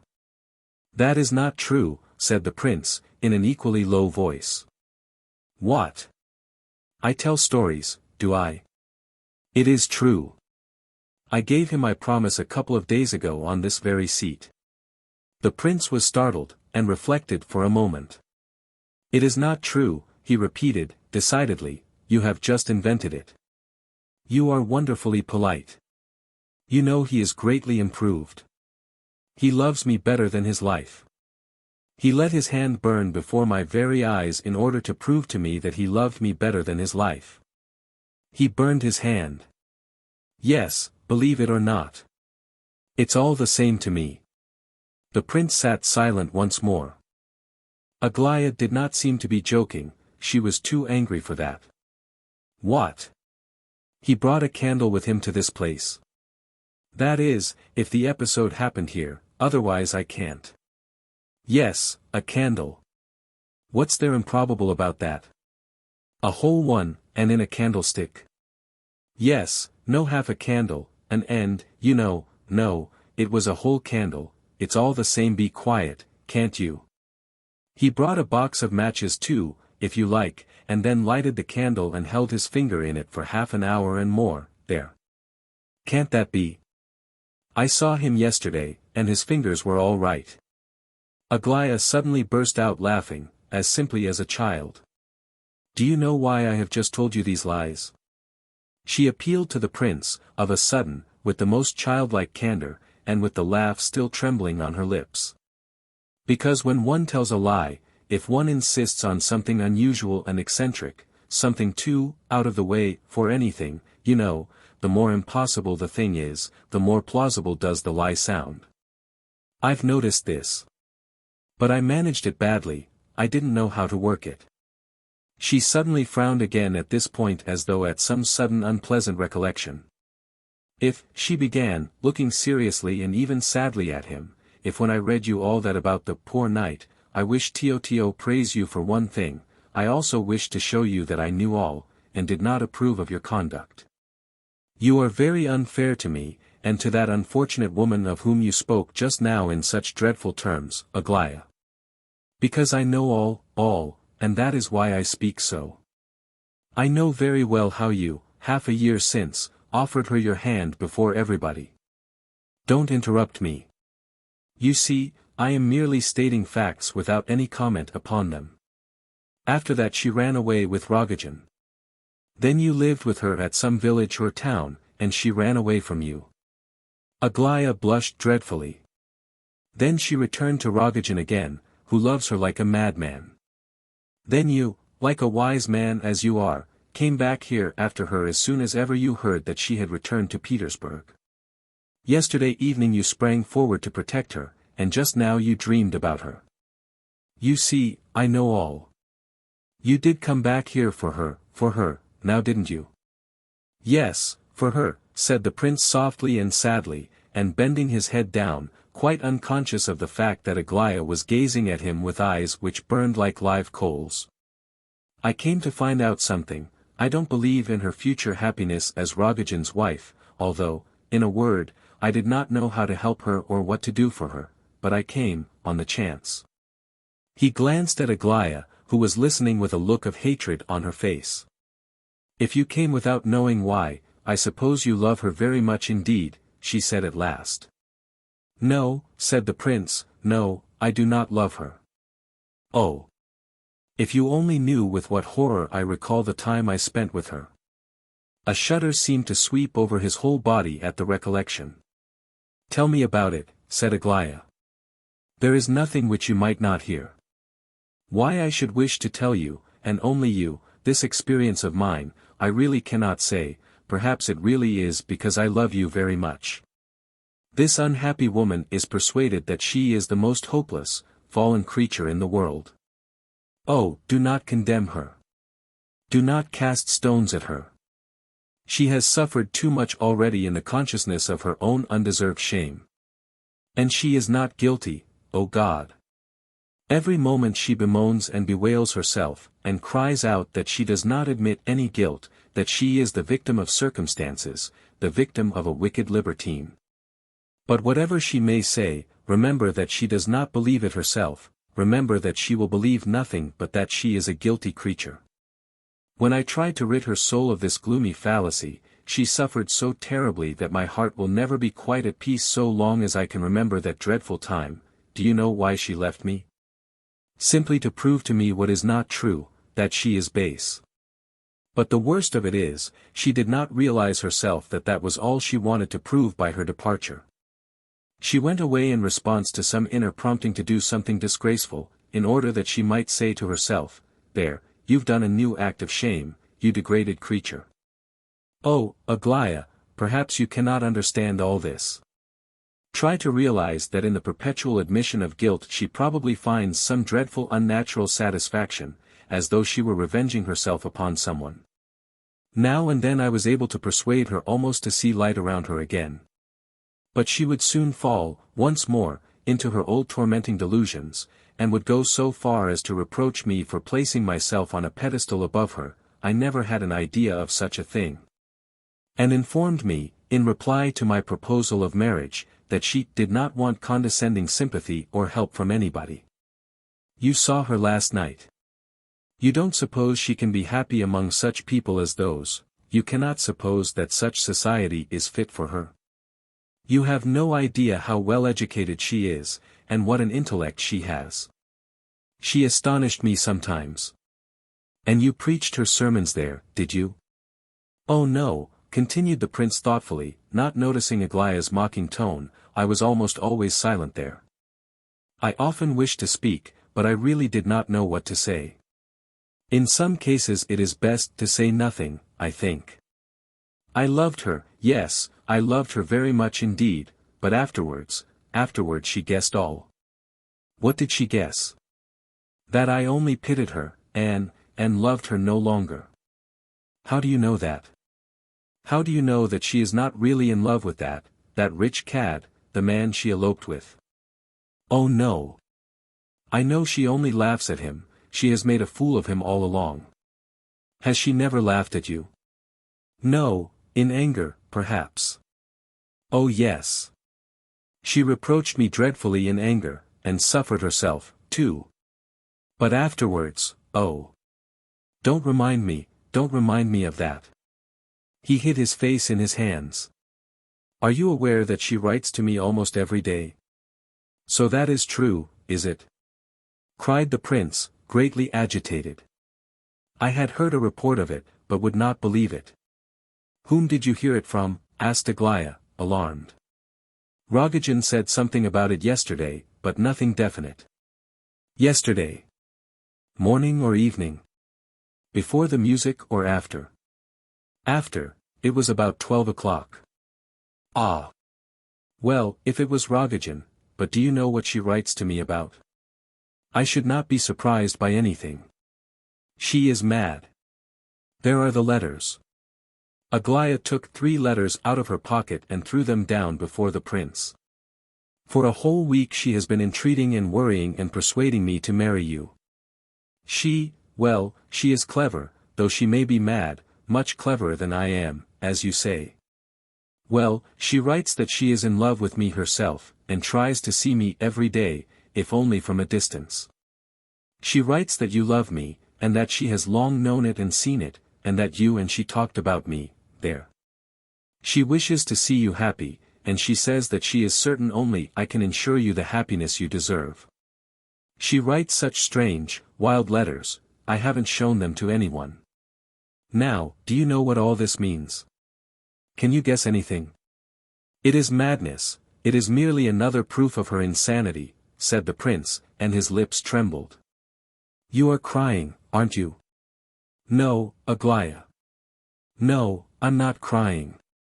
The prince looked at her. Well, what am I to do? What do you advise me? I cannot go on receiving these letters, you know. Oh, let her alone, I entreat you, cried the prince.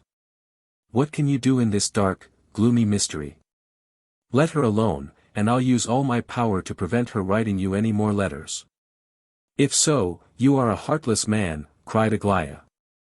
As if you can't see that it is not myself she loves, but you, and only you. Surely you have not remarked everything else in her, and only not this. Do you know what these letters mean? They mean jealousy, sir, nothing but pure jealousy. Do you think she will ever really marry this Rogozhin, as she says here she will? She would take her own life the day after you and I were married. The prince shuddered, his heart seemed to freeze within him. He gazed at Aglaya in wonderment. It was difficult for him to realize that this child was also a woman. God knows, Aglaya, that to restore her peace of mind and make her happy I would willingly give up my life. But I cannot love her, and she knows that. Oh, make a sacrifice of yourself. That sort of thing becomes you well, you know. Why not do it? And don't call me Aglaya, you have done it several times lately. You are bound, it is your duty to raise her. You must go off somewhere again to soothe and pacify her. Why, you love her, you know. I cannot sacrifice myself so, though I admit I did wish to do so once. Who knows, perhaps I still wish to. But I know for certain, that if she married me it would be her ruin, know this and therefore I leave her alone. I ought to go to see her today, now I shall probably not go. She is proud, she would never forgive me the nature of the love I bear her, and we should both be ruined. This may be unnatural, I don't know, but everything seems unnatural. You say she loves me, as if this were love. As if she could love me, after what I have been through. No, it is not love. How pale you have grown, cried Aglaya in alarm. Oh, it's nothing. I haven't slept, that's all, and I'm rather tired. We certainly did talk about you, Aglaya. Oh, indeed, it is true then. You could actually talk about me with her, and how could you have been fond of me when you had only seen me once? I don't know. Perhaps it was that I seemed to come upon light in the midst of my gloom. I told you the truth when I said I did not know why I thought of you before all others. Of course it was all a sort of dream, a dream amidst the horrors of reality. Afterwards I began to work. I did not intend to come back here for 2 or 3 years. Then you came for her sake. Aglaya's voice trembled. Yes, I came for her sake. There was a moment or two of gloomy silence. Aglaya rose from her seat. If you say, she began in shaky tones, if you say that this woman of yours is mad, at all events I have nothing to do with her insane fancies. Kindly take these 3 letters, Lev Nikolayevich, and throw them back to her, from me. And if she dares, cried Aglaya suddenly, much louder than before, if she dares so much as write me 1 word again, tell her I shall tell my father, and that she shall be taken to a lunatic asylum. The prince jumped up in alarm at Aglaya's sudden wrath, and a mist seemed to come before his eyes. You cannot really feel like that. You don't mean what you say. It is not true, he murmured. It is true, cried Aglaya, almost beside herself with rage. What's true? What's all this? What's true? Said an alarmed voice just beside them. Before them stood Lizaveta Prokofievna. Why, it's true that I am going to marry Gavrila Ardalionovich, that I love him and intend to elope with him tomorrow, cried Aglaya, turning upon her mother. Do you hear? Is your curiosity satisfied? Are you pleased with what you have heard? Aglaya rushed away homewards with these words. Well, you are not going away just yet, my friend, at all events, said Lizaveta, stopping the prince. Kindly step home with me, and let me have a little explanation of the mystery. Nice goings on, these. I haven't slept a wink all night as it is. The prince followed her. 9. Arrived at her house, Lizaveta Prokofievna paused in the first room. She could go no farther, and subsided on to a couch quite exhausted. Too feeble to remember so much as to ask the prince to take a seat. This was a large reception room, full of flowers, and with a glass door leading into the garden. Alexandra and Adelaida came in almost immediately, and looked inquiringly at the prince and their mother. The girls generally rose at about 9 in the morning in the country. Aglaya, of late, had been in the habit of getting up rather earlier and having a walk in the garden, but not at 7 o'clock, about 8 or a little later was her usual time. Lizaveta Prokofievna, who really had not slept all night, rose at about 8 on purpose to meet Aglaya in the garden and walk with her, but she could not find her either in the garden or in her own room. This agitated the old lady considerably. And she awoke her other daughters. Next, she learned from the maid that Aglaya had gone into the park before 7 o'clock. The sisters made a joke of Aglaya's last freak, and told their mother that if she went into the park to look for her, Aglaya would probably be very angry with her.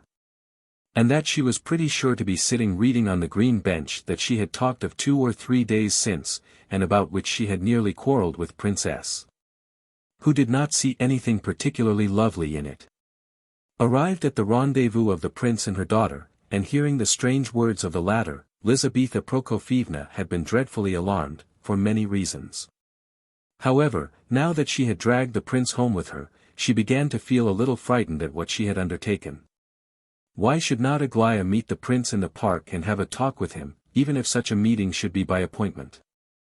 Don't suppose, prince, she began, bracing herself up for the effort, don't suppose that I have brought you here to ask questions. After last night, I assure you, I am not so exceedingly anxious to see you at all. I could have postponed the pleasure for a long while. She paused. But at the same time you would be very glad to know how I happened to meet Aglaya Ivanovna this morning. The prince finished her speech for her with the utmost composure. Well, what then? Supposing I should like to know, cried Lizaveta Prokofievna, blushing. I'm sure I am not afraid of plain speaking. I'm not offending anyone, and I never wish to, N. Pardon me, it is no offense to wish to know this. You are her mother. We met at the green bench this morning, punctually at 7 o'clock, according to an agreement made by Aglaya Ivanovna with myself yesterday. She said that she wished to see me and speak to me about something important. We met and conversed for an hour about matters concerning Aglaya Ivanovna herself, and that's all. Of course it is all, my friend. I don't doubt you for a moment, said Lizaveta Prokofievna with dignity. Well done, Prince, capital. Cried Aglaya, who entered the room at this moment. Thank you for assuming that I would not demean myself with lies. Come, is that enough, Mamma, or do you intend to put any more questions? You know I have never needed to blush before you, up to this day, though perhaps you would have been glad enough to make me, said Lizaveta Prokofievna, with majesty. Goodbye, Prince, forgive me for bothering you. I trust you will rest assured of my unalterable esteem for you. The prince made his bows and retired at once. Alexandra and Adelaida smiled and whispered to each other, while Lizaveta Prokofievna glared severely at them. We are only laughing at the prince's beautiful bows, Mamma, said Adelaida. Sometimes he bows just like a meal sack, but today he was like Evgeny Pavlovitch. It is the heart which is the best teacher of refinement and dignity, not the dancing master, said her mother, sententiously, and departed upstairs to her own room, not so much as glancing at Aglaya. When the prince reached home, about 9 o'clock, he found Vera Lebedev and the maid on the veranda. They were both busy trying to tidy up the place after last night's disorderly party. Thank goodness, we've just managed to finish it before you came in, said Vera, joyfully. Good morning. My head whirls so, I didn't sleep all night. I should like to have a nap now. Here, on the veranda. Very well, I'll tell them all not to come and wake you. Papa has gone out somewhere. The servant left the room. Vera was about to follow her, but returned and approached the prince with a preoccupied air. Prince, she said, have pity on that poor boy, don't turn him out today. Not for the world, he shall do just as he likes. He won't do any harm now, and don't be too severe with him. Oh dear no. Why? And you won't laugh at him? That's the chief thing. Oh no. Never. How foolish I am to speak of such things to a man like you, said Vera, blushing. Though you do look tired, she added, half turning away, your eyes are so splendid at this moment, so full of happiness. Really? Asked the prince, gleefully, and he laughed in delight. But Vera, simple-minded little girl that she was, just like a boy, in fact, here became dreadfully confused, of a sudden, and ran hastily out of the room, laughing and blushing. What a dear little thing she is, thought the prince, and immediately forgot all about her. He walked to the far end of the veranda, where the sofa stood, with a table in front of it.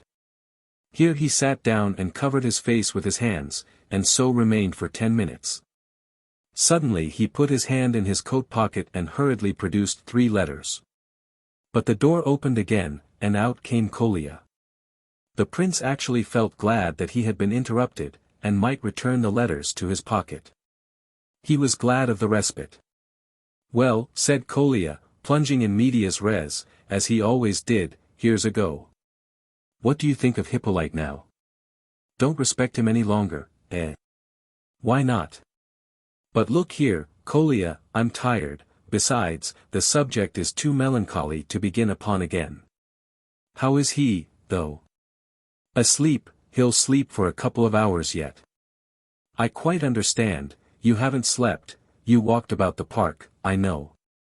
Agitation, excitement, all that sort of thing, quite natural, too. How do you know I walked in the park and didn't sleep at home? Vera just told me. She tried to persuade me not to come, but I couldn't help myself, just for 1 minute. I have been having my turn at the bedside for the last 2 hours, Kostya Lebedev is there now. Burdovsky has gone. Now, lie down, Prince, make yourself comfortable, and sleep well. I'm awfully impressed, you know. Naturally, all this. No, no, I mean with the explanation, especially that part of it where he talks about providence and a future life. There is a gigantic thought there. The prince gazed affectionately at Kolya, who, of course, had come in solely for the purpose of talking about this gigantic thought. But it is not any one particular thought, only. It is the general circumstances of the case. If Voltaire had written this now, or Rousseau, I should have just read it and thought it remarkable, but should not have been so impressed by it. But a man who knows for certain that he has but 10 minutes to live and can talk like that, why, it's pride, that is. It is really a most extraordinary, exalted assertion of personal dignity, it's defiant. What a gigantic strength of will, eh? And to accuse a fellow like that of not putting in the cap on purpose, it's base and mean. You know he deceived us last night, the cunning rascal. I never packed his bag for him, and I never saw his pistol. He packed it himself. But he put me off my guard like that, you see. Vera says you are going to let him stay on, I swear there's no danger, especially as we are always with him. Who was by him at night? I, and Berdovsky, and Kostya Lebedev. Keller stayed a little while, and then went over to Lebedev's to sleep. Ferdishenko slept at Lebedev's, too, but he went away at 7 o'clock. My father is always at Lebedev's, but he has gone out just now. I dare say Lebedev will be coming in here directly, he has been looking for you, I don't know what he wants. Shall we let him in or not, if you are asleep? I'm going to have a nap, too. By Thebe, such a curious thing happened. Berdovsky woke me at 7, and I met my father just outside the room, so drunk, he didn't even know me. He stood before me like a log, and when he recovered himself, asked hurriedly how Hippolyte was. Yes, he said, when I told him, that's all very well, but I really came to warn you that you must be very careful what you say before Ferdishenko. Do you follow me, Prince? Yes. Is it really so? However, it's all the same to us, of course. Of course it is, we are not a secret society, and that being the case, it is all the more curious that the general should have been on his way to wake me up in order to tell me this. Ferdishenko has gone, you say? Yes, he went at 7 o'clock. He came into the room on his way out, I was watching just then. He said he was going to spend the rest of the night at Wilkins, there's a tipsy fellow, a friend of his, of that name. Well, I'm off. Oh, here's Lebedev himself. The prince wants to go to sleep, Lukian Timofeyevich, so you may just go away again. One moment, my dear prince, just one. I must absolutely speak to you about something which is most grave, said Lebedev, mysteriously and solemnly, entering the room with a bow and looking extremely important. He had but just returned, and carried his hat in his hand. He looked preoccupied and most unusually dignified. The prince begged him to take a chair. I hear you have called twice, I suppose you are still worried about yesterday's affair. What, about that boy, you mean? Oh dear no, yesterday my ideas were a little, well, mixed. Today, I assure you, I shall not oppose in the slightest degree any suggestions it may please you to make. What's up with you this morning, Lebedev? You look so important and dignified, and you choose your words so carefully, said the prince, smiling. Nikolai Ardelyanovich, said Lebedev, in a most amiable tone of voice, addressing the boy. As I have a communication to make to the prince which concerns only myself. Of course, not my affair. All right, said Kolya, and away he went. I love that boy for his perception, said Lebedev, looking after him. My dear prince, he continued, I have had a terrible misfortune, either last night or early this morning. I cannot tell the exact time.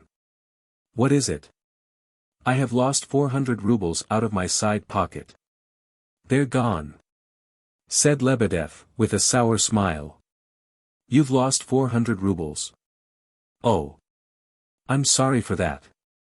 Yes, it is serious for a poor man who lives by his toil. Of course. How was it? Oh, the wine is to blame, of course. I confess to you, Prince, as I would to Providence itself. Yesterday I received 400 rubles from a debtor at about 5 in the afternoon, and came down here by train. I had my purse in my pocket. When I changed, I put the money into the pocket of my plain clothes, intending to keep it by me, as I expected to have an applicant for it in the evening. It's true then, Lebedev, that you advertise to lend money on gold or silver articles? Yes, through an agent. My own name doesn't appear. I have a large family, you see, and at a small percentage. Quite so, quite so. I only asked for information, excuse the question. Go on. Well, meanwhile that sick boy was brought here, and those guests came in, and we had tea, and, well, we made merry, to my ruin. Hearing of your birthday afterwards, and excited with the circumstances of the evening, I ran upstairs and changed my plain clothes once more for my uniform. Civil service clerks in Russia wear uniform. You must have noticed I had my uniform on all the evening. Well, I forgot the money in the pocket of my old coat. You know when God will ruin a man he first of all bereaves him of his senses, and it was only this morning at 7:30 that I woke up and grabbed at my coat pocket, first thing. The pocket was empty, the purse gone, and not a trace to be found. Dear me! This is very unpleasant. Unpleasant. Indeed it is. You have found a very appropriate expression, said Lebedev, politely, but with sarcasm. But what's to be done? It's a serious matter, said the prince, thoughtfully. Don't you think you may have dropped it out of your pocket whilst intoxicated? Certainly. Anything is possible when one is intoxicated, as you neatly express it, Prince. But consider, if I, intoxicated or not, dropped an object out of my pocket onto the ground, that object ought to remain on the ground. Where is the object, then? Didn't you put it away in some drawer, perhaps? I've looked everywhere, and turned out everything. I confess this disturbs me a good deal. Someone must have picked it up, then. Or taken it out of my pocket, two alternatives. It is very distressing, because who? That's the question. Most undoubtedly, excellent prince, you have hit it, that is the very question. How wonderfully you express the exact situation in a few words. Come, come, Lebedev, no sarcasm. It's a serious sarcasm, cried Lebedev, wringing his hands. All right, I'm not angry. I'm only put out about this. Whom do you suspect? That is a very difficult and complicated question. I cannot suspect the servant, for she was in the kitchen the whole evening, nor do I suspect any of my children. I should think not. Go on. Then it must be one of the guests. Is such a thing possible? Absolutely and utterly impossible, and yet, so it must be. But one thing I am sure of, if it be a theft, it was committed, not in the evening when we were all together, but either at night or early in the morning. Therefore, by one of those who slept here. Burdovsky and Kolya I accept, of course. They did not even come into my room. Yes, or even if they had. But who did sleep with you? 4 of us, including myself, in 2 rooms. The general, myself, Keller, and Ferdishenko. One of us 4 it must have been. I don't suspect myself, though such cases have been known. Oh. Do go on, Lebedev.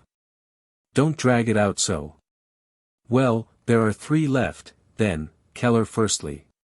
He is a drunkard to begin with, and a liberal, in the sense of other people's pockets, otherwise with more of the ancient knight about him than of the modern liberal.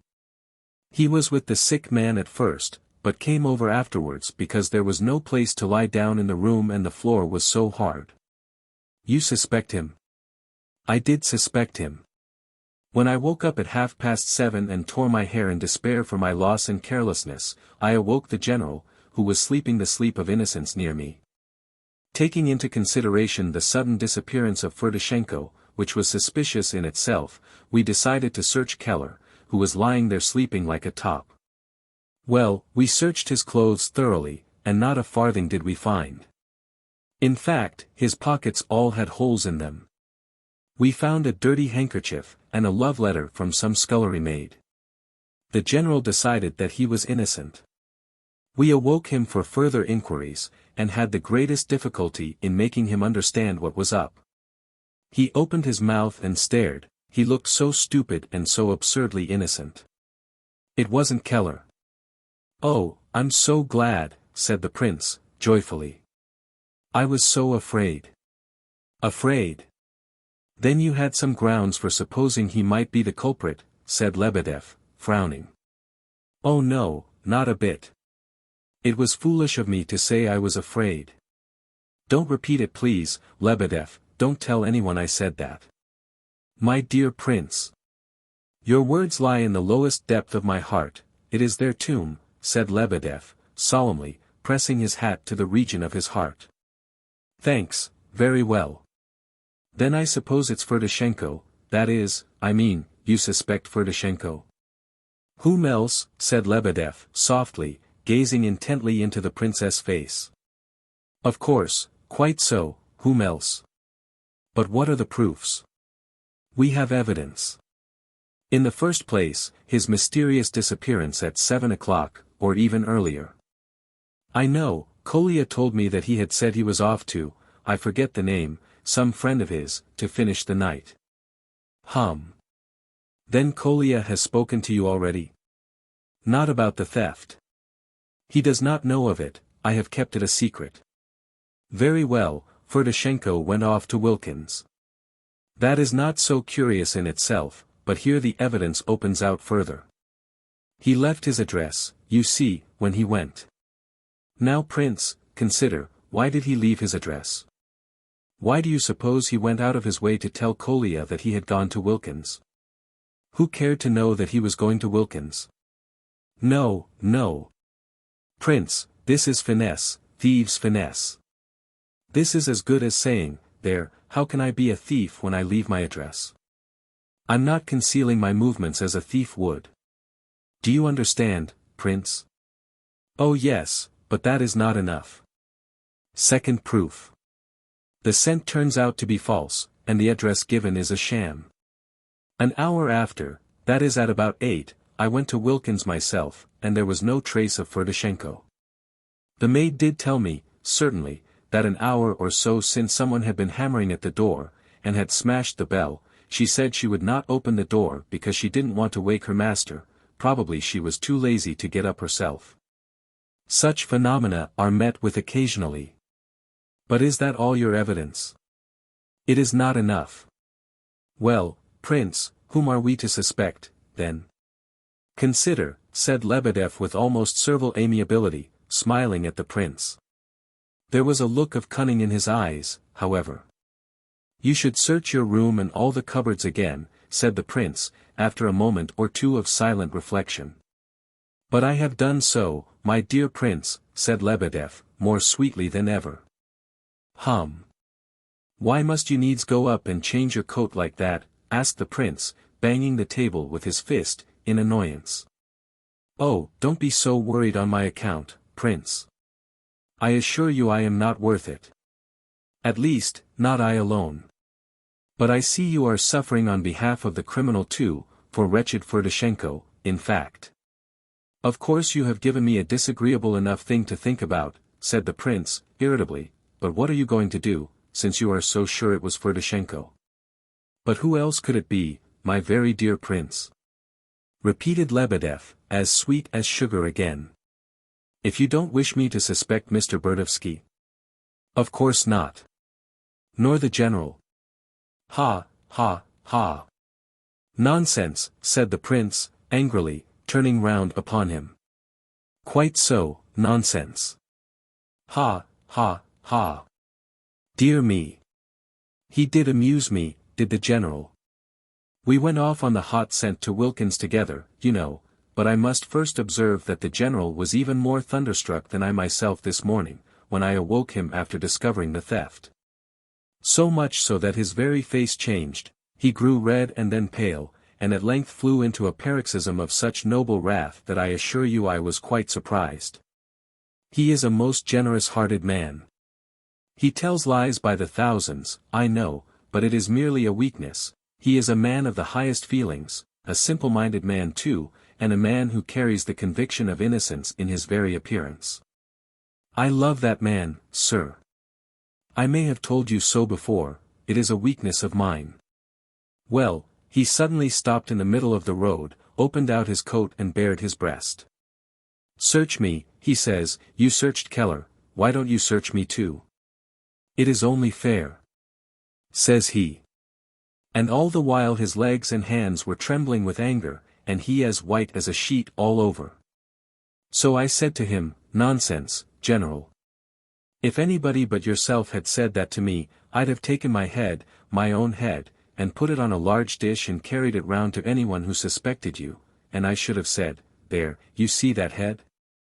It's my head, and I'll go bail with that head for him. Yes, and walk through the fire for him, too. There, says I, that's how I'd answer for you, General. Then he embraced me, in the middle of the street, and hugged me so tight, crying over me all the while, that I coughed fit to choke. You are the one friend left to me amid all my misfortunes, says he. Oh, he's a man of sentiment, that. He went on to tell me a story of how he had been accused, or suspected, of stealing 500,000 rubles once, as a young man. And how, the very next day, he had rushed into a burning, blazing house and saved the very count who suspected him, and Nina Alexandrovna, who was then a young girl, from a fiery death. The count embraced him, and that was how he came to marry Nina Alexandrovna, he said. As for the money, it was found among the ruins next day in an English iron box with a secret lock.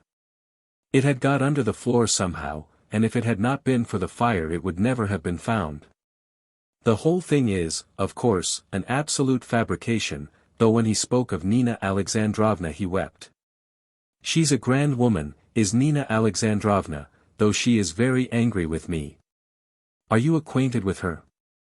Well, hardly at all. I wish I were, if only for the sake of justifying myself in her eyes. Nina Alexandrovna has a grudge against me for, as she thinks, encouraging her husband in drinking, whereas in reality I not only do not encourage him, but I actually keep him out of harm's way, and out of bad company. Besides, he's my friend, Prince, so that I shall not lose sight of him, again. Where he goes, I go. He's quite given up visiting the captain's widow, though sometimes he thinks sadly of her, especially in the morning, when he's putting on his boots. I don't know why it's at that time. But he has no money, and it's no use his going to see her without. Has he borrowed any money from you, Prince? No, he has not. Ah, he's ashamed to. He meant to ask you, I know, for he said so. I suppose he thinks that as you gave him some once, you remember, you would probably refuse if he asked you again. Do you ever give him money? Prince. Money. Why, I would give that man not only my money, but my very life, if he wanted it.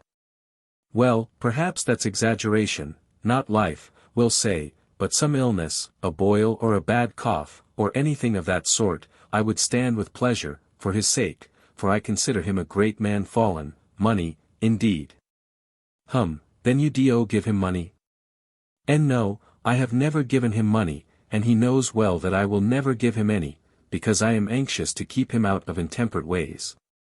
He is going to town with me now. For you must know I am off to Petersburg after Ferdishenko, while the scent is hot, I'm certain he is there. I shall let the general go one way, while I go the other. We have so arranged matters in order to pop out upon Ferdishenko, you see, from different sides. But I am going to follow that naughty old general and catch him, I know where, at a certain widow's house. For I think it will be a good lesson, to put him to shame by catching him with the widow.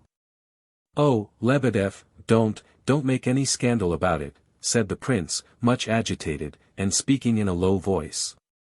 Not for the world, not for the world. I merely wish to make him ashamed of himself. Oh, Prince, great though this misfortune be to myself, I cannot help thinking of his morals. I have a great favor to ask of you, esteemed prince. I confess that it is the chief object of my visit. You know the Ivolgins, you have even lived in their house, so if you would lend me your help, honored prince, in the general's own interest and for his good. Lebedev clasped his hands in supplication. What help do you want from me? You may be certain that I am most anxious to understand you, Lebedev. I felt sure of that, or I should not have come to you. We might manage it with the help of Nina Alexandrovna, so that he might be closely watched in his own house. Unfortunately I am not on terms, otherwise, but Nikolai Ardalionovich, who adores you with all his youthful soul, might help, too. No, no. Heaven forbid that we should bring Nina Alexandrovna into this business. Or Kolya, either. But perhaps I have not yet quite understood you, Lebedev. Lebedev made an impatient movement. But there is nothing to understand. Sympathy and tenderness, that is all our poor invalid requires. You will permit me to consider him an invalid? Yes, it shows delicacy and intelligence on your part. I will explain my idea by a practical example, to make it clearer. You know the sort of man he is. At present his only failing is that he is crazy about that captain's widow, and he cannot go to her without money, and I mean to catch him at her house today, for his own good. But supposing it was not only the widow, but that he had committed a real crime, or at least some very dishonorable action, of which he is, of course, incapable, I repeat that even in that case. If he were treated with what I may call generous tenderness, one could get at the whole truth, for he is very soft-hearted. Believe me, he would betray himself before 5 days were out, he would burst into tears, and make a clean breast of the matter, especially if managed with tact, and if you and his family watched his every step, so to speak. Oh, my dear prince, Lebedev added most emphatically, I do not positively assert that he has. I am ready, as the saying is, to shed my last drop of blood for him this instant. But you will admit that debauchery, drunkenness, and the captain's widow, all these together may lead him very far. I am, of course, quite ready to add my efforts to yours in such a case, said the prince, rising. But I confess, Lebedev, that I am terribly perplexed. Tell me, do you still think, plainly, you say yourself that you suspect Mr. Ferdishenko? Lebedev clasped his hands once more. Why, who else could I possibly suspect? Who else, most outspoken prince, he replied, with an unctuous smile. Myshkin frowned, and rose from his seat. You see, Lebedev, a mistake here would be a dreadful thing. This Ferdishenko, I would not say a word against him, of course. But, who knows? Perhaps it really was he. I mean he really does seem to be a more likely man than any other. Lebedev strained his eyes and ears to take in what the prince was saying. The latter was frowning more and more, and walking excitedly up and down, trying not to look at Lebedev. You see, he said, I was given to understand that Ferdishenko was that sort of man, that one can't say everything before him. One has to take care not to say too much, you understand. I say this to prove that he really is, so to speak, more likely to have done this than anyone else, You understand. The important thing is, not to make a mistake. And who told you this about Ferdishenko?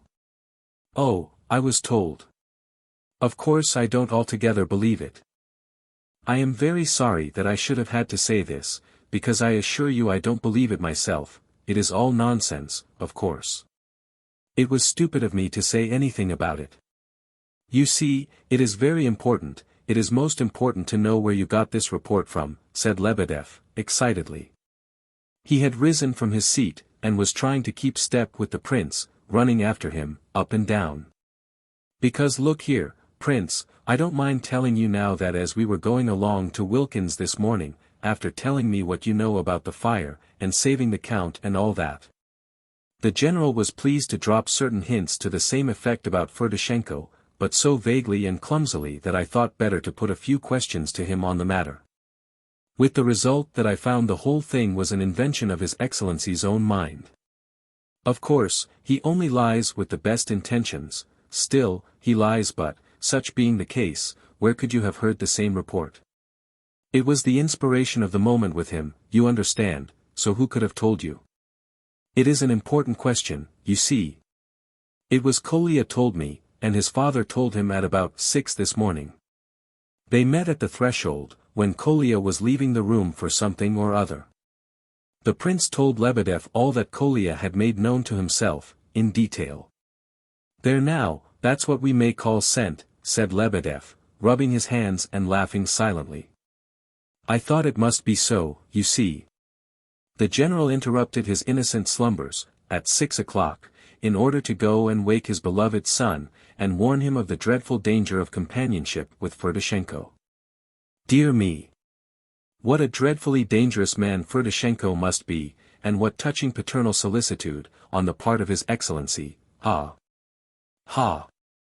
Ha! Listen, Lebedev, began the prince, quite overwhelmed. Do act quietly, don't make a scandal, Lebedev, I ask you, I entreat you. No one must know, no one, mind. In that case only, I will help you. Be assured, most honorable, most worthy of princes, be assured that the whole matter shall be buried within my heart, cried Lebedev, in a paroxysm of exaltation. I'd give every drop of my blood.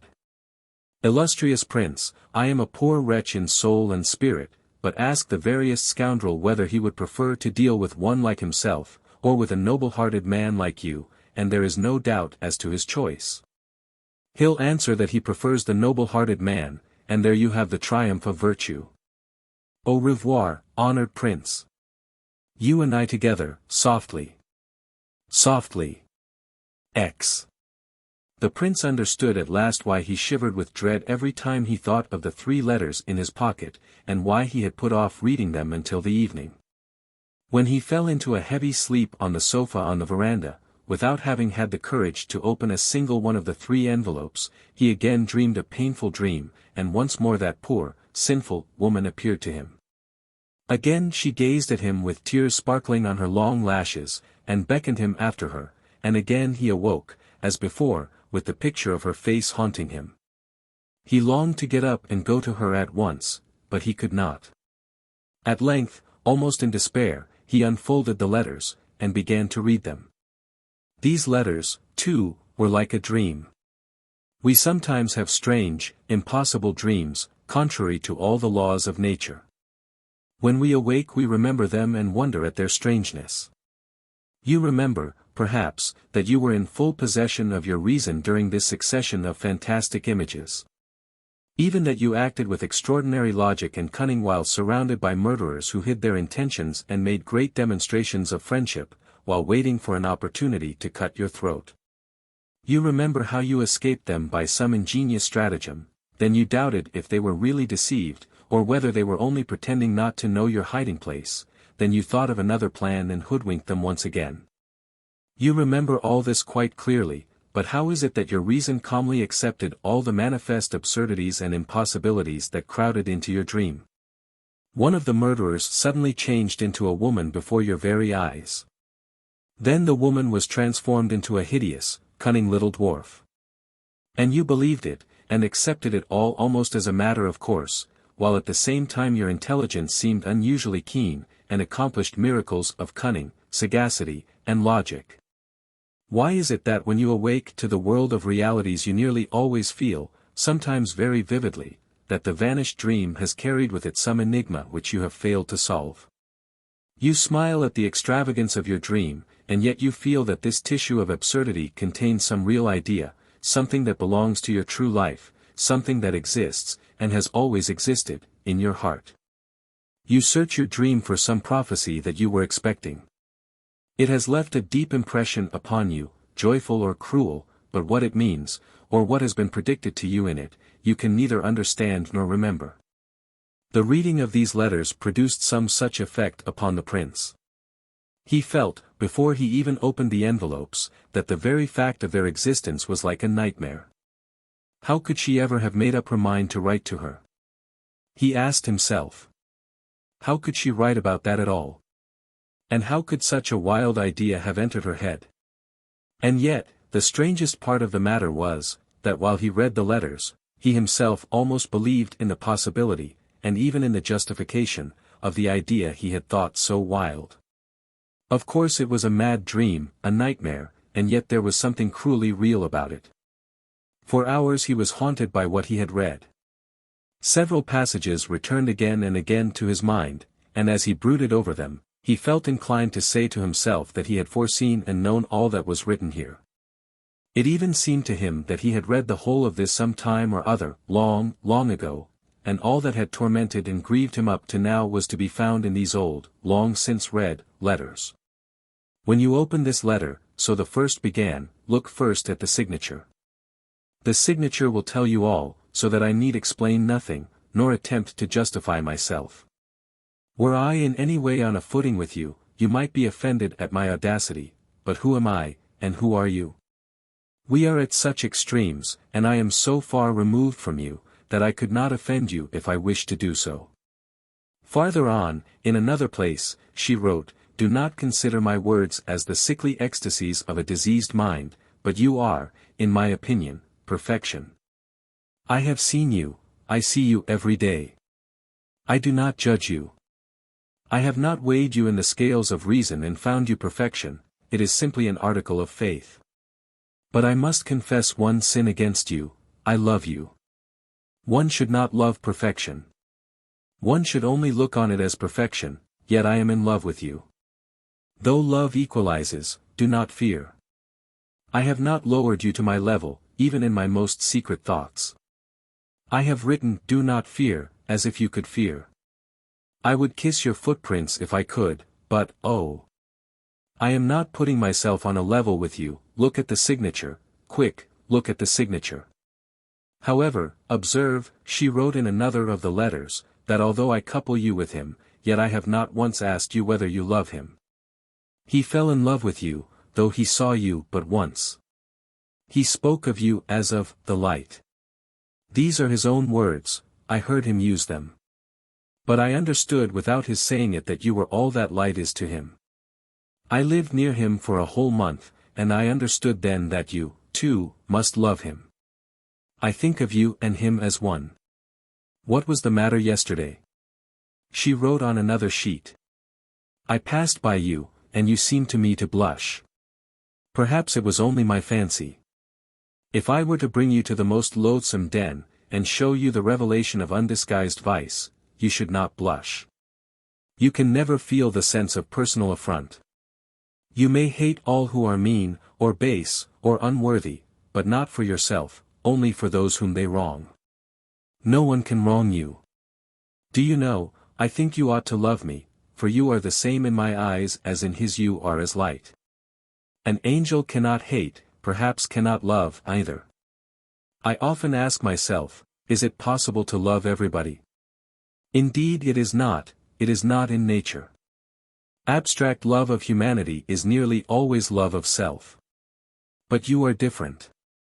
You cannot help loving all, since you can compare with none, and are above all personal offense or anger. Oh! How bitter it would be to me to know that you felt anger or shame on my account, for that would be your fall, you would become comparable at once with such as me. Yesterday, after seeing you, I went home and thought out a picture. Artists always draw the Savior as an actor in one of the Gospel stories. I should do differently. I should represent Christ alone, the disciples did leave him alone occasionally. I should paint one little child left with him. This child has been playing about near him, and had probably just been telling the Savior something in its pretty baby prattle. Christ had listened to it, but was now musing, one hand reposing on the child's bright head. His eyes have a faraway expression. Thought, great as the universe, is in them, his face is sad. The little one leans its elbow upon Christ's knee, and with its cheek resting on its hand, gazes up at him, pondering as children sometimes do ponder. The sun is setting. There you have my picture. You are innocent, and in your innocence lies all your perfection, oh, remember that.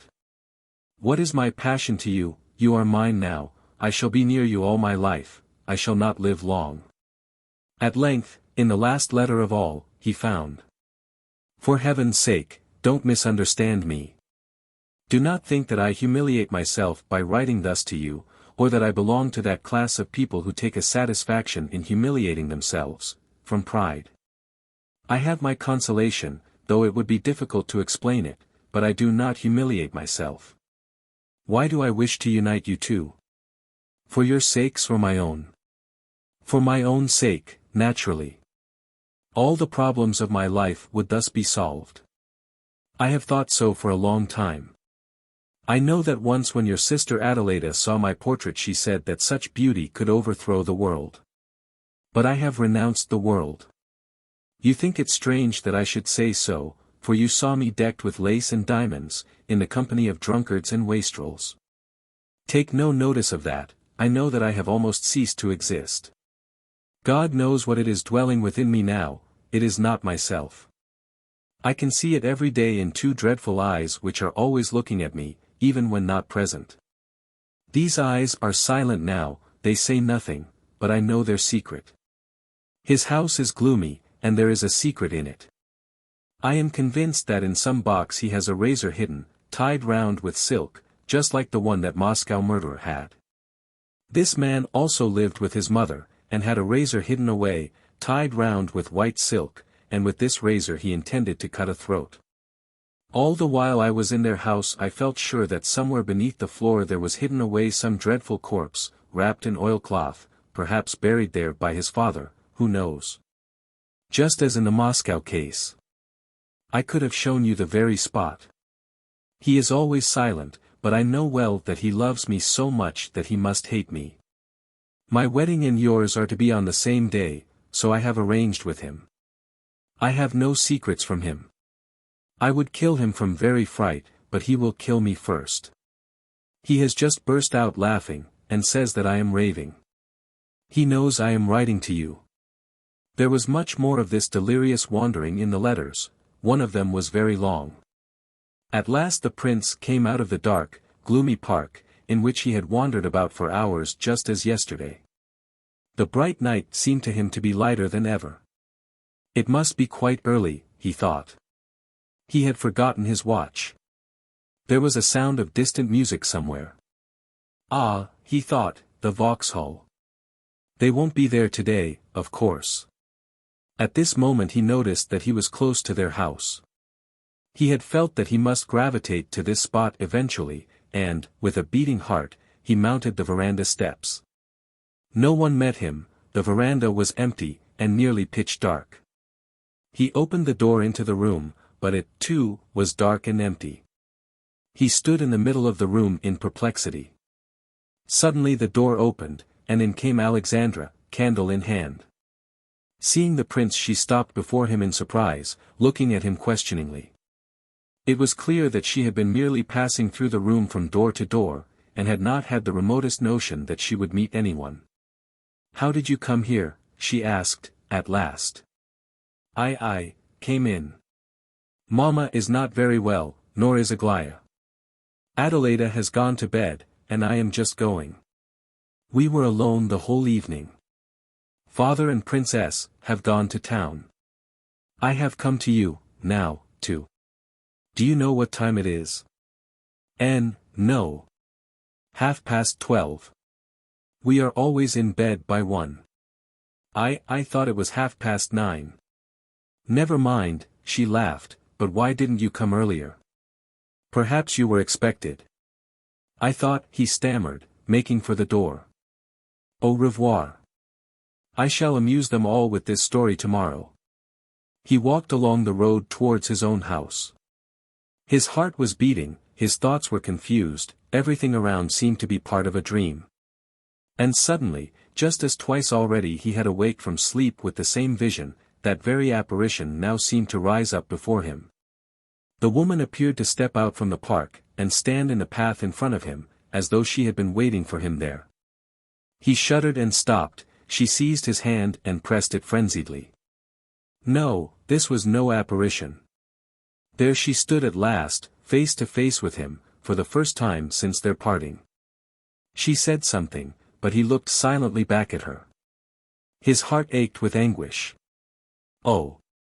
Never would he banish the recollection of this meeting with her, and he never remembered it but with the same pain and agony of mind.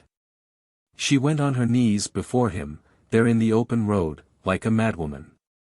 He retreated a step, but she caught his hand and kissed it, and, just as in his dream, the tears were sparkling on her long, beautiful lashes. "Get up," he said, in a frightened whisper, raising her. "Get up at once. Are you happy, are you happy?" she asked.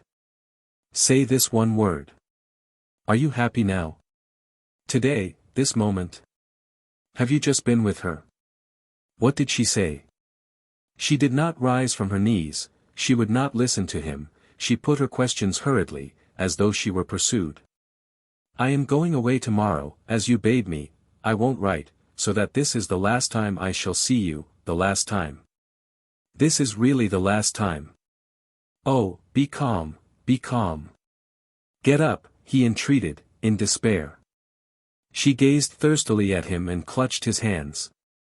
"Goodbye," she said at last, and rose and left him, very quickly. The prince noticed that Rogozhin had suddenly appeared at her side, and had taken her arm and was leading her away. "Wait a minute, prince," shouted the latter, as he went. "I shall be back in 5 minutes." He reappeared in 5 minutes as he had said. The prince was waiting for him. "I've put her in the carriage," he said. "It has been waiting round the corner there since 10 o'clock. She expected that you would be with them all the evening. I told her exactly what you wrote me. She won't write to the girl any more, she promises. And tomorrow she will be off, as you wish.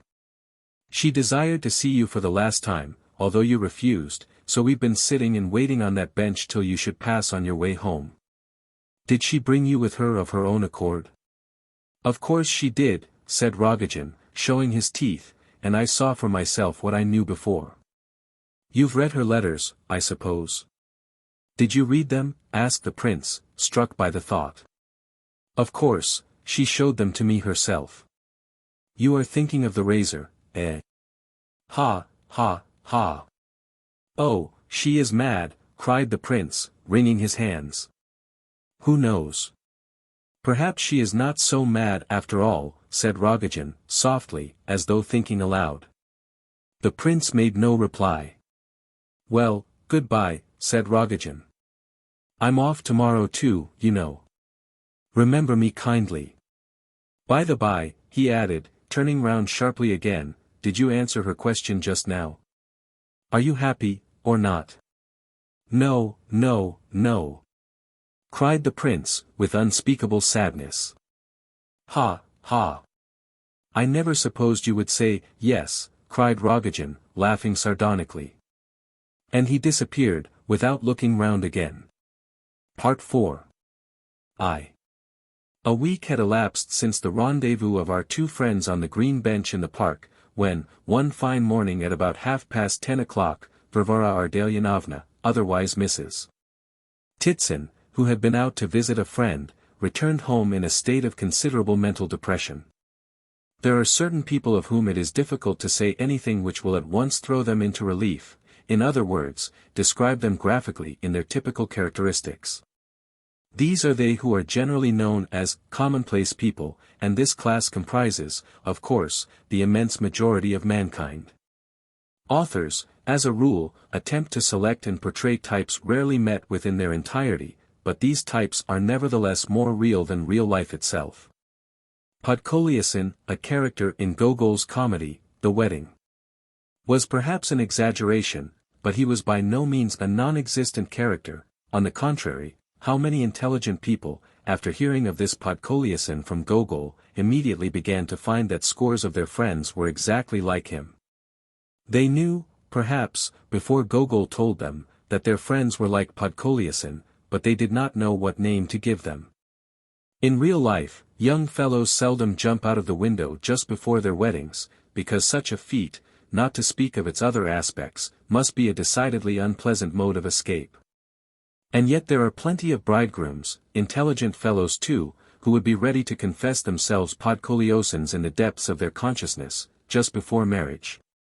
Nor does every husband feel bound to repeat at every step, tu elas volu, Georges Dandin, like another typical personage.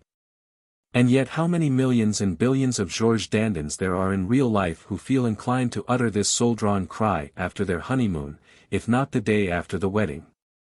Therefore, without entering into any more serious examination of the question, I will content myself with remarking that in real life typical characters are watered down, so to speak. And all these Dandins and Podkoleosins actually exist among us every day, but in a diluted form.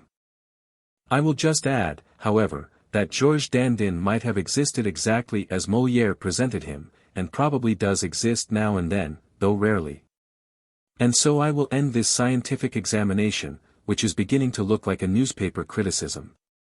But for all this, the question remains, what are the novelists to do with commonplace people, and how are they to be presented to the reader in such a form as to be in the least degree interesting? They cannot be left out altogether, for commonplace people meet one at every turn of life, and to leave them out would be to destroy the whole reality and probability of the story. To fill a novel with typical characters only, or with merely strange and uncommon people, would render the book unreal and improbable, and would very likely destroy the interest.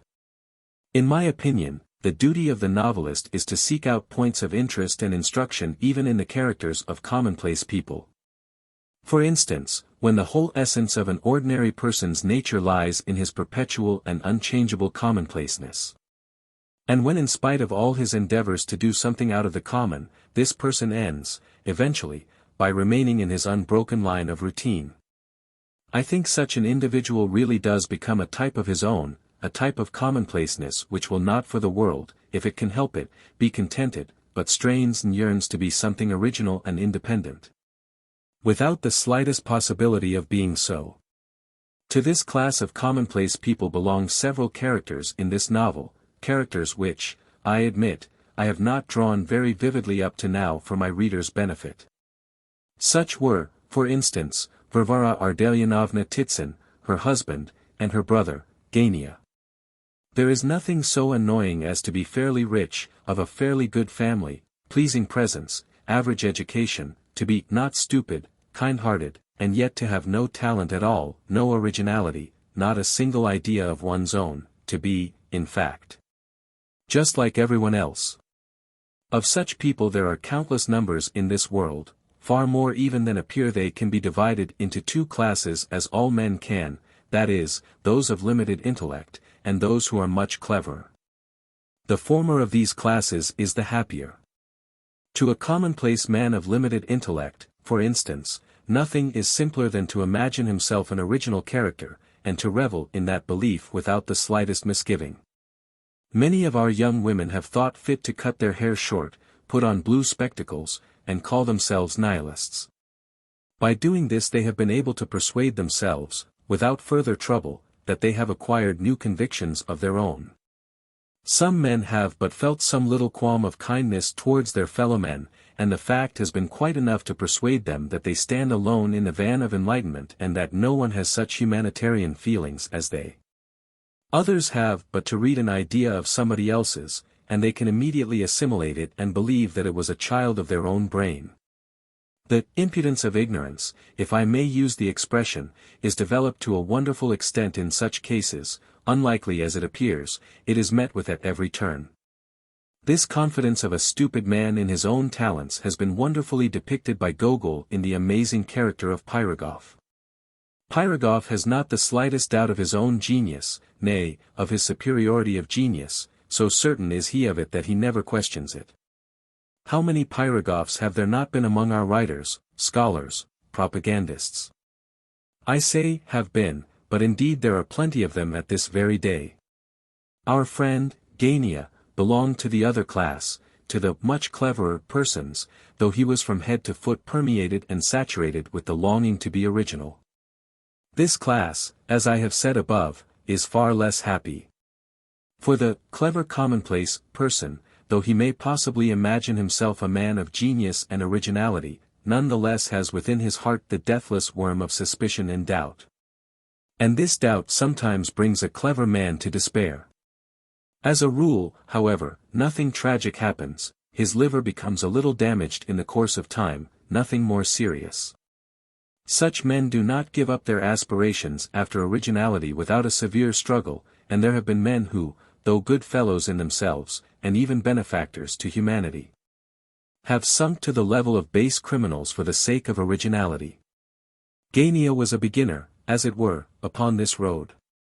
A deep and unchangeable consciousness of his own lack of talent, combined with a vast longing to be able to persuade himself that he was original, had rankled in his heart, even from childhood.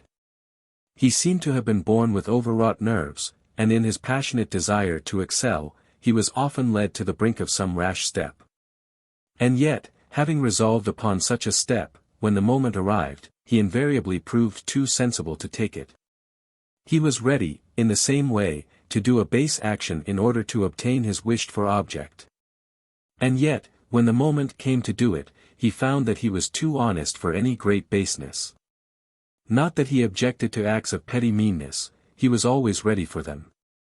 He looked with hate and loathing on the poverty and downfall of his family, and treated his mother with haughty contempt, although he knew that his whole future depended on her character and reputation. Aglaya had simply frightened him. Yet he did not give up all thoughts of her, though he never seriously hoped that she would condescend to him. At the time of his adventure with Nastassya Filippovna he had come to the conclusion that money was his only hope, money should do all for him. At the moment when he lost Aglaya, and after the scene with Nastassya, he had felt so low in his own eyes that he actually brought the money back to the prince. Of this returning of the money given to him by a madwoman who had received it from a madman, he had often repented since, though he never ceased to be proud of his action. During the short time that Myshkin remained in Petersburg Gania had had time to come to hate him for his sympathy, though the prince told him that it was not everyone who would have acted so nobly as to return the money. He had long pondered, too, over his relations with Aglaya, and had persuaded himself that with such a strange, childish, innocent character as hers, things might have ended very differently. Remorse then seized him. He threw up his post, and buried himself in self-torment and reproach. He lived at Titson's, and openly showed contempt for the latter, though he always listened to his advice, and was sensible enough to ask for it when he wanted it. Gavrila Ardalionovitch was angry with Titson because the latter did not care to become a Rothschild. "If you are to be a Jew," he said, "do it properly, squeeze people right and left, show some character. Be the king of the Jews while you are about it." Titson was quiet and not easily offended, he only laughed. But on one occasion he explained seriously to Gania that he was no Jew, that he did nothing dishonest, that he could not help the market price of money, that, thanks to his accurate habits, he had already a good footing and was respected. And that his business was flourishing. "I shan't ever be a Rothschild, and there is no reason why I should," he added, smiling, "but I shall have a house in the Lidinea, perhaps two, and that will be enough for me. Who knows but what I may have three," he concluded to himself. But this dream, cherished inwardly, he never confided to a soul. Nature loves and favors such people. Titson will certainly have his reward, not 3 houses, but 4, precisely because from childhood up he had realized that he would never be a Rothschild. That will be the limit of Titson's fortune, and, come what may, he will never have more than 4 houses. Varvara Ardalionovna was not like her brother. She too, had passionate desires, but they were persistent rather than impetuous. Her plans were as wise as her methods of carrying them out. No doubt she also belonged to the category of ordinary people who dream of being original, but she soon discovered that she had not a grain of true originality, and she did not let it trouble her too much. Perhaps a certain kind of pride came to her help. She made her first concession to the demands of practical life with great resolution when she consented to marry Titson. However, when she married she did not say to herself, "Never mind a mean action if it leads to the end in view," as her brother would certainly have said in such a case. It is quite probable that he may have said it when he expressed his elder brotherly satisfaction at her decision. Far from this. Varvara Ardalionovna did not marry until she felt convinced that her future husband was unassuming, agreeable, almost cultured, and that nothing on earth would tempt him to a really dishonorable deed. As to small meannesses, such trifles did not trouble her. Indeed, who is free from them? It is absurd to expect the ideal. Besides, she knew that her marriage would provide a refuge for all her family. Seeing Gania unhappy, she was anxious to help him, in spite of their former disputes and misunderstandings. Titsin, in a friendly way, would press his brother-in-law to enter the army. You know, he said sometimes, jokingly, you despise generals and generaldom, but you will see that, they will all end by being generals in their turn. You will see it if you live long enough. But why should they suppose that I despise generals? Gania thought sarcastically to himself. To serve her brother's interests, Varvara Ardalyonovna was constantly at the Epanchin's house, helped by the fact that in childhood she and Gania had played with General Ivan Fyodorovitch's daughters. It would have been inconsistent with her character if in these visits she had been pursuing a chimera. Her project was not chimerical at all. She was building on a firm basis, on her knowledge of the character of the Epanchin family, especially Aglaya, whom she studied closely. All Varvara's efforts were directed towards bringing Aglaya and Gania together. Perhaps she achieved some result. Perhaps, also, she made the mistake of depending too much upon her brother, and expecting more from him than he would ever be capable of giving. However this may be, her maneuvers were skillful enough. For weeks at a time she would never mention Gania. Her attitude was modest but dignified, and she was always extremely truthful and sincere. Examining the depths of her conscience, she found nothing to reproach herself with, and this still further strengthened her in her designs. But Varvara Ardalyonovna sometimes remarked that she felt spiteful.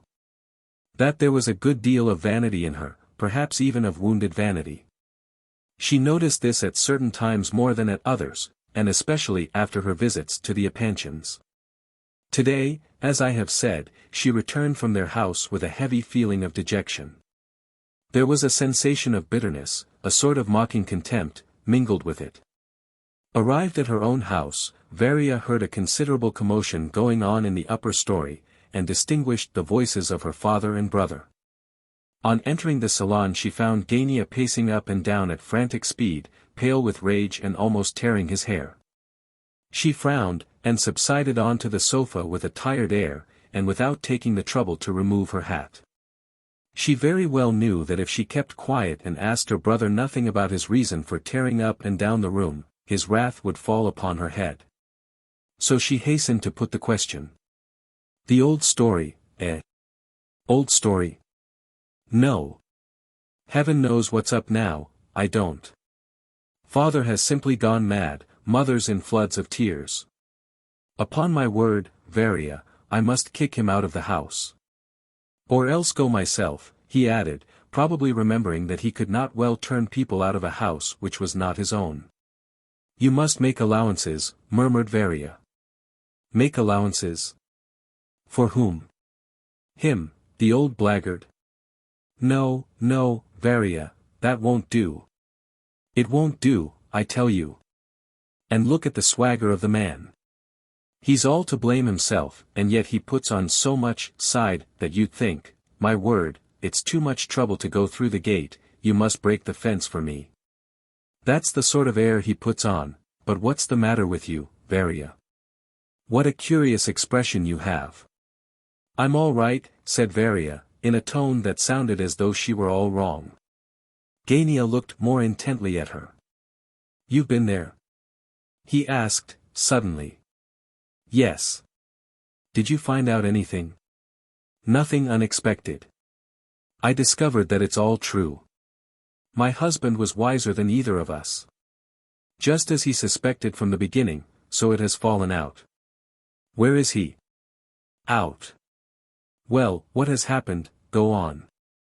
The prince is formally engaged to her, that's settled. The elder sisters told me about it. Aglaya has agreed. They don't attempt to conceal it any longer. You know how mysterious and secret they have all been up to now. Adelaida's wedding is put off again, so that both can be married on one day. Isn't that delightfully romantic? Somebody ought to write a poem on it. Sit down and write an ode instead of tearing up and down like that. This evening Princess Bilokonsky is to arrive, she comes just in time, they have a party tonight. He is to be presented to old Bilokonsky, though I believe he knows her already. Probably the engagement will be openly announced. They are only afraid that he may knock something down, or trip over something when he comes into the room. It would be just like him. Gania listened attentively, but to his sister's astonishment he was by no means so impressed by this news, which should, she thought, have been so important to him, as she had expected. Well, it was clear enough all along, he said, after a moment's reflection. So that's the end, he added, with a disagreeable smile, continuing to walk up and down the room, but much slower than before, and glancing slyly into his sister's face. It's a good thing that you take it philosophically, at all events, said Varya. I'm really very glad of it. Yes, it's off our hands, off yours, I should say. I think I have served you faithfully. I never even asked you what happiness you expected to find with Aglaya. Did I ever expect to find happiness with Aglaya? Come, don't overdo your philosophy. Of course you did. Now it's all over, and a good thing, too. Pair of fools that we have been. I confess I have never been able to look at it seriously. I busied myself in it for your sake, thinking that there was no knowing what might happen with a funny girl like that to deal with. There were 90 to 1 chances against it. To this moment I can't make out why you wished for it. Now, I suppose, you and your husband will never weary of egging me on to work again. You'll begin your lectures about perseverance and strength of will, and all that. I know it all by heart, said Gania, laughing. He's got some new idea in his head, thought Varya. Are they pleased over there, the parents? Asked Gania, suddenly. No, I don't think they are. You can judge for yourself. I think the general is pleased enough, her mother is a little uneasy. She always loathed the idea of the prince as a husband, everybody knows that. Of course, naturally. The bridegroom is an impossible and ridiculous one. I mean, has Sh given her formal consent? She has not said no, up to now, and that's all. It was sure to be so with her. You know what she is like. You know how absurdly shy she is. You remember how she used to hide in a cupboard as a child, so as to avoid seeing visitors, for hours at a time. She is just the same now, but, do you know, I think there is something serious in the matter, even from her side, I feel it, somehow. She laughs at the prince, they say, from morn to night in order to hide her real feelings, but you may be sure she finds occasion to say something or other to him on the sly, for he himself is in a state of radiant happiness. He walks in the clouds. They say he is extremely funny just now, I heard it from themselves. They seem to be laughing at me in their sleeves, those elder girls, I don't know why. Gania had begun to frown, and probably Varya added this last sentence in order to probe his thought. However, at this moment, the noise began again upstairs. I'll turn him out, shouted Gania, glad of the opportunity of venting his vexation. I shall just turn him out, we can't have this. Yes, and then he'll go about the place and disgrace us as he did yesterday. How, as he did yesterday? What do you mean? What did he do yesterday? Asked Gania, in alarm. Why, goodness me, don't you know? Varya stopped short. What? You don't mean to say that he went there yesterday, cried Gania, flushing red with shame and anger. Good heavens, Varya. Speak. You have just been there. Was he there or not, quick? And Gania rushed for the door.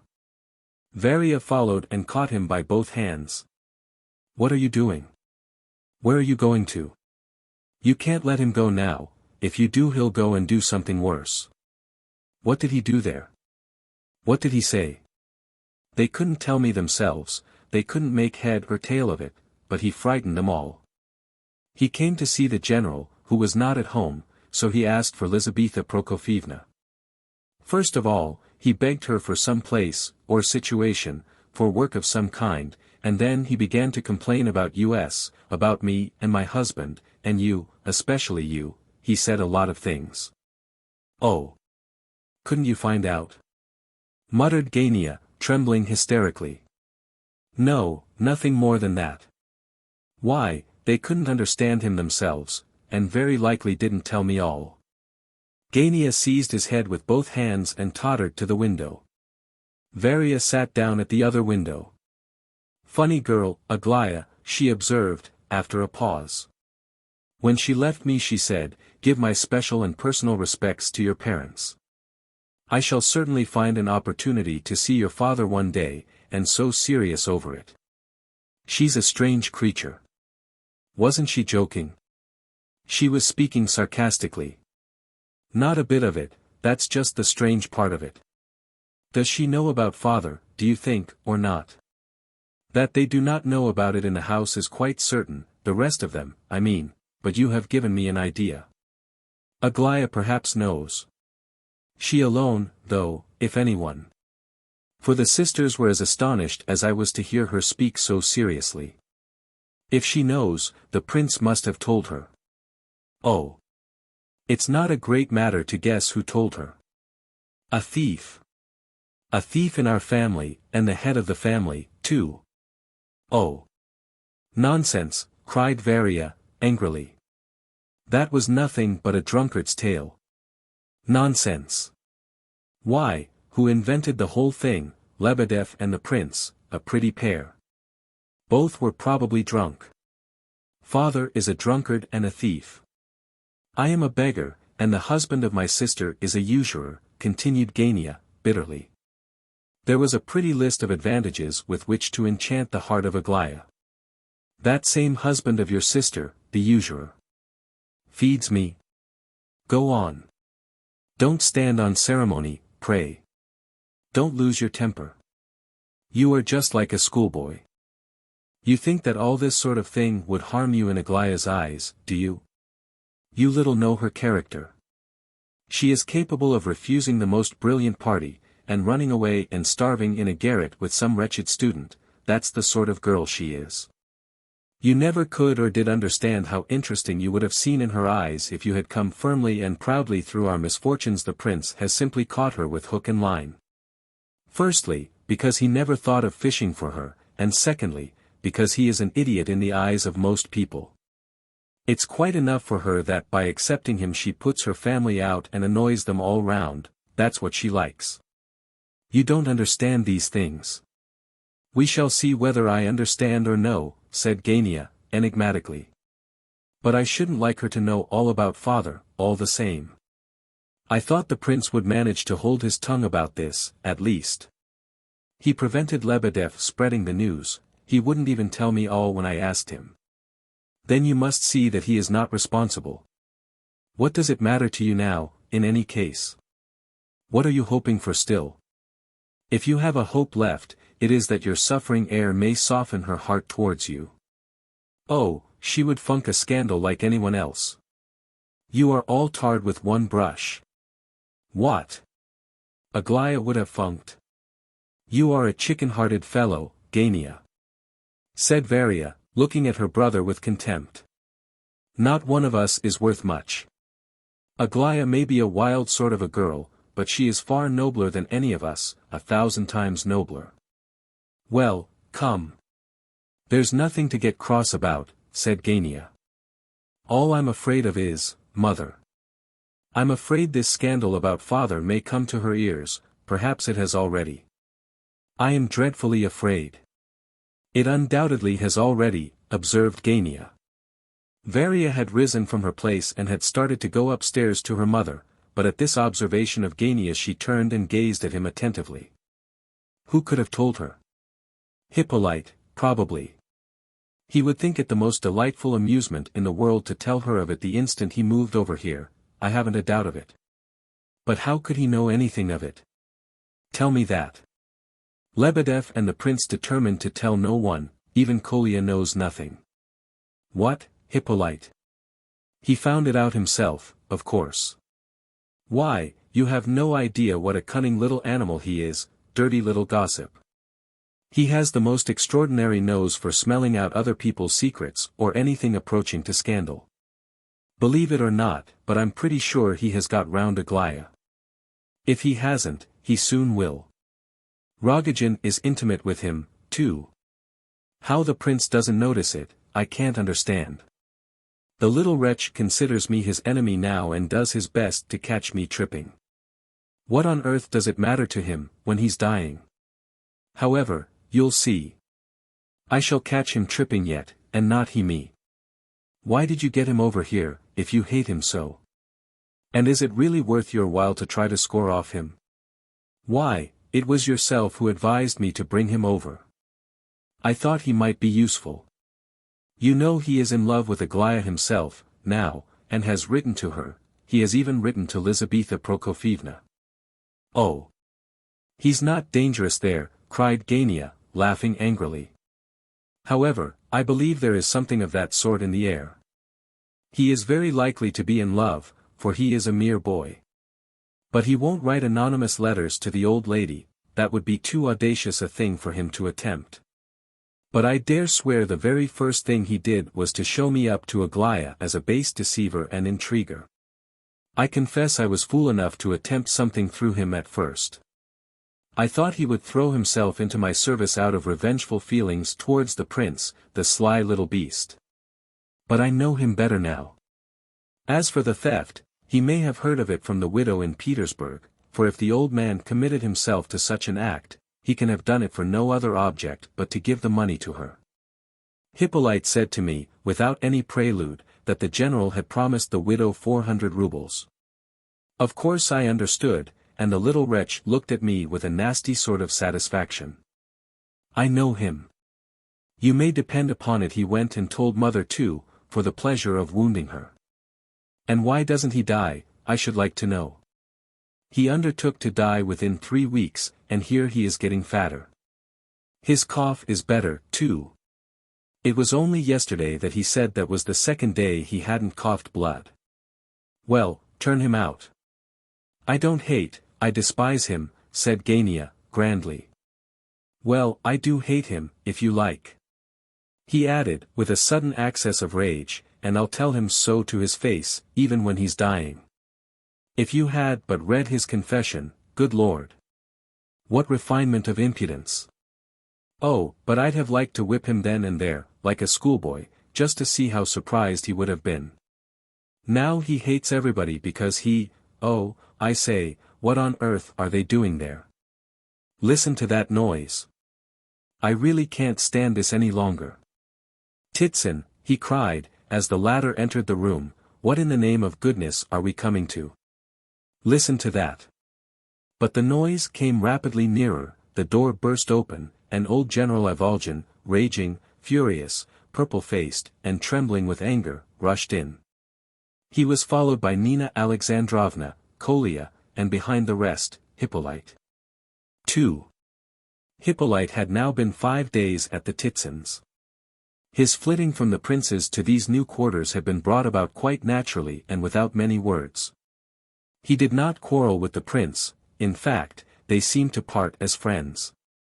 Gania, who had been hostile enough on that eventful evening, had himself come to see him a couple of days later, probably in obedience to some sudden impulse.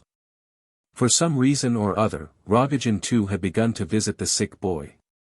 The prince thought it might be better for him to move away from the prince's, house. Hippolyte informed him, as he took his leave, that Titsin had been kind enough to offer him a corner, and did not say a word about Gania, though Gania had procured his invitation, and himself came to fetch him away. Gania noticed this at the time, and put it to Hippolyte's debit on account. Gania was right when he told his sister that Hippolyte was getting better, that he was better was clear at the first glance. He entered the room now last of all, deliberately, and with a disagreeable smile on his lips. Nina Alexandrovna came in, looking frightened. She had changed much since we last saw her, half a year ago, and had grown thin and pale. Kolya looked worried and perplexed. He could not understand the vagaries of the general, and knew nothing of the last achievement of that worthy, which had caused so much commotion in the house. But he could see that his father had of late changed very much, and that he had begun to behave in so extraordinary a fashion both at home and abroad that he was not like the same man. What perplexed and disturbed him as much as anything was that his father had entirely given up drinking during the last few days. Kolya knew that he had quarreled with both Lebedev and the prince, and had just bought a small bottle of vodka and brought it home for his father. "Really, mother," he had assured Nina Alexandrovna upstairs, "really you had better let him drink. He has not had a drop for 3 days, he must be suffering agonies." The general now entered the room, threw the door wide open, and stood on the threshold trembling with indignation. "Look here, my dear sir," he began, addressing Titsin in a very loud tone of voice. "If you have really made up your mind to sacrifice an old man, your father too, or at all events father of your wife, an old man who has served his emperor, to a wretched little atheist like this, all I can say is, sir, my foot shall cease to tread your floors. Make your choice, sir, make your choice quickly, if you please. Me or this, screw. Yes, screw, sir, I said it accidentally, but let the word stand, this screw, for he screws and drills himself into my soul." "Hadn't you better say corkscrew?" said Hippolyte. "No, sir, not corkscrew. I am a general, not a bottle, sir. Make your choice, sir, me or him." Here Kolya handed him a chair, and he subsided into it, breathless with rage. "Hadn't you better, take a nap?" murmured the stupefied Titsin. "A nap?" shrieked the general. "I am not drunk, sir, you insult me. I see," he continued, rising, "I see that all are against me here. Enough, I go, but no, sirs, know that." He was not allowed to finish his sentence. Somebody pushed him back into his chair, and begged him to be calm. Nina Alexandrovna trembled, and cried quietly. Gania retired to the window in disgust. "But what have I done?" "What is his grievance?" asked Hippolyte, grinning. "What have you done, indeed?" put in Nina Alexandrovna. "You ought to be ashamed of yourself, teasing an old man like that, and in your position, too." "And pray what is my position, madam? I have the greatest respect for you, personally. But he's a little screw," cried the general, "he drills holes my heart and soul. He wishes me to be a pervert to atheism. Know, you young greenhorn, that I was covered with honors before ever you were born. And you are nothing better than a wretched little worm, torn in two with coughing, and dying slowly of your own malice and unbelief. What did Gavrila bring you over here for? They're all against me, even to my own son, all against me." "Oh, come, nonsense," cried Gania, "if you did not go shaming us all over the town, things might be better for all parties." "What, shame you?" What do you mean, you young calf?" "I shame you? I can only do you honor, sir, I cannot shame you." He jumped up from his chair in a fit of uncontrollable rage. Gania was very angry too. "Honor, indeed," said the latter, with contempt. "What do you say, sir?" growled the general, taking a step towards him. "I say that I have but to open my mouth, and you—" Gania began, but did not finish. The two, father and son, stood before one another, both unspeakably agitated, especially Gania. Gania, reflect," cried his mother, hurriedly. "It's all nonsense on both sides," snapped out Varia. "Let them alone, mother. It's only for mother's sake that I spare him," said Gania, tragically. "Speak," said the general, beside himself with rage and excitement. "Speak, under the penalty of a father's curse." "Oh, father's curse be hanged, you don't frighten me that way," said Gania. "Whose fault is it that you have been as mad as a March hare all this week? It is just a week, you see, I count the days. Take care now, don't provoke me too much, or I'll tell all. Why did you go to the Epanchins yesterday, tell me that? And you call yourself an old man, too, with grey hair, and father of a family. Nice sort of a father. Be quiet, Gania, cried Kolya. Shut up, you fool. Yes, but how have I offended him, repeated Hippolyte, still in the same jeering voice. Why does he call me a screw? You all heard it. He came to me himself and began telling me about some Captain Eropkov. I don't wish for your company, General. I always avoided you, you know that. What have I to do with Captain Eropkov? All I did was to express my opinion that probably Captain Eropkov never existed at all. Of course he never existed. Gania interrupted. But the general only stood stupefied and gazed around in a dazed way. Gania's speech had impressed him, with its terrible candor. For the first moment or two he could find no words to answer him, and it was only when Hippolyte burst out laughing, and said, There, you see. Even your own son supports my statement that there never was such a person as Captain Eropkov, that the old fellow muttered confusedly. Captain Eropkov, not Captain Eropkov, Captain, Major retired, Eropkov, Captain. Captain didn't exist either, persisted Gania, maliciously. What? Didn't exist, cried the poor general, and a deep blush suffused his face. That'll do, Gania, cried Varia and Titsin. Shut up, Gania, said Kolya. But this intercession seemed to rekindle the general. What did you mean, sir, that he didn't exist? Explain yourself, he repeated, angrily. Because he didn't exist, never could and never did, there. You'd better drop the subject, I warn you. And this is my son, my own son, whom oh, gracious heaven. Eropkov, Eroshka Eropkov didn't exist. Ha, ha. It's Eroshka now, laughed Hippolyte. No, sir, Kapitoshka, not Eroshka. I mean, Kapitan Alexievich, retired major, married Maria Petrovna Lou, he was my friend and companion, Ludogov, from our earliest beginnings. I closed his eyes for him, he was killed. Kapitan Eropkov never existed. Tfu! The general shouted in his fury, but it was to be concluded that his wrath was not kindled by the expressed doubt as to Kapitan's existence. This was his scapegoat, but his excitement was caused by something quite different. As a rule he would have merely shouted down the doubt as to Kapitan, told a long yarn about his friend, and eventually retired upstairs to his room. But today, in the strange uncertainty of human nature, it seemed to require but so small an offense as this to make his cup to overflow. The old man grew purple in the face, he raised his hands. Enough of this, he yelled. My curse, away, out of the house I go. Kolya, bring my bag away. He left the room hastily and in a paroxysm of rage. His wife, Kolya, and Titsin ran out after him. What have you done now? Said Varia to Gania. He'll probably be making off there again. What a disgrace it all is. Well, he shouldn't steal, cried Gania, panting with fury. And just at this moment his eye met Hippolyte's.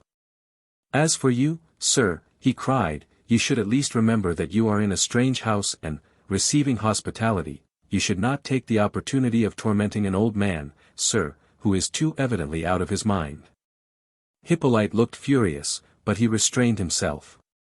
I don't quite agree with you that your father is out of his mind, he observed, quietly. On the contrary, I cannot help thinking he has been less demented of late. Don't you think so? He has grown so cunning and careful, and weighs his words so deliberately. He spoke to me about that Capitan fellow with an object, you know. Just fancy, he wanted me to. Oh, devil take what he wanted you to do. Don't try to be too cunning with me, young man, shouted Gania.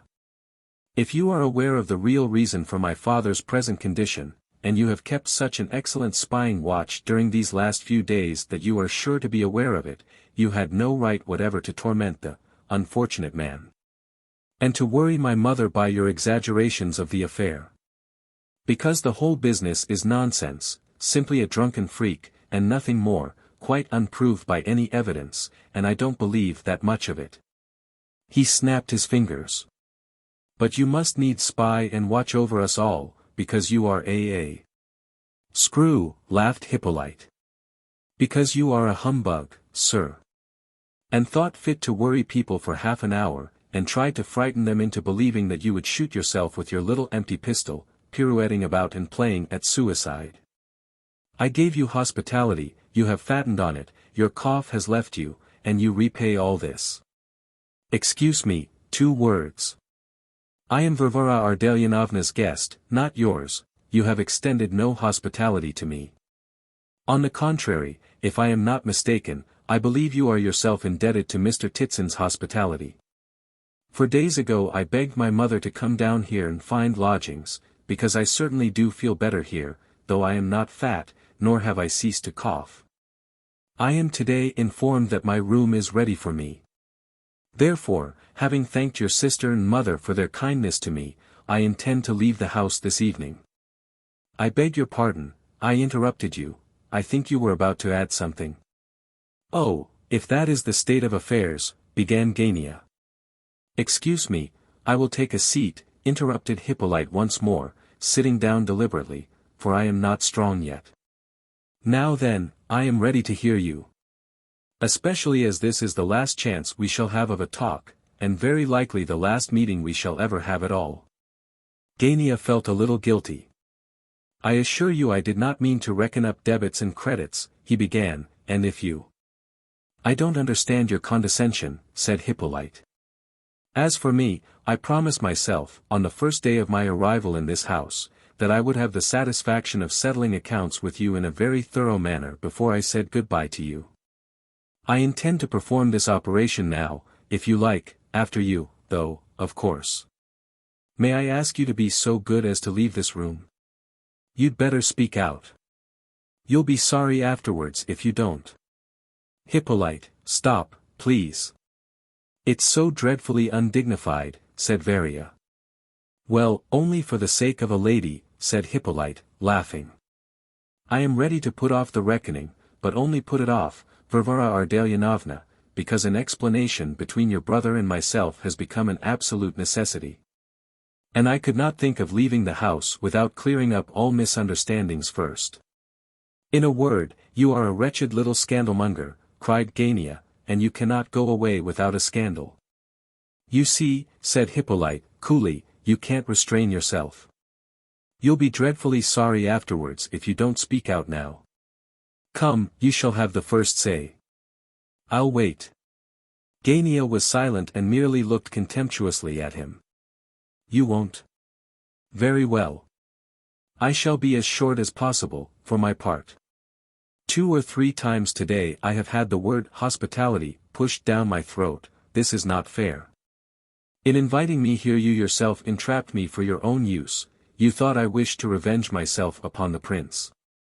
You heard that Aglaya Ivanovna had been kind to me and read my confession. Making sure that I should give myself up to your interests, you hoped that you might get some assistance out of me. I will not go into details. I don't ask either admission or confirmation of this from yourself, I am quite content to leave you to your conscience, and to feel that we understand one another capitally. What a history you are weaving out of the most ordinary circumstances! Cried Varia. I told you the fellow was nothing but a scandalmonger, said Gania. Excuse me, Varia Ardalyonovna, I will proceed. I can, of course, neither love nor respect the prince, though he is a good-hearted fellow, if a little queer. But there is no need whatever for me to hate him. I quite understood your brother when he first offered me aid against the prince, though I did not show it. I knew well that your brother was making a ridiculous mistake in me. I am ready to spare him, however, even now, but solely out of respect for yourself, Varvara Ardalyonovna. Having now shown you that I am not quite such a fool as I look, and that I have to be fished for with a rod and line for a good long while before I am caught, I will proceed to explain why I specially wish to make your brother look a fool. That my motive power is hate, I do not attempt to conceal. I have felt that before dying, and I am dying, however much fatter I may appear to you, I must absolutely make a fool of, at least, one of that class of men which has dogged me all my life, which I hate so cordially. And which is so prominently represented by your much-esteemed brother. I should not enjoy paradise nearly so much without having done this first. I hate you, Gavrila Ardalionovitch, solely, this may seem curious to you, but I repeat, solely because you are the type, and incarnation, and head, and crown of the most impudent, the most self-satisfied, the most vulgar and detestable form of commonplaceness. You are ordinary of the ordinary, you have no chance of ever fathering the pettiest idea of your own, and yet you are as jealous and conceited as you can possibly be, you consider yourself a great genius. Of this you are persuaded, although there are dark moments of doubt and rage, when even this fact seems uncertain. There are spots of darkness on your horizon, though they will disappear when you become completely stupid. But a long and checkered path lies before you, and of this I am glad. In the first place, you will never gain a certain person. Come, come. This is intolerable. You had better stop, you little mischief-making wretch, cried Varia.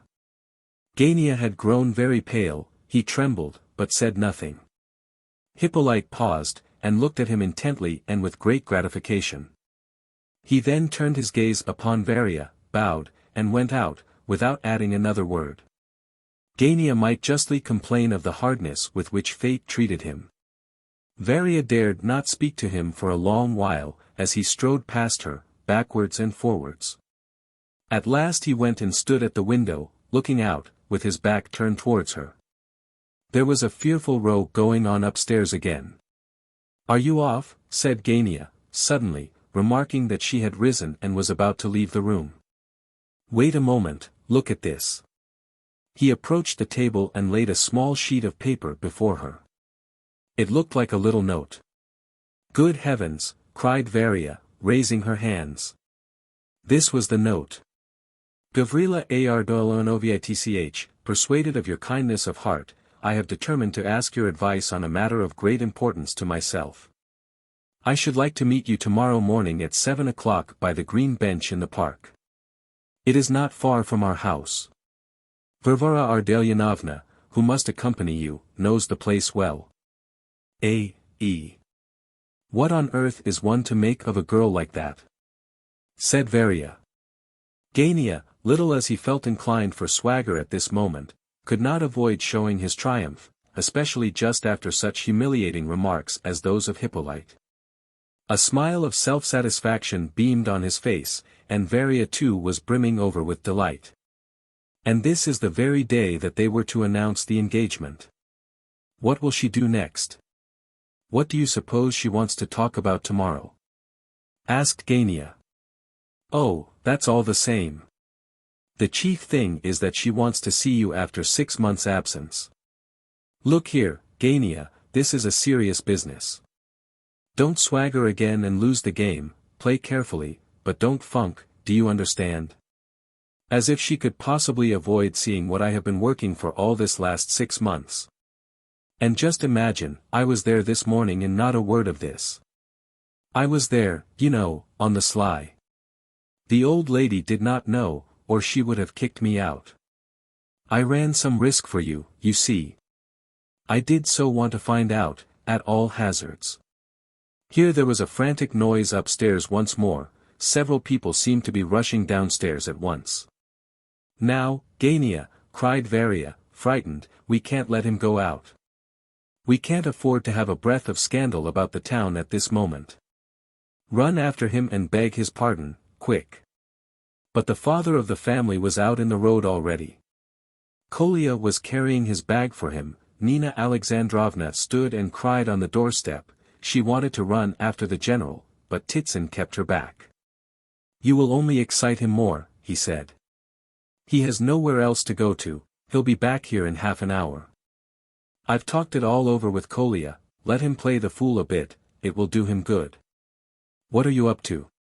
Where are you off to?" "You've nowhere to go to, you know," cried Gania, out of the window. "Come back, father, the neighbors will hear," cried Varia. The general stopped, turned round, raised his hands and remarked, "My curse be upon this house." Which observation should always be made in as theatrical a tone as possible, muttered Gania, shutting the window with a bang. The neighbors undoubtedly did hear. Varya rushed out of the room. No sooner had his sister left him alone, than Gania took the note out of his pocket, kissed it, and pirouetted around. 3.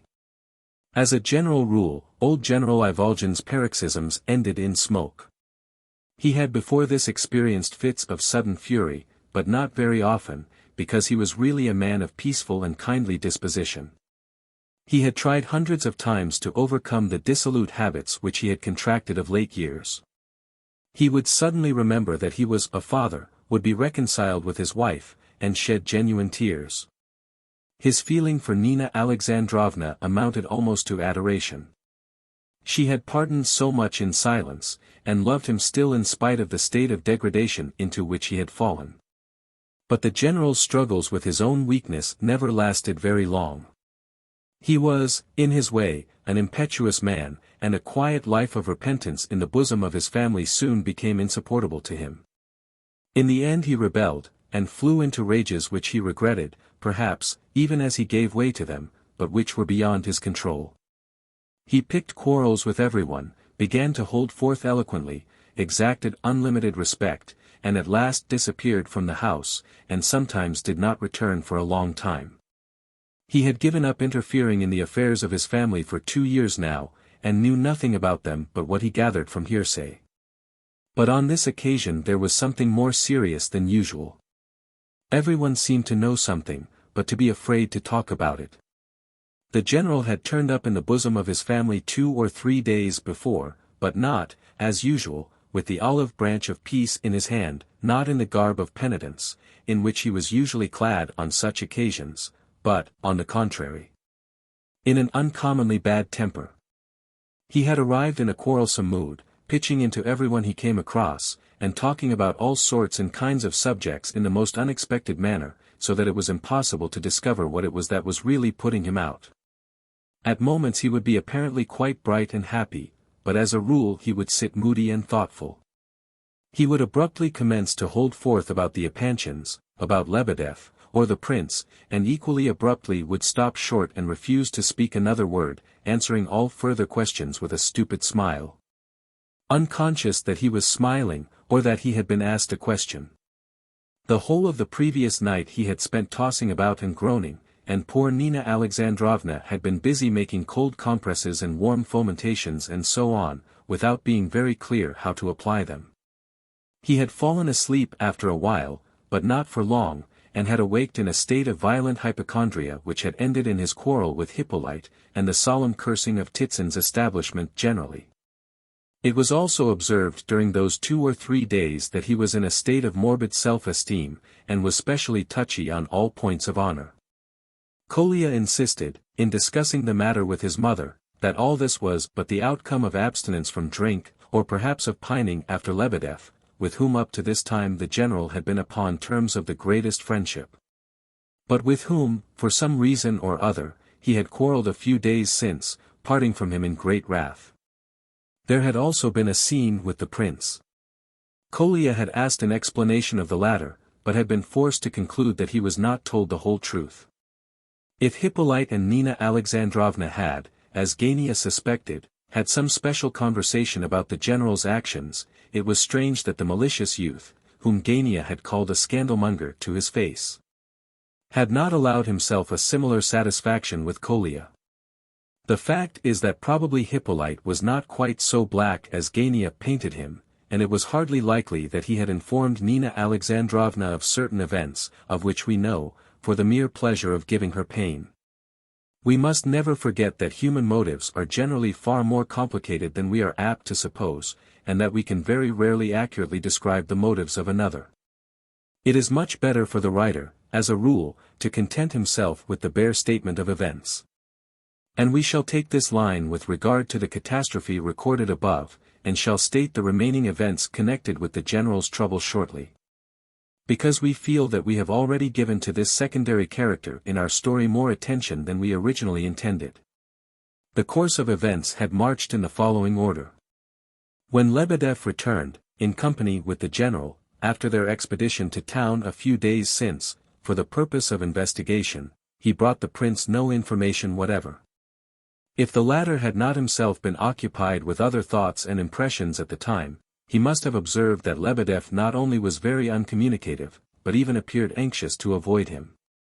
When the prince did give the matter a little attention, he recalled the fact that during these days he had always found Lebedev to be in radiantly good spirits, when they happened to meet.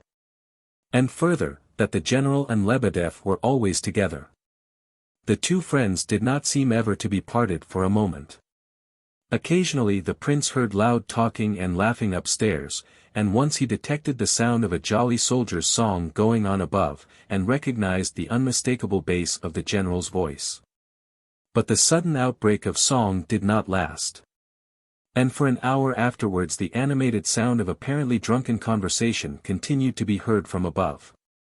At length there was the clearest evidence of a grand mutual embracing, and someone burst into tears.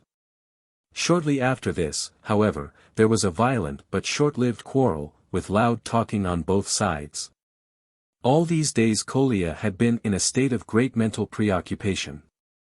Myshkin was usually out all day, and only came home late at night. On his return he was invariably informed that Kolya had been looking for him. However, when they did meet, Kolya never had anything particular to tell him, excepting that he was highly dissatisfied with the general and his present condition of mind and behavior. They drag each other about the place, he said, and get drunk together at the pub close by here, and quarrel in the street on the way home, and embrace one another after it, and don't seem to part for a moment. When the prince pointed out that there was nothing new about that, for that they had always behaved in this manner together, Kolya did not know what to say. In fact he could not explain what it was that specially worried him, just now, about his father. On the morning following the bacchanalian songs and quarrels recorded above, as the prince stepped out of the house at about 11 o'clock, the general suddenly appeared before him, much agitated. "I have long sought the honor and opportunity of meeting you, much esteemed Lev Nikolayevich," he murmured, pressing the prince's hand very hard, almost painfully so, "long, very long." The prince begged him to step in and sit down. "No, I will not sit down, I am keeping you, I see, another time. I think I may be permitted to congratulate you upon the realization of your heart's best wishes, is it not so?" "What best wishes?" The prince blushed. He thought, as so many in his position do, that nobody had seen, heard, noticed, or understood anything. "Oh, be easy, sir, be easy. I shall not wound your tenderest feelings.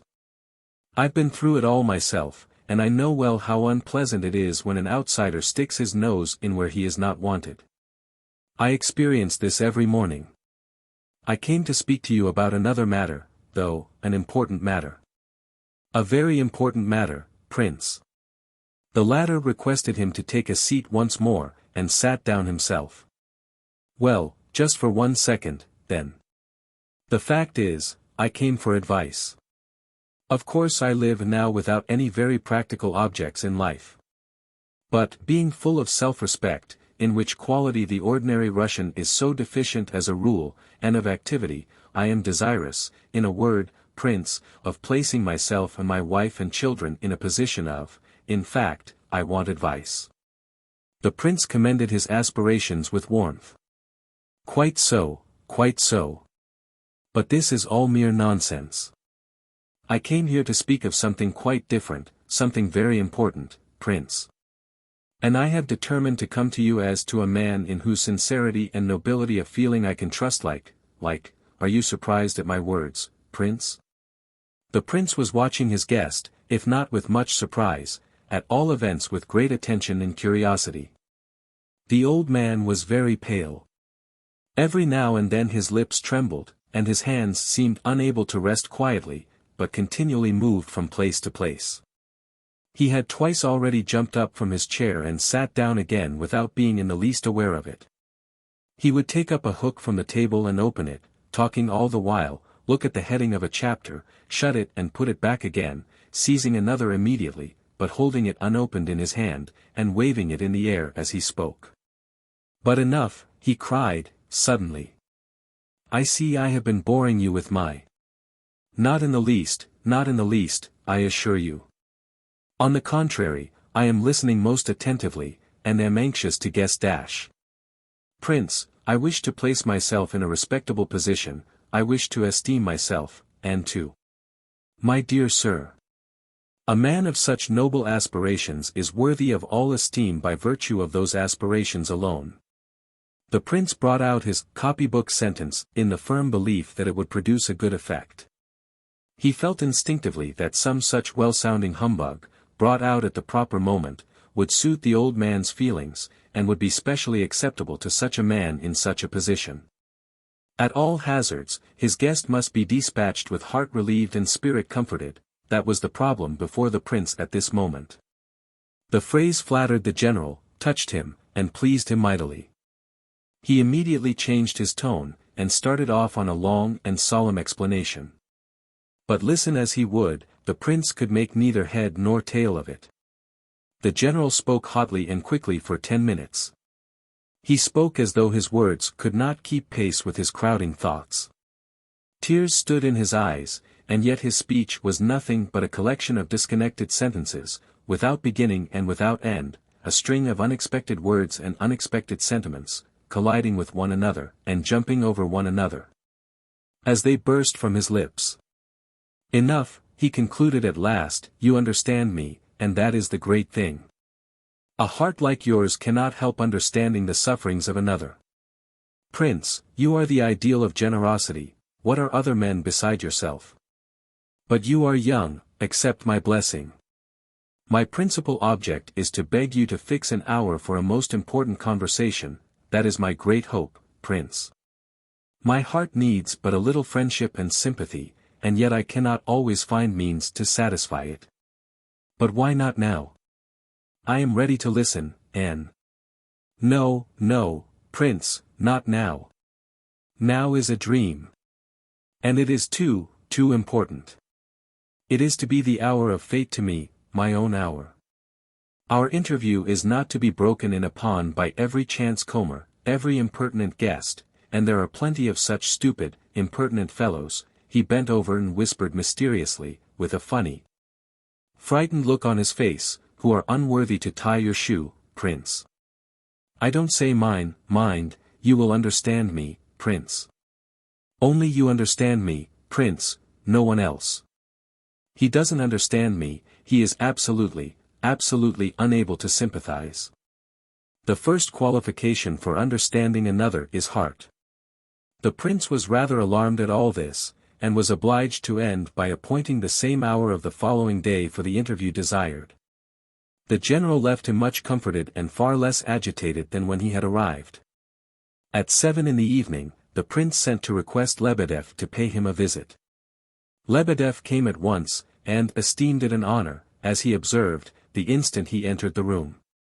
He acted as though there had never been the slightest suspicion of the fact that he had systematically avoided the prince for the last 3 days. He sat down on the edge of his chair, smiling and making faces, and rubbing his hands, and looking as though he were in delighted expectation of hearing some important communication, which had been long guessed by all. The prince was instantly covered with confusion, for it appeared to be plain that everyone expected something of him, that everyone looked at him as though anxious to congratulate him, and greeted him with hints, and smiles, and knowing looks. Keller, for instance, had run into the house 3 times of late, just for a moment, and each time with the air of desiring to offer his congratulations. Kolya, too, in spite of his melancholy, had once or twice begun sentences in much the same strain of suggestion or insinuation. The prince, however, immediately began, with some show of annoyance, to question Lebedeff categorically, as to the general's present condition, and his opinion thereon. He described the morning's interview in a few words. Everyone has his worries, Prince, especially in these strange and troublous times of ours, Lebedeff replied, drily, and with the air of a man disappointed of his reasonable expectations. Dear me, what a philosopher you are, laughed the prince. Philosophy is necessary, sir, very necessary, in our day. It is too much neglected. As for me, much esteemed prince, I am sensible of having experienced the honor of your confidence in a certain matter up to a certain point, but never beyond that point. I do not for a moment complain. Lebedev, you seem to be angry for some reason, said the prince. Not the least bit in the world, esteemed and revered prince. Not the least bit in the world, cried Lebedev, solemnly, with his hand upon his heart. On the contrary, I am too painfully aware that neither by my position in the world, nor by my gifts of intellect and heart, nor by my riches, nor by any former conduct of mine, have I in any way deserved your confidence, which is far above my highest aspirations and hopes. Oh no, Prince, I may serve you, but only as your humble slave. I am not angry, oh no. Not angry, pained perhaps, but nothing more. My dear Lebedev, Oh, nothing more, nothing more. I was saying to myself but now. I am quite unworthy of friendly relations with him, say I. But perhaps as landlord of this house I may, at some future date, in his good time, receive information as to certain imminent and much to be desired changes. So saying, Lebedev fixed the prince with his sharp little eyes, still in hope that he would get his curiosity satisfied. The prince looked back at him in amazement. I don't understand what you are driving at, he cried, almost angrily, and, what an intriguer you are, Lebedev, he added, bursting into a fit of genuine laughter. Lebedev followed suit at once, and it was clear from his radiant face that he considered his prospects of satisfaction immensely improved. And do you know, the prince continued, I am amazed at your naive ways, Lebedev.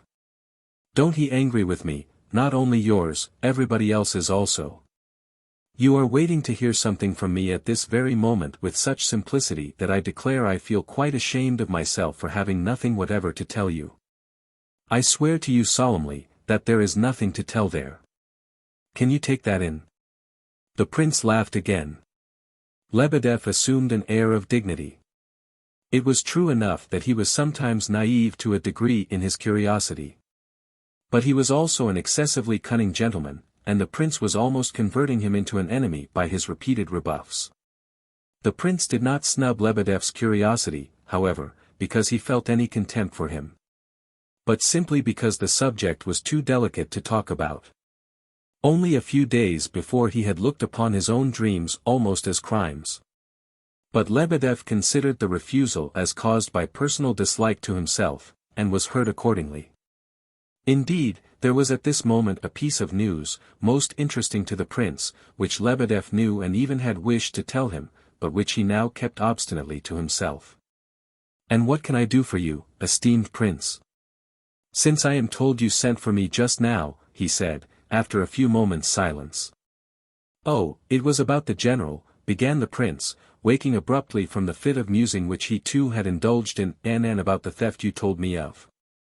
That is, about, what theft? Oh come. Just as if you didn't understand, Lukian Timofeyevich. What are you up to? I can't make you out. The money, sir. The 400 rubles that you lost that day. You came and told me about it one morning, and then went off to Petersburg. There, now do you understand? Oh, You mean the 400 rubles. Said Lebedev, dragging the words out, just as though it had only just dawned upon him what the prince was talking about. Thanks very much, prince, for your kind interest, you do me too much honor. I found the money, long ago. You found it? Thank God for that. Your exclamation proves the generous sympathy of your nature, prince, for 400 rubles, to a struggling family man like myself, is no small matter. I didn't mean that. At least, of course, I'm glad for your sake, too, added the prince, correcting himself, but, how did you find it? Very simply indeed. I found it under the chair upon which my coat had hung. So that it is clear the purse simply fell out of the pocket and onto the floor. Under the chair. Impossible. Why, you told me yourself that you had searched every corner of the room. How could you not have looked in the most likely place of all? Of course I looked there, of course I did. Very much so. I looked and scrambled about, and felt for it, and wouldn't believe it was not there, and looked again and again. It is always so in such cases. One longs and expects to find a lost article. One sees it is not there, and the place is as hair as one's palm, and yet one returns and looks again and again, 15 or 20 times, likely enough. Oh, quite so, of course. But how was it in your case? I don't quite understand, said the bewildered prince. You say it wasn't there at first, and that you searched the place thoroughly, and yet it turned up on that very spot.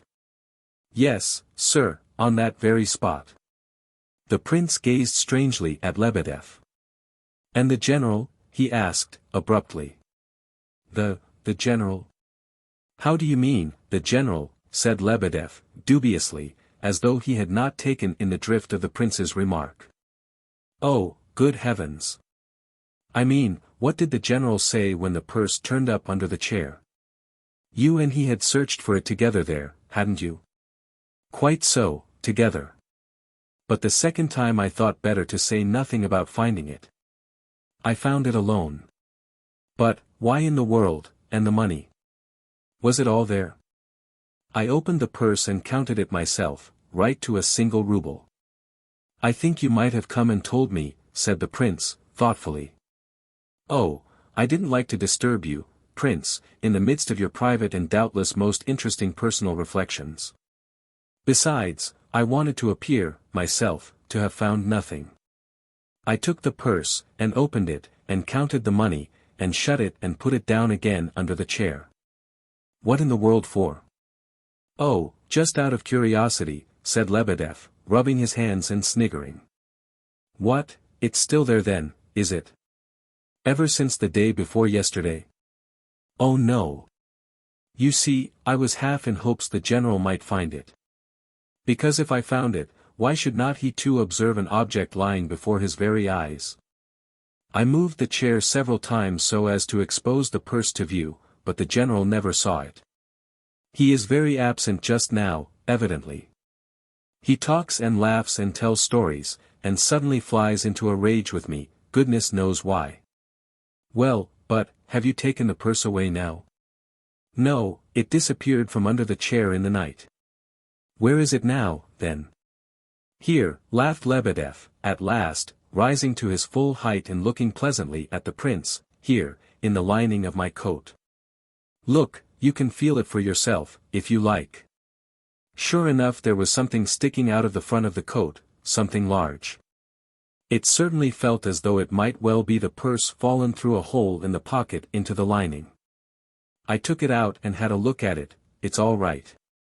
I've let it slip back into the lining now, as you see, and so I have been walking about ever since yesterday morning. It knocks against my legs when I walk along. Hum. And you take no notice of it? Quite so, I take no notice of it. Ha, ha. And think of this, Prince, my pockets are always strong and whole, and yet, here in one night, is a huge hole. I know the phenomenon is unworthy of your notice, but such is the case. I examined the hole, and I declare it actually looks as though it had been made with a penknife, a most improbable contingency. And, the general? Ah, very angry all day, sir, all yesterday and all today. He shows decided bacchanalian predilections at one time, and at another is tearful and sensitive, but at any moment he is liable to paroxysms of such rage that I assure you, Prince, I am quite alarmed. I am not a military man, you know. Yesterday we were sitting together in the tavern, and the lining of my coat was, quite accidentally, of course, sticking out right in front. The general squinted at it, and flew into a rage. He never looks me quite in the face now, unless he is very drunk or maudlin, but yesterday he looked at me in such a way that a shiver went all down my back. I intend to find the purse tomorrow. But till then I am going to have another night of it with him. What's the good of tormenting him like this? Cried the prince. I don't torment him, Prince, I don't indeed, cried Lebedev, hotly. I love him, my dear sir, I esteem him. And believe it or not, I love him all the better for this business, yes, and value him more. Lebedev said this so seriously that the prince quite lost his temper with him. Nonsense. Love him and torment him so. Why, by the very fact that he put the purse prominently before you, first under the chair and then in your lining, he shows that he does not wish to deceive you, but is anxious to beg your forgiveness in this artless way. Do you hear? He is asking your pardon. He confides in the delicacy of your feelings, and in your friendship for him. And you can allow yourself to humiliate so thoroughly honest a man. Thoroughly honest, quite so, Prince, thoroughly honest. Said Lebedev, with flashing eyes. And only you, Prince, could have found so very appropriate an expression. I honor you for it, Prince. Very well, that's settled, I shall find the purse now and not tomorrow. Here, I find it and take it out before your eyes. And the money is all right. Take it, Prince, and keep it till tomorrow, will you? Tomorrow or next day I'll take it back again. I think, Prince, that the night after its disappearance it was buried under a bush in the garden. So I believe. What do you think of that? Well, take care you don't tell him to his face that you have found the purse.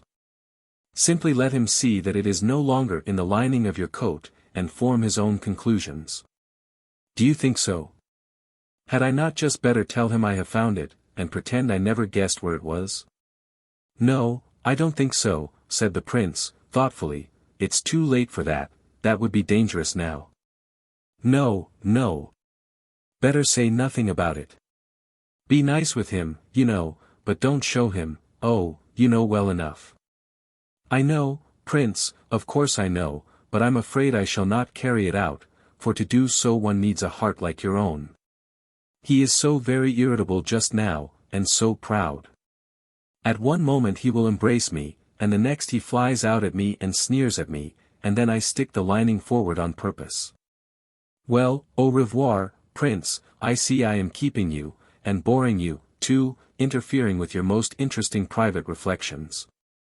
Now, do be careful. Secrecy, as before. Oh, silence isn't the word. Softly, softly.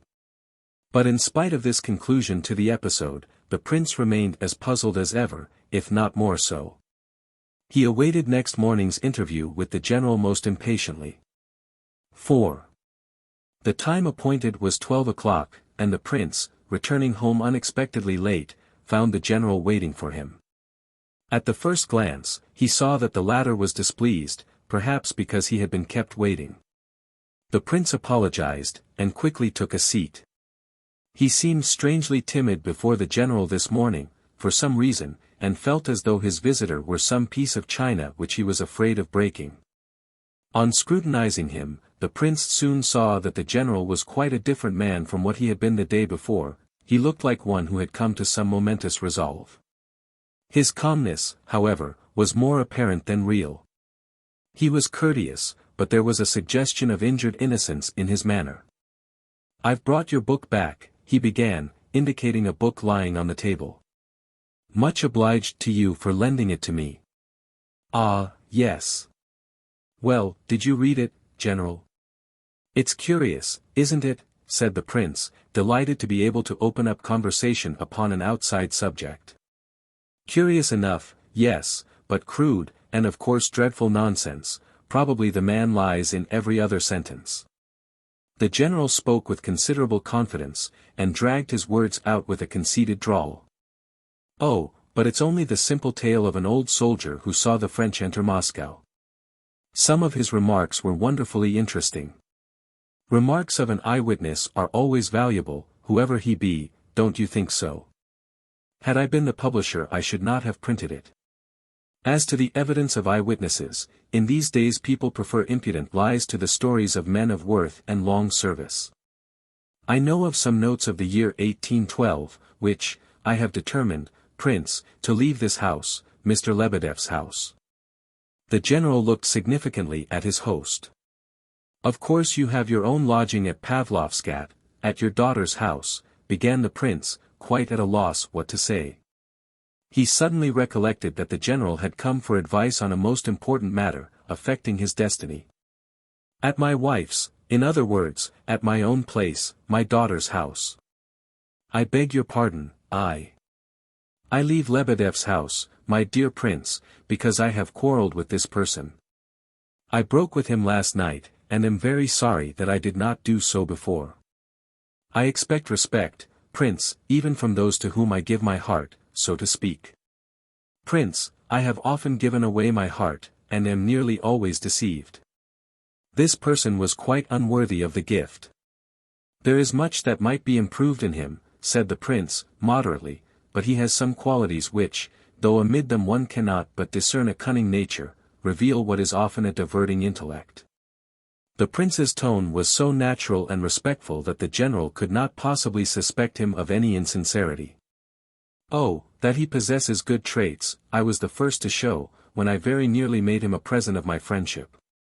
I am not dependent upon his hospitality, and upon his house, I have my own family. I do not attempt to justify my own weakness. I have drunk with this man, and perhaps I deplore the fact now, but I did not take him up for the sake of drink alone, excuse the crudeness of the expression, prince, I did not make friends with him for that alone. I was attracted by his good qualities. But when the fellow declares that he was a child in 1812, and had his left leg cut off, and buried in the Vagarkov cemetery, in Moscow, such a cock-and-bull story amounts to disrespect, my dear sir, to impudent exaggeration. Oh, he was very likely joking, he said it for fun. I quite understand you. You mean that an innocent lie for the sake of a good joke is harmless, and does not offend the human heart. Some people lie, if you like to put it so, out of pure friendship, in order to amuse their fellows. But when a man makes use of extravagance in order to show his disrespect and to make clear how the intimacy bores him, it is time for a man of honor to break off the said intimacy, and to teach the offender his place. The general flushed with indignation as he spoke. Oh, but Lebedev cannot have been in Moscow in 1812. He is much too young, it is all nonsense.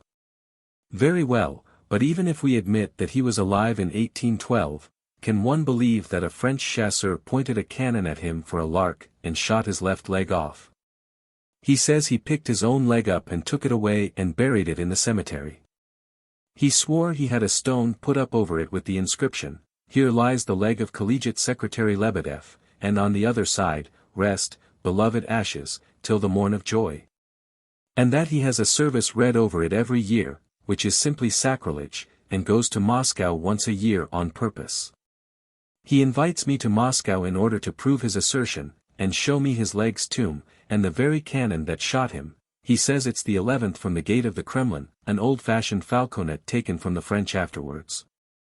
And, meanwhile both his legs are still on his body, said the prince, laughing. I assure you, it is only an innocent joke, and you need not be angry about it. Excuse me, wait a minute, he says that the leg we see is a wooden one, made by Chernosvitov. They do say one can dance with those. Quite so, quite so. And he swears that his wife never found out that one of his legs was wooden all the while they were married.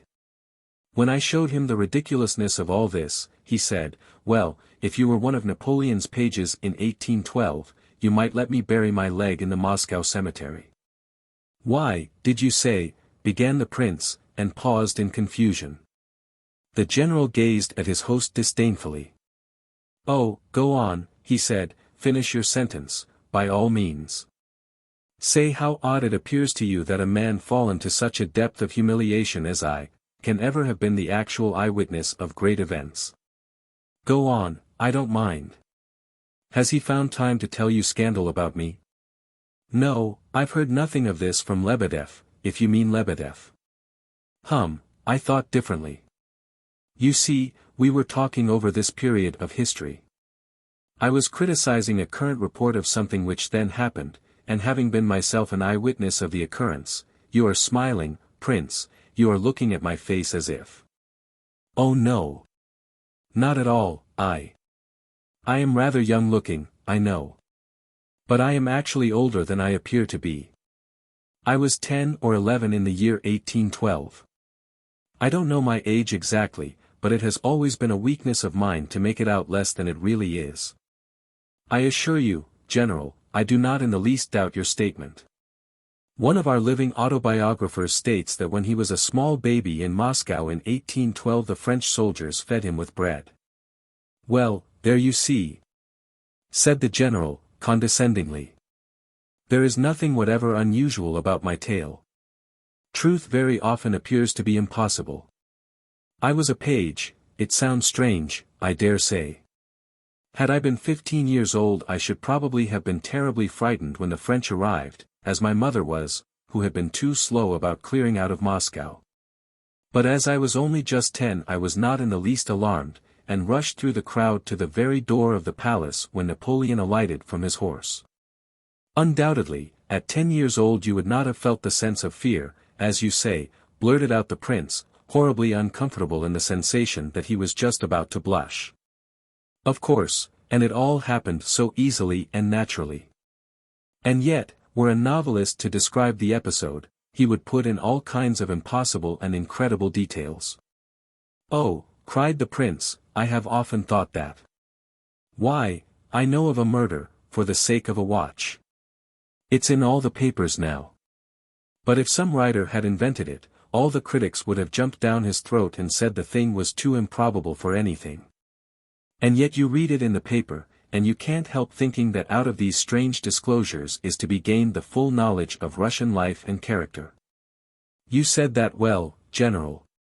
It is so true," concluded the prince, warmly, delighted to have found a refuge from the fiery blushes which had covered his face.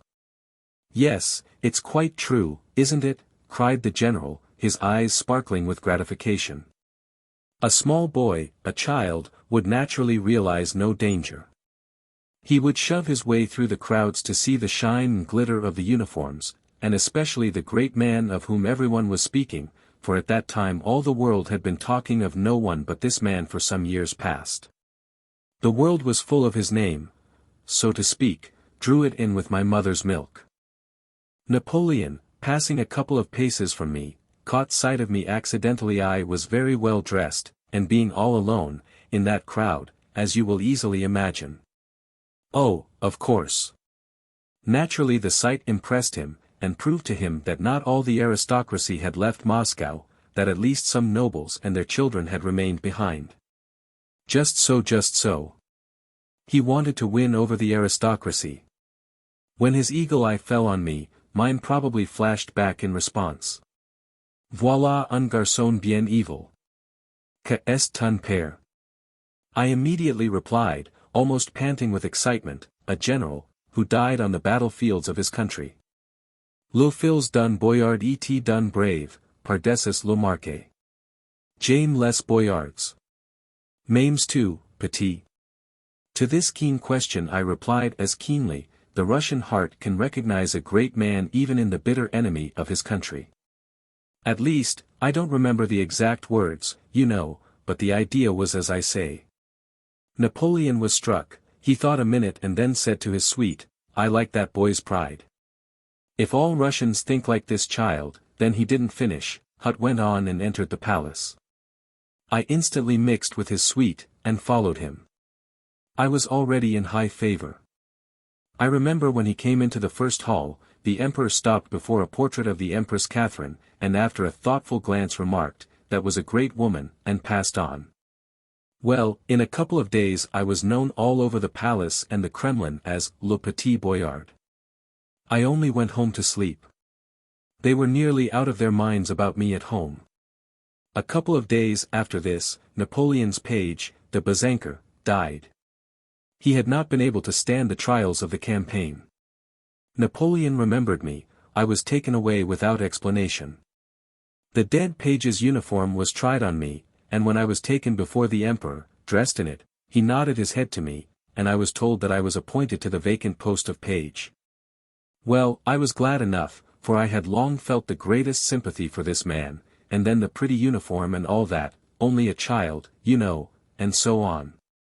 It was a dark green dress coat with gold buttons, red facings, white trousers, and a white silk waistcoat, silk stockings, shoes with buckles, and top boots if I were riding out with His Majesty or with the suite.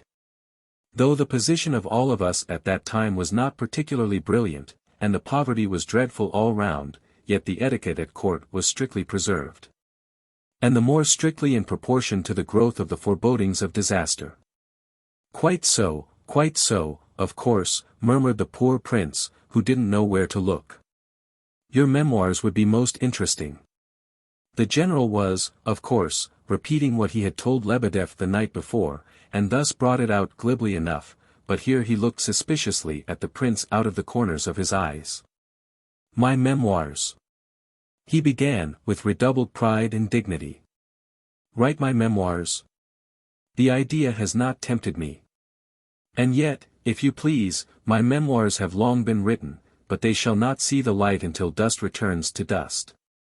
Then, I doubt not, they will be translated into all languages, not of course on account of their actual literary merit, but because of the great events of which I was the actual witness, though but a child at the time.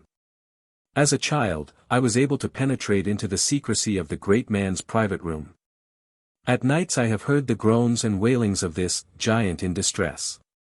He could feel no shame in weeping before such a mere child as I was, though I understood even then that the reason for his suffering was the silence of the Emperor Alexander. Yes, of course. He had written letters to the latter with proposals of peace, had he not, put in the prince. We did not know the details of his proposals, but he wrote letter after letter, all day and every day. He was dreadfully agitated. Sometimes at night I would throw myself upon his breast with tears. Oh, how I loved that man. Ask forgiveness, oh, ask forgiveness of the Emperor Alexander.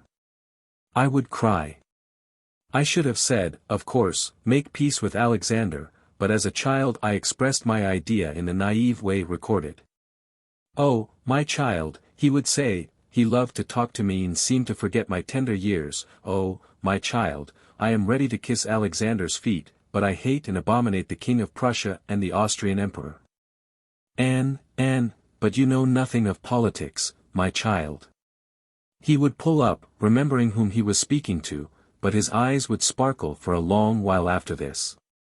Well now, if I were to describe all this, and I have seen greater events than these, all these critical gentlemen of the press and political parties, oh, no thanks. I'm their very humble servant, but no thanks. Quite so, parties, you are very right, said the prince. I was reading a book about Napoleon and the Waterloo campaign only the other day, by Cheras, in which the author does not attempt to conceal his joy at Napoleon's discomfiture at every page. Well now, I don't like that, it smells of party, you know. You are quite right.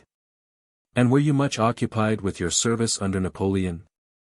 The general was in ecstasies, for the prince's remarks, made, as they evidently were, in all seriousness and simplicity, quite dissipated the last relics of his suspicion. I know Cheras's book. Oh! I was so angry with his work. I wrote to him and said, I forget what, at this moment. You ask whether I was very busy under the emperor? Oh no. I was called page, but hardly took my duty seriously. Besides, Napoleon very soon lost hope of conciliating the Russians, and he would have forgotten all about me had he not loved me, for personal reasons. I don't mind saying so now. My heart was greatly drawn to him, too. My duties were light. I merely had to be at the palace occasionally to escort the emperor out riding, and that was about all. I rode very fairly well. He used to have a ride before dinner, and his suite on those occasions were generally Davoust, myself, and Roustan. Constant, said the prince, suddenly, and quite involuntarily. No, Constant was away then, taking a letter to the Empress Josephine. Instead of him there were always a couple of orderlies, and that was all, excepting, of course, the generals and marshals whom Napoleon always took with him for the inspection of various localities, and for the sake of consultation generally. I remember there was one, Davoust, nearly always with him, a big man with spectacles. They used to argue and quarrel sometimes. Once they were in the emperor's study together, just those two and myself, I was unobserved, and they argued, and the emperor seemed to be agreeing to something under protest. Suddenly his eye fell on me and an idea seemed to flash across him. Child, he said, abruptly. If I were to recognize the Russian Orthodox religion and emancipate the serfs, do you think Russia would come over to me? Never. I cried, indignantly. The emperor was much struck. In the flashing eyes of this patriotic child I read and accept the fiat of the Russian people. Enough, Davoust, it is mere fantasy on our part. Come, let's hear your other project. Yes, but that was a great idea, said the prince, clearly interested. You ascribe it to Davoust, do you? Well, at all events, they were consulting together at the time. Of course it was the idea of an eagle, and must have originated with Napoleon, but the other project was good too, it was the Conseil du Lion, as Napoleon called it.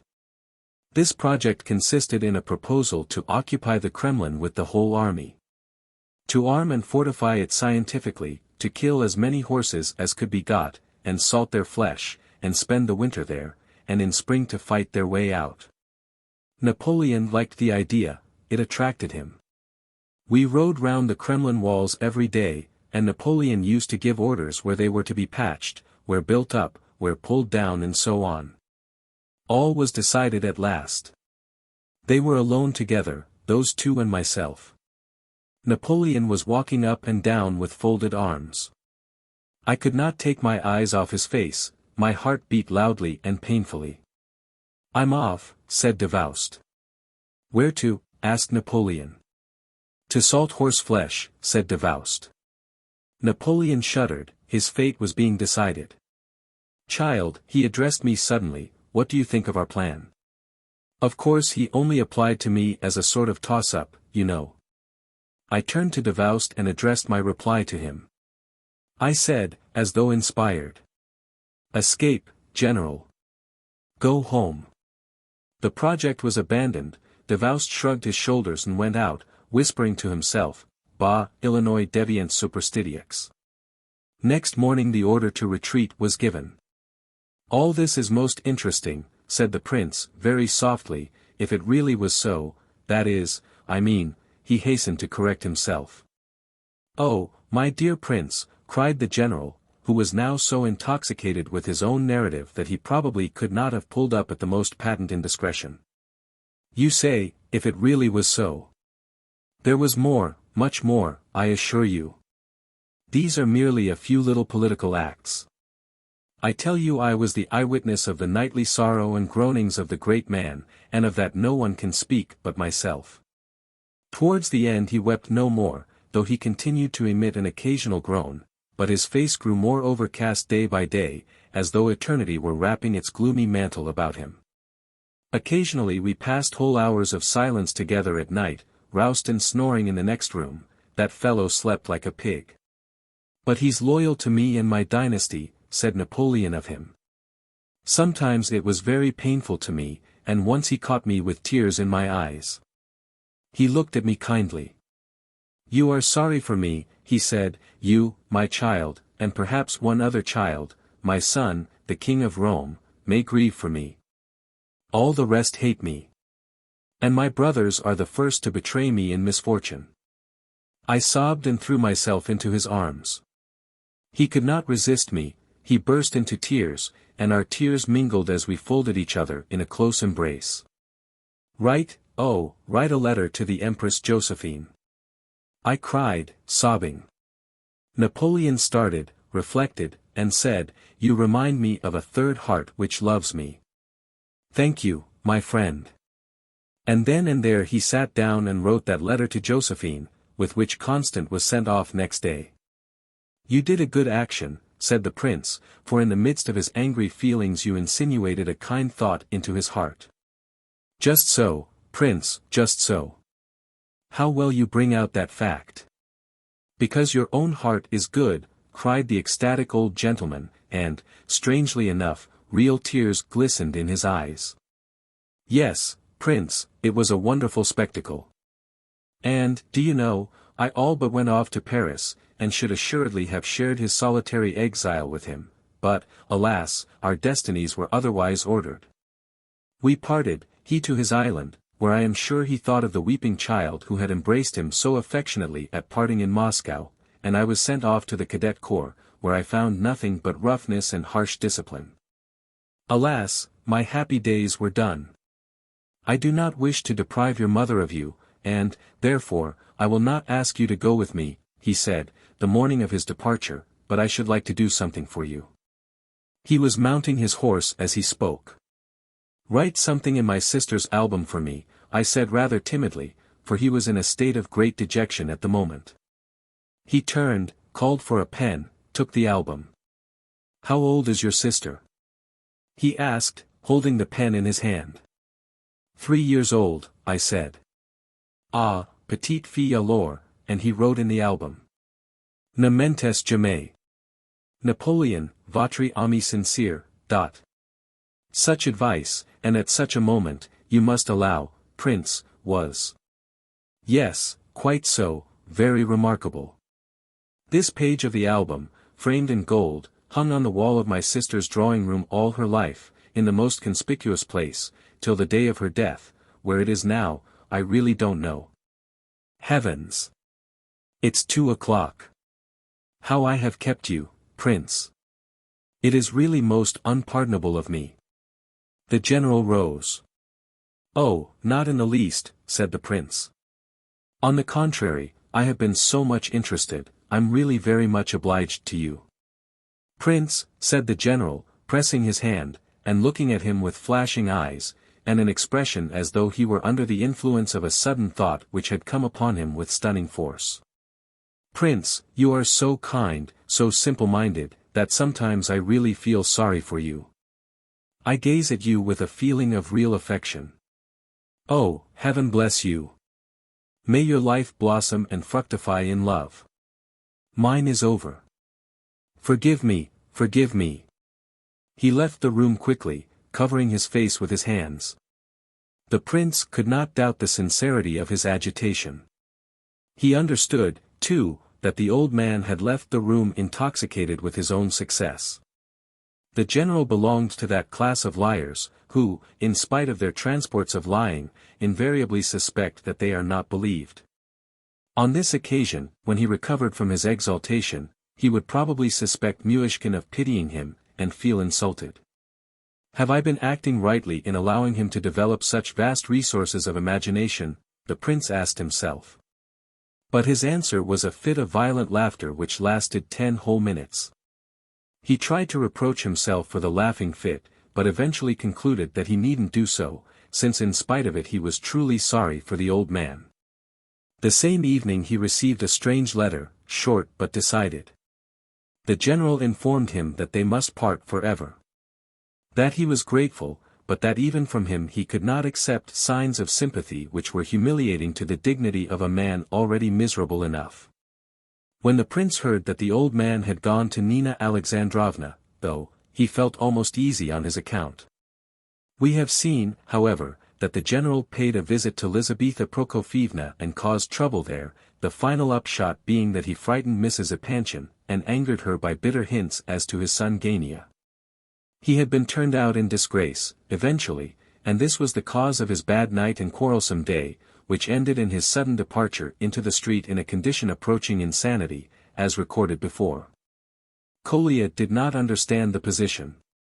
He tried severity with his father, as they stood in the street after the latter had cursed the household, hoping to bring him round that way.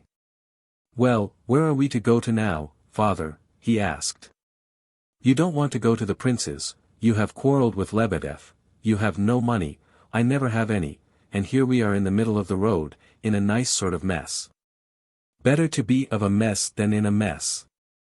I remember making a joke something like that at the mess in 1840, I forget. Where is my youth, where is my golden youth? Who was it said that, Kolya? It was Gogol, in Dead Souls, father, cried Kolya, glancing at him in some alarm. Dead souls, yes, of course, dead. When I die, Kolya, you must engrave on my tomb. Here lies a dead soul, shame pursues me. Who said that, Kolya? I don't know, father. There was no Eropkov. Eroshka Eropkov, he cried, suddenly, stopping in the road in a frenzy. No Eropkov. And my own son to say it. Irotkov was in the place of a brother to me for 11 months. I fought a duel for him. He was married afterwards, and then killed on the field of battle. The bullet struck the cross on my breast and glanced off straight into his temple. I'll never forget you, he cried, and expired. I served my country well and honestly, Kolya, but shame has pursued me. You and Nina will come to my grave, Kolya, poor Nina, I always used to call her Nina in the old days, and how she loved. Nina, Nina, oh, Nina. What have I ever done to deserve your forgiveness and long-suffering? Oh, Kolya, your mother has an angelic spirit, Kolya. I know that, father. Look here, dear old father, come back home. Let's go back to mother. Look, she ran after us when we came out. What have you stopped her for, just as though you didn't take in what I said? Why are you crying, father? Poor Kolya cried himself, and kissed the old man's hands. You kiss my hands, mine. Yes, yes, yours, yours. What is there to surprise anyone in that? Come, come, you mustn't go on like this, crying in the middle of the road, and you a general too, a military man. Come, let's go back. God bless you, dear boy, for being respectful to a disgraced man. Yes, to a poor disgraced old fellow, your father. You shall have such a son yourself, le roi de Rome. Oh, curses on this house. Come, come, what does all this mean? Cried Kolya beside himself at last. What is it? What has happened to you? Why don't you wish to come back home? Why have you gone out of your mind, like this? I'll explain it, I'll explain all to you. Don't shout. You shall hear. Le roi de Rome. Oh, I am sad, I am melancholy. Nurse, where is your tomb? Who said that, Kolya? I don't know who said it. Come home at once, come on.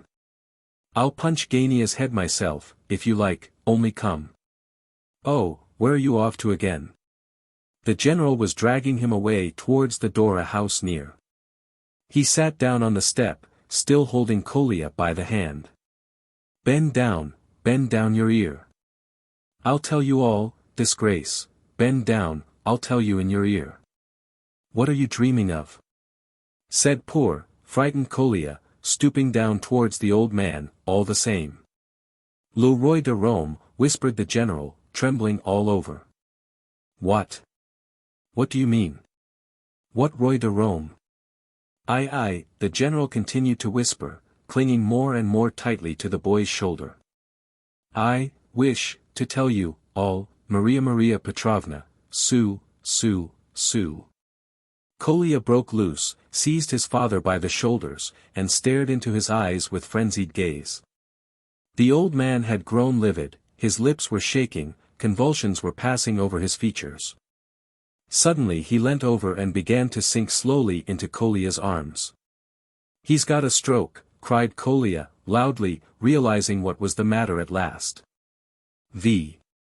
In point of fact, Varia had rather exaggerated the certainty of her news as to the prince's betrothal to Aglaya.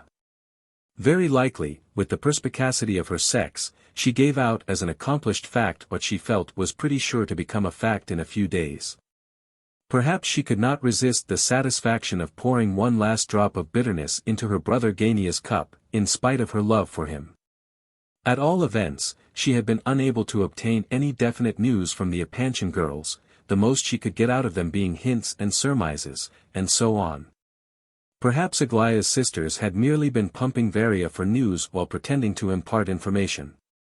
Or perhaps, again, they had been unable to resist the feminine gratification of teasing a friend, for, after all this time, they could scarcely have helped divining the aim of her frequent visits. On the other hand, the prince, although he had told Lebedev, as we know, that nothing had happened, and that he had nothing to impart, the prince may have been in error. Something strange seemed to have happened, without anything definite having actually happened. Varia had guessed that with her true feminine instinct. How or why it came about that everyone at the Epanchins became imbued with one conviction, that something very important had happened to Aglaya, and that her fate was in process of settlement, it would be very difficult to explain. But no sooner had this idea taken root, than all at once declared that they had seen and observed it long ago.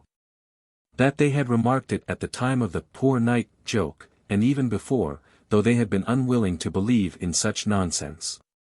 So said the sisters. Of course, Lizaveta Prokofievna had foreseen it long before the rest.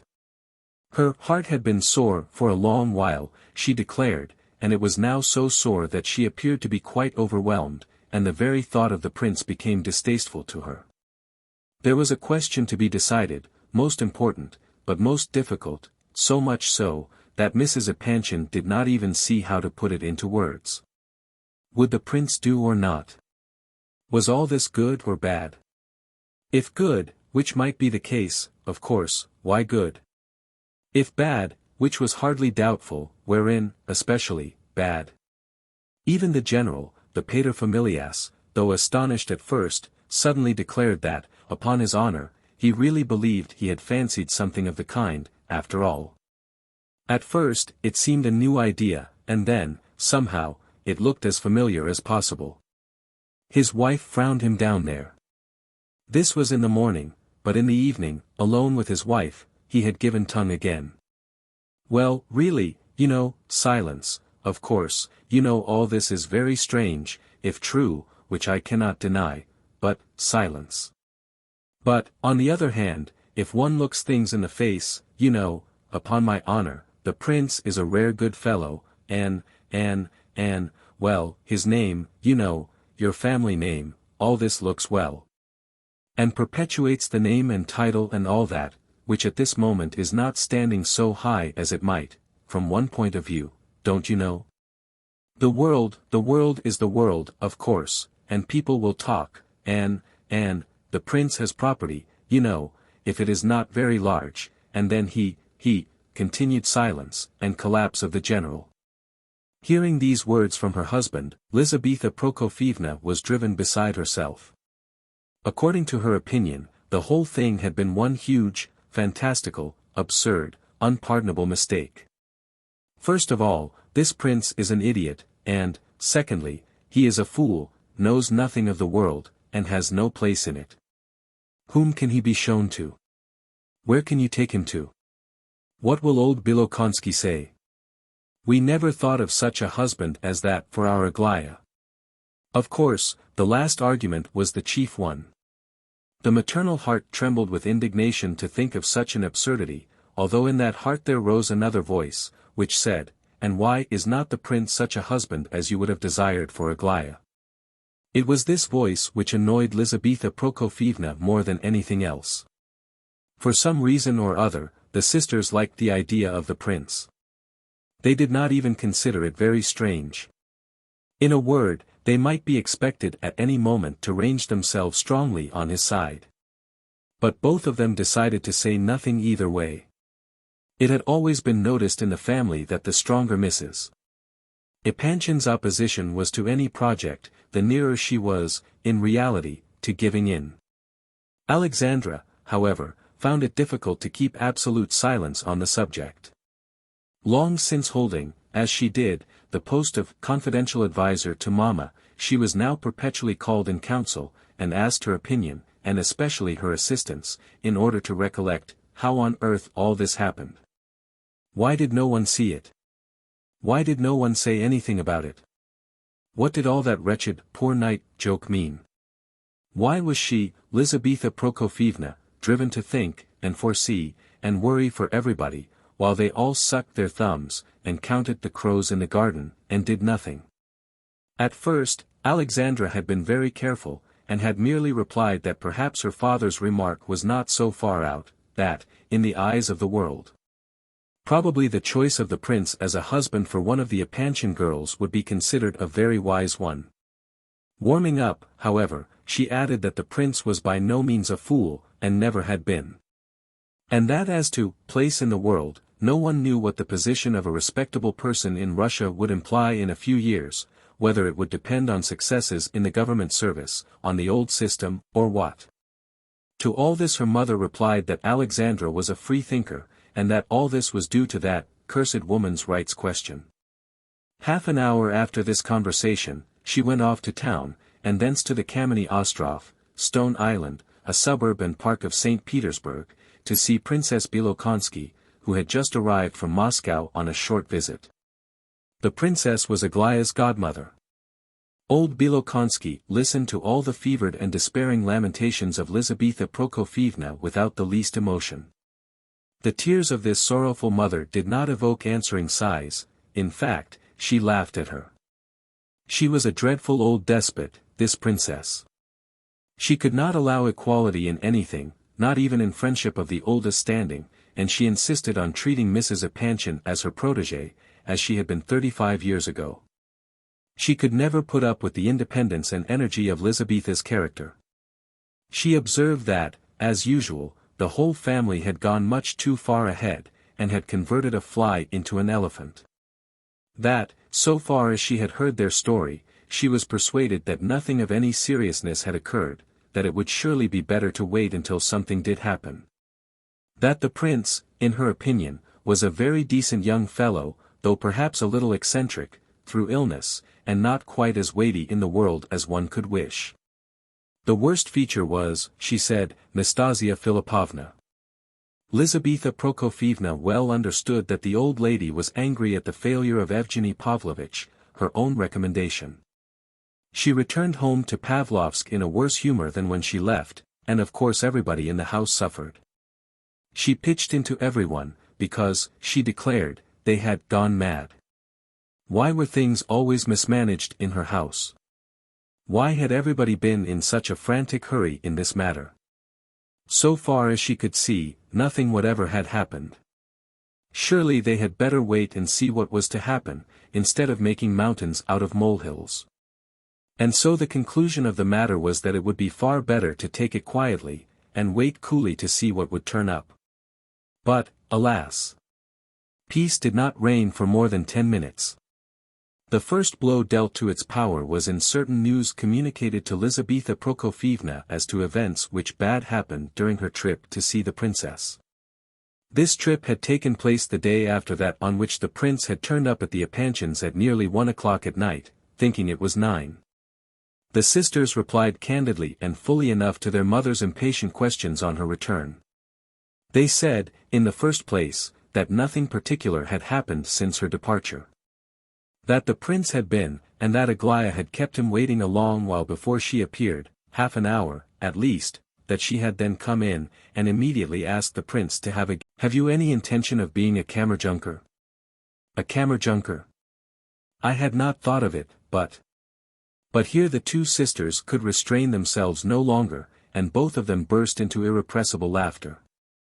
Adelaida had long since detected in Aglaya's features the gathering signs of an approaching storm of laughter, which she restrained with amazing self-control. Aglaya looked menacingly at her laughing sisters, but could not contain herself any longer, and the next minute she too had burst into an irrepressible, and almost hysterical, fit of mirth. At length she jumped up, and ran out of the room. "I knew it was all a joke," cried Adelaida. "I felt it ever since the hedgehog. No, no. I cannot allow this is a little too much," cried Lizaveta Prokofievna, exploding with rage, and she rose from her seat and followed Aglaya out of the room as quickly as she could. The two sisters hurriedly went after her. The prince and the general were the only two persons left in the room. It's really, now could you have imagined anything like it, Lev Nikolayevich?" cried the general. He was evidently so much agitated that he hardly knew what he wished to say. "Seriously now, seriously I mean. I only see that Aglaya Ivanovna is laughing at me," said the poor prince, sadly. "Wait a bit, my boy, I'll just go, you stay here, you know. But do just explain, if you can, Lev Nikolayevich, how in the world has all this come about? And what does it all mean? You must understand, my dear fellow. I am a father, you see, and I ought to be allowed to understand the matter. Do explain, I beg you. I love Aglaya Ivanovna, she knows it, and I think she must have long known it. The general shrugged his shoulders. Strange, it's strange, he said, and you love her very much? Yes, very much. Well, it's all most strange to me. That is, my dear fellow, it is such a surprise, such a blow, that.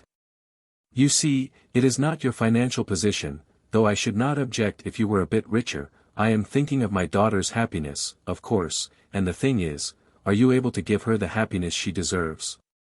And then, is all this a joke on her part, or is she in earnest? I don't mean on your side, but on hers. At this moment Alexandra's voice was heard outside the door, calling out, Papa. Wait for me here, my boy, will you? Just wait and think it all over, and I'll come back directly, he said hurriedly, and made off with what looked like the rapidity of alarm in response to Alexandra's call. He found the mother and daughter locked in one another's arms, mingling their tears. These were the tears of joy and peace and reconciliation. Aglaya was kissing her mother's lips and cheeks and hands. They were hugging each other in the most ardent way. There, look at her now, Ivan Fedorovitch. Here she is, all of her. This is our real Aglaya at last, said Lizaveta Prokofievna. Aglaya raised her happy, tearful face from her mother's breast, glanced at her father, and burst out laughing. She sprang at him and hugged him too, and kissed him over and over again. She then rushed back to her mother and hid her face in the maternal bosom, and there indulged in more tears. Her mother covered her with a corner of her shawl. Oh, you cruel little girl! How will you treat us all next, I wonder? She said, but she spoke with a ring of joy in her voice, and as though she breathed at last without the oppression which she had felt so long. Cruel, sobbed Aglaya. Yes, I am cruel, and worthless, and spoiled, tell father so. Oh, here he is, I forgot father, listen. She laughed through her tears. My darling, my little idol, cried the general, kissing and fondling her hands. Aglaya did not draw them away. So you love this young man, do you? No, no, no, can't bear him, I can't bear your young man, cried Aglaya, raising her head. And if you dare say that once more, Papa, I'm serious, you know, do you hear me, I'm serious. She certainly did seem to be serious enough. She had flushed up all over and her eyes were blazing.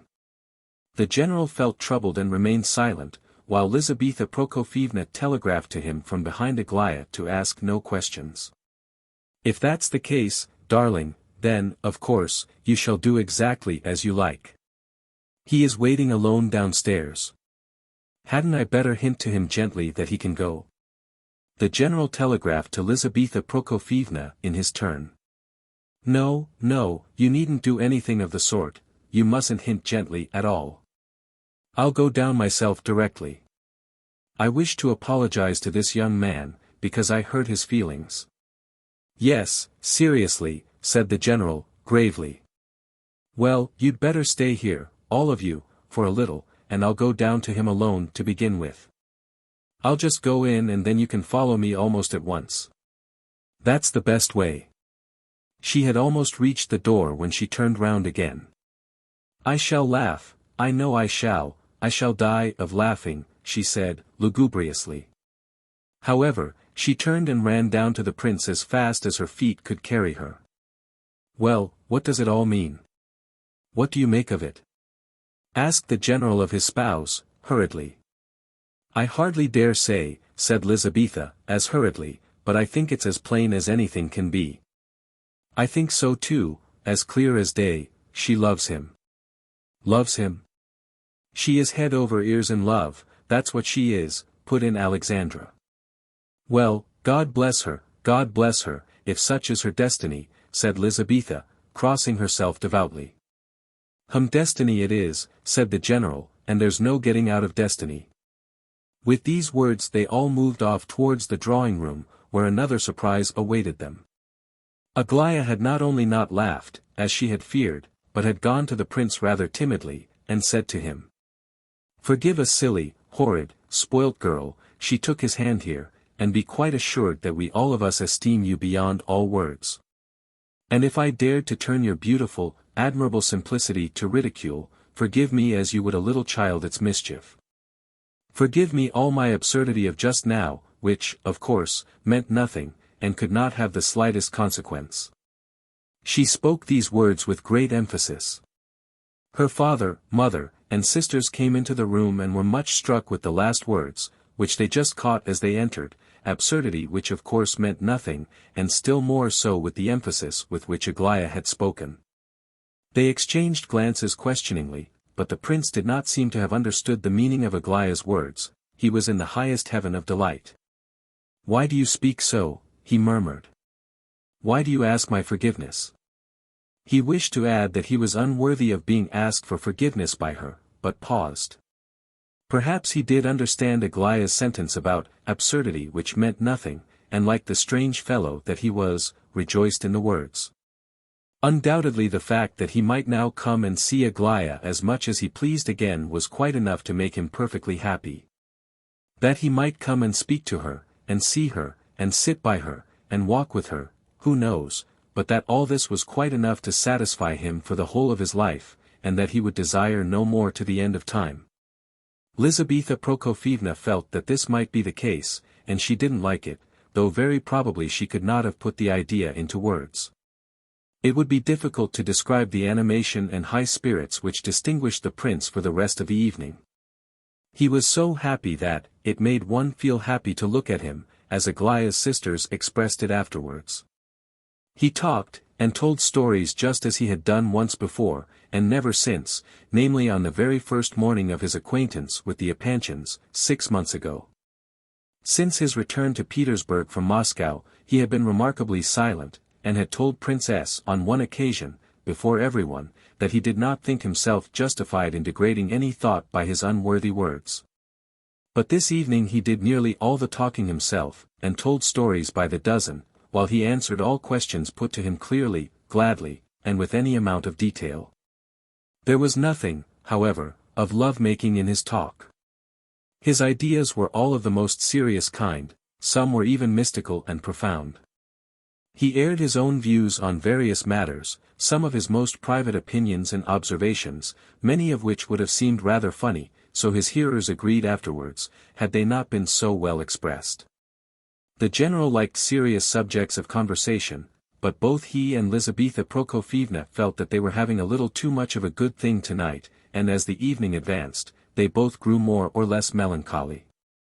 But towards night, the prince fell to telling funny stories, and was always the first to burst out laughing himself, which he invariably did so joyously and simply that the rest laughed just as much at him as at his stories. As for Aglaya, she hardly said a word all the evening, but she listened with all her ears to Lev Nikolayevich's talk, and scarcely took her eyes off him. She looked at him, and stared, and hung on every word he said Lizaveta afterwards, to her husband, and yet, tell her that she loves him, and she is furious. What's to be done? It's fate, said the general, shrugging his shoulders, and, for a long while after, he continued to repeat, it's fate, it's fate. We may add that to a business man like General Epanchin the present position of affairs was most unsatisfactory. He hated the uncertainty in which they had been, perforce, left. However, he decided to say no more about it, and merely to look on, and take his time and tune from Lizaveta Prokofievna. The happy state in which the family had spent the evening, as just recorded, was not of very long duration. Next day Aglaya quarreled with the prince again, and so she continued to behave for the next few days. For whole hours at a time she ridiculed and chaffed the wretched man, and made him almost a laughingstock.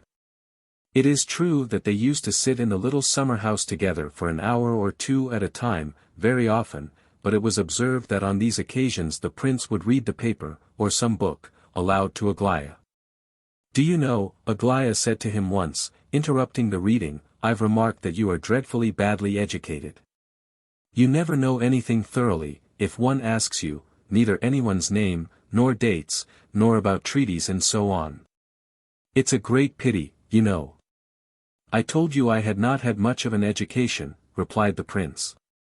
How am I to respect you, if that's the case? Read on now. No, don't. Stop reading. And once more, that same evening, Aglaya mystified them all. Prince S. had returned, and Aglaya was particularly amiable to him, and asked a great deal after Evgeny Pavlovitch. Myshkin had not come in as yet. Suddenly Prince S. hinted something about a new and approaching change in the family. He was led to this remark by a communication inadvertently made to him by Lizaveta Prokofievna, that Adelaida's marriage must be postponed a little longer, in order that the two weddings might come off together. It is impossible to describe Aglaya's irritation. She flared up, and said some indignant words about all these silly insinuations. She added that she had no intentions as yet of replacing anybody's mistress. These words painfully impressed the whole party, but especially her parents. Lizaveta Prokofievna summoned a secret council of two, and insisted upon the general's demanding from the prince a full explanation of his relations with Nastassya Filippovna. The general argued that it was only a whim of Aglaya's. And that, had not Prince S. unfortunately made that remark, which had confused the child and made her blush, she never would have said what she did. And that he was sure Aglaya knew well that anything she might have heard of the prince and Nastassya Filippovna was merely the fabrication of malicious tongues, and that the woman was going to marry Rogozhin. He insisted that the prince had nothing whatever to do with Nastassya Filippovna, so far as any liaison was concerned, and, if the truth were to be told about it, he added, never had had. Meanwhile nothing put the prince out, and he continued to be in the seventh heaven of bliss. Of course he could not fail to observe some impatience and ill temper in Aglaya now and then. But he believed in something else, and nothing could now shake his conviction. Besides, Aglaya's frowns never lasted long, they disappeared of themselves. Perhaps he was too easy in his mind. So thought Hippolyte, at all events, who met him in the park one day. "Didn't I tell you the truth now, when I said you were in love?" he said, coming up to Myshkin of his own accord, and stopping him. The prince gave him his hand and congratulated him upon looking so well. Hippolyte himself seemed to be hopeful about his state of health, as is often the case with consumptives. He had approached the prince with the intention of talking sarcastically about his happy expression of face, but very soon forgot his intention and began to talk about himself. He began complaining about everything, disconnectedly and endlessly, as was his wont. "You wouldn't believe," he concluded, "how irritating they all are there. They are such wretchedly small, vain, egotistical, commonplace people. Would you believe it, they invited me there under the express condition that I should die quickly, and they are all as wild as possible with me for not having died yet, and for being, on the contrary, a good deal better. Isn't it a comedy? I don't mind betting that you don't believe me." The prince said nothing. "I sometimes think of coming over to you again," said Hippolyte, carelessly. "So you don't think them capable of inviting a man on the condition that he is to look sharp and die? I certainly thought they invited you with quite other views." "Ho, ho! You are not nearly so simple as they try to make you out. This is not the time for it, or I would tell you a thing or two about that beauty, Gania, and his hopes. You are being undermined, pitilessly undermined, and it is really melancholy to see you so calm about it. But alas! It's your nature, you can't help it. My word! What a thing to be melancholy about! Why, do you think I should be any happier if I were to feel disturbed about the excavations you tell me of? It is better to be unhappy in know the worst, than to be happy in a fool's paradise. I suppose you don't believe that you have a rival in that quarter? Your insinuations as to rivalry are rather cynical, Hippolyte. I'm sorry to say I have no right to answer you. As for Gania, I put it to you, can any man have a happy mind after passing through what he has had to suffer? I think that is the best way to look at it. He will change yet, he has lots of time before him, and life is rich, besides. The prince hesitated. As to being undermined, I don't know what in the world you are driving at, Hippolyte. I think we had better drop the subject. Very well, we'll drop it for a while. You can't look at anything but in your exalted, generous way. You must put out your finger and touch a thing before you'll believe it, eh? Ha! Ha! Ha! I suppose you despise me dreadfully, Prince, eh? What do you think? Why? Because you have suffered more than we have? No, because I am unworthy of my sufferings, if you like. Whoever can suffer is worthy to suffer, I should think. Aglaya Ivanovna wished to see you, after she had read your confession, but she postponed the pleasure. I see, I quite understand, said Hippolyte, hurriedly, as though he wished to banish the subject. I hear, they tell me, that you read her all that nonsense aloud. Stupid at bosh it was, written in delirium. And I can't understand how anyone can be so, I won't say cruel, because the word would be humiliating to myself, but will say childishly vain and revengeful, as to reproach me with this confession, and use it as a weapon against me. Don't be afraid, I'm not referring to yourself. Oh, but I'm sorry you repudiate the confession, Hippolyte, it is sincere. And, do you know, even the absurd parts of it, and these are many, here Hippolyte frowned savagely, are, as it were, redeemed by suffering, for it must have cost you something to admit what you there say, great torture, perhaps, for all I know. Your motive must have been a very noble one all through. Whatever may have appeared to the contrary, I give you my word, I see this more plainly every day. I do not judge you. I merely say this to have it off my mind, and I am only sorry that I did not say it all then. Hippolyte flushed hotly. He had thought at first that the prince was humbugging him. But on looking at his face he saw that he was absolutely serious, and had no thought of any deception. Hippolyte beamed with gratification. And yet I must die, he said, and almost added, a man like me at. And imagine how that Gania annoys me. He has developed the idea, or pretends to believe, that in all probability 3 or 4 others who heard my confession will die before I do. There's an idea for you, and all this by way of consoling me. Ha! Ha! Ha! In the first place they haven't died yet, and in the second, if they did die, all of them, what would be the satisfaction to me in that? He judges me by himself. But he goes further, he actually pitches into me because, as he declares, any decent fellow would die quietly, and that all this is mere egotism on my part.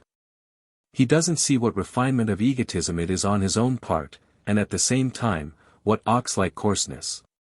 Have you ever read of the death of one Stepan Glebov, in the 18th century? I read of it yesterday by chance. Who was he? He was impaled on a stake in the time of Peter. I know, I know. He lay there 15 hours in the hard frost, and died with the most extraordinary fortitude. I know, what of him? Only that God gives that sort of dying to some, and not to others. Perhaps you think, though, that I could not die like Glebov. Not at all, said the prince, blushing. I was only going to say that you, not that you could not be like Glebov, but that you would have been more like At. I guess what you mean, I should be an Osterman, not a Glebov, eh? Is that what you meant? What Osterman? Asked the prince in some surprise. Why, Osterman, the diplomatist. Peter's Osterman, muttered Hippolyte, confused. There was a moment's pause of mutual confusion. Oh, no, no, said the prince at last, that was not what I was going to say, oh no. I don't think you would ever have been like Osterman. Hippolyte frowned gloomily. I'll tell you why I draw the conclusion, explained the prince, evidently desirous of clearing up the matter a little. Because, though I often think over the men of those times, I cannot for the life of me imagine them to be like ourselves. It really appears to me that they were of another race altogether than ourselves of today.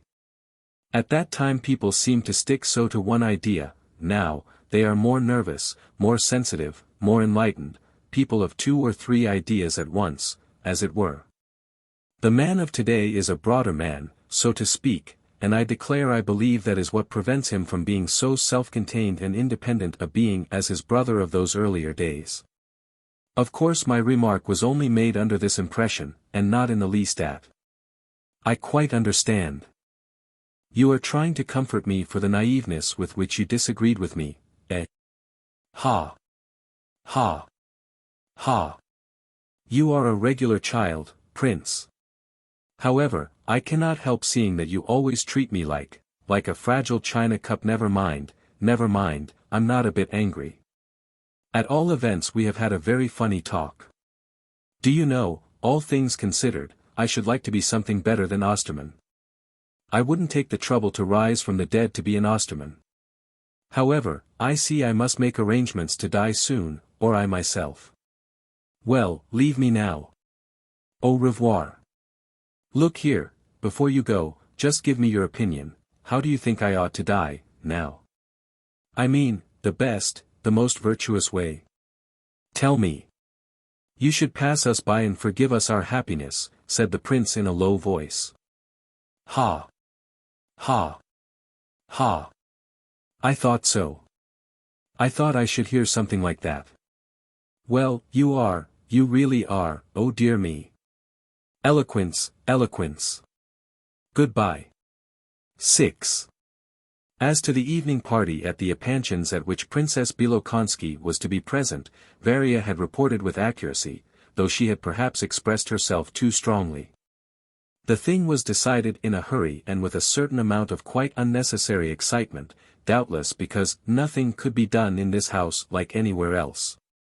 The impatience of Lizaveta Prokofievna, to get things settled, explained a good deal, as well as the anxiety of both parents for the happiness of their beloved daughter. Besides, Princess Bilokonsky was going away soon, and they hoped that she would take an interest in the prince. They were anxious that he should enter society under the auspices of this lady, whose patronage was the best of recommendations for any young man. Even if there seemed something strange about the match, the general and his wife said to each other, the world will accept Aglaya's fiancé without any question if he is under the patronage of the princess. In any case, the prince would have to be shown sooner or later, that is, introduced into society, of which he had, so far, not the least idea. Moreover, it was only a question of a small gathering of a few intimate friends. Besides Princess Bilokonsky, only one other lady was expected, the wife of a high dignitary. Evgeny Pavlovitch, who was to escort the princess, was the only young man. Myshkin was told of the princess's visit 3 days beforehand, but nothing was said to him about the party until the night before it was to take place. He could not help observing the excited and agitated condition of all members of the family, and from certain hints dropped in conversation he gathered that they were all anxious as to the impression he should make upon the princess. But the Epanchins, one and all, believed that Myshkin, in his simplicity of mind, was quite incapable of realizing that they could be feeling any anxiety on his account, and for this reason they all looked at him with dread and uneasiness. In point of fact, he did attach marvelously little importance to the approaching event. He was occupied with altogether different thoughts. Aglaya was growing hourly more capricious and gloomy, and this distressed him. When they told him that Evgeny Pavlovitch was expected, he evinced great delight, and said that he had long wished to see him, and somehow these words did not please anyone. Aglaya left the room in a fit of irritation, and it was not until late in the evening, past 11, when the prince was taking his departure, that she said a word or two to him, privately, as she accompanied him as far as the front door. I should like you, she said, not to come here tomorrow until evening, when the guests are all assembled. You know there are to be guests, don't you? She spoke impatiently and with severity. This was the first allusion she had made to the party of tomorrow.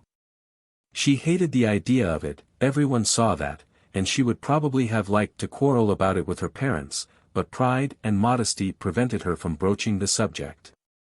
The prince jumped to the conclusion that Aglaya, too, was nervous about him, and the impression he would make, and that she did not like to admit her anxiety, and this thought alarmed him. Yes, I am invited, he replied. She was evidently in difficulties as to how best to go on. May I speak of something serious to you, for once in my life? She asked, angrily. She was irritated at she knew not what, and could not restrain her wrath. Of course you may. I am very glad to listen, replied Myshkin. Aglaya was silent a moment and then began again with evident dislike of her subject. I do not wish to quarrel with them about this, in some things they won't be reasonable. I always did feel a loathing for the laws which seem to guide Mama's conduct at times. I don't speak of father, for he cannot be expected to be anything but what he is. Mother is a noble-minded woman, I know. You try to suggest anything mean to her, and you'll see. But she is such a slave to these miserable creatures. I don't mean old Bilokonsky alone. She is a contemptible old thing, but she is able to twist people round her little finger, and I admire that in her, at all events. How mean it all is, and how foolish. We were always middle class, thoroughly middle class, people. Why should we attempt to climb into the giddy heights of the fashionable world? My sisters are all for it. It's Princess they have to thank for poisoning their minds. Why are you so glad that Evgeny Pavlovitch is coming? Listen to me, Aglaya, said the prince, I do believe you are nervous lest I shall make a fool of myself tomorrow at your party. Nervous about you? Aglaya blushed. Why should I be nervous about you? What would it matter to me if you were to make ever such a fool of yourself? How can you say such a thing? What do you mean by, making a fool of yourself? What a vulgar expression. I suppose you intend to talk in that sort of way tomorrow evening? Look up a few more such expressions in your dictionary, you'll make a grand effect. I'm sorry that you seem to be able to come into a room as gracefully as you do. Where did you learn the art? Do you think you can drink a cup of tea decently, when you know everybody is looking at you, on purpose to see how you do it? Yes, I think I can. Can you? I'm sorry for it then, for I should have had a good laugh at you otherwise. Do break something at least, in the drawing room. Upset the Chinese vase, won't you? It's a valuable one, do break it. Mama values it, and she'll go out of her mind, it was a present. She'll cry before everyone, you'll see.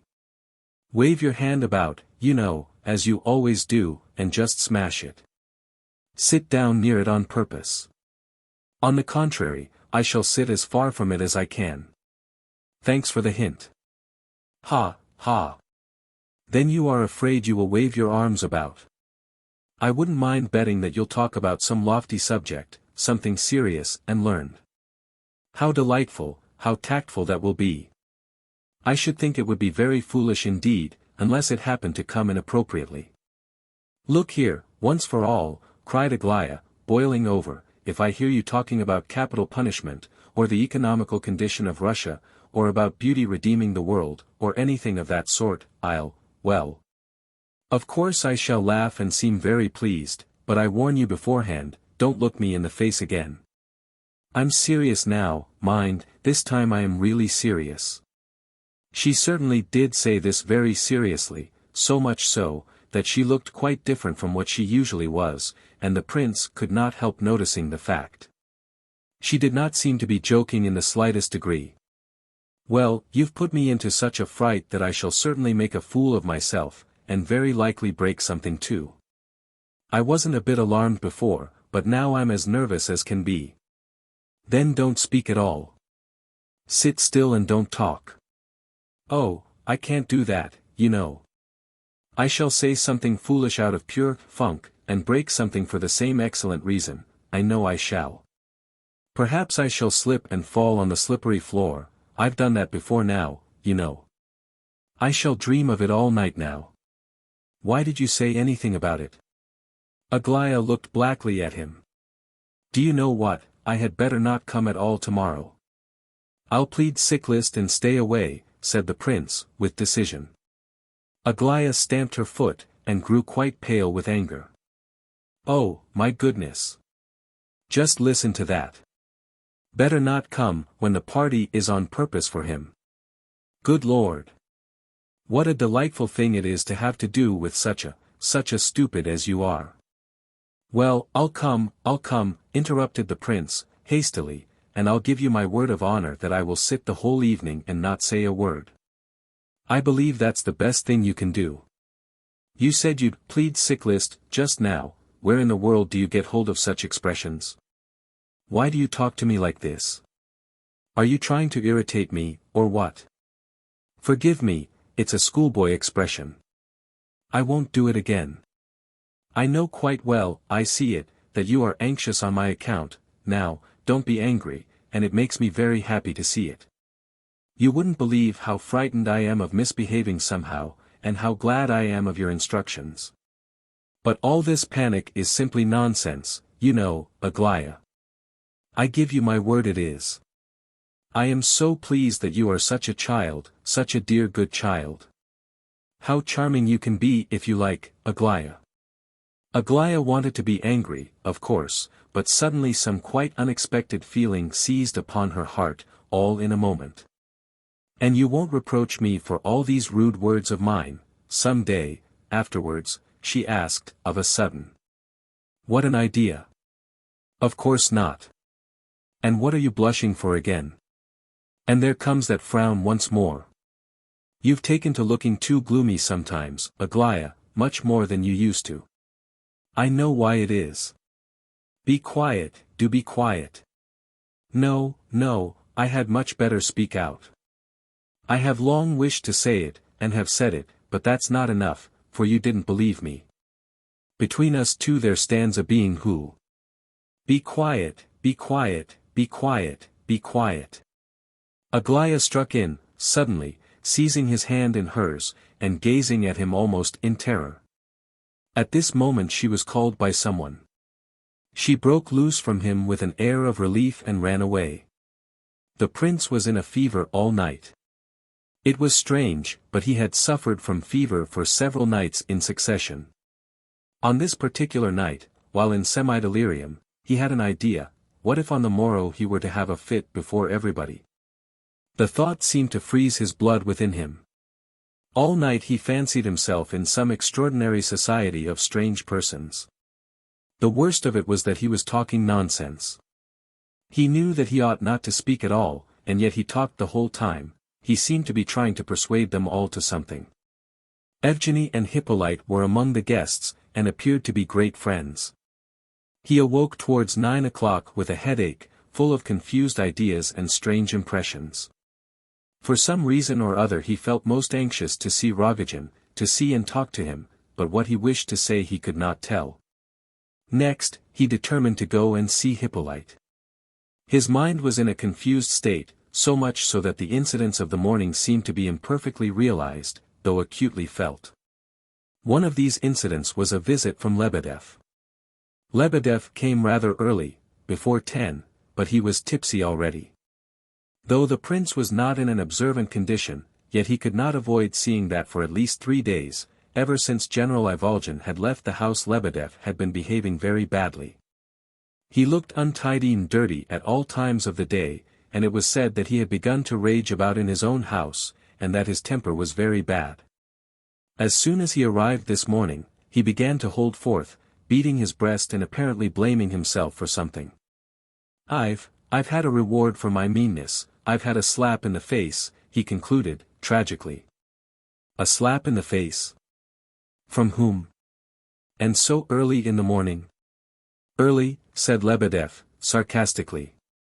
Time counts for nothing, even in physical chastisement, but my slap in the face was not physical, it was moral. He suddenly took a seat, very unceremoniously, and began his story.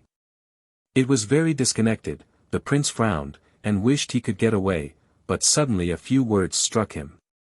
He sat stiff with wonder. Lebedev said some extraordinary things. In the first place he began about some letter, the name of Aglaya Ivanovna came in. Then suddenly he broke off and began to accuse the prince of something. He was apparently offended with him. At first he declared that the prince had trusted him with his confidences as to a certain person, Nastassya Filippovna, but that of late his friendship had been thrust back into his bosom. And his innocent question as to approaching family changes had been curtly put aside, which Lebedev declared, with tipsy tears, he could not bear. Especially as he knew so much already both from Rogozhin and Nastassya Filippovna and her friend, and from Varvara Ardalyonovna, and even from Aglaya Ivanovna, through his daughter Vera. And who told Lizaveta Prokofievna something in secret, by letter? Who told her all about the movements of a certain person called Nastassya Filippovna? Who was the anonymous person, eh? Tell me. Surely not you, cried the prince. Just so, said Lebedev, with dignity, and only this very morning I have sent up a letter to the noble lady, stating that I have a matter of great importance to communicate. She received the letter, I know she got it, and she received me, too. Have you just seen Lizaveta Prokofievna? Asked the prince, scarcely believing his ears. Yes, I saw her, and got the said slap in the face as mentioned. She chucked the letter back to me unopened, and kicked me out of the house, morally, not physically, although not far off it. What letter do you mean she returned unopened? What? Didn't I tell you?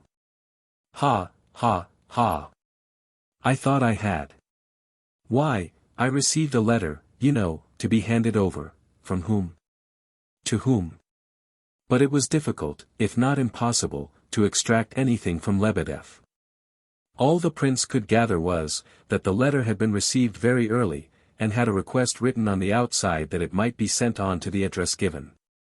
Just as before, sir, just as before. To a certain person, and from a certain hand. The individual's name who wrote the letter is to be represented by the letter A. What? Impossible. To Nastassya Filippovna. Nonsense, cried the prince. It was, I assure you, and if not to her then to Rogozhin, which is the same thing. Mr. Hippolyte has had letters, too, and all from the individual whose name begins with an A, smirked Lebedev, with a hideous grin. As he kept jumping from subject to subject, and forgetting what he had begun to talk about, the prince said nothing, but waited, to give him time. It was all very vague. Who had taken the letters, if letters there were? Probably Vera, and how could Lebedev have got them? In all probability, he had managed to steal the present letter from Vera, and had himself gone over to Lizaveta Prokofievna with some idea in his head. So the prince concluded at last. You are mad, he cried, indignantly. Not quite, esteemed prince, replied Lebedev, with some acerbity. I confess I thought of doing you the service of handing the letter over to yourself, but I decided that it would pay me better to deliver it up to the noble lady aforesaid, as I had informed her of everything hitherto by anonymous letters. So when I sent her up a note from myself, with the letter, you know, in order to fix a meeting for 8 o'clock this morning, I signed it, your secret correspondent. They let me in at once, very quickly, by the back door, and the noble lady received me. Well? Go on. Oh, well, when I saw her she almost punched my head, as I say, in fact so nearly that one might almost say she did punch my head. She threw the letter in my face, she seemed to reflect first, as if she would have liked to keep it, but thought better of it and threw it in my face instead. If anybody can have been such a fool as to trust a man like you to deliver the letter, says she, take it and deliver it. Hey! She was grandly indignant.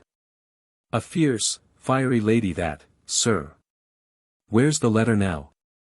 Oh, I've still got it, here. And he handed the prince the very letter from Aglaya to Gania, which the latter showed with so much triumph to his sister at a later hour. This letter cannot be allowed to remain in your hands. It's for you, for you. I've brought it you on purpose, cried Lebedev, excitedly. Why, I'm yours again now, heart and hand, your slave. There was but a momentary pause in the flow of my love and esteem for you. Mea culpa, mea culpa. As the Pope of Rome says. This letter should be sent on at once, said the prince, disturbed. I'll hand it over myself. Wouldn't it be better, esteemed prince, wouldn't it be better, to, don't you know? Lebedev made a strange and very expressive grimace. He twisted about in his chair, and did something, apparently symbolical, with his hands. What do you mean? Said the prince. Why, open it, for the time being, don't you know? He said, most confidentially and mysteriously. The prince jumped up so furiously that Lebedev ran towards the door, having gained which strategic position, however, he stopped and looked back to see if he might hope for pardon. "Oh, Lebedev, Lebedev! Can a man really sink to such depths of meanness?" said the prince, sadly. Lebedev's face brightened. "Oh, I'm a mean wretch, he said, approaching the prince once more, and beating his breast, with tears in his eyes. "It's abominable dishonesty, you know." "Dishonesty, it is. That's the very word. What in the world induces you to act so? You are nothing but a spy. Why did you write anonymously to worry so noble and generous a lady? Why should not Aglaya Ivanovna write a note to whomever she pleases? What did you mean to complain of today? What did you expect to get by it? What made you go at all? Pure amiable curiosity, I assure you, desire to do a service. That's all. Now I'm entirely yours again, your slave, hang me if you like." "Did you go before Lizaveta Prokofievna in your present condition?" inquired the prince. "No, oh no, fresher, more the correct card. I only became this like after the humiliation I suffered there." "Well, that'll do, now leave me." This injunction had to be repeated several times before the man could be persuaded to move. Even then he turned back at the door, came as far as the middle of the room, and there went through his mysterious motions designed to convey the suggestion that the prince should open the letter. He did not dare put his suggestion into words again. After this performance, he smiled sweetly and left the room on tiptoe. All this had been very painful to listen to. One fact stood out certain and clear, and that was that poor Aglaya must be in a state of great distress and indecision and mental torment, from jealousy, the prince whispered to himself. Undoubtedly in this inexperienced, but hot and proud little head, there were all sorts of plans forming, wild and impossible plans, maybe, and the idea of this so frightened the prince that he could not make up his mind what to do. Something must be done, that was clear. He looked at the address on the letter once more. Oh, he was not in the least degree alarmed about Aglaya writing such a letter, he could trust her. What he did not like about it was that he could not trust Gania. However, he made up his mind that he would himself take the note and deliver it. Indeed, he went so far as to leave the house and walk up the road, but changed his mind when he had nearly reached Titsin's door. However, he there luckily met Kolya, and commissioned him to deliver the letter to his brother as if direct from Aglaya. Kolya asked no questions but simply delivered it, and Gania consequently had no suspicion that it had passed through so many hands. Arrived home again, the prince sent for Vera Lebedev and told her as much as was necessary, in order to relieve her mind, for she had been in a dreadful state of anxiety since she had missed the letter. She heard with horror that her father had taken it. Myshkin learned from her that she had on several occasions performed secret missions both for Aglaya and for Rogozhin, without, however, having had the slightest idea that in so doing she might injure the prince in any way. The latter, with one thing and another, was now so disturbed and confused, that when, a couple of hours or so later, a message came from Kolya that the general was ill, he could hardly take the news in. However, when he did master the fact, it acted upon him as a tonic by completely distracting his attention. He went at once to Nina Alexandrovna's, whither the general had been carried, and stayed there until the evening. He could do no good, but there are people whom to have near one is a blessing at such times. Kolya was in an almost hysterical state, he cried continuously, but was running about all day, all the same, fetching doctors, of whom he collected 3. Going to the chemists, and so on. The general was brought round to some extent, but the doctors declared that he could not be said to be out of danger. Varia and Nina Alexandrovna never left the sick man's bedside. Gania was excited and distressed, but would not go upstairs, and seemed afraid to look at the patient. He wrung his hands when the prince spoke to him, and said that such a misfortune at such a moment was terrible. The prince thought he knew what Gania meant by such a moment. Hippolyte was not in the house.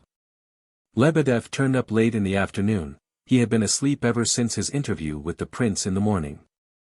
He was quite sober now, and cried with real sincerity over the sick general, mourning for him as though he were his own brother. He blamed himself aloud, but did not explain why. He repeated over and over again to Nina Alexandrovna that he alone was to blame, no one else, but that he had acted out of pure amiable curiosity, and that the deceased, as he insisted upon calling the still-living general, had been the greatest of geniuses. He laid much stress on the genius of the sufferer, as if this idea must be one of immense solace in the present crisis. Nina Alexandrovna, seeing his sincerity of feeling, said at last, and without the faintest suspicion of reproach in her voice, "Come, come, don't cry. God will forgive you." Lebedev was so impressed by these words, and the tone in which they were spoken, that he could not leave Nina Alexandrovna all the evening, in fact, for several days. Till the general's death, indeed, he spent almost all his time at his side. Twice during the day a messenger came to Nina Alexandrovna from the Epanchins to inquire after the invalid. When, late in the evening, the prince made his appearance in Lizaveta Prokofievna's drawing-room, he found it full of guests. Mrs. Epanchin questioned him very fully about the general as soon as he appeared.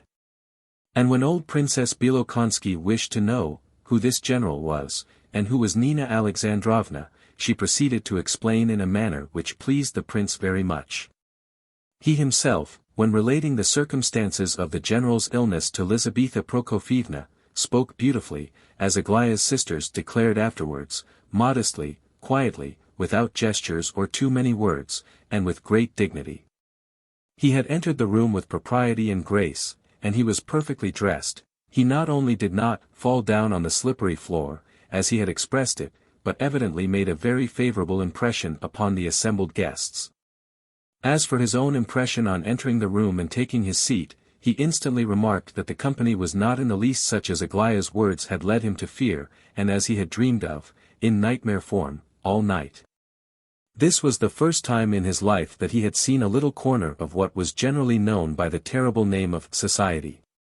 He had long thirsted, for reasons of his own, to penetrate the mysteries of the magic circle, and, therefore, this assemblage was of the greatest possible interest to him. His first impression was one of fascination. Somehow or other he felt that all these people must have been born on purpose to be together. It seemed to him that the Epanchins were not having a party at all. That these people must have been here always, and that he himself was one of them, returned among them after a long absence, but one of them, naturally and indisputably. It never struck him that all this refined simplicity and nobility and wit and personal dignity might possibly be no more than an exquisite artistic polish. The majority of the guests, who were somewhat empty-headed, after all, in spite of their aristocratic bearing, never guessed, in their self-satisfied composure, that much of their superiority was mere veneer. Which indeed they had adopted unconsciously and by inheritance. The prince would never so much as suspect such a thing in the delight of his first impression. He saw, for instance, that one important dignitary, old enough to be his grandfather, broke off his own conversation in order to listen to him, a young and inexperienced man. And not only listened, but seemed to attach value to his opinion, and was kind and amiable, and yet they were strangers and had never seen each other before. Perhaps what most appealed to the prince's impressionability was the refinement of the old man's courtesy towards him. Perhaps the soil of his susceptible nature was really predisposed to receive a pleasant impression.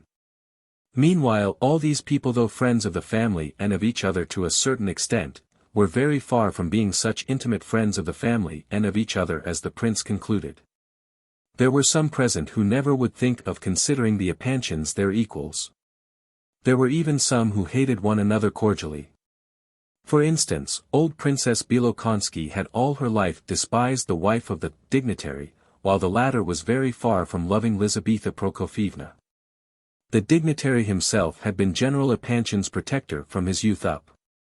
And the general considered him so majestic a personage that he would have felt a hearty contempt for himself if he had even for one moment allowed himself to pose as the great man's equal.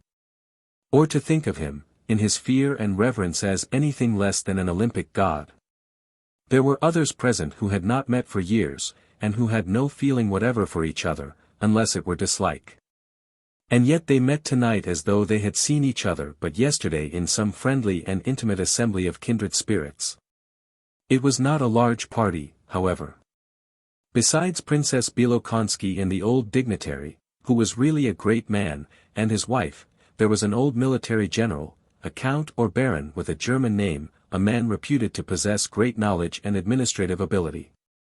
He was one of those Olympian administrators who know everything except Russia, pronounce a word of extraordinary wisdom, admired by all, about once in 5 years, and, after being an eternity in the service, generally die full of honor and riches.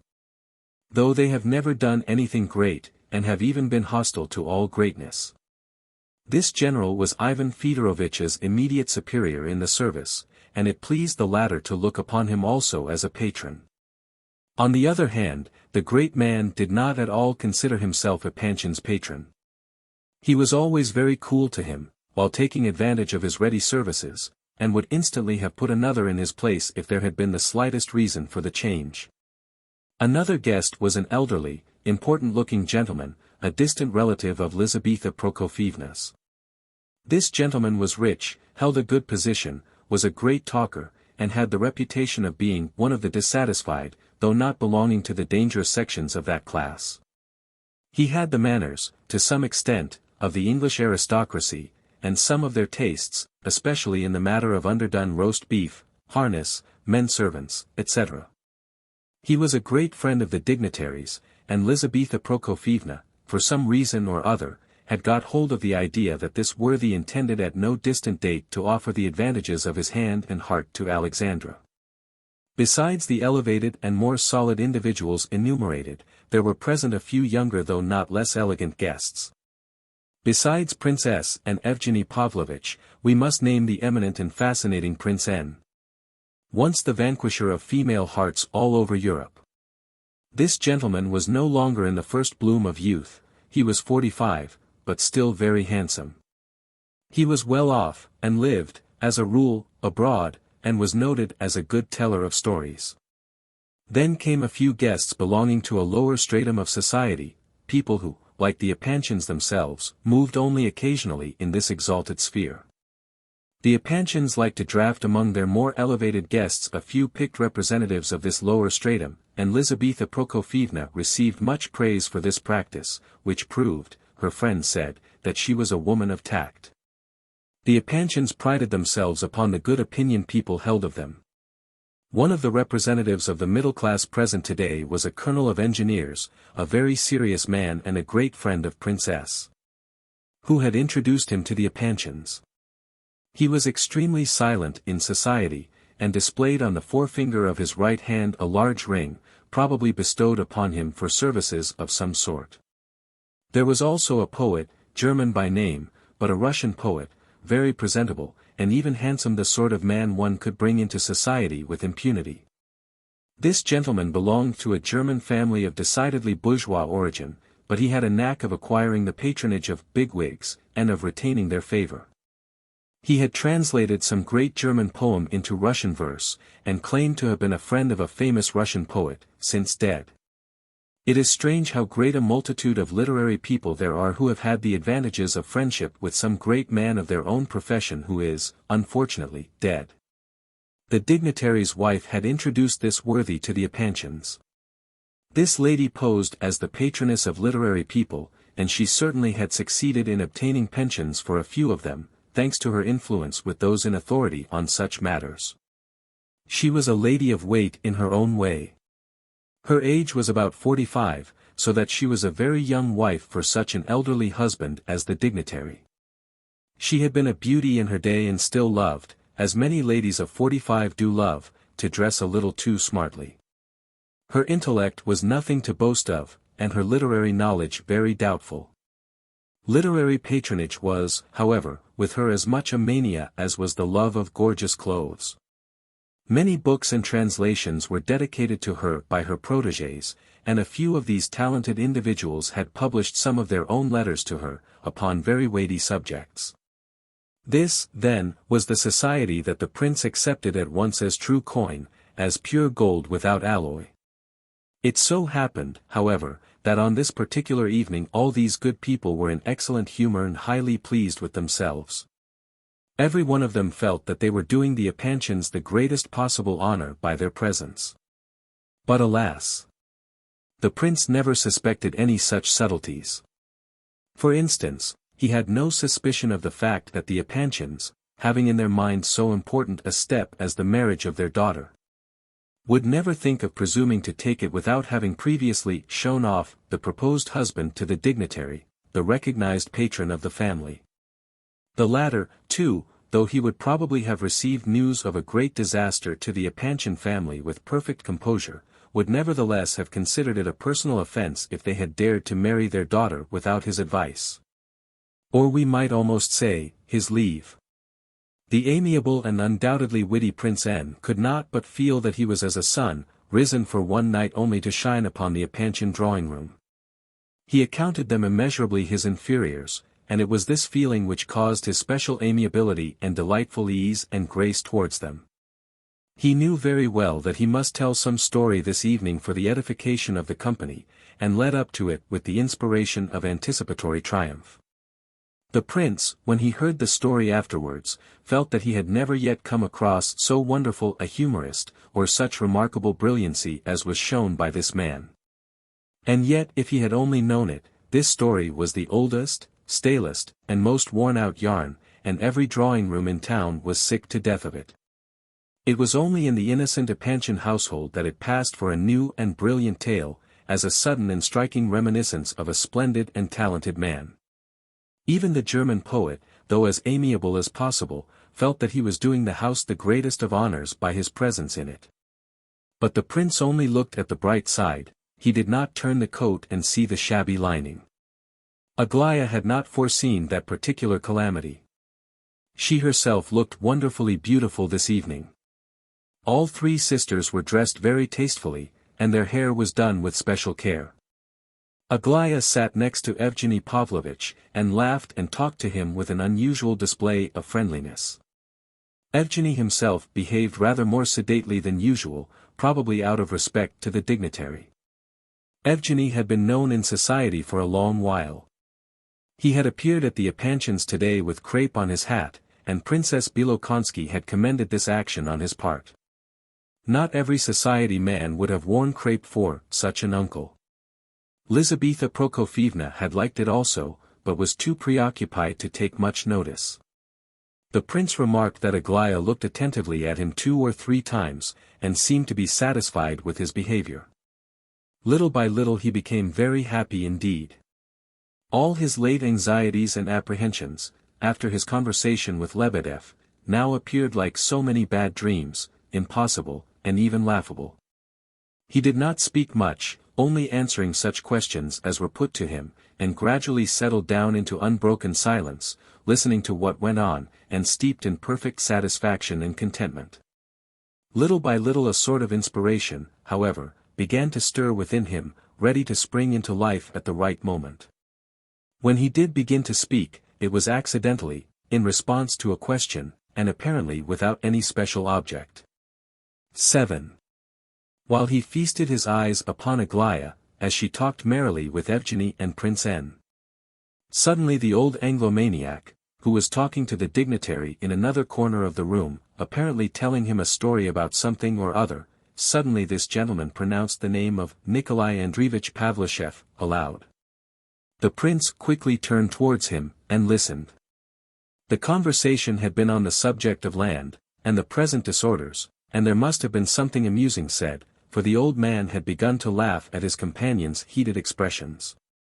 The latter was describing in eloquent words how, in consequence of recent legislation, he was obliged to sell a beautiful estate in the N province, not because he wanted ready money, in fact, he was obliged to sell it at half its value.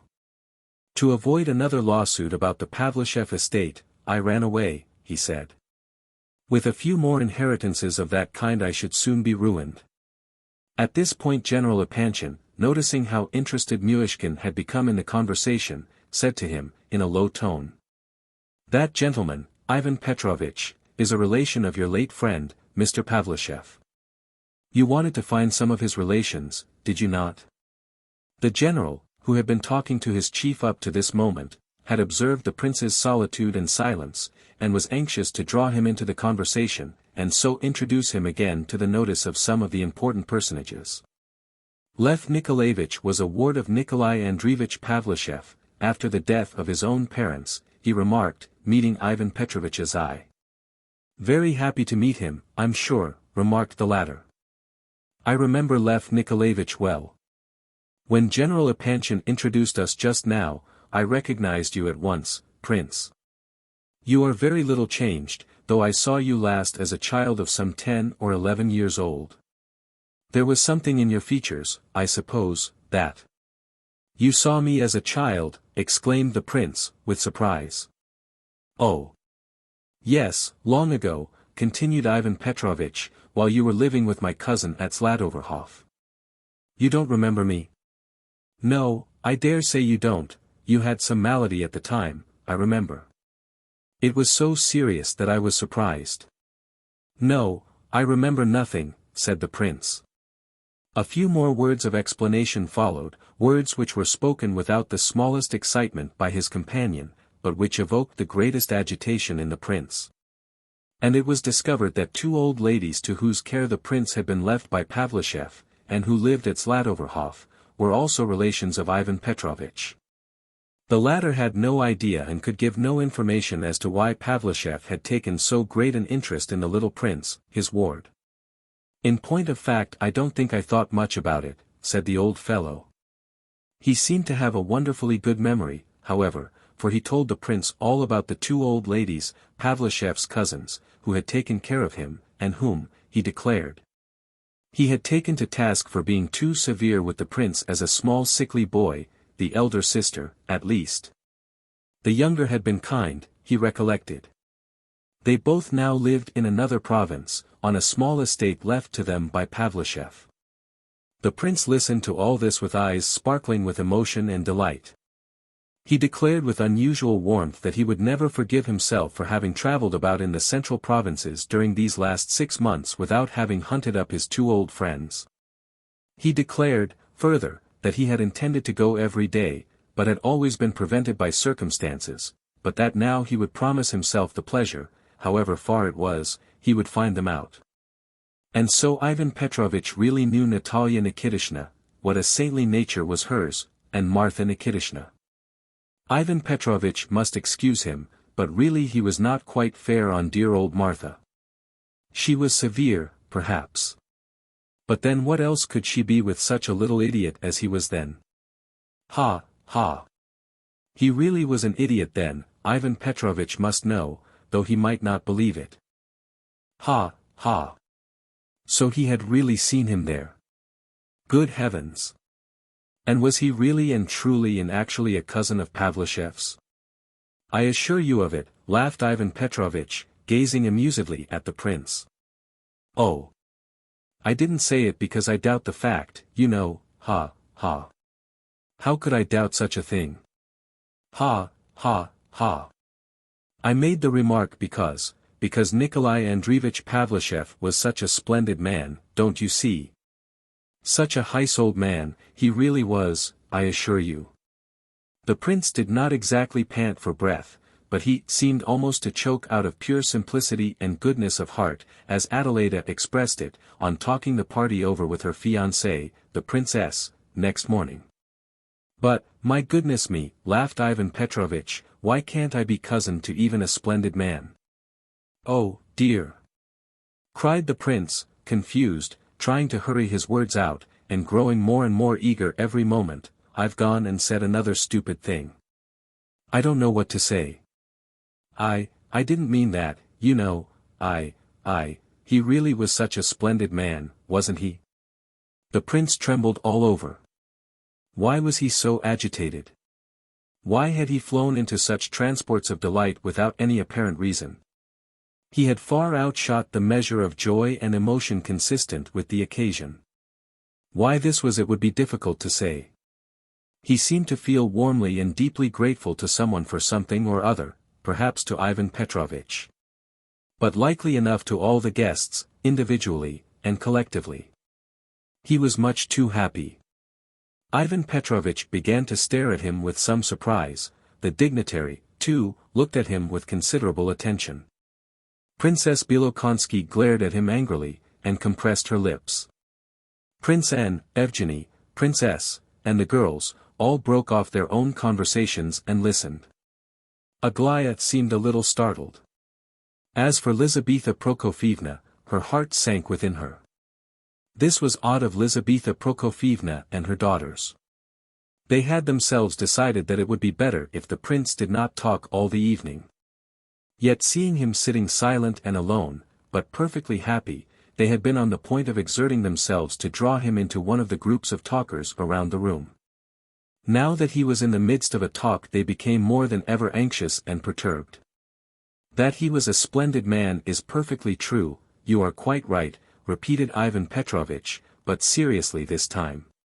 He was a fine and a worthy fellow, worthy, one may say, of the highest respect, he added, more and more seriously at each pause. And it is agreeable to see, on your part, such.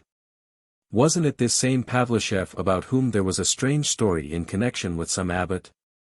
I don't remember who the abbot was, but I remember at one time everybody was talking about it, remarked the old dignitary.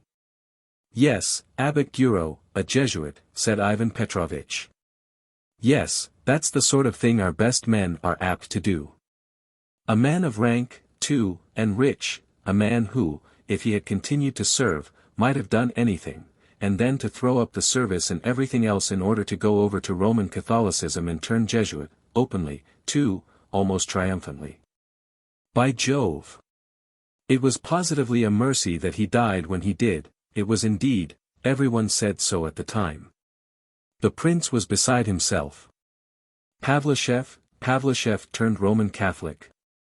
Impossible, he cried, in horror. Impossible is rather a strong word, said Ivan Petrovitch. You must allow, my dear prince. However, of course you value the memory of the deceased so very highly, and he certainly was the kindest of men. To which fact, by the way, I ascribe, more than to anything else, the success of the abbot in influencing his religious convictions.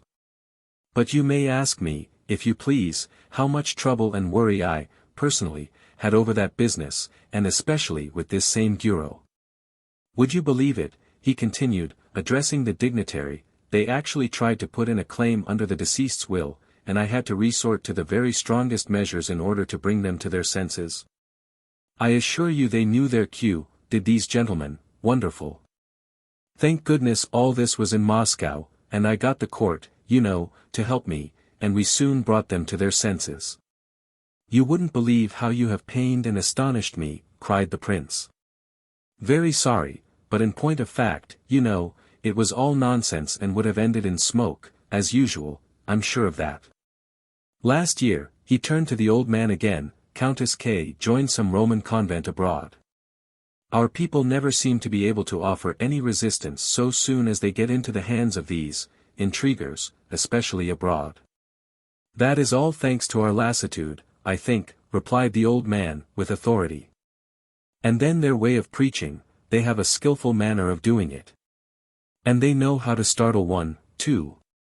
I got quite a fright myself in '32, in Vienna, I assure you, but I didn't cave into them, I ran away instead, ha, ha. Come, I've always heard that you ran away with the beautiful Countess Levitsky that time, throwing up everything in order to do it, and not from the Jesuits at all, said Princess Bilokonsky, suddenly. Well, yes, but we call it from the Jesuits, you know, it comes to the same thing, laughed the old fellow, delighted with the pleasant recollection. You seem to be very religious, he continued, kindly, addressing the prince, which is a thing one meets so seldom nowadays among young people. The prince was listening open-mouthed, and still in a condition of excited agitation. The old man was evidently interested in him, and anxious to study him more closely. Pavlushev was a man of bright intellect and a good Christian, a sincere Christian, said the prince, suddenly. How could he possibly embrace a faith which is unchristian? Roman Catholicism is, so to speak, simply the same thing as unchristianity, he added with flashing eyes, which seemed to take in everybody in the room. Come, that's a little too strong, isn't it? Murmured the old man, glancing at General Epanchin in surprise. How do you make out that the Roman Catholic religion is unchristien? What is it, then? Asked Ivan Petrovitch, turning to the prince. It is not a Christian religion, in the first place, said the latter, in extreme agitation, quite out of proportion to the necessity of the moment. And in the second place, Roman Catholicism is, in my opinion, worse than atheism itself. Yes, that is my opinion. Atheism only preaches a negation, but Romanism goes further. It preaches a disfigured, distorted Christ. It preaches Antichrist. I assure you, I swear it. This is my own personal conviction, and it has long distressed me. The Roman Catholic believes that the Church on earth cannot stand without universal temporal power. He cries, non possumus. In my opinion, the Roman Catholic religion is not a faith at all, but simply a continuation of the Roman Empire, and everything is subordinated to this idea, beginning with faith. The Pope has seized territories and an earthly throne, and has held them with the sword. And so the thing has gone on, only that to the sword they have added lying, intrigue, deceit, fanaticism, superstition, swindling. They have played fast and loose with the most sacred and sincere feelings of men. They have exchanged everything for money, for base earthly power. And is this not the teaching of Antichrist? How could the upshot of all this be other than atheism? Atheism is the child of Roman Catholicism. It proceeded from these Romans themselves, though perhaps they would not believe it. It grew and fattened on hatred of its parents. It is the progeny of their lies and spiritual feebleness. Atheism. In our country it is only among the upper classes that you find unbelievers, men who have lost the root or spirit of their faith. But abroad whole masses of the people are beginning to profess unbelief, at first because of the darkness and lies by which they were surrounded, but now out of fanaticism, out of loathing for the Church and Christianity. The prince paused to get breath. He had spoken with extraordinary rapidity, and was very pale. All present interchanged glances, but at last the old dignitary burst out laughing frankly. Prince N. took out his eyeglass to have a good look at the speaker. The German poet came out of his corner and crept nearer to the table, with a spiteful smile. You exaggerate the matter very much, said Ivan Petrovitch, with rather a bored air. There are, in the foreign churches, many representatives of their faith who are worthy of respect and esteem. Oh, but I did not speak of individual representatives. I was merely talking about Roman Catholicism, and its essence, of Rome itself. A church can never entirely disappear, I never hinted at that. Agreed that all this may be true, but we need not discuss a subject which belongs to the domain of theology. Oh, no, oh, no. Not to theology alone, I assure you. Why, socialism is the progeny of Romanism and of the Romanistic spirit. It and its brother atheism proceed from despair in opposition to Catholicism. It seeks to replace in itself the moral power of religion, in order to appease the spiritual thirst of parched humanity and save it, not by Christ, but by force. Don't dare to believe in God, don't dare to possess any individuality, any property. Fraternité ou la mort, 2 million heads. By their works ye shall know them, we are told. And we must not suppose that all this is harmless and without danger to ourselves. Oh, no, we must resist, and quickly, quickly. We must let out Christ shine forth upon the Western nations, our Christ whom we have preserved intact, and whom they have never known. Not as slaves, allowing ourselves to be caught by the hooks of the Jesuits, but carrying our Russian civilization to them, we must stand before them, not letting it be said among us that their preaching is skillful. As someone expressed it just now. But excuse me, cried Ivan Petrovitch considerably disturbed, and looking around uneasily. Your ideas are, of course, most praiseworthy, and in the highest degree patriotic, but you exaggerate the matter terribly. It would be better if we dropped the subject. No, sir, I do not exaggerate, I understate the matter, if anything, undoubtedly understate it, simply because I cannot express myself as I should like, but allow me." The prince was silent. He sat straight up in his chair and gazed fervently at Ivan Petrovitch. "It seems to me that you have been too painfully impressed by the news of what happened to your good benefactor," said the old dignitary, kindly, and with the utmost calmness of demeanor. "You are excitable, perhaps as the result of your solitary life. If you would make up your mind to live more among your fellows in society, I trust, I am sure, that the world would be glad to welcome you, as a remarkable young man. And you would soon find yourself able to look at things more calmly. You would see that all these things are much simpler than you think, and, besides, these rare cases come about, in my opinion, from ennui and from satiety." "Exactly, exactly. That is a true thought," cried the prince. "From ennui, from our ennui, but not from satiety." "Oh, no, you are wrong there. Say from thirst if you like, the thirst of fever. And please do not suppose that this is so small a matter that we may have a laugh at it and dismiss it.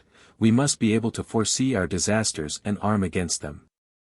We Russians no sooner arrive at the brink of the water, and realize that we are really at the brink, than we are so delighted with the outlook that in we plunge and swim to the farthest point we can see. Why is this? You say you are surprised at Pavlicheff's action, you ascribe it to madness, to kindness of heart, and what not, but it is not so. Our Russian intensity not only astonishes ourselves, all Europe wonders at our conduct in such cases. For, if one of us goes over to Roman Catholicism, he is sure to become a Jesuit at once, and a rabid one into the bargain. If one of us becomes an atheist, he must needs begin to insist on the prohibition of faith in God by force, that is, by the sword. Why is this? Why does he then exceed all bounds at once? Because he has found land at last, the fatherland that he sought in vain before, and, because his soul is rejoiced to find it, he throws himself upon it and kisses it. Oh, it is not from vanity alone, it is not from feelings of vanity that Russians become atheists and Jesuits. But from spiritual thirst, from anguish of longing for higher things, for dry firm land, for foothold on a fatherland which they never believed in because they never knew it. It is easier for a Russian to become an atheist, than for any other nationality in the world. And not only does a Russian become an atheist, but he actually believes in atheism, just as though he had found a new faith, not perceiving that he has pinned his faith to a negation. Such is our anguish of thirst. Whoso has no country has no God. That is not my own expression, it is the expression of a merchant, one of the old believers, whom I once met while traveling. He did not say exactly these words. I think his expression was, "Whoso forsakes his country forsakes his God." But let these thirsty Russian souls find, like Columbus discoverers, a new world. Let them find the Russian world, let them search and discover all the gold and treasure that lies hid in the bosom of their own land. Show them the restitution of lost humanity, in the future, by Russian thought alone, and by means of the God and of the Christ of our Russian faith. And you will see how mighty and just and wise and good a giant will rise up before the eyes of the astonished and frightened world. Astonished because they expect nothing but the sword from us, because they think they will get nothing out of us but barbarism. This has been the case up to now, and the longer matters go on as they are now proceeding, the more clear will be the truth of what I say, and I. But at this moment something happened which put a most unexpected end to the orator's speech. All this heated tirade, this outflow of passionate words and ecstatic ideas which seemed to hustle and tumble over each other as they fell from his lips, bore evidence of some unusually disturbed mental condition in the young fellow who had boiled over, in such a remarkable manner, without any apparent reason. Of those who were present, such as knew the prince listened to his outburst in a state of alarm, some with a feeling of mortification. It was so unlike his usual timid self-constraint. So inconsistent with his usual taste and tact, and with his instinctive feeling for the higher proprieties. They could not understand the origin of the outburst, it could not be simply the news of Pavlicheff's perversion. By the ladies the prince was regarded as little better than a lunatic, and Princess Bilokonsky admitted afterwards that, in another minute she would have bolted. The two old gentlemen looked quite alarmed. The old general, Epanchin's chief, sat and glared at the prince in severe displeasure. The colonel sat immovable. Even the German poet grew a little pale, though he wore his usual artificial smile as he looked around to see what the others would do. In point of fact, it is quite possible that the matter would have ended in a very commonplace and natural way in a few minutes. The undoubtedly astonished, but now more collected, General Epanchin had several times endeavored to interrupt the prince, and not having succeeded, he was now preparing to take firmer and more vigorous measures to attain his end. In another minute or two he would probably have made up his mind to lead the prince quietly out of the room, on the plea of his being ill, and it was more than likely that the general was right in his belief that the prince was actually ill. But it so happened that destiny had something different in store. At the beginning of the evening, when the prince first came into the room, he had sat down as far as possible from the Chinese vase which Aglaya had spoken of the day before. Will it be believed that, after Aglaya's alarming words, an ineradicable conviction had taken possession of his mind that, however he might try to avoid this vase next day, he must certainly break it? But so it was. During the evening other impressions began to awaken in his mind, as we have seen, and he forgot his presentiment. But when Pavlushev was mentioned and the general introduced him to Ivan Petrovitch, he had changed his place, and went over nearer to the table. When, it so happened, he took the chair nearest to the beautiful vase, which stood on a pedestal behind him, just about on a level with his elbow. As he spoke his last words he had risen suddenly from his seat with a wave of his arm, and there was a general cry of horror. The huge vase swayed backwards and forwards. It seemed to be uncertain whether or no to topple over onto the head of one of the old men, but eventually determined to go the other way, and came crashing over towards the German poet, who darted out of the way in terror. The crash, the cry, the sight of the fragments of valuable china covering the carpet, the alarm of the company, what all this meant to the poor prince it would be difficult to convey to the mind of the reader, or for him to imagine. But one very curious fact was that all the shame and vexation and mortification which he felt over the accident were less powerful than the deep impression of the almost supernatural truth of his premonition. He stood still in alarm, in almost superstitious alarm, for a moment, then all mist seemed to clear away from his eyes, he was conscious of nothing but light and joy and ecstasy, his breath came and went, but the moment passed. Thank God it was not that. He drew a long breath and looked around. For some minutes he did not seem to comprehend the excitement around him.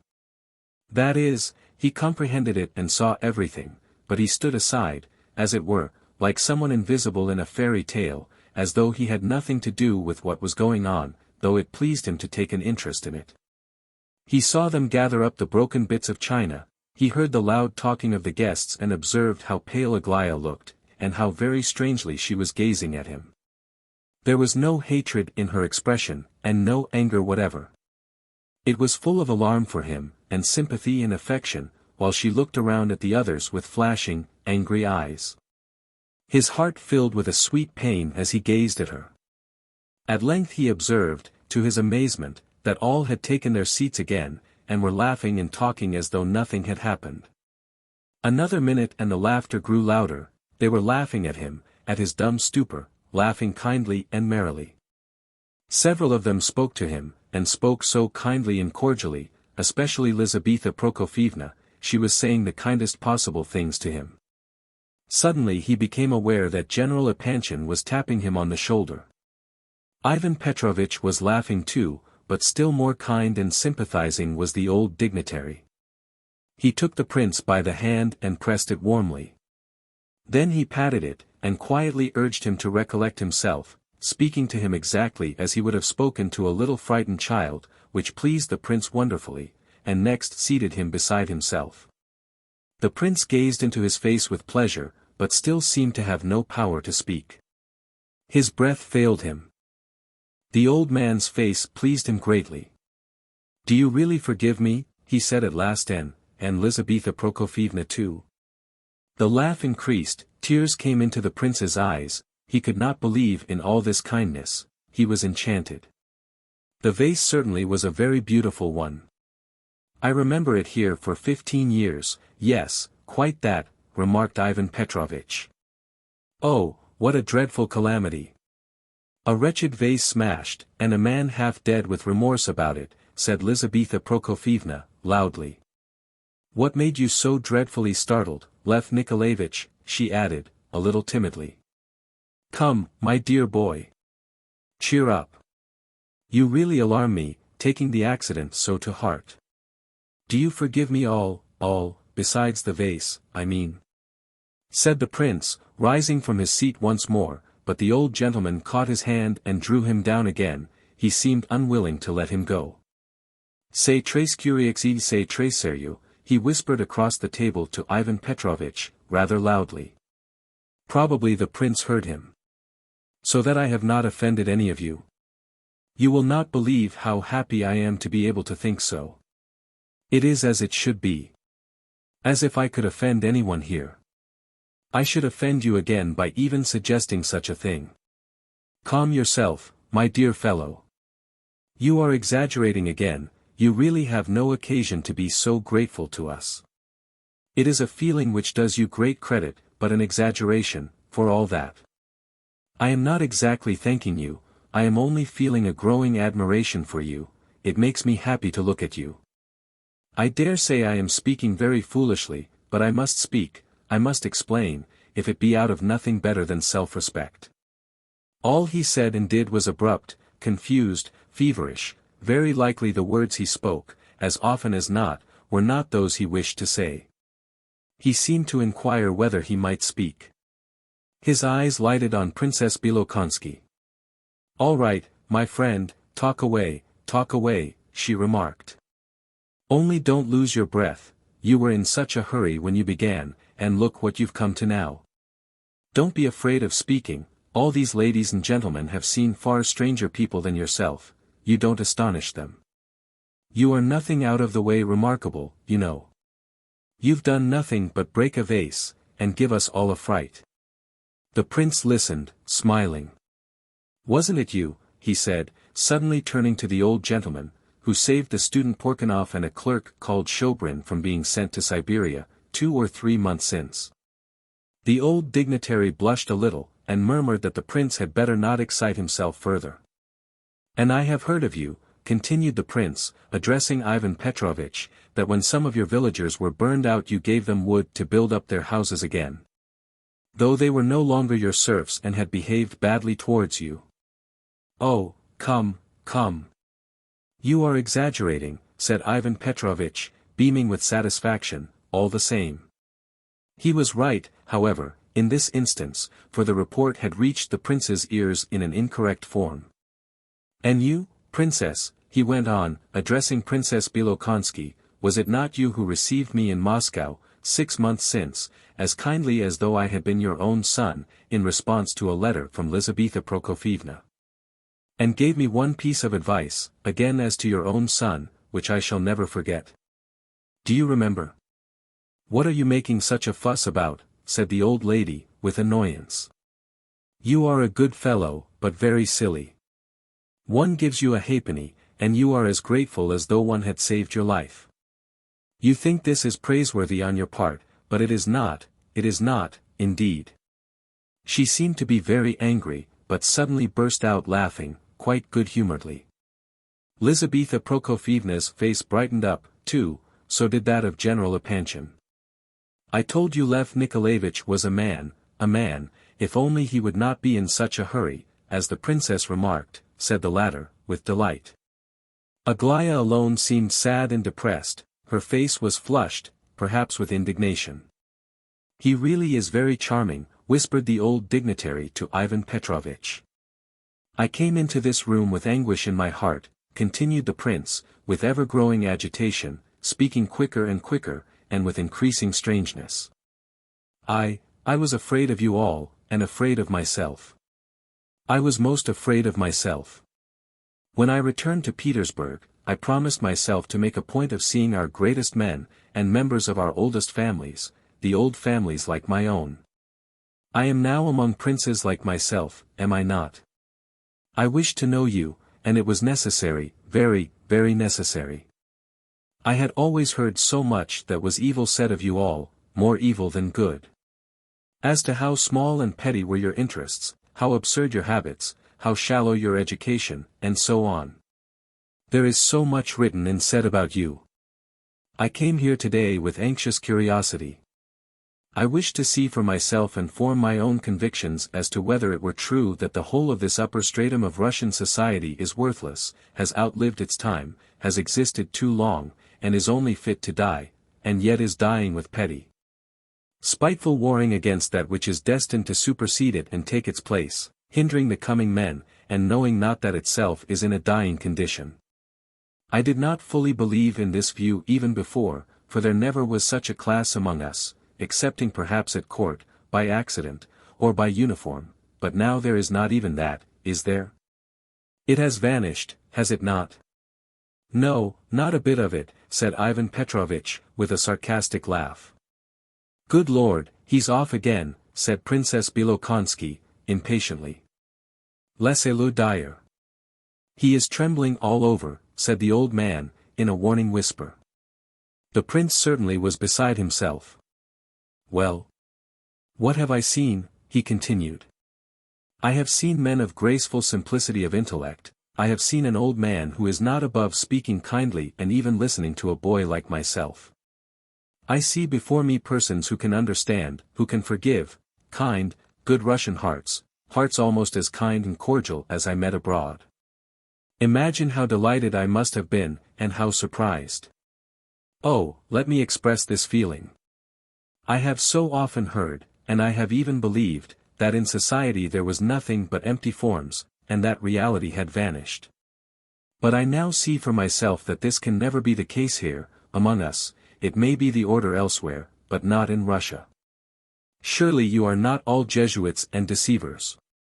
I heard Prince N.'s story just now. Was it not simple-minded, spontaneous humor? Could such words come from the lips of a man who is dead, a man whose heart and talents are dried up? Could dead men and women have treated me so kindly as you have all been treating me today? Is there not material for the future in all this, for hope? Can such people fail to understand?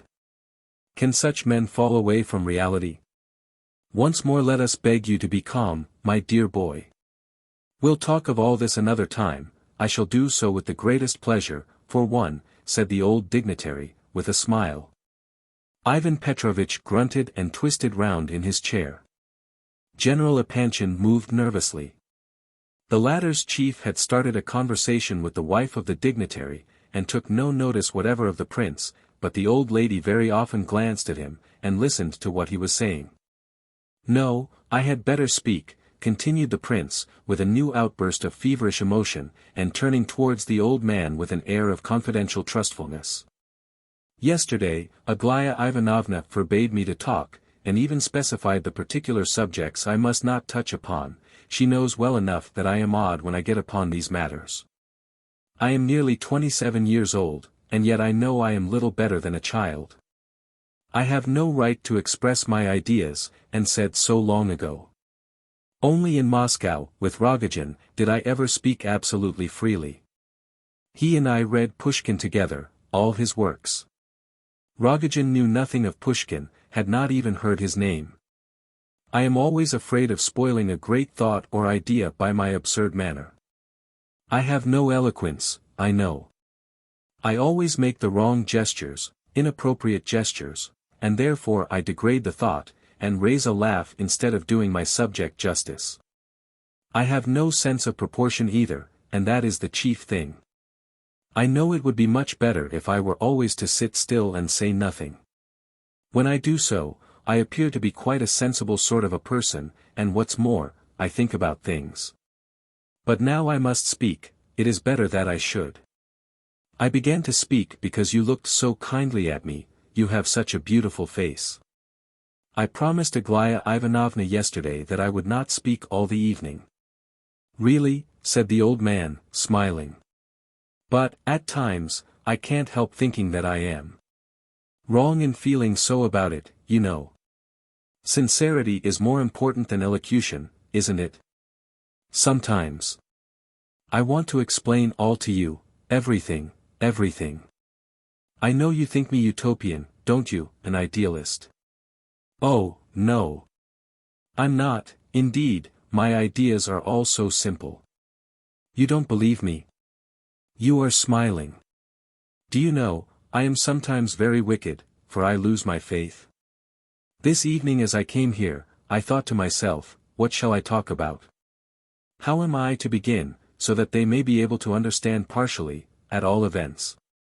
How afraid I was, dreadfully afraid. And yet, how could I be afraid? Was it not shameful of me? Was I afraid of finding a bottomless abyss of empty selfishness? Ah!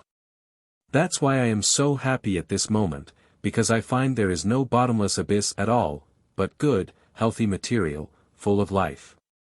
It is not such a very dreadful circumstance that we are odd people, is it? For we really are odd, you know, careless, reckless, easily wearied of anything. We don't look thoroughly into matters, don't care to understand things. We are all like this, you and I, and all of them. Why, here are you, now, you are not a bit angry with me for calling you odd, are you? And, if so, surely there is good material in you. Do you know, I sometimes think it is a good thing to be odd. We can forgive one another more easily, and be more humble. No one can begin by being perfect, there is much one cannot understand in life at first. In order to attain to perfection, one must begin by failing to understand much. And if we take in knowledge too quickly, we very likely are not taking it in at all. I say all this to you, you who by this time understand so much, and doubtless have failed to understand so much, also. I am not afraid of you any longer. You are not angry that a mere boy should say such words to you, are you? Of course not.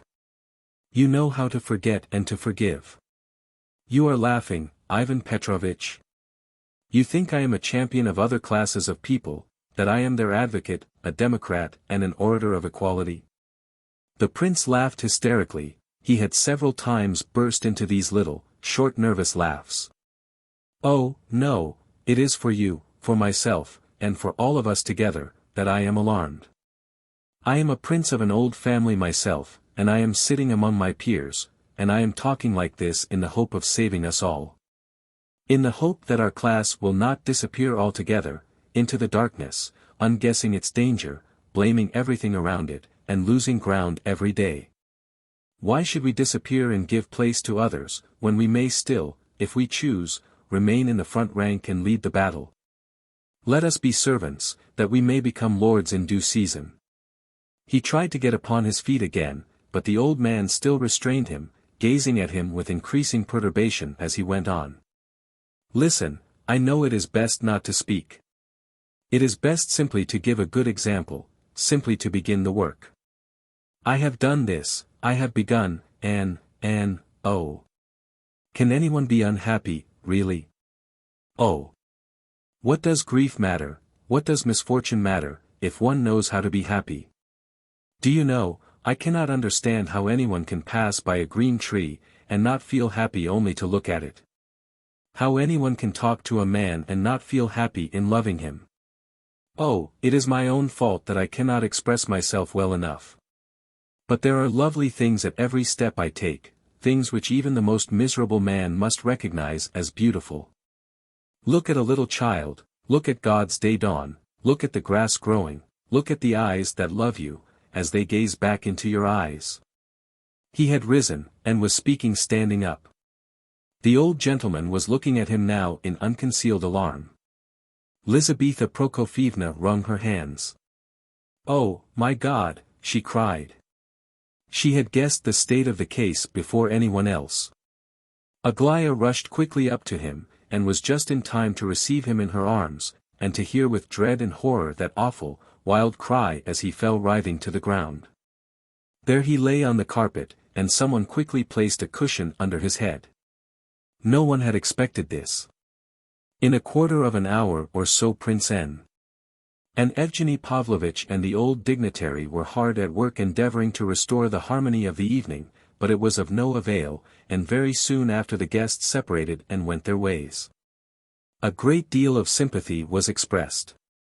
A considerable amount of advice was volunteered. Ivan Petrovitch expressed his opinion that the young man was a Slavophile, or something of that sort, but that it was not a dangerous development. The old dignitary said nothing.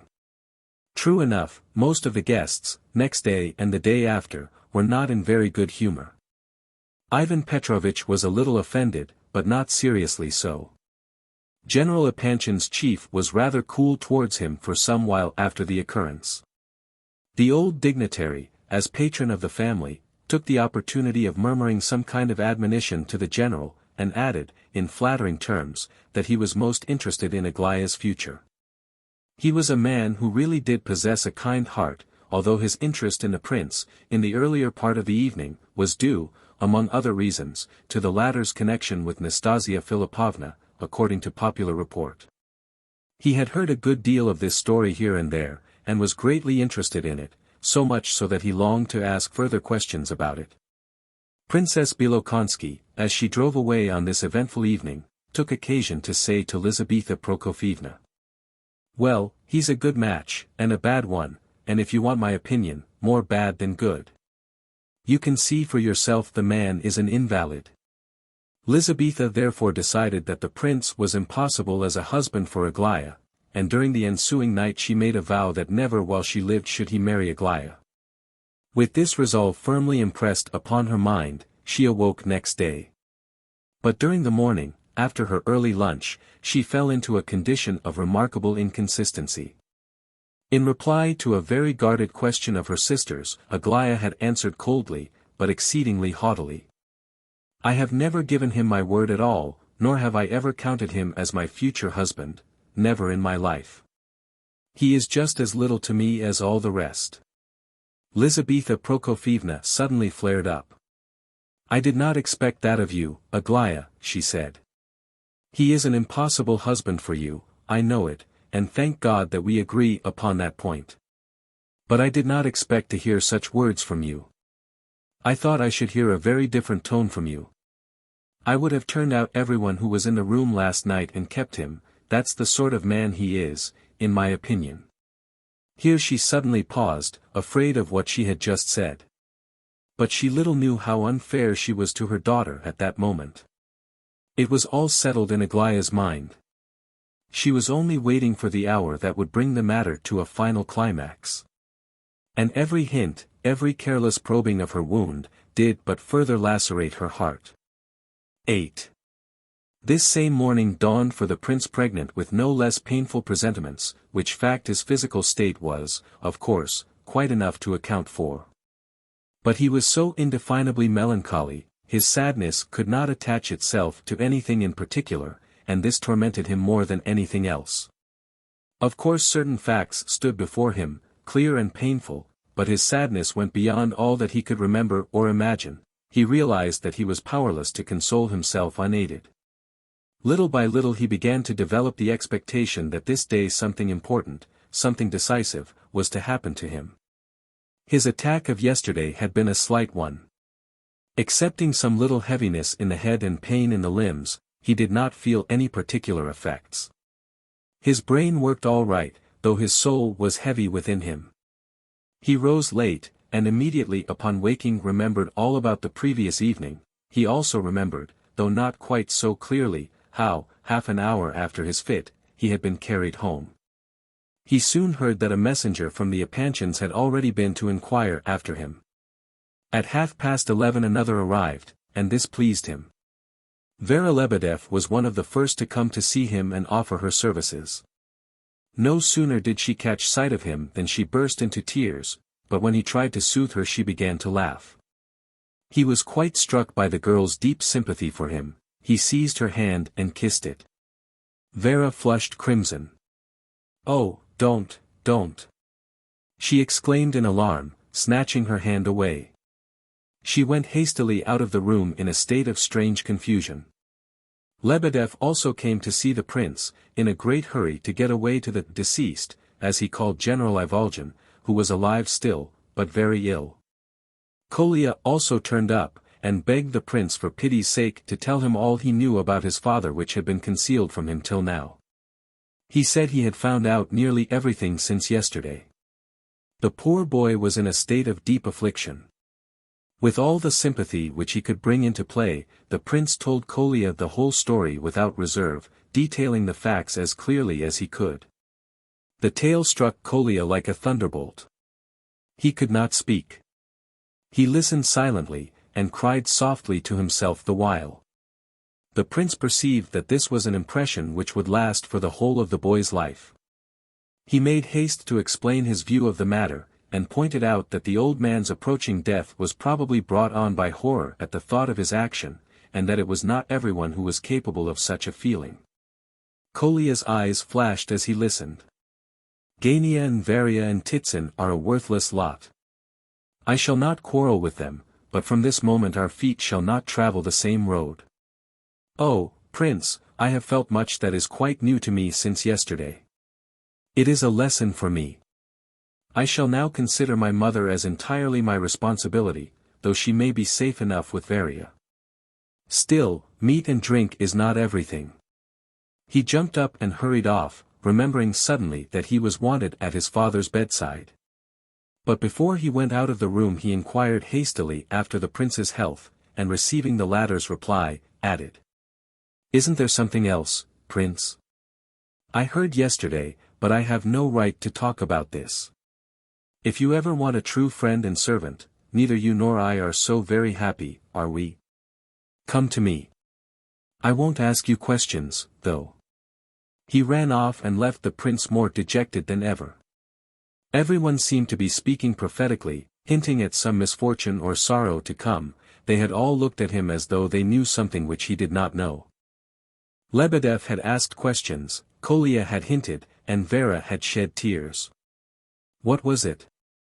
At last, with a sigh of annoyance, he said to himself that it was nothing but his own cursed sickly suspicion. His face lighted up with joy when, at about 2 o'clock, he espied the Epanchins coming along to pay him a short visit, just for a minute. They really had only come for a minute. Lizaveta Prokofievna had announced, directly after lunch, that they would all take a walk together. The information was given in the form of a command, without explanation, drilly and abruptly. All had issued forth in obedience to the mandate.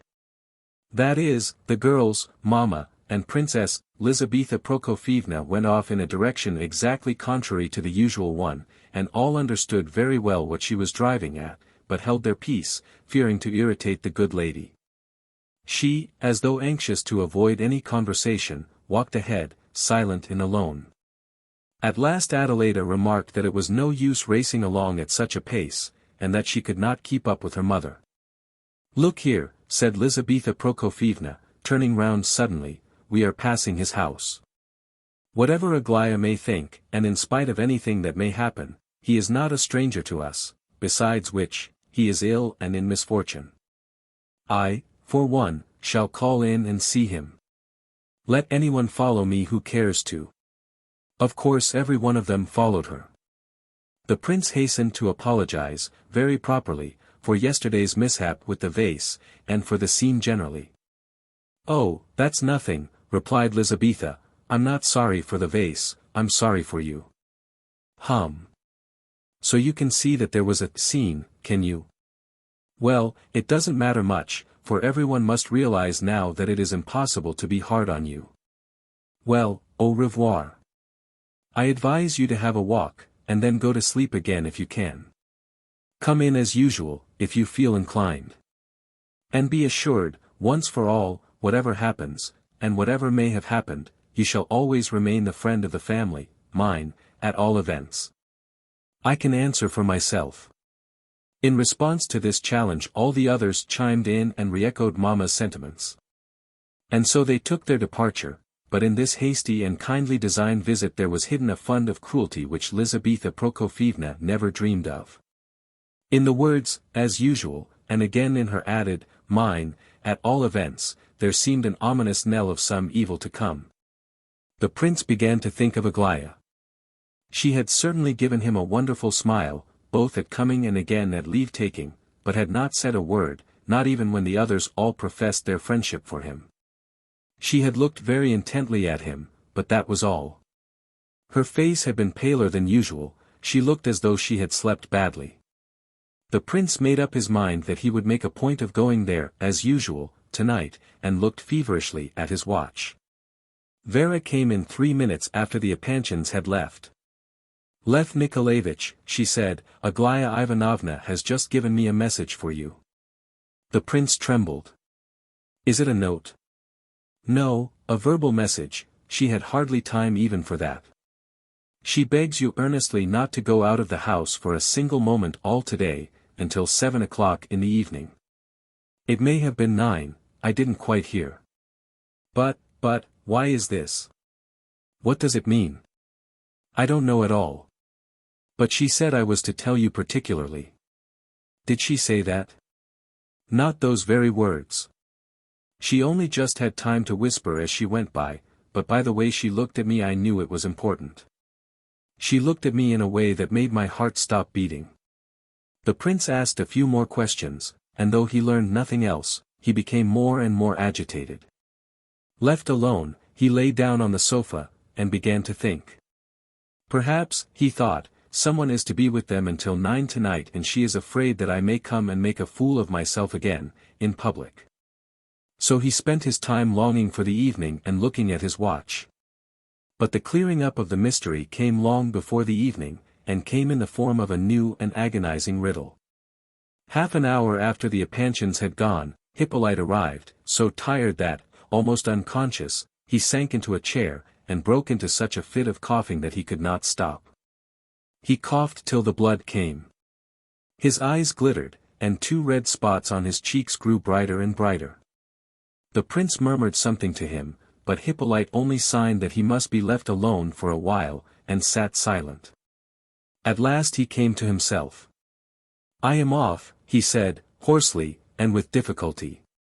Shall I see you home? Asked the prince, rising from his seat, but suddenly stopping short as he remembered Aglaya's prohibition against leaving the house. Hippolyte laughed. I don't mean that I am going to leave your house, he continued, still gasping and coughing. On the contrary, I thought it absolutely necessary to come and see you, otherwise I should not have troubled you. I am off there, you know, and this time I believe, seriously, that I am off. It's all over. I did not come here for sympathy, believe me. I lay down this morning at 10 o'clock with the intention of not rising again before that time. But I thought it over and rose just once more in order to come here, from which you may deduce that I had some reason for wishing to come. It grieves me to see you so, Hippolyte. Why didn't you send me a message? I would have come up and saved you this trouble. Well. Enough. You've pitied me, and that's all that good manners exact. I forgot, how are you? I'm all right, yesterday I was a little. I know, I heard, the china vase caught it. I'm sorry I wasn't there. I've come about something important. In the first place I had the pleasure of seeing Gavrila Ardalionovich and Aglaya Ivanovna enjoying a rendezvous on the green bench in the park. I was astonished to see what a fool a man can look. I remarked upon the fact to Aglaya Ivanovna when he had gone. I don't think anything ever surprises you, Prince, added Hippolyte, gazing incredulously at the prince's calm demeanor. To be astonished by nothing is a sign, they say, of a great intellect. In my opinion it would serve equally well as a sign of great foolishness. I am not hinting about you, pardon me. I am very unfortunate today in my expressions. I knew yesterday that Gavrila Ardalionovich, began the prince, and paused in evident confusion, though Hippolyte had shown annoyance at his betraying no surprise. You knew it? Come, that's news. But no, perhaps better not tell me. And were you a witness of the meeting? If you were there yourself you must have known that I was not there. Oh. But you may have been sitting behind the bushes somewhere. However, I am very glad, on your account, of course. I was beginning to be afraid that Mr. Gania might have the preference. May I ask you, Hippolyte, not to talk of this subject? And not to use such expressions. Especially as you know all, eh? You are wrong. I know scarcely anything, and Aglaya Ivanovna is aware that I know nothing. I knew nothing whatever about this meeting. You say there was a meeting. Very well, let's leave it so. Why, what do you mean? You said you knew, and now suddenly you know nothing. You say, very well, let's leave it so. But I say, don't be so confiding, especially as you know nothing. You are confiding simply because you know nothing. But do you know what these good people have in their mind's eye, Gania and his sister? Perhaps you are suspicious. Well, I'll drop the subject, he added, hastily, observing the prince's impatient gesture. But I've come to you on my own business. I wish to make you a clear explanation. What a nuisance it is that one cannot die without explanations. I have made such a quantity of them already. Do you wish to hear what I have to say? Speak away, I am listening. Very well, but I'll change my mind, and begin about Gania. Just fancy to begin with, if you can, that I, too, was given an appointment at the Green Bench today. However, I won't deceive you. I asked for the appointment. I said I had a secret to disclose. I don't know whether I came there too early, I think I must have. But scarcely had I sat down beside Aglaya Ivanovna than I saw Gavrila Ardalionovitch and his sister Varia coming along, arm in arm, just as though they were enjoying a morning walk together. Both of them seemed very much astonished, not to say disturbed, at seeing me. They evidently had not expected the pleasure. Aglaya Ivanovna blushed up, and was actually a little confused. I don't know whether it was merely because I was there, or whether Gania's beauty was too much for her. But anyway, she turned crimson, and then finished up the business in a very funny manner. She jumped up from her seat, bowed back to Gania, smiled to Varia, and suddenly observed, I only came here to express my gratitude for all your kind wishes on my behalf, and to say that if I find I need your services. Believe me, here she bowed them away, as it were, and they both marched off again, looking very foolish. Gania evidently could not make head nor tail of the matter, and turned as red as a lobster, but Varia understood at once that they must get away as quickly as they could, so she dragged Gania away. She is a great deal cleverer than he is. As for myself, I went there to arrange a meeting to be held between Aglaya Ivanovna and Nastassya Filippovna. Nastassya Filippovna, cried the prince. Aha! I think you are growing less cool, my friend, and are beginning to be a trifle surprised, aren't you? I'm glad that you are not above ordinary human feelings, for once. I'll console you a little now, after your consternation. See what I get for serving a young and high-souled maiden. This morning I received a slap in the face from the lady. A moral one? Asked the prince, involuntarily. Yes, not a physical one. I don't suppose anyone, even a woman, would raise a hand against me now. Even Gania would hesitate. I did think at one time yesterday, that he would fly at me, though. I bet anything that I know what you are thinking of now. You are thinking, of course one can't strike the little wretch, but one could suffocate him with a pillow, or a wet towel, when he is asleep. One ought to get rid of him somehow. I can see in your face that you are thinking that at this very second. I never thought of such a thing for a moment, said the prince, with disgust. I don't know, I dreamed last night that I was being suffocated with a wet cloth by somebody. I'll tell you who it was, Rogozhin. What do you think, can a man be suffocated with a wet cloth?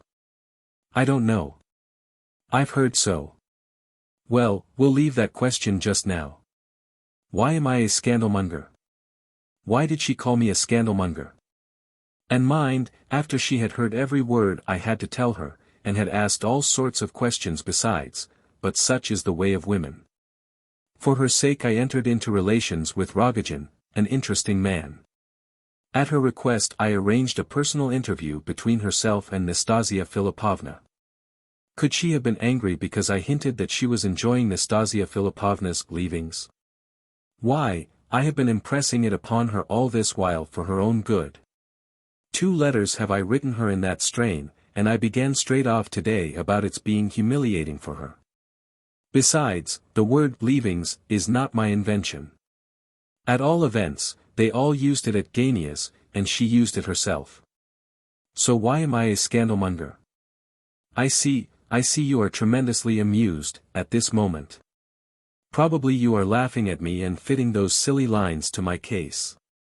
Maybe sad love upon his setting smiles, and with vain hopes his farewell hour beguiles. Ha, ha, ha. Hippolyte suddenly burst into a fit of hysterical laughter, which turned into a choking cough. Observe, he gasped, through his coughing, what a fellow Gania is. He talks about Nastasya's leavings, but what does he want to take himself? The prince sat silent for a long while. His mind was filled with dread and horror. You spoke of a meeting with Nastassya Filippovna, he said at last, in a low voice. Oh, come. Surely you must know that there is to be a meeting today between Nastassya and Aglaya Ivanovna, and that Nastassya has been sent for on purpose, through Rogozhin, from St. Petersburg. It has been brought about by invitation of Aglaya Ivanovna and my own efforts, and Nastassya is at this moment with Rogozhin, not far from here, at Dana Alexievna's, that curious friend of hers. And to this questionable house Aglaya Ivanovna is to proceed for a friendly chat with Nastassya Filippovna, and for the settlement of several problems. They are going to play at arithmetic, didn't you know about it? Word of honor. It's a most improbable story. Oh, very well. If it's improbable, it is, that's all. And yet, where should you have heard it? Though I must say, if a fly crosses the room it's known all over the place here. However, I've warned you, and you may be grateful to me. Well, au revoir, probably in the next world. One more thing, don't think that I am telling you all this for your sake. Oh, dear, no. Do you know that I dedicated my confession to Aglaya Ivanovna? I did though, and how she took it, ha, ha. Oh, no. I am not acting from any high, exalted motives. But though I may have behaved like a cad to you, I have not done her any harm. I don't apologize for my words about leavings, and all that. I am atoning for that, you see, by telling you the place and time of the meeting. Goodbye. You had better take your measures, if you are worthy the name of a man. The meeting is fixed for this evening, that's certain. Hippolyte walked towards the door, but the prince called him back and he stopped. Then you think Aglaya Ivanovna herself intends to go to Nastassya Filippovna's tonight? He asked, and bright hectic spots came out on his cheeks and forehead. I don't know absolutely for certain, but in all probability it is so, replied Hippolyte, looking round. Nastassya would hardly go to her.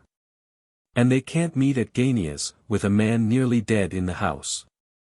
It's impossible, for that very reason, said the prince. How would she get out if she wished to? You don't know the habits of that house, she could not get away alone to Nastassya Filippovna's. It's all nonsense. Look here, my dear prince, no one jumps out of the window if they can help it. But when there's a fire, the dandiest gentleman or the finest lady in the world will skip out. When the moment comes, and there's nothing else to be done, our young lady will go to Nastassya Filippovna's. Don't they let the young ladies out of the house alone, then? I didn't mean that exactly. If you didn't mean that, then she has only to go down the steps and walk off, and she need never come back unless she chooses. Ships are burned behind one sometimes, and one doesn't care to return whence one came. Life need not consist only of lunches, and dinners, and princesses. It strikes me you take Aglaya Ivanovna for some conventional boarding school girl. I said so to her, and she quite agreed with me. Wait till 7 or 8 o'clock.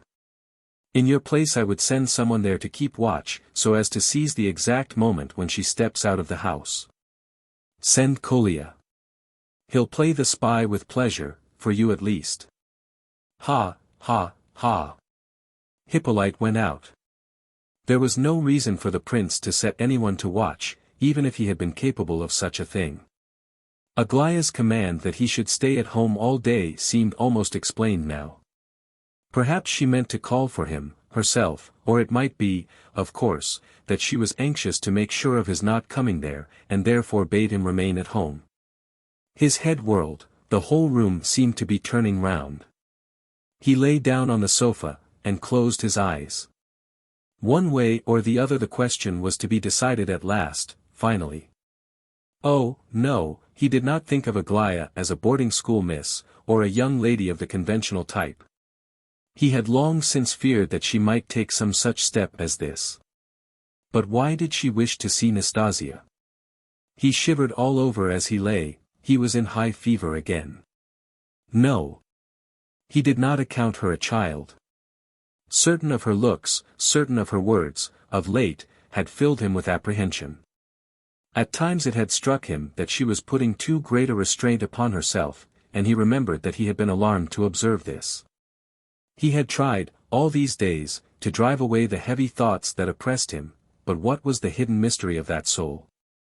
The question had long tormented him, although he implicitly trusted that soul. And now it was all to be cleared up. It was a dreadful thought.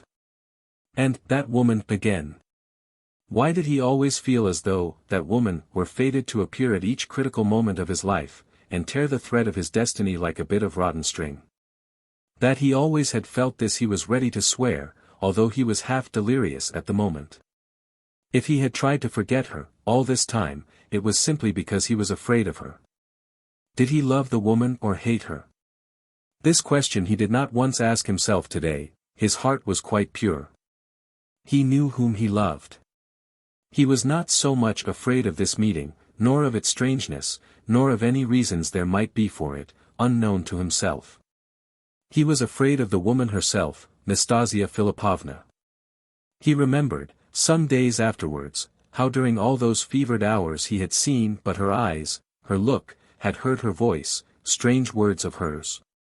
He remembered that this was so, although he could not recollect the details of his thoughts. He could remember that Vera brought him some dinner, and that he took it, but whether he slept after dinner, or no, he could not recollect. He only knew that he began to distinguish things clearly from the moment when Aglaya suddenly appeared, and he jumped up from the sofa and went to meet her. It was just 7:15 then. Aglaya was quite alone, and dressed, apparently hastily, in a light mantle. Her face was pale, as it had been in the morning, and her eyes were ablaze with bright but subdued fire. He had never seen that expression in her eyes before. She gazed attentively at him. "You are quite ready, I observe," she said, with absolute composure, "dressed, and your hat in your hand. I see somebody has thought fit to warn you, and I know who." "Hippolyte?" "Yes, he told me," said the prince, feeling only half alive. "Come then. You know, I suppose, that you must escort me there. You are well enough to go out, aren't you?" "I am well enough, but is it really possible?" He broke off abruptly, and could not add another word. This was his one attempt to stop the mad child, and, after he had made it, he followed her as though he had no will of his own. Confused as his thoughts were, he was, nevertheless, capable of realizing the fact that if he did not go with her, she would go alone, and so he must go with her at all hazards. He guessed the strength of her determination. It was beyond him to check it. They walked silently, and said scarcely a word all the way. He only noticed that she seemed to know the road very well. And once, when he thought it better to go by a certain lane, and remarked to her that it would be quieter and less public, she only said, "It's all the same," and went on. When they were almost arrived at Darya Alexeyevna's house, it was a large wooden structure of ancient date, a gorgeously dressed lady and a young girl came out of it. Both these ladies took their seats in a carriage, which was waiting at the door, talking and laughing loudly the while, and drove away without appearing to notice the approaching couple. No sooner had the carriage driven off than the door opened once more, and Rogozhin, who had apparently been awaiting them, let them in and closed it after them. "There is not another soul in the house now excepting our four selves," he said aloud, looking at the prince in a strange way. Nastassya Filippovna was waiting for them in the first room they went into. She was dressed very simply, in black. She rose at their entrance, but did not smile or give her hand, even to the prince. Her anxious eyes were fixed upon Aglaya. Both sat down, at a little distance from one another, Aglaya on the sofa, in the corner of the room, Nastassya by the window. The prince and Rogozhin remained standing, and were not invited to sit. Myshkin glanced at Rogozhin in perplexity, but the latter only smiled disagreeably, and said nothing. The silence continued for some few moments. An ominous expression passed over Nastassya Filippovna's face, of a sudden. It became obstinate-looking, hard, and full of hatred, but she did not take her eyes off her visitors for a moment. Aglaya was clearly confused, but not frightened. On entering she had merely glanced momentarily at her rival, and then had sat still, with her eyes on the ground, apparently in thought. Once or twice she glanced casually round the room. A shade of disgust was visible in her expression. She looked as though she were afraid of contamination in this place. She mechanically arranged her dress, and fidgeted uncomfortably, eventually changing her seat to the other end of the sofa. Probably she was unconscious of her own movements. But this very unconsciousness added to the offensiveness of their suggested meaning. At length she looked straight into Nastasya's eyes, and instantly read all there was to read in her rival's expression. Woman understood woman. Aglaya shuddered. "You know of course why I requested this meeting," she said at last, quietly, and pausing twice in the delivery of this very short sentence. "No, I know nothing about it," said Nastassya, drily and abruptly. Aglaya blushed. Perhaps it struck her as very strange and impossible that she should really be sitting here and waiting for that woman's reply to her question. At the first sound of Nastasya's voice a shudder ran through her frame. Of course, that woman observed and took in all this. "You know quite well, but you are pretending to be ignorant," said Aglaya, very low, with her eyes on the ground. "Why should I?" asked Nastassya Filippovna, smiling slightly. "You want to take advantage of my position, now that I am in your house," continued Aglaya, awkwardly. "For that position you are to blame and not I," said Nastassya, flaring up suddenly. "I did not invite you, but you me. And to this moment I am quite ignorant as to why I am thus honored." Aglaya raised her head haughtily. "Restrain your tongue," she said. "I did not come here to fight you with your own weapons." "Oh. Then you did come to fight, I may conclude." "Dear me, and I thought you were cleverer."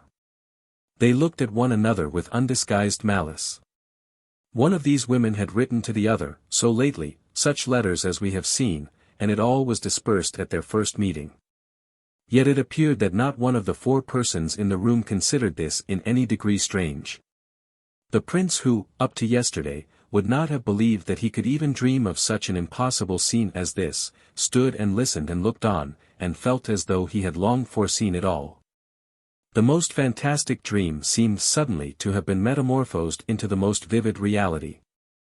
One of these women so despised the other, and so longed to express her contempt for her, perhaps she had only come for that very purpose, as Rogozhin said next day, that howsoever fantastical was the other woman, howsoever afflicted her spirit and disturbed her understanding, no preconceived idea of hers could possibly stand up against that deadly feminine contempt of her rival.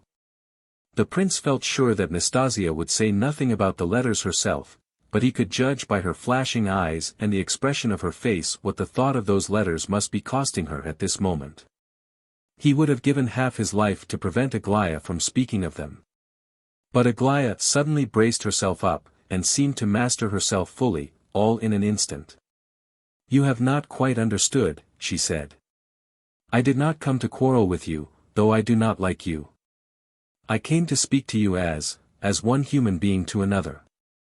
I came with my mind made up as to what I had to say to you, and I shall not change my intention, although you may misunderstand me.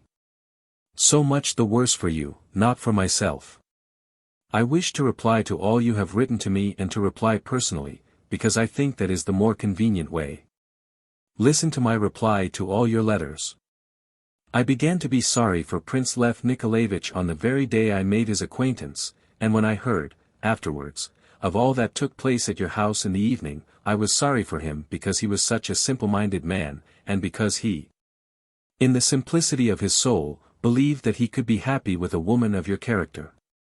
What I feared actually took place. You could not love him, you tortured him, and threw him over. You could not love him because you are too proud, no, not proud, that is an error, because you are too vain, no, not quite that either, too self-loving. You are self-loving to madness. Your letters to me are a proof of it. You could not love so simple a soul as his, and perhaps in your heart you despised him and laughed at him. All you could love was your shame and the perpetual thought that you were disgraced and insulted. If you were less shameful, or had no cause at all for shame, you would be still more unhappy than you are now. Aglaya brought out these thronging words with great satisfaction. They came from her lips hurriedly and impetuously, and had been prepared and thought out long ago, even before she had ever dreamed of the present meeting. She watched with eagerness the effect of her speech as shown in Nastasya's face, which was distorted with agitation. You remember, she continued, he wrote me a letter at that time. He says you know all about that letter and that you even read it. I understand all by means of this letter, and understand it correctly. He has since confirmed it all to me, what I now say to you, word for word. After receiving his letter I waited. I guessed that you would soon come back here, because you could never do without Petersburg. You are still too young and lovely for the provinces. However, this is not my own idea, she added, blushing dreadfully. And from this moment the color never left her cheeks to the end of her speech. When I next saw the prince I began to feel terribly pained and hurt on his account. Do not laugh, if you laugh you are unworthy of understanding what I say. Surely you see that I am not laughing, said Nastasya, sadly and sternly. However, it's all the same to me, laugh or not, just as you please. When I asked him about you, he told me that he had long since ceased to love you, that the very recollection of you was a torture to him, but that he was sorry for you, and that when he thought of you his heart was pierced. I ought to tell you that I never in my life met a man anything like him for noble simplicity of mind and for boundless trustfulness. I guessed that anyone who liked could deceive him, and that he would immediately forgive anyone who did deceive him. And it was for this that I grew to love him. Aglaya paused for a moment, as though suddenly brought up in astonishment that she could have said these words, but at the same time a great pride shone in her eyes. Like a defiant assertion that it would not matter to her if this woman laughed in her face for the admission just made. I have told you all now, and of course you understand what I wish of you. Perhaps I do, but tell me yourself, said Nastassya Filippovna, quietly. Aglaya flushed up angrily. I wish to find out from you, she said, firmly, by what right you dare to meddle with his feelings for me. By what right you dared send me those letters. By what right do you continually remind both me and him that you love him, after you yourself threw him over and ran away from him in so insulting and shameful a way? I never told either him or you that I loved him, replied Nastassya Filippovna, with an effort. And I did run away from him, you are right there, she added, scarcely audibly. Never told either him or me, cried Aglaya. How about your letters? Who asked you to try to persuade me to marry him? Was not that a declaration from you? Why do you force yourself upon us in this way? I confess I thought at first that you were anxious to arouse an aversion for him in my heart by your meddling, in order that I might give him up. And it was only afterwards that I guessed the truth. You imagined that you were doing an heroic action. How could you spare any love for him, when you love your own vanity to such an extent?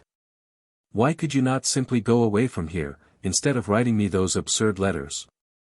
Why do you not now marry that generous man who loves you, and has done you the honor of offering you his hand? It is plain enough why. If you marry Rogozhin you lose your grievance, you will have nothing more to complain of. You will be receiving too much honor. Evgeny Pavlovitch was saying the other day that you had read too many poems and are too well educated for your position. And that you live in idleness. Add to this your vanity, and there you have reason enough. And do you not live in idleness? Things had come to this unexpected point too quickly. Unexpected because Nastassya Filippovna, on her way to Pavlovsk, had thought and considered a good deal, and had expected something different, though perhaps not altogether good, from this interview. But Aglaya had been carried away by her own outburst, just as a rolling stone gathers impetus as it careers downhill, and could not restrain herself in the satisfaction of revenge. It was strange, Nastassya Filippovna felt, to see Aglaya like this. She gazed at her, and could hardly believe her eyes and ears for a moment or two. Whether she were a woman who had read too many poems, as Evgeny Pavlovitch supposed, or whether she were mad, as the prince had assured Aglaya, at all events, this was a woman who, in spite of her occasionally cynical and audacious manner, was far more refined and trustful and sensitive than appeared. There was a certain amount of romantic dreaminess and caprice in her, but with the fantastic was mingled much that was strong and deep. The prince realized this, and great suffering expressed itself in his face. Aglaya observed it, and trembled with anger. "How dare you speak so to me?" she said, with a haughtiness which was quite indescribable, replying to Nastasya's last remark. "You must have misunderstood what I said," said Nastasya, in some surprise. "If you wish to preserve your good name, why did you not give up your guardian, Totsky, without all that theatrical posturing?" said Aglaya, suddenly apropos of nothing. "What do you know of my position, that you dare to judge me?" cried Nastasya, quivering with rage, and growing terribly white.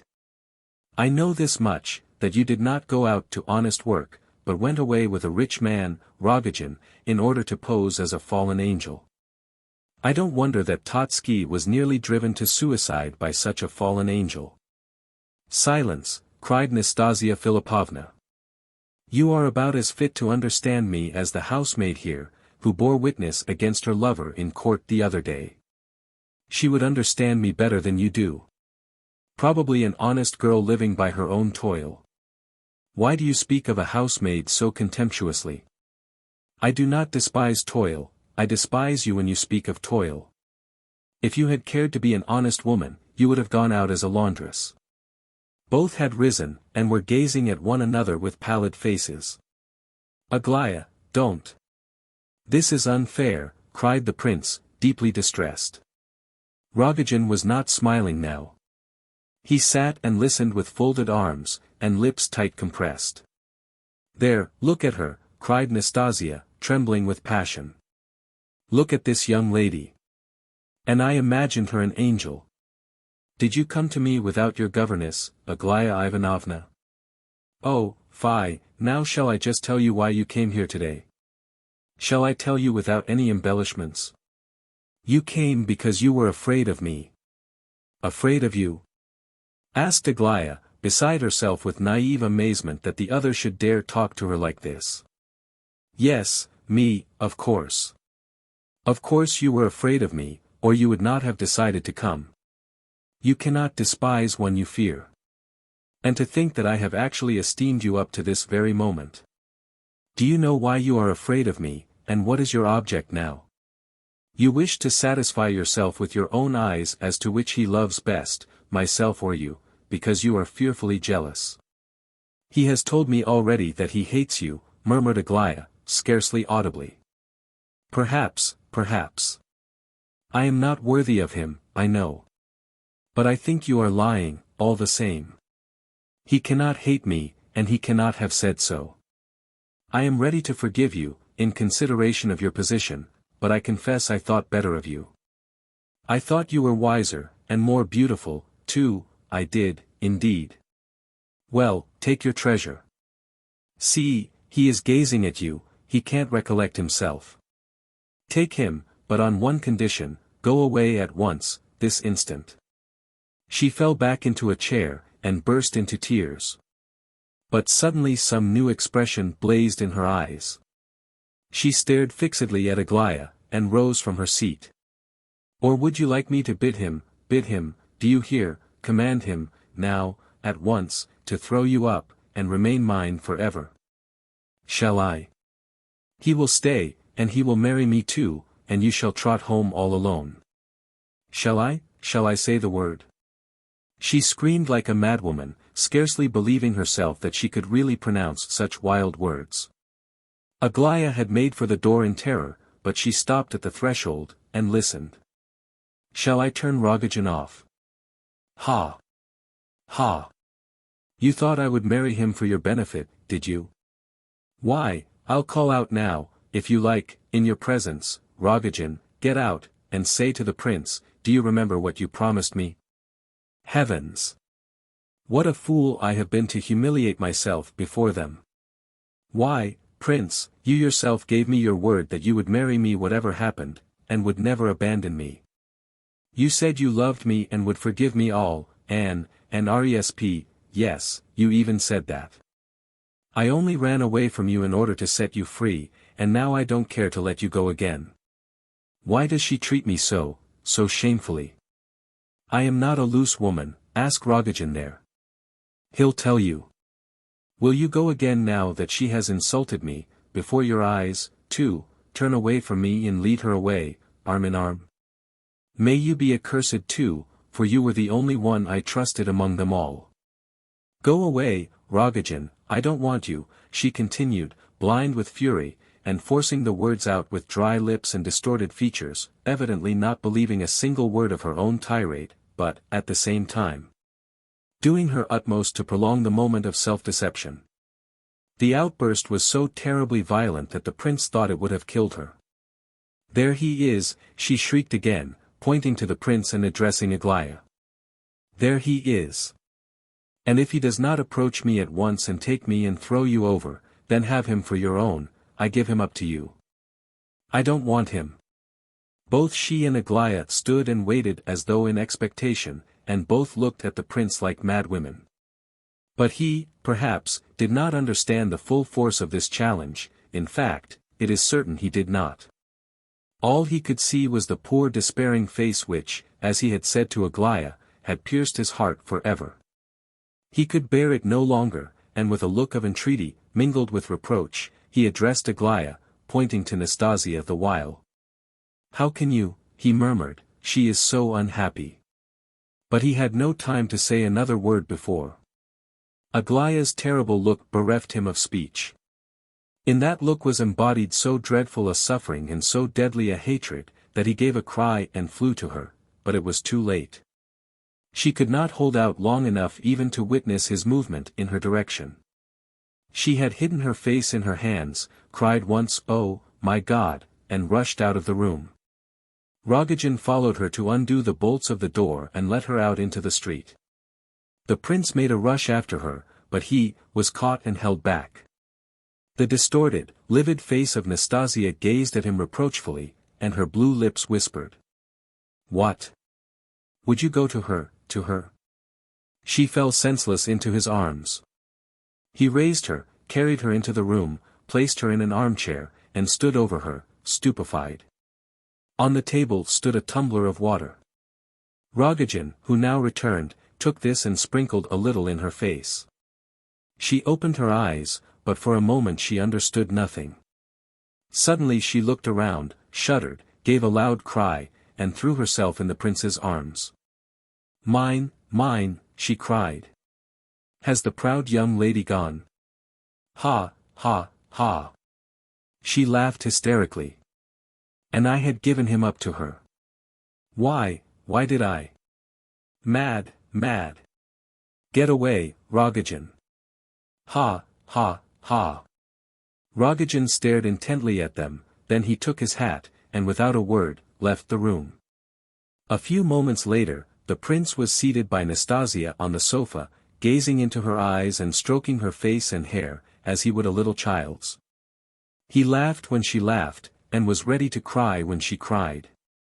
He did not speak, but listened to her excited, disconnected chatter, hardly understanding a word of it the while. No sooner did he detect the slightest appearance of complaining, or weeping, or reproaching, than he would smile at her kindly, and begin stroking her hair and her cheeks, soothing and consoling her once more, as if she were a child. 9. A fortnight had passed since the events recorded in the last chapter, and the position of the actors in our story had become so changed that it is almost impossible for us to continue the tale without some few explanations. Yet we feel that we ought to limit ourselves to the simple record of facts, without much attempt at explanation, for a very patent reason, because we ourselves have the greatest possible difficulty in accounting for the facts to be recorded. Such a statement on our part may appear strange to the reader. How is anyone to tell a story which he cannot understand himself? In order to keep clear of a false position, we had perhaps better give an example of what we mean. And probably the intelligent reader will soon understand the difficulty. More especially are we inclined to take this course since the example will constitute a distinct march forward of our story, and will not hinder the progress of the events remaining to be recorded. During the next fortnight, that is, through the early part of July, the history of our hero was circulated in the form of strange, diverting, most unlikely sounding stories, which passed from mouth to mouth. Through the streets and villas adjoining those inhabited by Lebedev, Titsin, Nastassya Filippovna, and the Epanchins. In fact, pretty well through the whole town and its environs. All society, both the inhabitants of the place and those who came down of an evening for the music, had got hold of one and the same story. In 1,000 varieties of detail, as to how a certain young prince had raised a terrible scandal in a most respectable household, had thrown over a daughter of the family, to whom he was engaged, and had been captured by a woman of shady reputation whom he was determined to marry at once, breaking off all old ties for the satisfaction of his insane idea. And, in spite of the public indignation roused by his action, the marriage was to take place in Pavlovsk openly and publicly. And the prince had announced his intention of going through with it with head erect and looking the whole world in the face. The story was so artfully adorned with scandalous details, and persons of so great eminence and importance were apparently mixed up in it, while, at the same time, the evidence was so circumstantial, that it was no wonder the matter gave food for plenty of curiosity and gossip.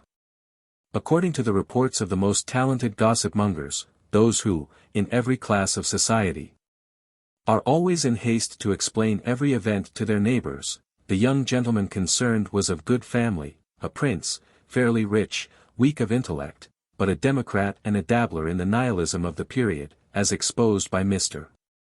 Turgenev. He could hardly talk Russian, but had fallen in love with one of the Miss Epanchins, and his suit met with so much encouragement that he had been received in the house as the recognized bridegroom-to-be of the young lady. But like the Frenchman of whom the story is told that he studied for holy orders, took all the oaths, was ordained priest, and next morning wrote to his bishop informing him that, as he did not believe in God and considered it wrong to deceive the people and live upon their pockets, he begged to surrender the orders conferred upon him the day before, and to inform his lordship that he was sending this letter to the public press. Like this Frenchman, the prince played a false game. It was rumored that he had purposely waited for the solemn occasion of a large evening party at the house of his future bride, at which he was introduced to several eminent persons, in order publicly to make known his ideas and opinions, and thereby insult the bigwigs, and to throw over his bride as offensively as possible. And that, resisting the servants who were told off to turn him out of the house, he had seized and thrown down a magnificent china vase.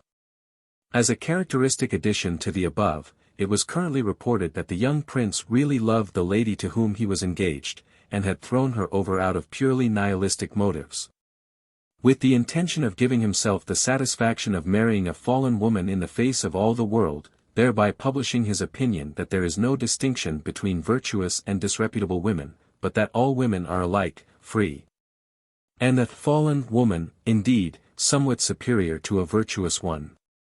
It was declared that he believed in no classes or anything else, excepting the woman question. All this looked likely enough, and was accepted as fact by most of the inhabitants of the place, especially as it was borne out, more or less, by daily occurrences. Of course much was said that could not be determined absolutely. For instance, it was reported that the poor girl had so loved her future husband that she had followed him to the house of the other woman, the day after she had been thrown over. Others said that he had insisted on her coming, himself, in order to shame and insult her by his taunts and nihilistic confessions when she reached the house. However all these things might be, the public interest in the matter grew daily, especially as it became clear that the scandalous wedding was undoubtedly to take place. So that if our readers were to ask an explanation, not of the wild reports about the prince's nihilistic opinions, but simply as to how such a marriage could possibly satisfy his real aspirations, or as to the spiritual condition of our hero at this time, we confess that we should have great difficulty in giving the required information. All we know is, that the marriage really was arranged, and that the prince had commissioned Lebedev and Keller to look after all the necessary business connected with it, that he had requested them to spare no expense. That Nastassya herself was hurrying on the wedding, that Keller was to be the prince's best man, at his own earnest request, and that Bertovsky was to give Nastassya away, to his great delight. The wedding was to take place before the middle of July. But, besides the above, we are cognizant of certain other undoubted facts, which puzzle us a good deal because they seem flatly to contradict the foregoing. We suspect, for instance, that having commissioned Lebedev and the others, as above, the prince immediately forgot all about masters of ceremonies and even the ceremony itself. And we feel quite certain that in making these arrangements he did so in order that he might absolutely escape all thought of the wedding, and even forget its approach if he could, by detailing all business concerning it to others. What did he think of all this time, then? What did he wish for? There is no doubt that he was a perfectly free agent all through, and that as far as Nastassya was concerned, there was no force of any kind brought to bear on him. Nastassya wished for a speedy marriage, true, but the prince agreed at once to her proposals. He agreed, in fact, so casually that anyone might suppose he was but acceding to the most simple and ordinary suggestion. There are many strange circumstances such as this before us, but in our opinion they do but deepen the mystery, and do not in the smallest degree help us to understand the case. However, let us take one more example. Thus, we know for a fact that during the whole of this fortnight the prince spent all his days and evenings with Nastassya. He walked with her, drove with her. He began to be restless whenever he passed an hour without seeing her. In fact, to all appearances, he sincerely loved her. He would listen to her for hours at a time with a quiet smile on his face, scarcely saying a word himself. And yet we know, equally certainly, that during this period he several times set off, suddenly, to the Epanchins, not concealing the fact from Nastassya Filippovna, and driving the latter to absolute despair. We know also that he was not received at the Epanchins so long as they remained at Pavlovsk, and that he was not allowed an interview with Aglaya. But next day he would set off once more on the same errand, apparently quite oblivious of the fact of yesterday's visit having been a failure, and, of course, meeting with another refusal. We know, too, that exactly an hour after Aglaya had fled from Nastassya Filippovna's house on that fateful evening, the prince was at the Epanchins, and that his appearance there had been the cause of the greatest consternation and dismay. For Aglaya had not been home, and the family only discovered then, for the first time, that the two of them had been to Nastasya's house together.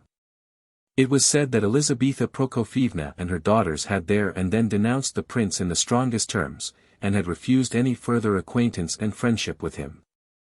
Their rage and denunciations being redoubled when Varya Ardalionovna suddenly arrived and stated that Aglaya had been at her house in a terrible state of mind for the last hour, and that she refused to come home.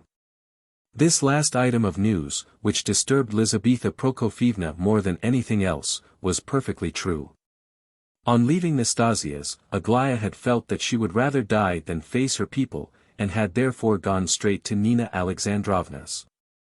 On receiving the news, Lizaveta and her daughters and the general all rushed off to Aglaya, followed by Prince Lev Nikolayevich, undeterred by his recent dismissal, but through Varya he was refused a sight of Aglaya here also. The end of the episode was that when Aglaya saw her mother and sisters crying over her and not uttering a word of reproach, she had flung herself into their arms and gone straight home with them. It was said that Gania managed to make a fool of himself even on this occasion. For, finding himself alone with Aglaya for a minute or two when Varya had gone to the Epanchins, he had thought it a fitting opportunity to make a declaration of his love, and on hearing this Aglaya, in spite of her state of mind at the time, had suddenly burst out laughing, and had put a strange question to him. She asked him whether he would consent to hold his finger to a lighted candle in proof of his devotion. Gania, it was said, looked so comically bewildered that Aglaya had almost laughed herself into hysterics, and had rushed out of the room and upstairs, where her parents had found her. Hippolyte told the prince this last story, sending for him on purpose. When Myshkin heard about the candle and Gania's finger he had laughed so that he had quite astonished Hippolyte, and then shuddered and burst into tears. The prince's condition during those days was strange and perturbed. Hippolyte plainly declared that he thought he was out of his mind. This, however, was hardly to be relied upon. Offering all these facts to our readers and refusing to explain them, we do not for a moment desire to justify our hero's conduct. On the contrary, we are quite prepared to feel our share of the indignation which his behavior aroused in the hearts of his friends. Even Vera Lebedev was angry with him for a while, so was Kolya, so was Keller, until he was selected for best man. So was Lebedev himself, who began to intrigue against him out of pure irritation, but of this anon. In fact, we are in full accord with certain forcible words spoken to the prince by Evgeny Pavlovitch, quite unceremoniously, during the course of a friendly conversation, 6 or 7 days after the events at Nastassya Filippovna's house. We may remark here that not only the Epanchins themselves, but all who had anything to do with them, thought it right to break with the prince in consequence of his conduct. Princess even went so far as to turn away and cut him dead in the street. But Evgeny Pavlovitch was not afraid to compromise himself by paying the prince a visit, and did so, in spite of the fact that he had recommenced to visit at the Epanchins', where he was received with redoubled hospitality and kindness after the temporary estrangement. Evgeny called upon the prince the day after that on which the Epanchins left Pavlovsk. He knew of all the current rumors, in fact, he had probably contributed to them himself. The prince was delighted to see him, and immediately began to speak of the Epanchins, which simple and straightforward opening quite took Evgeny's fancy, so that he melted at once, and plunged in medias residential without ceremony. The prince did not know, up to this, that the Epanchins had left the place. He grew very pale on hearing the news, but a moment later he nodded his head, and said thoughtfully, "I knew it was bound to be so." Then he added quickly, "Where have they gone to?" Evgeny meanwhile observed him attentively, and the rapidity of the questions, their simplicity, the prince's candor, and at the same time, his evident perplexity and mental agitation, surprised him considerably. However, he told Myshkin all he could, kindly and in detail. The prince hardly knew anything, for this was the first informant from the household whom he had met since the estrangement. Evgeny reported that Aglaya had been really ill, and that for 2 nights she had not slept at all, owing to high fever, that now she was better and out of serious danger, but still in a nervous, hysterical state. "It's a good thing that there is peace in the house, at all events," he continued. "They never utter a hint about the past, not only in Aglaya's presence, but even among themselves. The old people are talking of a trip abroad in the autumn." Immediately after Adelaida's wedding, Aglaya received the news in silence. Evgeny himself was very likely going abroad also, so were Prince S. and his wife, if affairs allowed of it. The general was to stay at home. They were all at their estate of Kalmina now, about 20 miles or so from St. Petersburg. Princess Bilokonsky had not returned to Moscow yet, and was apparently staying on for reasons of her own. Lizaveta Prokofievna had insisted that it was quite impossible to remain in Pavlovsk after what had happened. Evgeny had told her of all the rumors current in town about the affair, so that there could be no talk of their going to their house on the Yelagin as yet. "And in point of fact, Prince," added Evgeny Pavlovitch, "you must allow that they could hardly have stayed here, considering that they knew of all that went on at your place, and in the face of your daily visits to their house. Visits which you insisted upon making in spite of their refusal to see you." "Yes, yes, quite so, you are quite right. I wish to see Aglaya Ivanovna, you know," said the prince, nodding his head. "Oh, my dear fellow," cried Evgeny, warmly, with real sorrow in his voice, "how could you permit all that to come about as it has? Of course, I know it was all so unexpected. I admit that you, only naturally, lost your head, and could not stop the foolish girl. That was not in your power. I quite see so much, but you really should have understood how seriously she cared for you. She could not bear to share you with another, and you could bring yourself to throw away and shatter such a treasure. Oh, Prince, Prince. Yes, yes, you are quite right again, said the poor prince, in anguish of mind. I was wrong, I know. But it was only Aglaya who looked on Nastassya Filippovna so, no one else did, you know. But that's just the worst of it all, don't you see, that there was absolutely nothing serious about the matter in reality.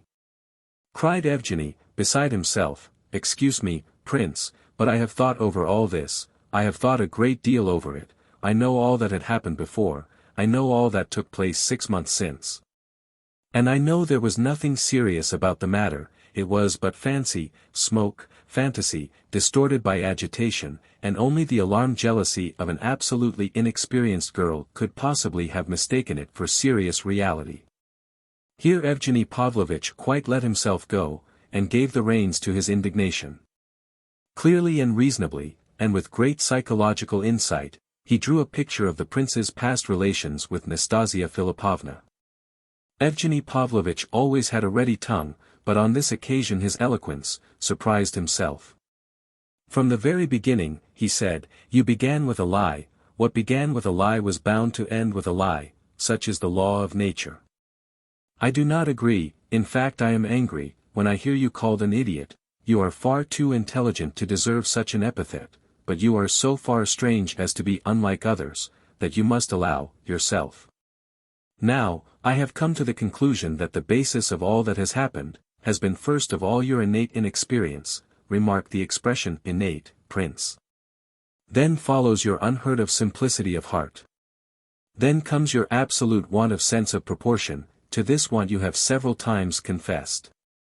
And lastly, a mass, an accumulation, of intellectual convictions which you, in your unexampled honesty of soul, accept unquestionably as also innate and natural and true.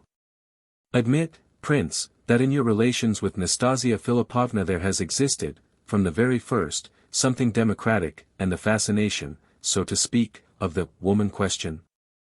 I know all about that scandalous scene at Nastassya Filippovna's house when Rogozhin brought the money, 6 months ago. I'll show you yourself as in a looking-glass, if you like. I know exactly all that went on, in every detail, and why things have turned out as they have. You thirsted, while in Switzerland, for your home country, for Russia. You read, doubtless, many books about Russia, excellent books, I dare say, but hurtful to you, and you arrived here, as it were, on fire with the longing to be of service. Then, on the very day of your arrival, they tell you a sad story of an ill-used woman, they tell you, a night, pure and without reproach, this tale of a poor woman. The same day you actually see her. You are attracted by her beauty, her fantastic, almost demoniacal, beauty, I admit her beauty, of course. Add to all this your nervous nature, your epilepsy, and your sudden arrival in a strange town, the day of meetings and of exciting scenes, the day of unexpected acquaintanceships, the day of sudden actions. The day of meeting with the 3 lovely Epanchin girls, and among them Aglaya, add your fatigue, your excitement. Add Nastasya's evening party, and the tone of that party, and, what were you to expect of yourself at such a moment as that? Yes, yes, yes, said the prince, once more, nodding his head, and blushing slightly. Yes, it was so, or nearly so, I know it. And besides, you see, I had not slept the night before, in the train, or the night before that, either, and I was very tired. Of course, quite so, that's what I am driving at. Continued Evgeny, excitedly. It is as clear as possible, and most comprehensible, that you, in your enthusiasm, should plunge headlong into the first chance that came of publicly airing your great idea that you, a prince, and a pure living man, did not consider a woman disgraced if the sin were not her own, but that of a disgusting social libertine. Oh, heavens! It's comprehensible enough, my dear prince, but that is not the question, unfortunately. The question is, was there any reality and truth in your feelings? Was it nature, or nothing but intellectual enthusiasm? What do you think yourself? We are told, of course, that a far worse woman was forgiven, but we don't find that she was told that she had done well, or that she was worthy of honor and respect. Did not your common sense show you what was the real state of the case, a few months later? The question is now, not whether she is an innocent woman, I do not insist one way or the other, I do not wish to. But can her whole career justify such intolerable pride, such insolent, rapacious egotism as she has shown? Forgive me, I am too violent, perhaps, but... Yes, I dare say it is all as you say. I dare say you are quite right, muttered the prince once more. She is very sensitive and easily put out, of course, but still, she is worthy of sympathy. Is that what you wish to say, my good fellow? But then, for the mere sake of vindicating her worthiness of sympathy, you should not have insulted and offended a noble and generous girl in her presence. This is a terrible exaggeration of sympathy. How can you love a girl, and yet so humiliate her as to throw her over for the sake of another woman, before the very eyes of that other woman, when you have already made her a formal proposal of marriage? And you did propose to her, you know. You did so before her parents and sisters. Can you be an honest man, prince, if you act so? I ask you. And did you not deceive that beautiful girl when you assured her of your love? Yes, you are quite right. Oh. I feel that I am very guilty, said Myshkin, in deepest distress. But as if that is enough, cried Evgeny, indignantly. As if it is enough simply to say, I know I am very guilty. You are to blame, and yet you persevere in evil doing. Where was your heart, I should like to know, your Christian heart, all that time? Did she look as though she were suffering less, at that moment? You saw her face, was she suffering less than the other woman? How could you see her suffering and allow it to continue? How could you? But I did not allow it, murmured the wretched prince. How, what do you mean you didn't allow? Upon my word, I didn't. To this moment I don't know how it all happened. I ran after Aglaya Ivanovna, but Nastassya Filippovna fell down in a faint, and since that day they won't let me see Aglaya, that's all I know. It's all the same, you ought to have run after Aglaya though the other was fainting. Yes, I ought, but I couldn't. She would have died, she would have killed herself. You don't know her, and I should have told Aglaya everything afterwards, but I see, Evgeny Pavlovitch, you don't know all. Tell me now, why am I not allowed to see Aglaya? I should have cleared it all up, you know. Neither of them kept to the real point, you see. I could never explain what I mean to you, but I think I could to Aglaya. Oh. My God, my God. You spoke just now of Aglaya's face at the moment when she ran away. Oh, my God. I remember it. Come along, quick.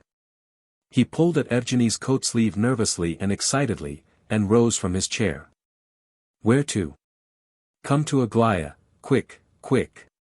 But I told you she is not at Pavlovsk. And what would be the use if she were?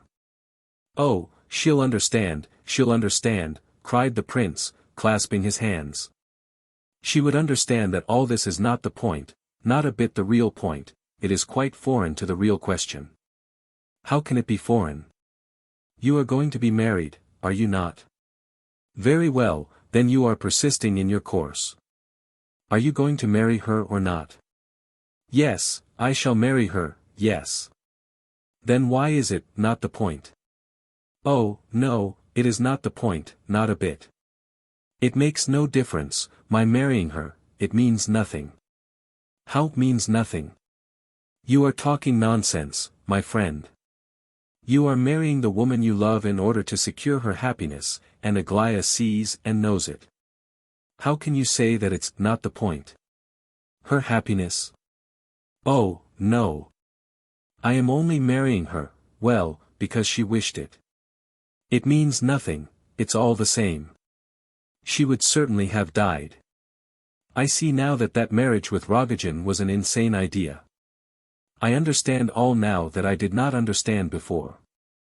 And, do you know, when those two stood opposite to one another, I could not bear Nastassya Filippovna's face.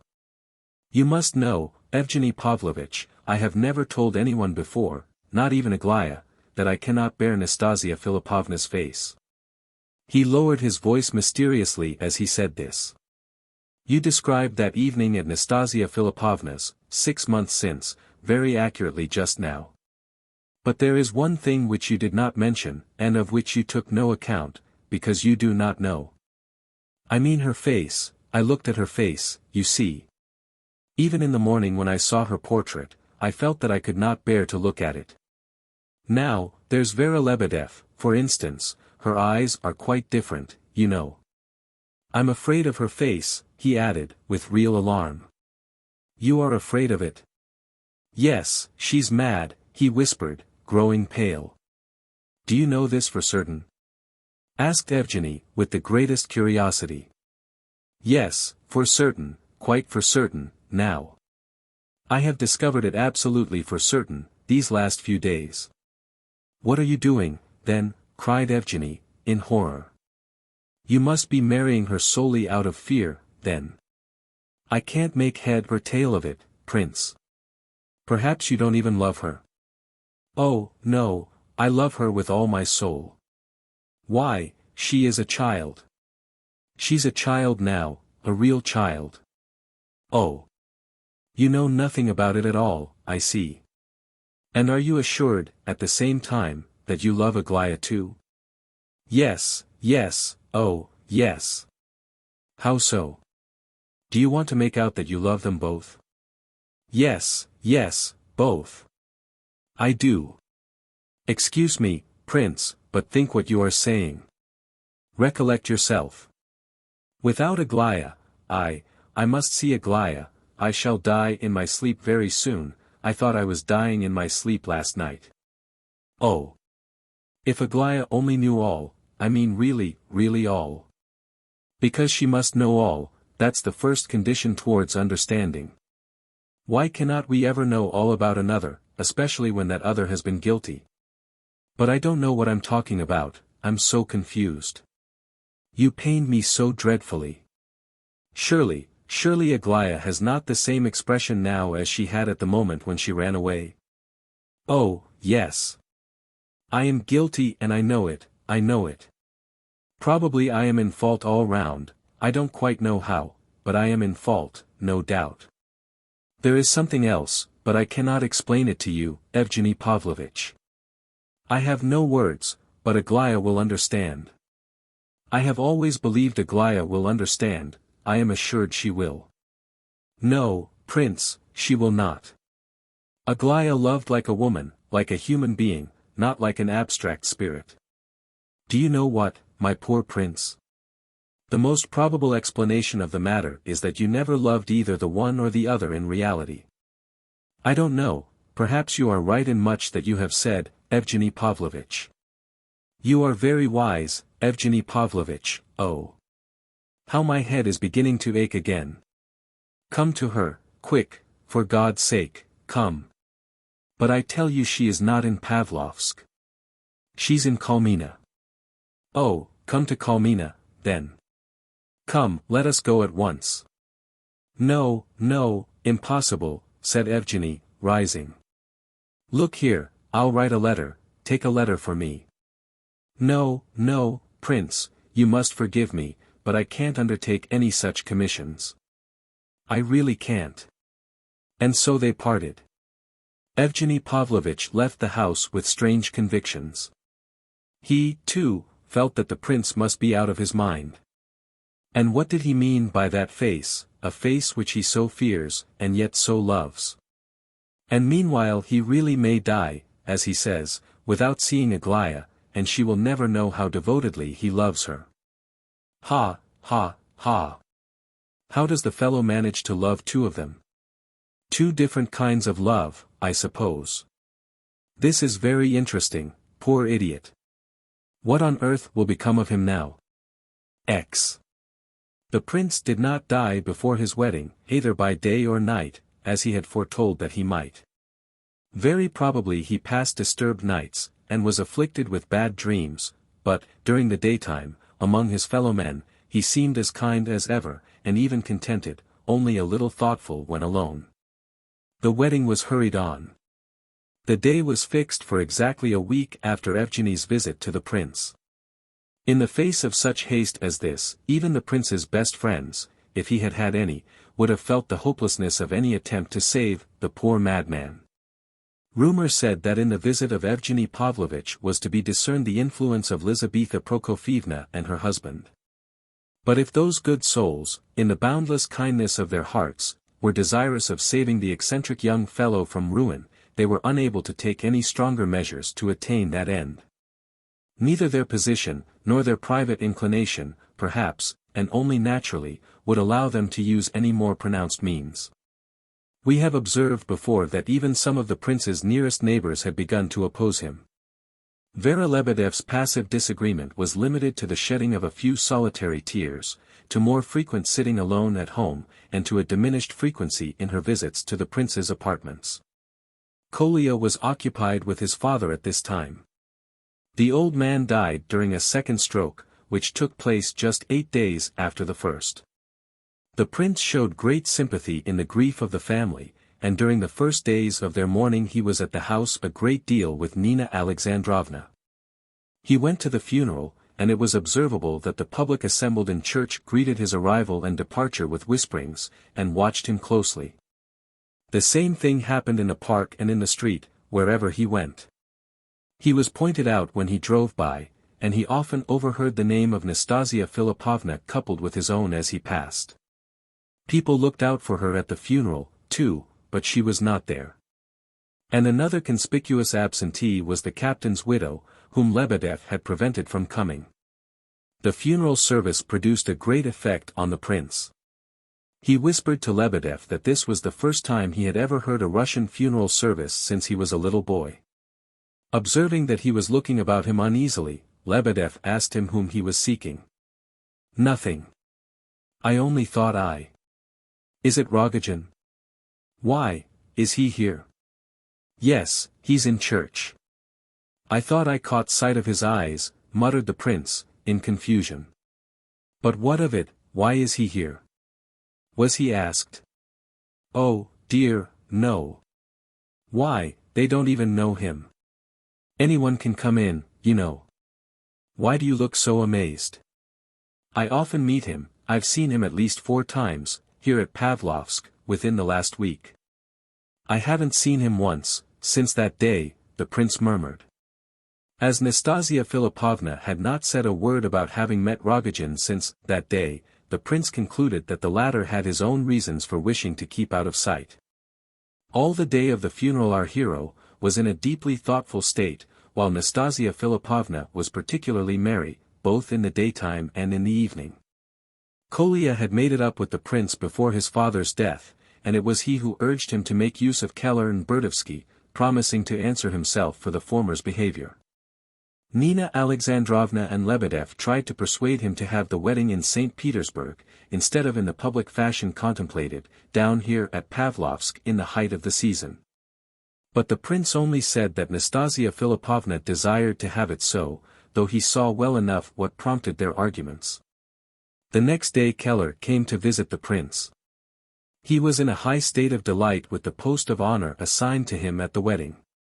Before entering he stopped on the threshold, raised his hand as if making a solemn vow, and cried, "I won't drink."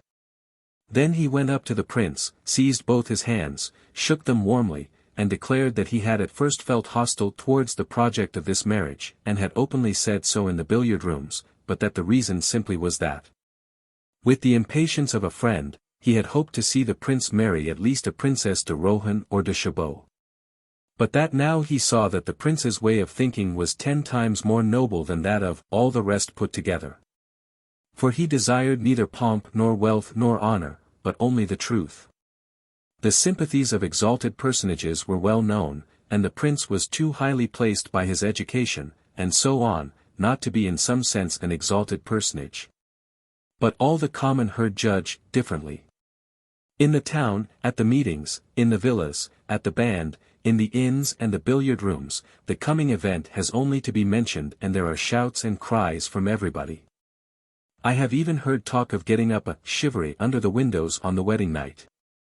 So if you have need of the pistol of an honest man, Prince, I am ready to fire half a dozen shots even before you rise from your nuptial couch.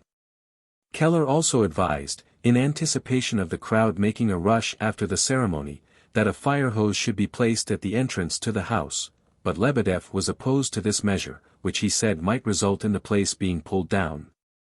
I assure you, Prince, that Lebedev is intriguing against you. He wants to put you under control. Imagine that. To take from you the use of your free will and your money, that is to say, the two things that distinguish us from the animals.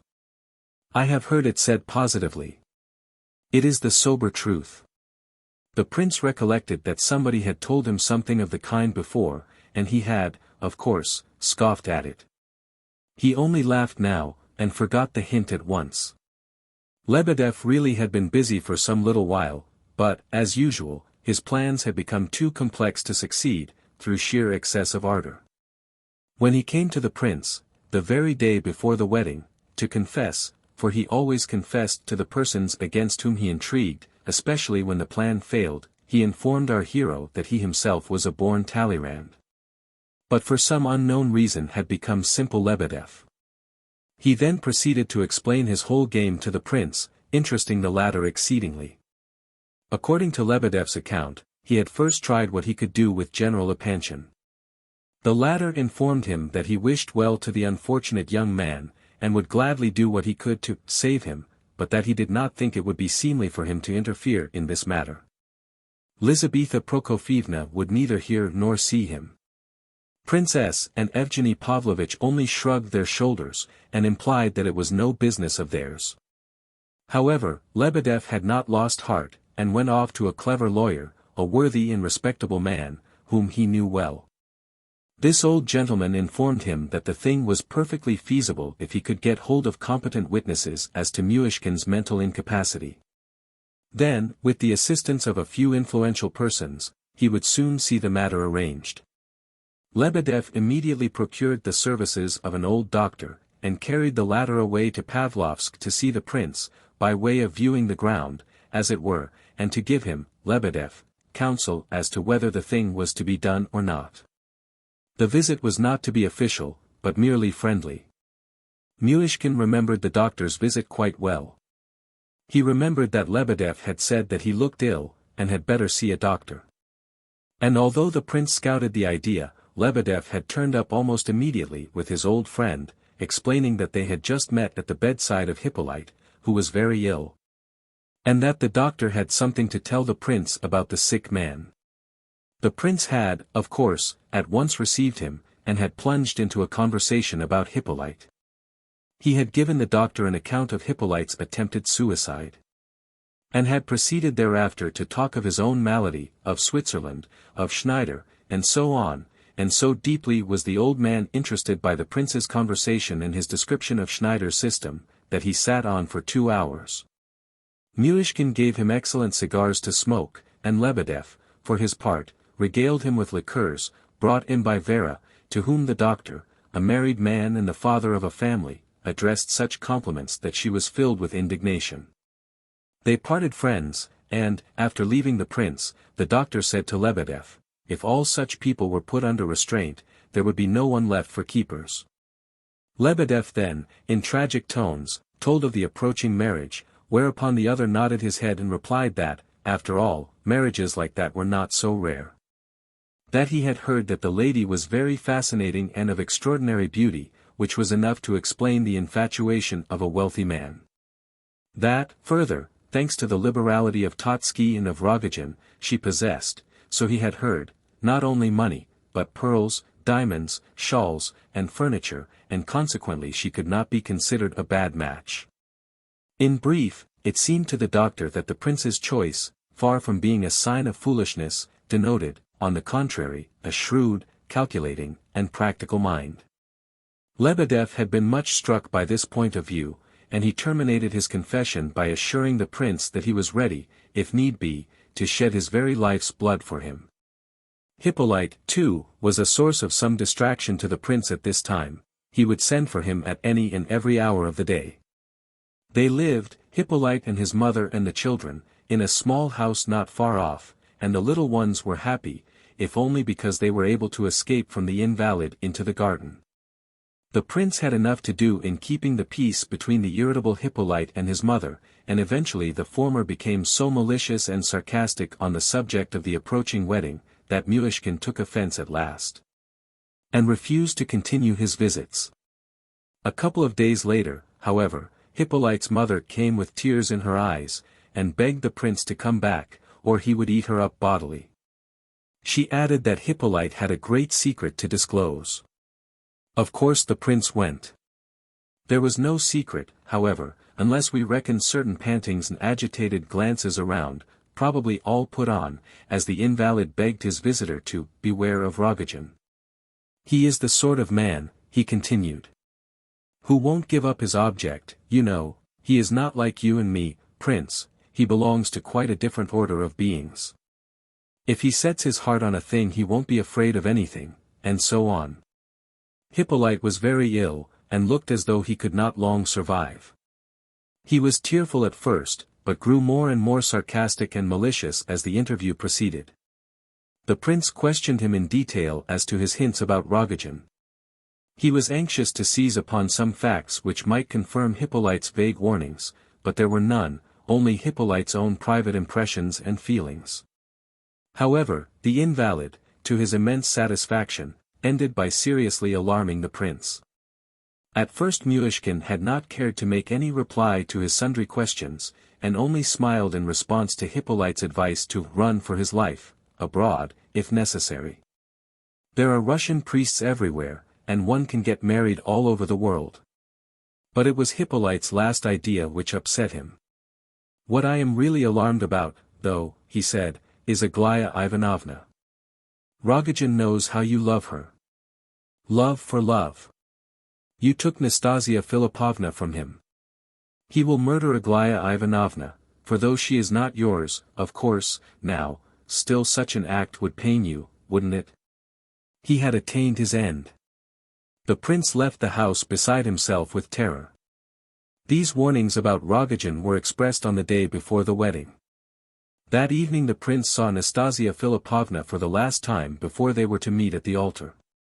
But Nastassya was not in a position to give him any comfort or consolation. On the contrary, she only added to his mental perturbation as the evening went on. Up to this time she had invariably done her best to cheer him. She was afraid of his looking melancholy. She would try singing to him, and telling him every sort of funny story or reminiscence that she could recall. The prince nearly always pretended to be amused, whether he were so actually or no, but often enough he laughed sincerely, delighted by the brilliancy of her wit when she was carried away by her narrative, as she very often was. Nastassya would be wild with joy to see the impression she had made, and to hear his laugh of real amusement, and she would remain the whole evening in a state of pride and happiness. But this evening her melancholy and thoughtfulness grew with every hour. The prince had told Evgeny Pavlovitch with perfect sincerity that he loved Nastassya Filippovna with all his soul. In his love for her there was the sort of tenderness one feels for a sick, unhappy child which cannot be left alone. He never spoke of his feelings for Nastassya to anyone, not even to herself. When they were together they never discussed their feelings, and there was nothing in their cheerful, animated conversation which an outsider could not have heard. Darya Alexeyevna, with whom Nastassya was staying, told afterwards how she had been filled with joy and delight only to look at them, all this time. Thanks to the manner in which he regarded Nastassya's mental and moral condition, the prince was to some extent freed from other perplexities. She was now quite different from the woman he had known 3 months before. He was not astonished, for instance, to see her now so impatient to marry him, she who formerly had wept with rage and hurled curses and reproaches at him if he mentioned marriage. It shows that she no longer fears, as she did then, that she would make me unhappy by marrying me, he thought. And he felt sure that so sudden a change could not be a natural one. This rapid growth of self-confidence could not be due only to her hatred for Aglaya. To suppose that would be to suspect the depth of her feelings. Nor could it arise from dread of the fate that awaited her if she married Rogozhin. These causes, indeed, as well as others, might have played a part in it, but the true reason, Myshkin decided, was the one he had long suspected, that the poor sick soul had come to the end of its forces. Yet this was an explanation that did not procure him any peace of mind. At times he seemed to be making violent efforts to think of nothing, and one would have said that he looked on his marriage as an unimportant formality, and on his future happiness as a thing not worth considering. As to conversations such as the one held with Evgeny Pavlovitch, he avoided them as far as possible, feeling that there were certain objections to which he could make no answer. The prince had observed that Nastassya knew well enough what Aglaya was to him. He never spoke of it, but he had seen her face when she had caught him starting off for the Epanchins' house on several occasions. When the Epanchins left Pavlovsk, she had beamed with radiance and happiness. Unsuspicious and unobservant as he was, he had feared at that time that Nastassya might have some scheme in her mind for a scene or scandal which would drive Aglaya out of Pavlovsk. She had encouraged the rumors and excitement among the inhabitants of the place as to her marriage with the prince, in order to annoy her rival. And, finding it difficult to meet the Epanchins anywhere, she had, on one occasion, taken him for a drive past their house. He did not observe what was happening until they were almost passing the windows, when it was too late to do anything. He said nothing, but for 2 days afterwards he was ill. Nastassya did not try that particular experiment again. A few days before that fixed for the wedding, she grew grave and thoughtful. She always ended by getting the better of her melancholy, and becoming merry and cheerful again, but not quite so unaffectedly happy as she had been some days earlier. The prince redoubled his attentive study of her symptoms. It was a most curious circumstance, in his opinion, that she never spoke of Rogozhin. But once, about 5 days before the wedding, when the prince was at home, a messenger arrived begging him to come at once, as Nastassya Filippovna was very ill. He had found her in a condition approaching to absolute madness. She screamed, and trembled, and cried out that Rogozhin was hiding out there in the garden, that she had seen him herself, and that he would murder her in the night, that he would cut her throat. She was terribly agitated all day. But it so happened that the prince called at Hippolyte's house later on, and heard from his mother that she had been in town all day, and had there received a visit from Rogozhin, who had made inquiries about Pavlovsk. On inquiry, it turned out that Rogozhin visited the old lady in town at almost the same moment when Nastassya declared that she had seen him in the garden, so that the whole thing turned out to be an illusion on her part. Nastassya immediately went across to Hippolyte's to inquire more accurately, and returned immensely relieved and comforted. On the day before the wedding, the prince left Nastassya in a state of great animation. Her wedding dress and all sorts of finery had just arrived from town. Myshkin had not imagined that she would be so excited over it, but he praised everything, and his praise rendered her doubly happy. But Nastassya could not hide the cause of her intense interest in her wedding splendor. She had heard of the indignation in the town, and knew that some of the populace was getting up a sort of chivalry with music, that verses had been composed for the occasion. And that the rest of Pavlovsk society more or less encouraged these preparations. So, since attempts were being made to humiliate her, she wanted to hold her head even higher than usual, and to overwhelm them all with the beauty and taste of her toilette. Let them shout and whistle, if they dare. Her eyes flashed at the thought. But, underneath this, she had another motive, of which she did not speak. She thought that possibly Aglaya, or at any rate someone sent by her, would be present incognito at the ceremony, or in the crowd, and she wished to be prepared for this eventuality. The prince left her at 11, full of these thoughts, and went home. But it was not 12 o'clock when a messenger came to say that Nastassya was very bad, and he must come at once. On hurrying back he found his bride locked up in her own room and could hear her hysterical cries and sobs. It was some time before she could be made to hear that the prince had come, and then she opened the door only just sufficiently to let him in, and immediately locked it behind him. She then fell on her knees at his feet. So at least Dana Alexeyevna reported. "What am I doing? What am I doing to you?" she sobbed convulsively, embracing his knees. The prince was a whole hour soothing and comforting her, and left her, at length, pacified and composed. He sent another messenger during the night to inquire after her, and 2 more next morning.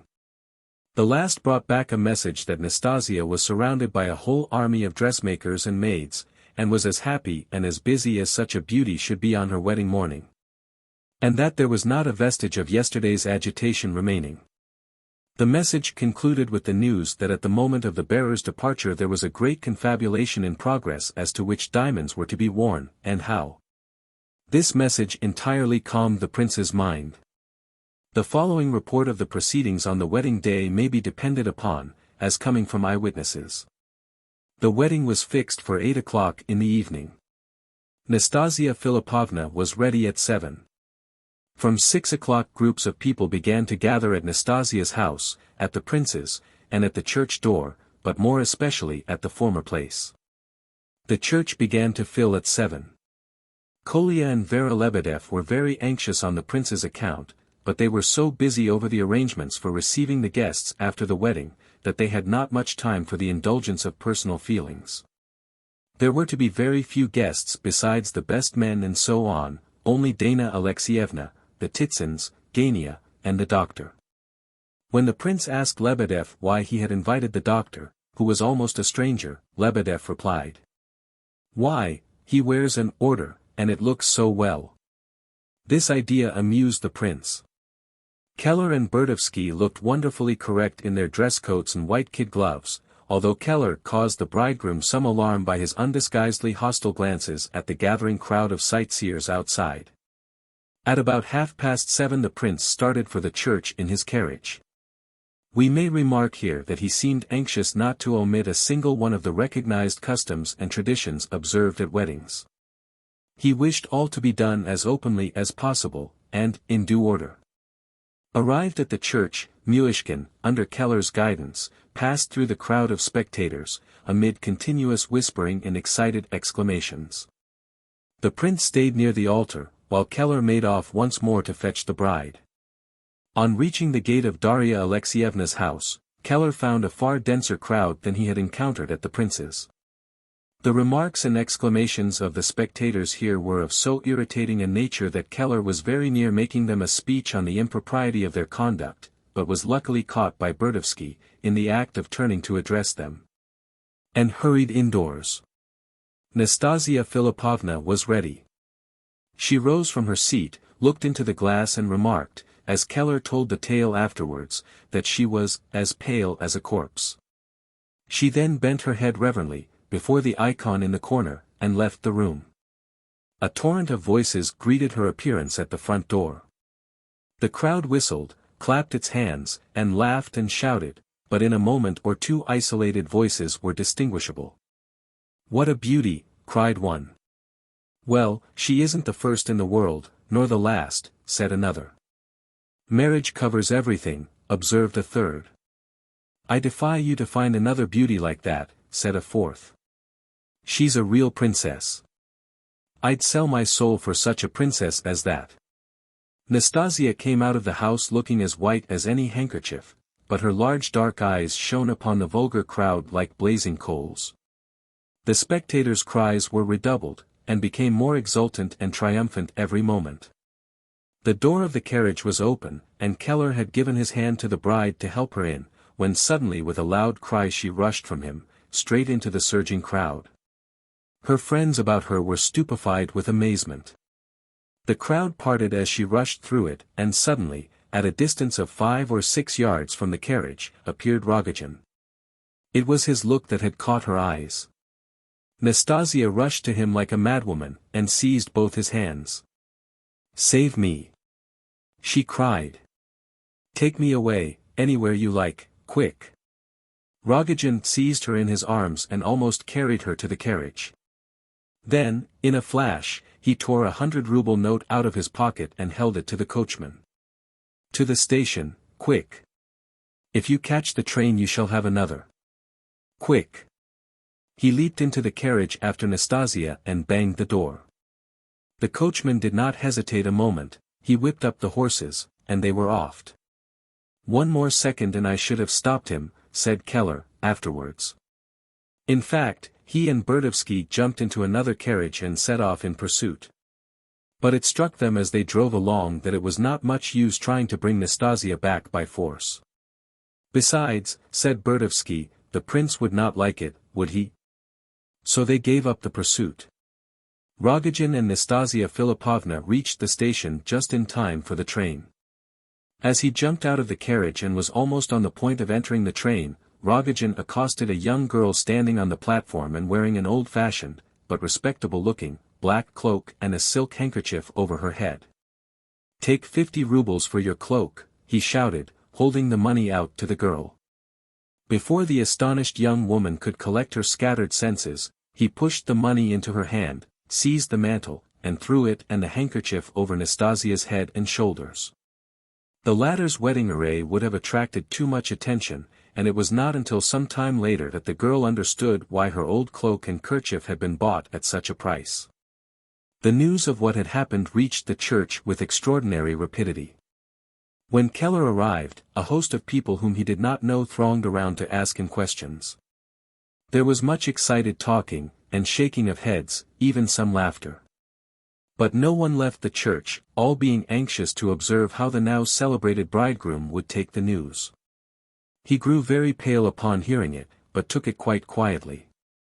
"I was afraid," he muttered, scarcely audibly, "but I hardly thought it would come to this." Then after a short silence, he added, "However, in her state, it is quite consistent with the natural order of things." Even Keller admitted afterwards that this was extraordinarily philosophical on the prince's part. He left the church quite calm, to all appearances, as many witnesses were found to declare afterwards. He seemed anxious to reach home and be left alone as quickly as possible, but this was not to be. He was accompanied by nearly all the invited guests, and besides this, the house was almost besieged by excited bands of people, who insisted upon being allowed to enter the veranda. The prince heard Keller and Lebedev remonstrating and quarreling with these unknown individuals, and soon went out himself. He approached the disturbers of his peace, requested courteously to be told what was desired. Then politely putting Lebedev and Keller aside, he addressed an old gentleman who was standing on the veranda steps at the head of the band of would-be guests, and courteously requested him to honor him with a visit. The old fellow was quite taken aback by this, but entered, followed by a few more, who tried to appear at their ease. The rest remained outside, and presently the whole crowd was censuring those who had accepted the invitation. The prince offered seats to his strange visitors, tea was served, and a general conversation sprang up. Everything was done most decorously, to the considerable surprise of the intruders. A few tentative attempts were made to turn the conversation to the events of the day, and a few indiscreet questions were asked. But Myshkin replied to everybody with such simplicity and good humor, and at the same time with so much dignity, and showed such confidence in the good breeding of his guests, that the indiscreet talkers were quickly silenced. By degrees the conversation became almost serious. One gentleman suddenly exclaimed, with great vehemence, "Whatever happens, I shall not sell my property, I shall wait. Enterprise is better than money, and there, sir, you have my whole system of economy, if you wish." He addressed the prince, who warmly commended his sentiments, though Lebedev whispered in his ear that this gentleman, who talked so much of his property, had never had either house or home. Nearly an hour passed thus, and when tea was over the visitors seemed to think that it was time to go. As they went out, the doctor and the old gentleman bade Myshkin a warm farewell, and all the rest took their leave with hearty protestations of goodwill, dropping remarks to the effect that it was no use worrying, and that perhaps all would turn out for the best, and so on. Some of the younger intruders would have asked for champagne, but they were checked by the older ones. When all had departed, Keller leaned over to Lebedev, and said, "With you and me there would have been a scene. We should have shouted and fought, and called in the police. But he has simply made some new friends, and such friends, too. I know them. Lebedev, who was slightly intoxicated, answered with a sigh. Things are hidden from the wise and prudent, and revealed unto babes. I have applied those words to him before, but now I add that God has preserved the babe himself from the abyss, he and all his saints. At last, about 10:30, the prince was left alone. His head ached. Kolya was the last to go, after having helped him to change his wedding clothes. They parted on affectionate terms, and, without speaking of what had happened, Kolya promised to come very early the next day.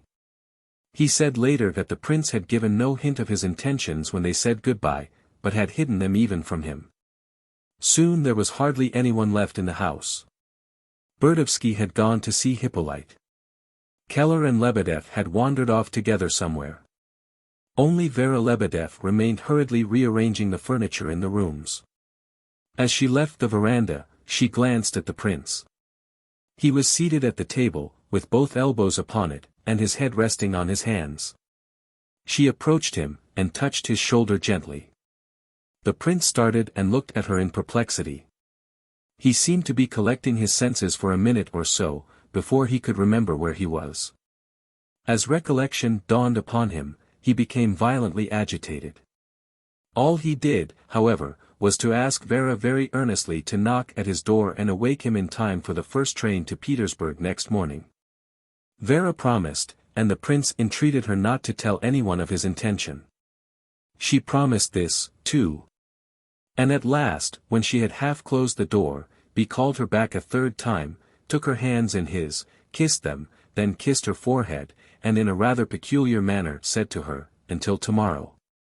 Such was Vera's story afterwards.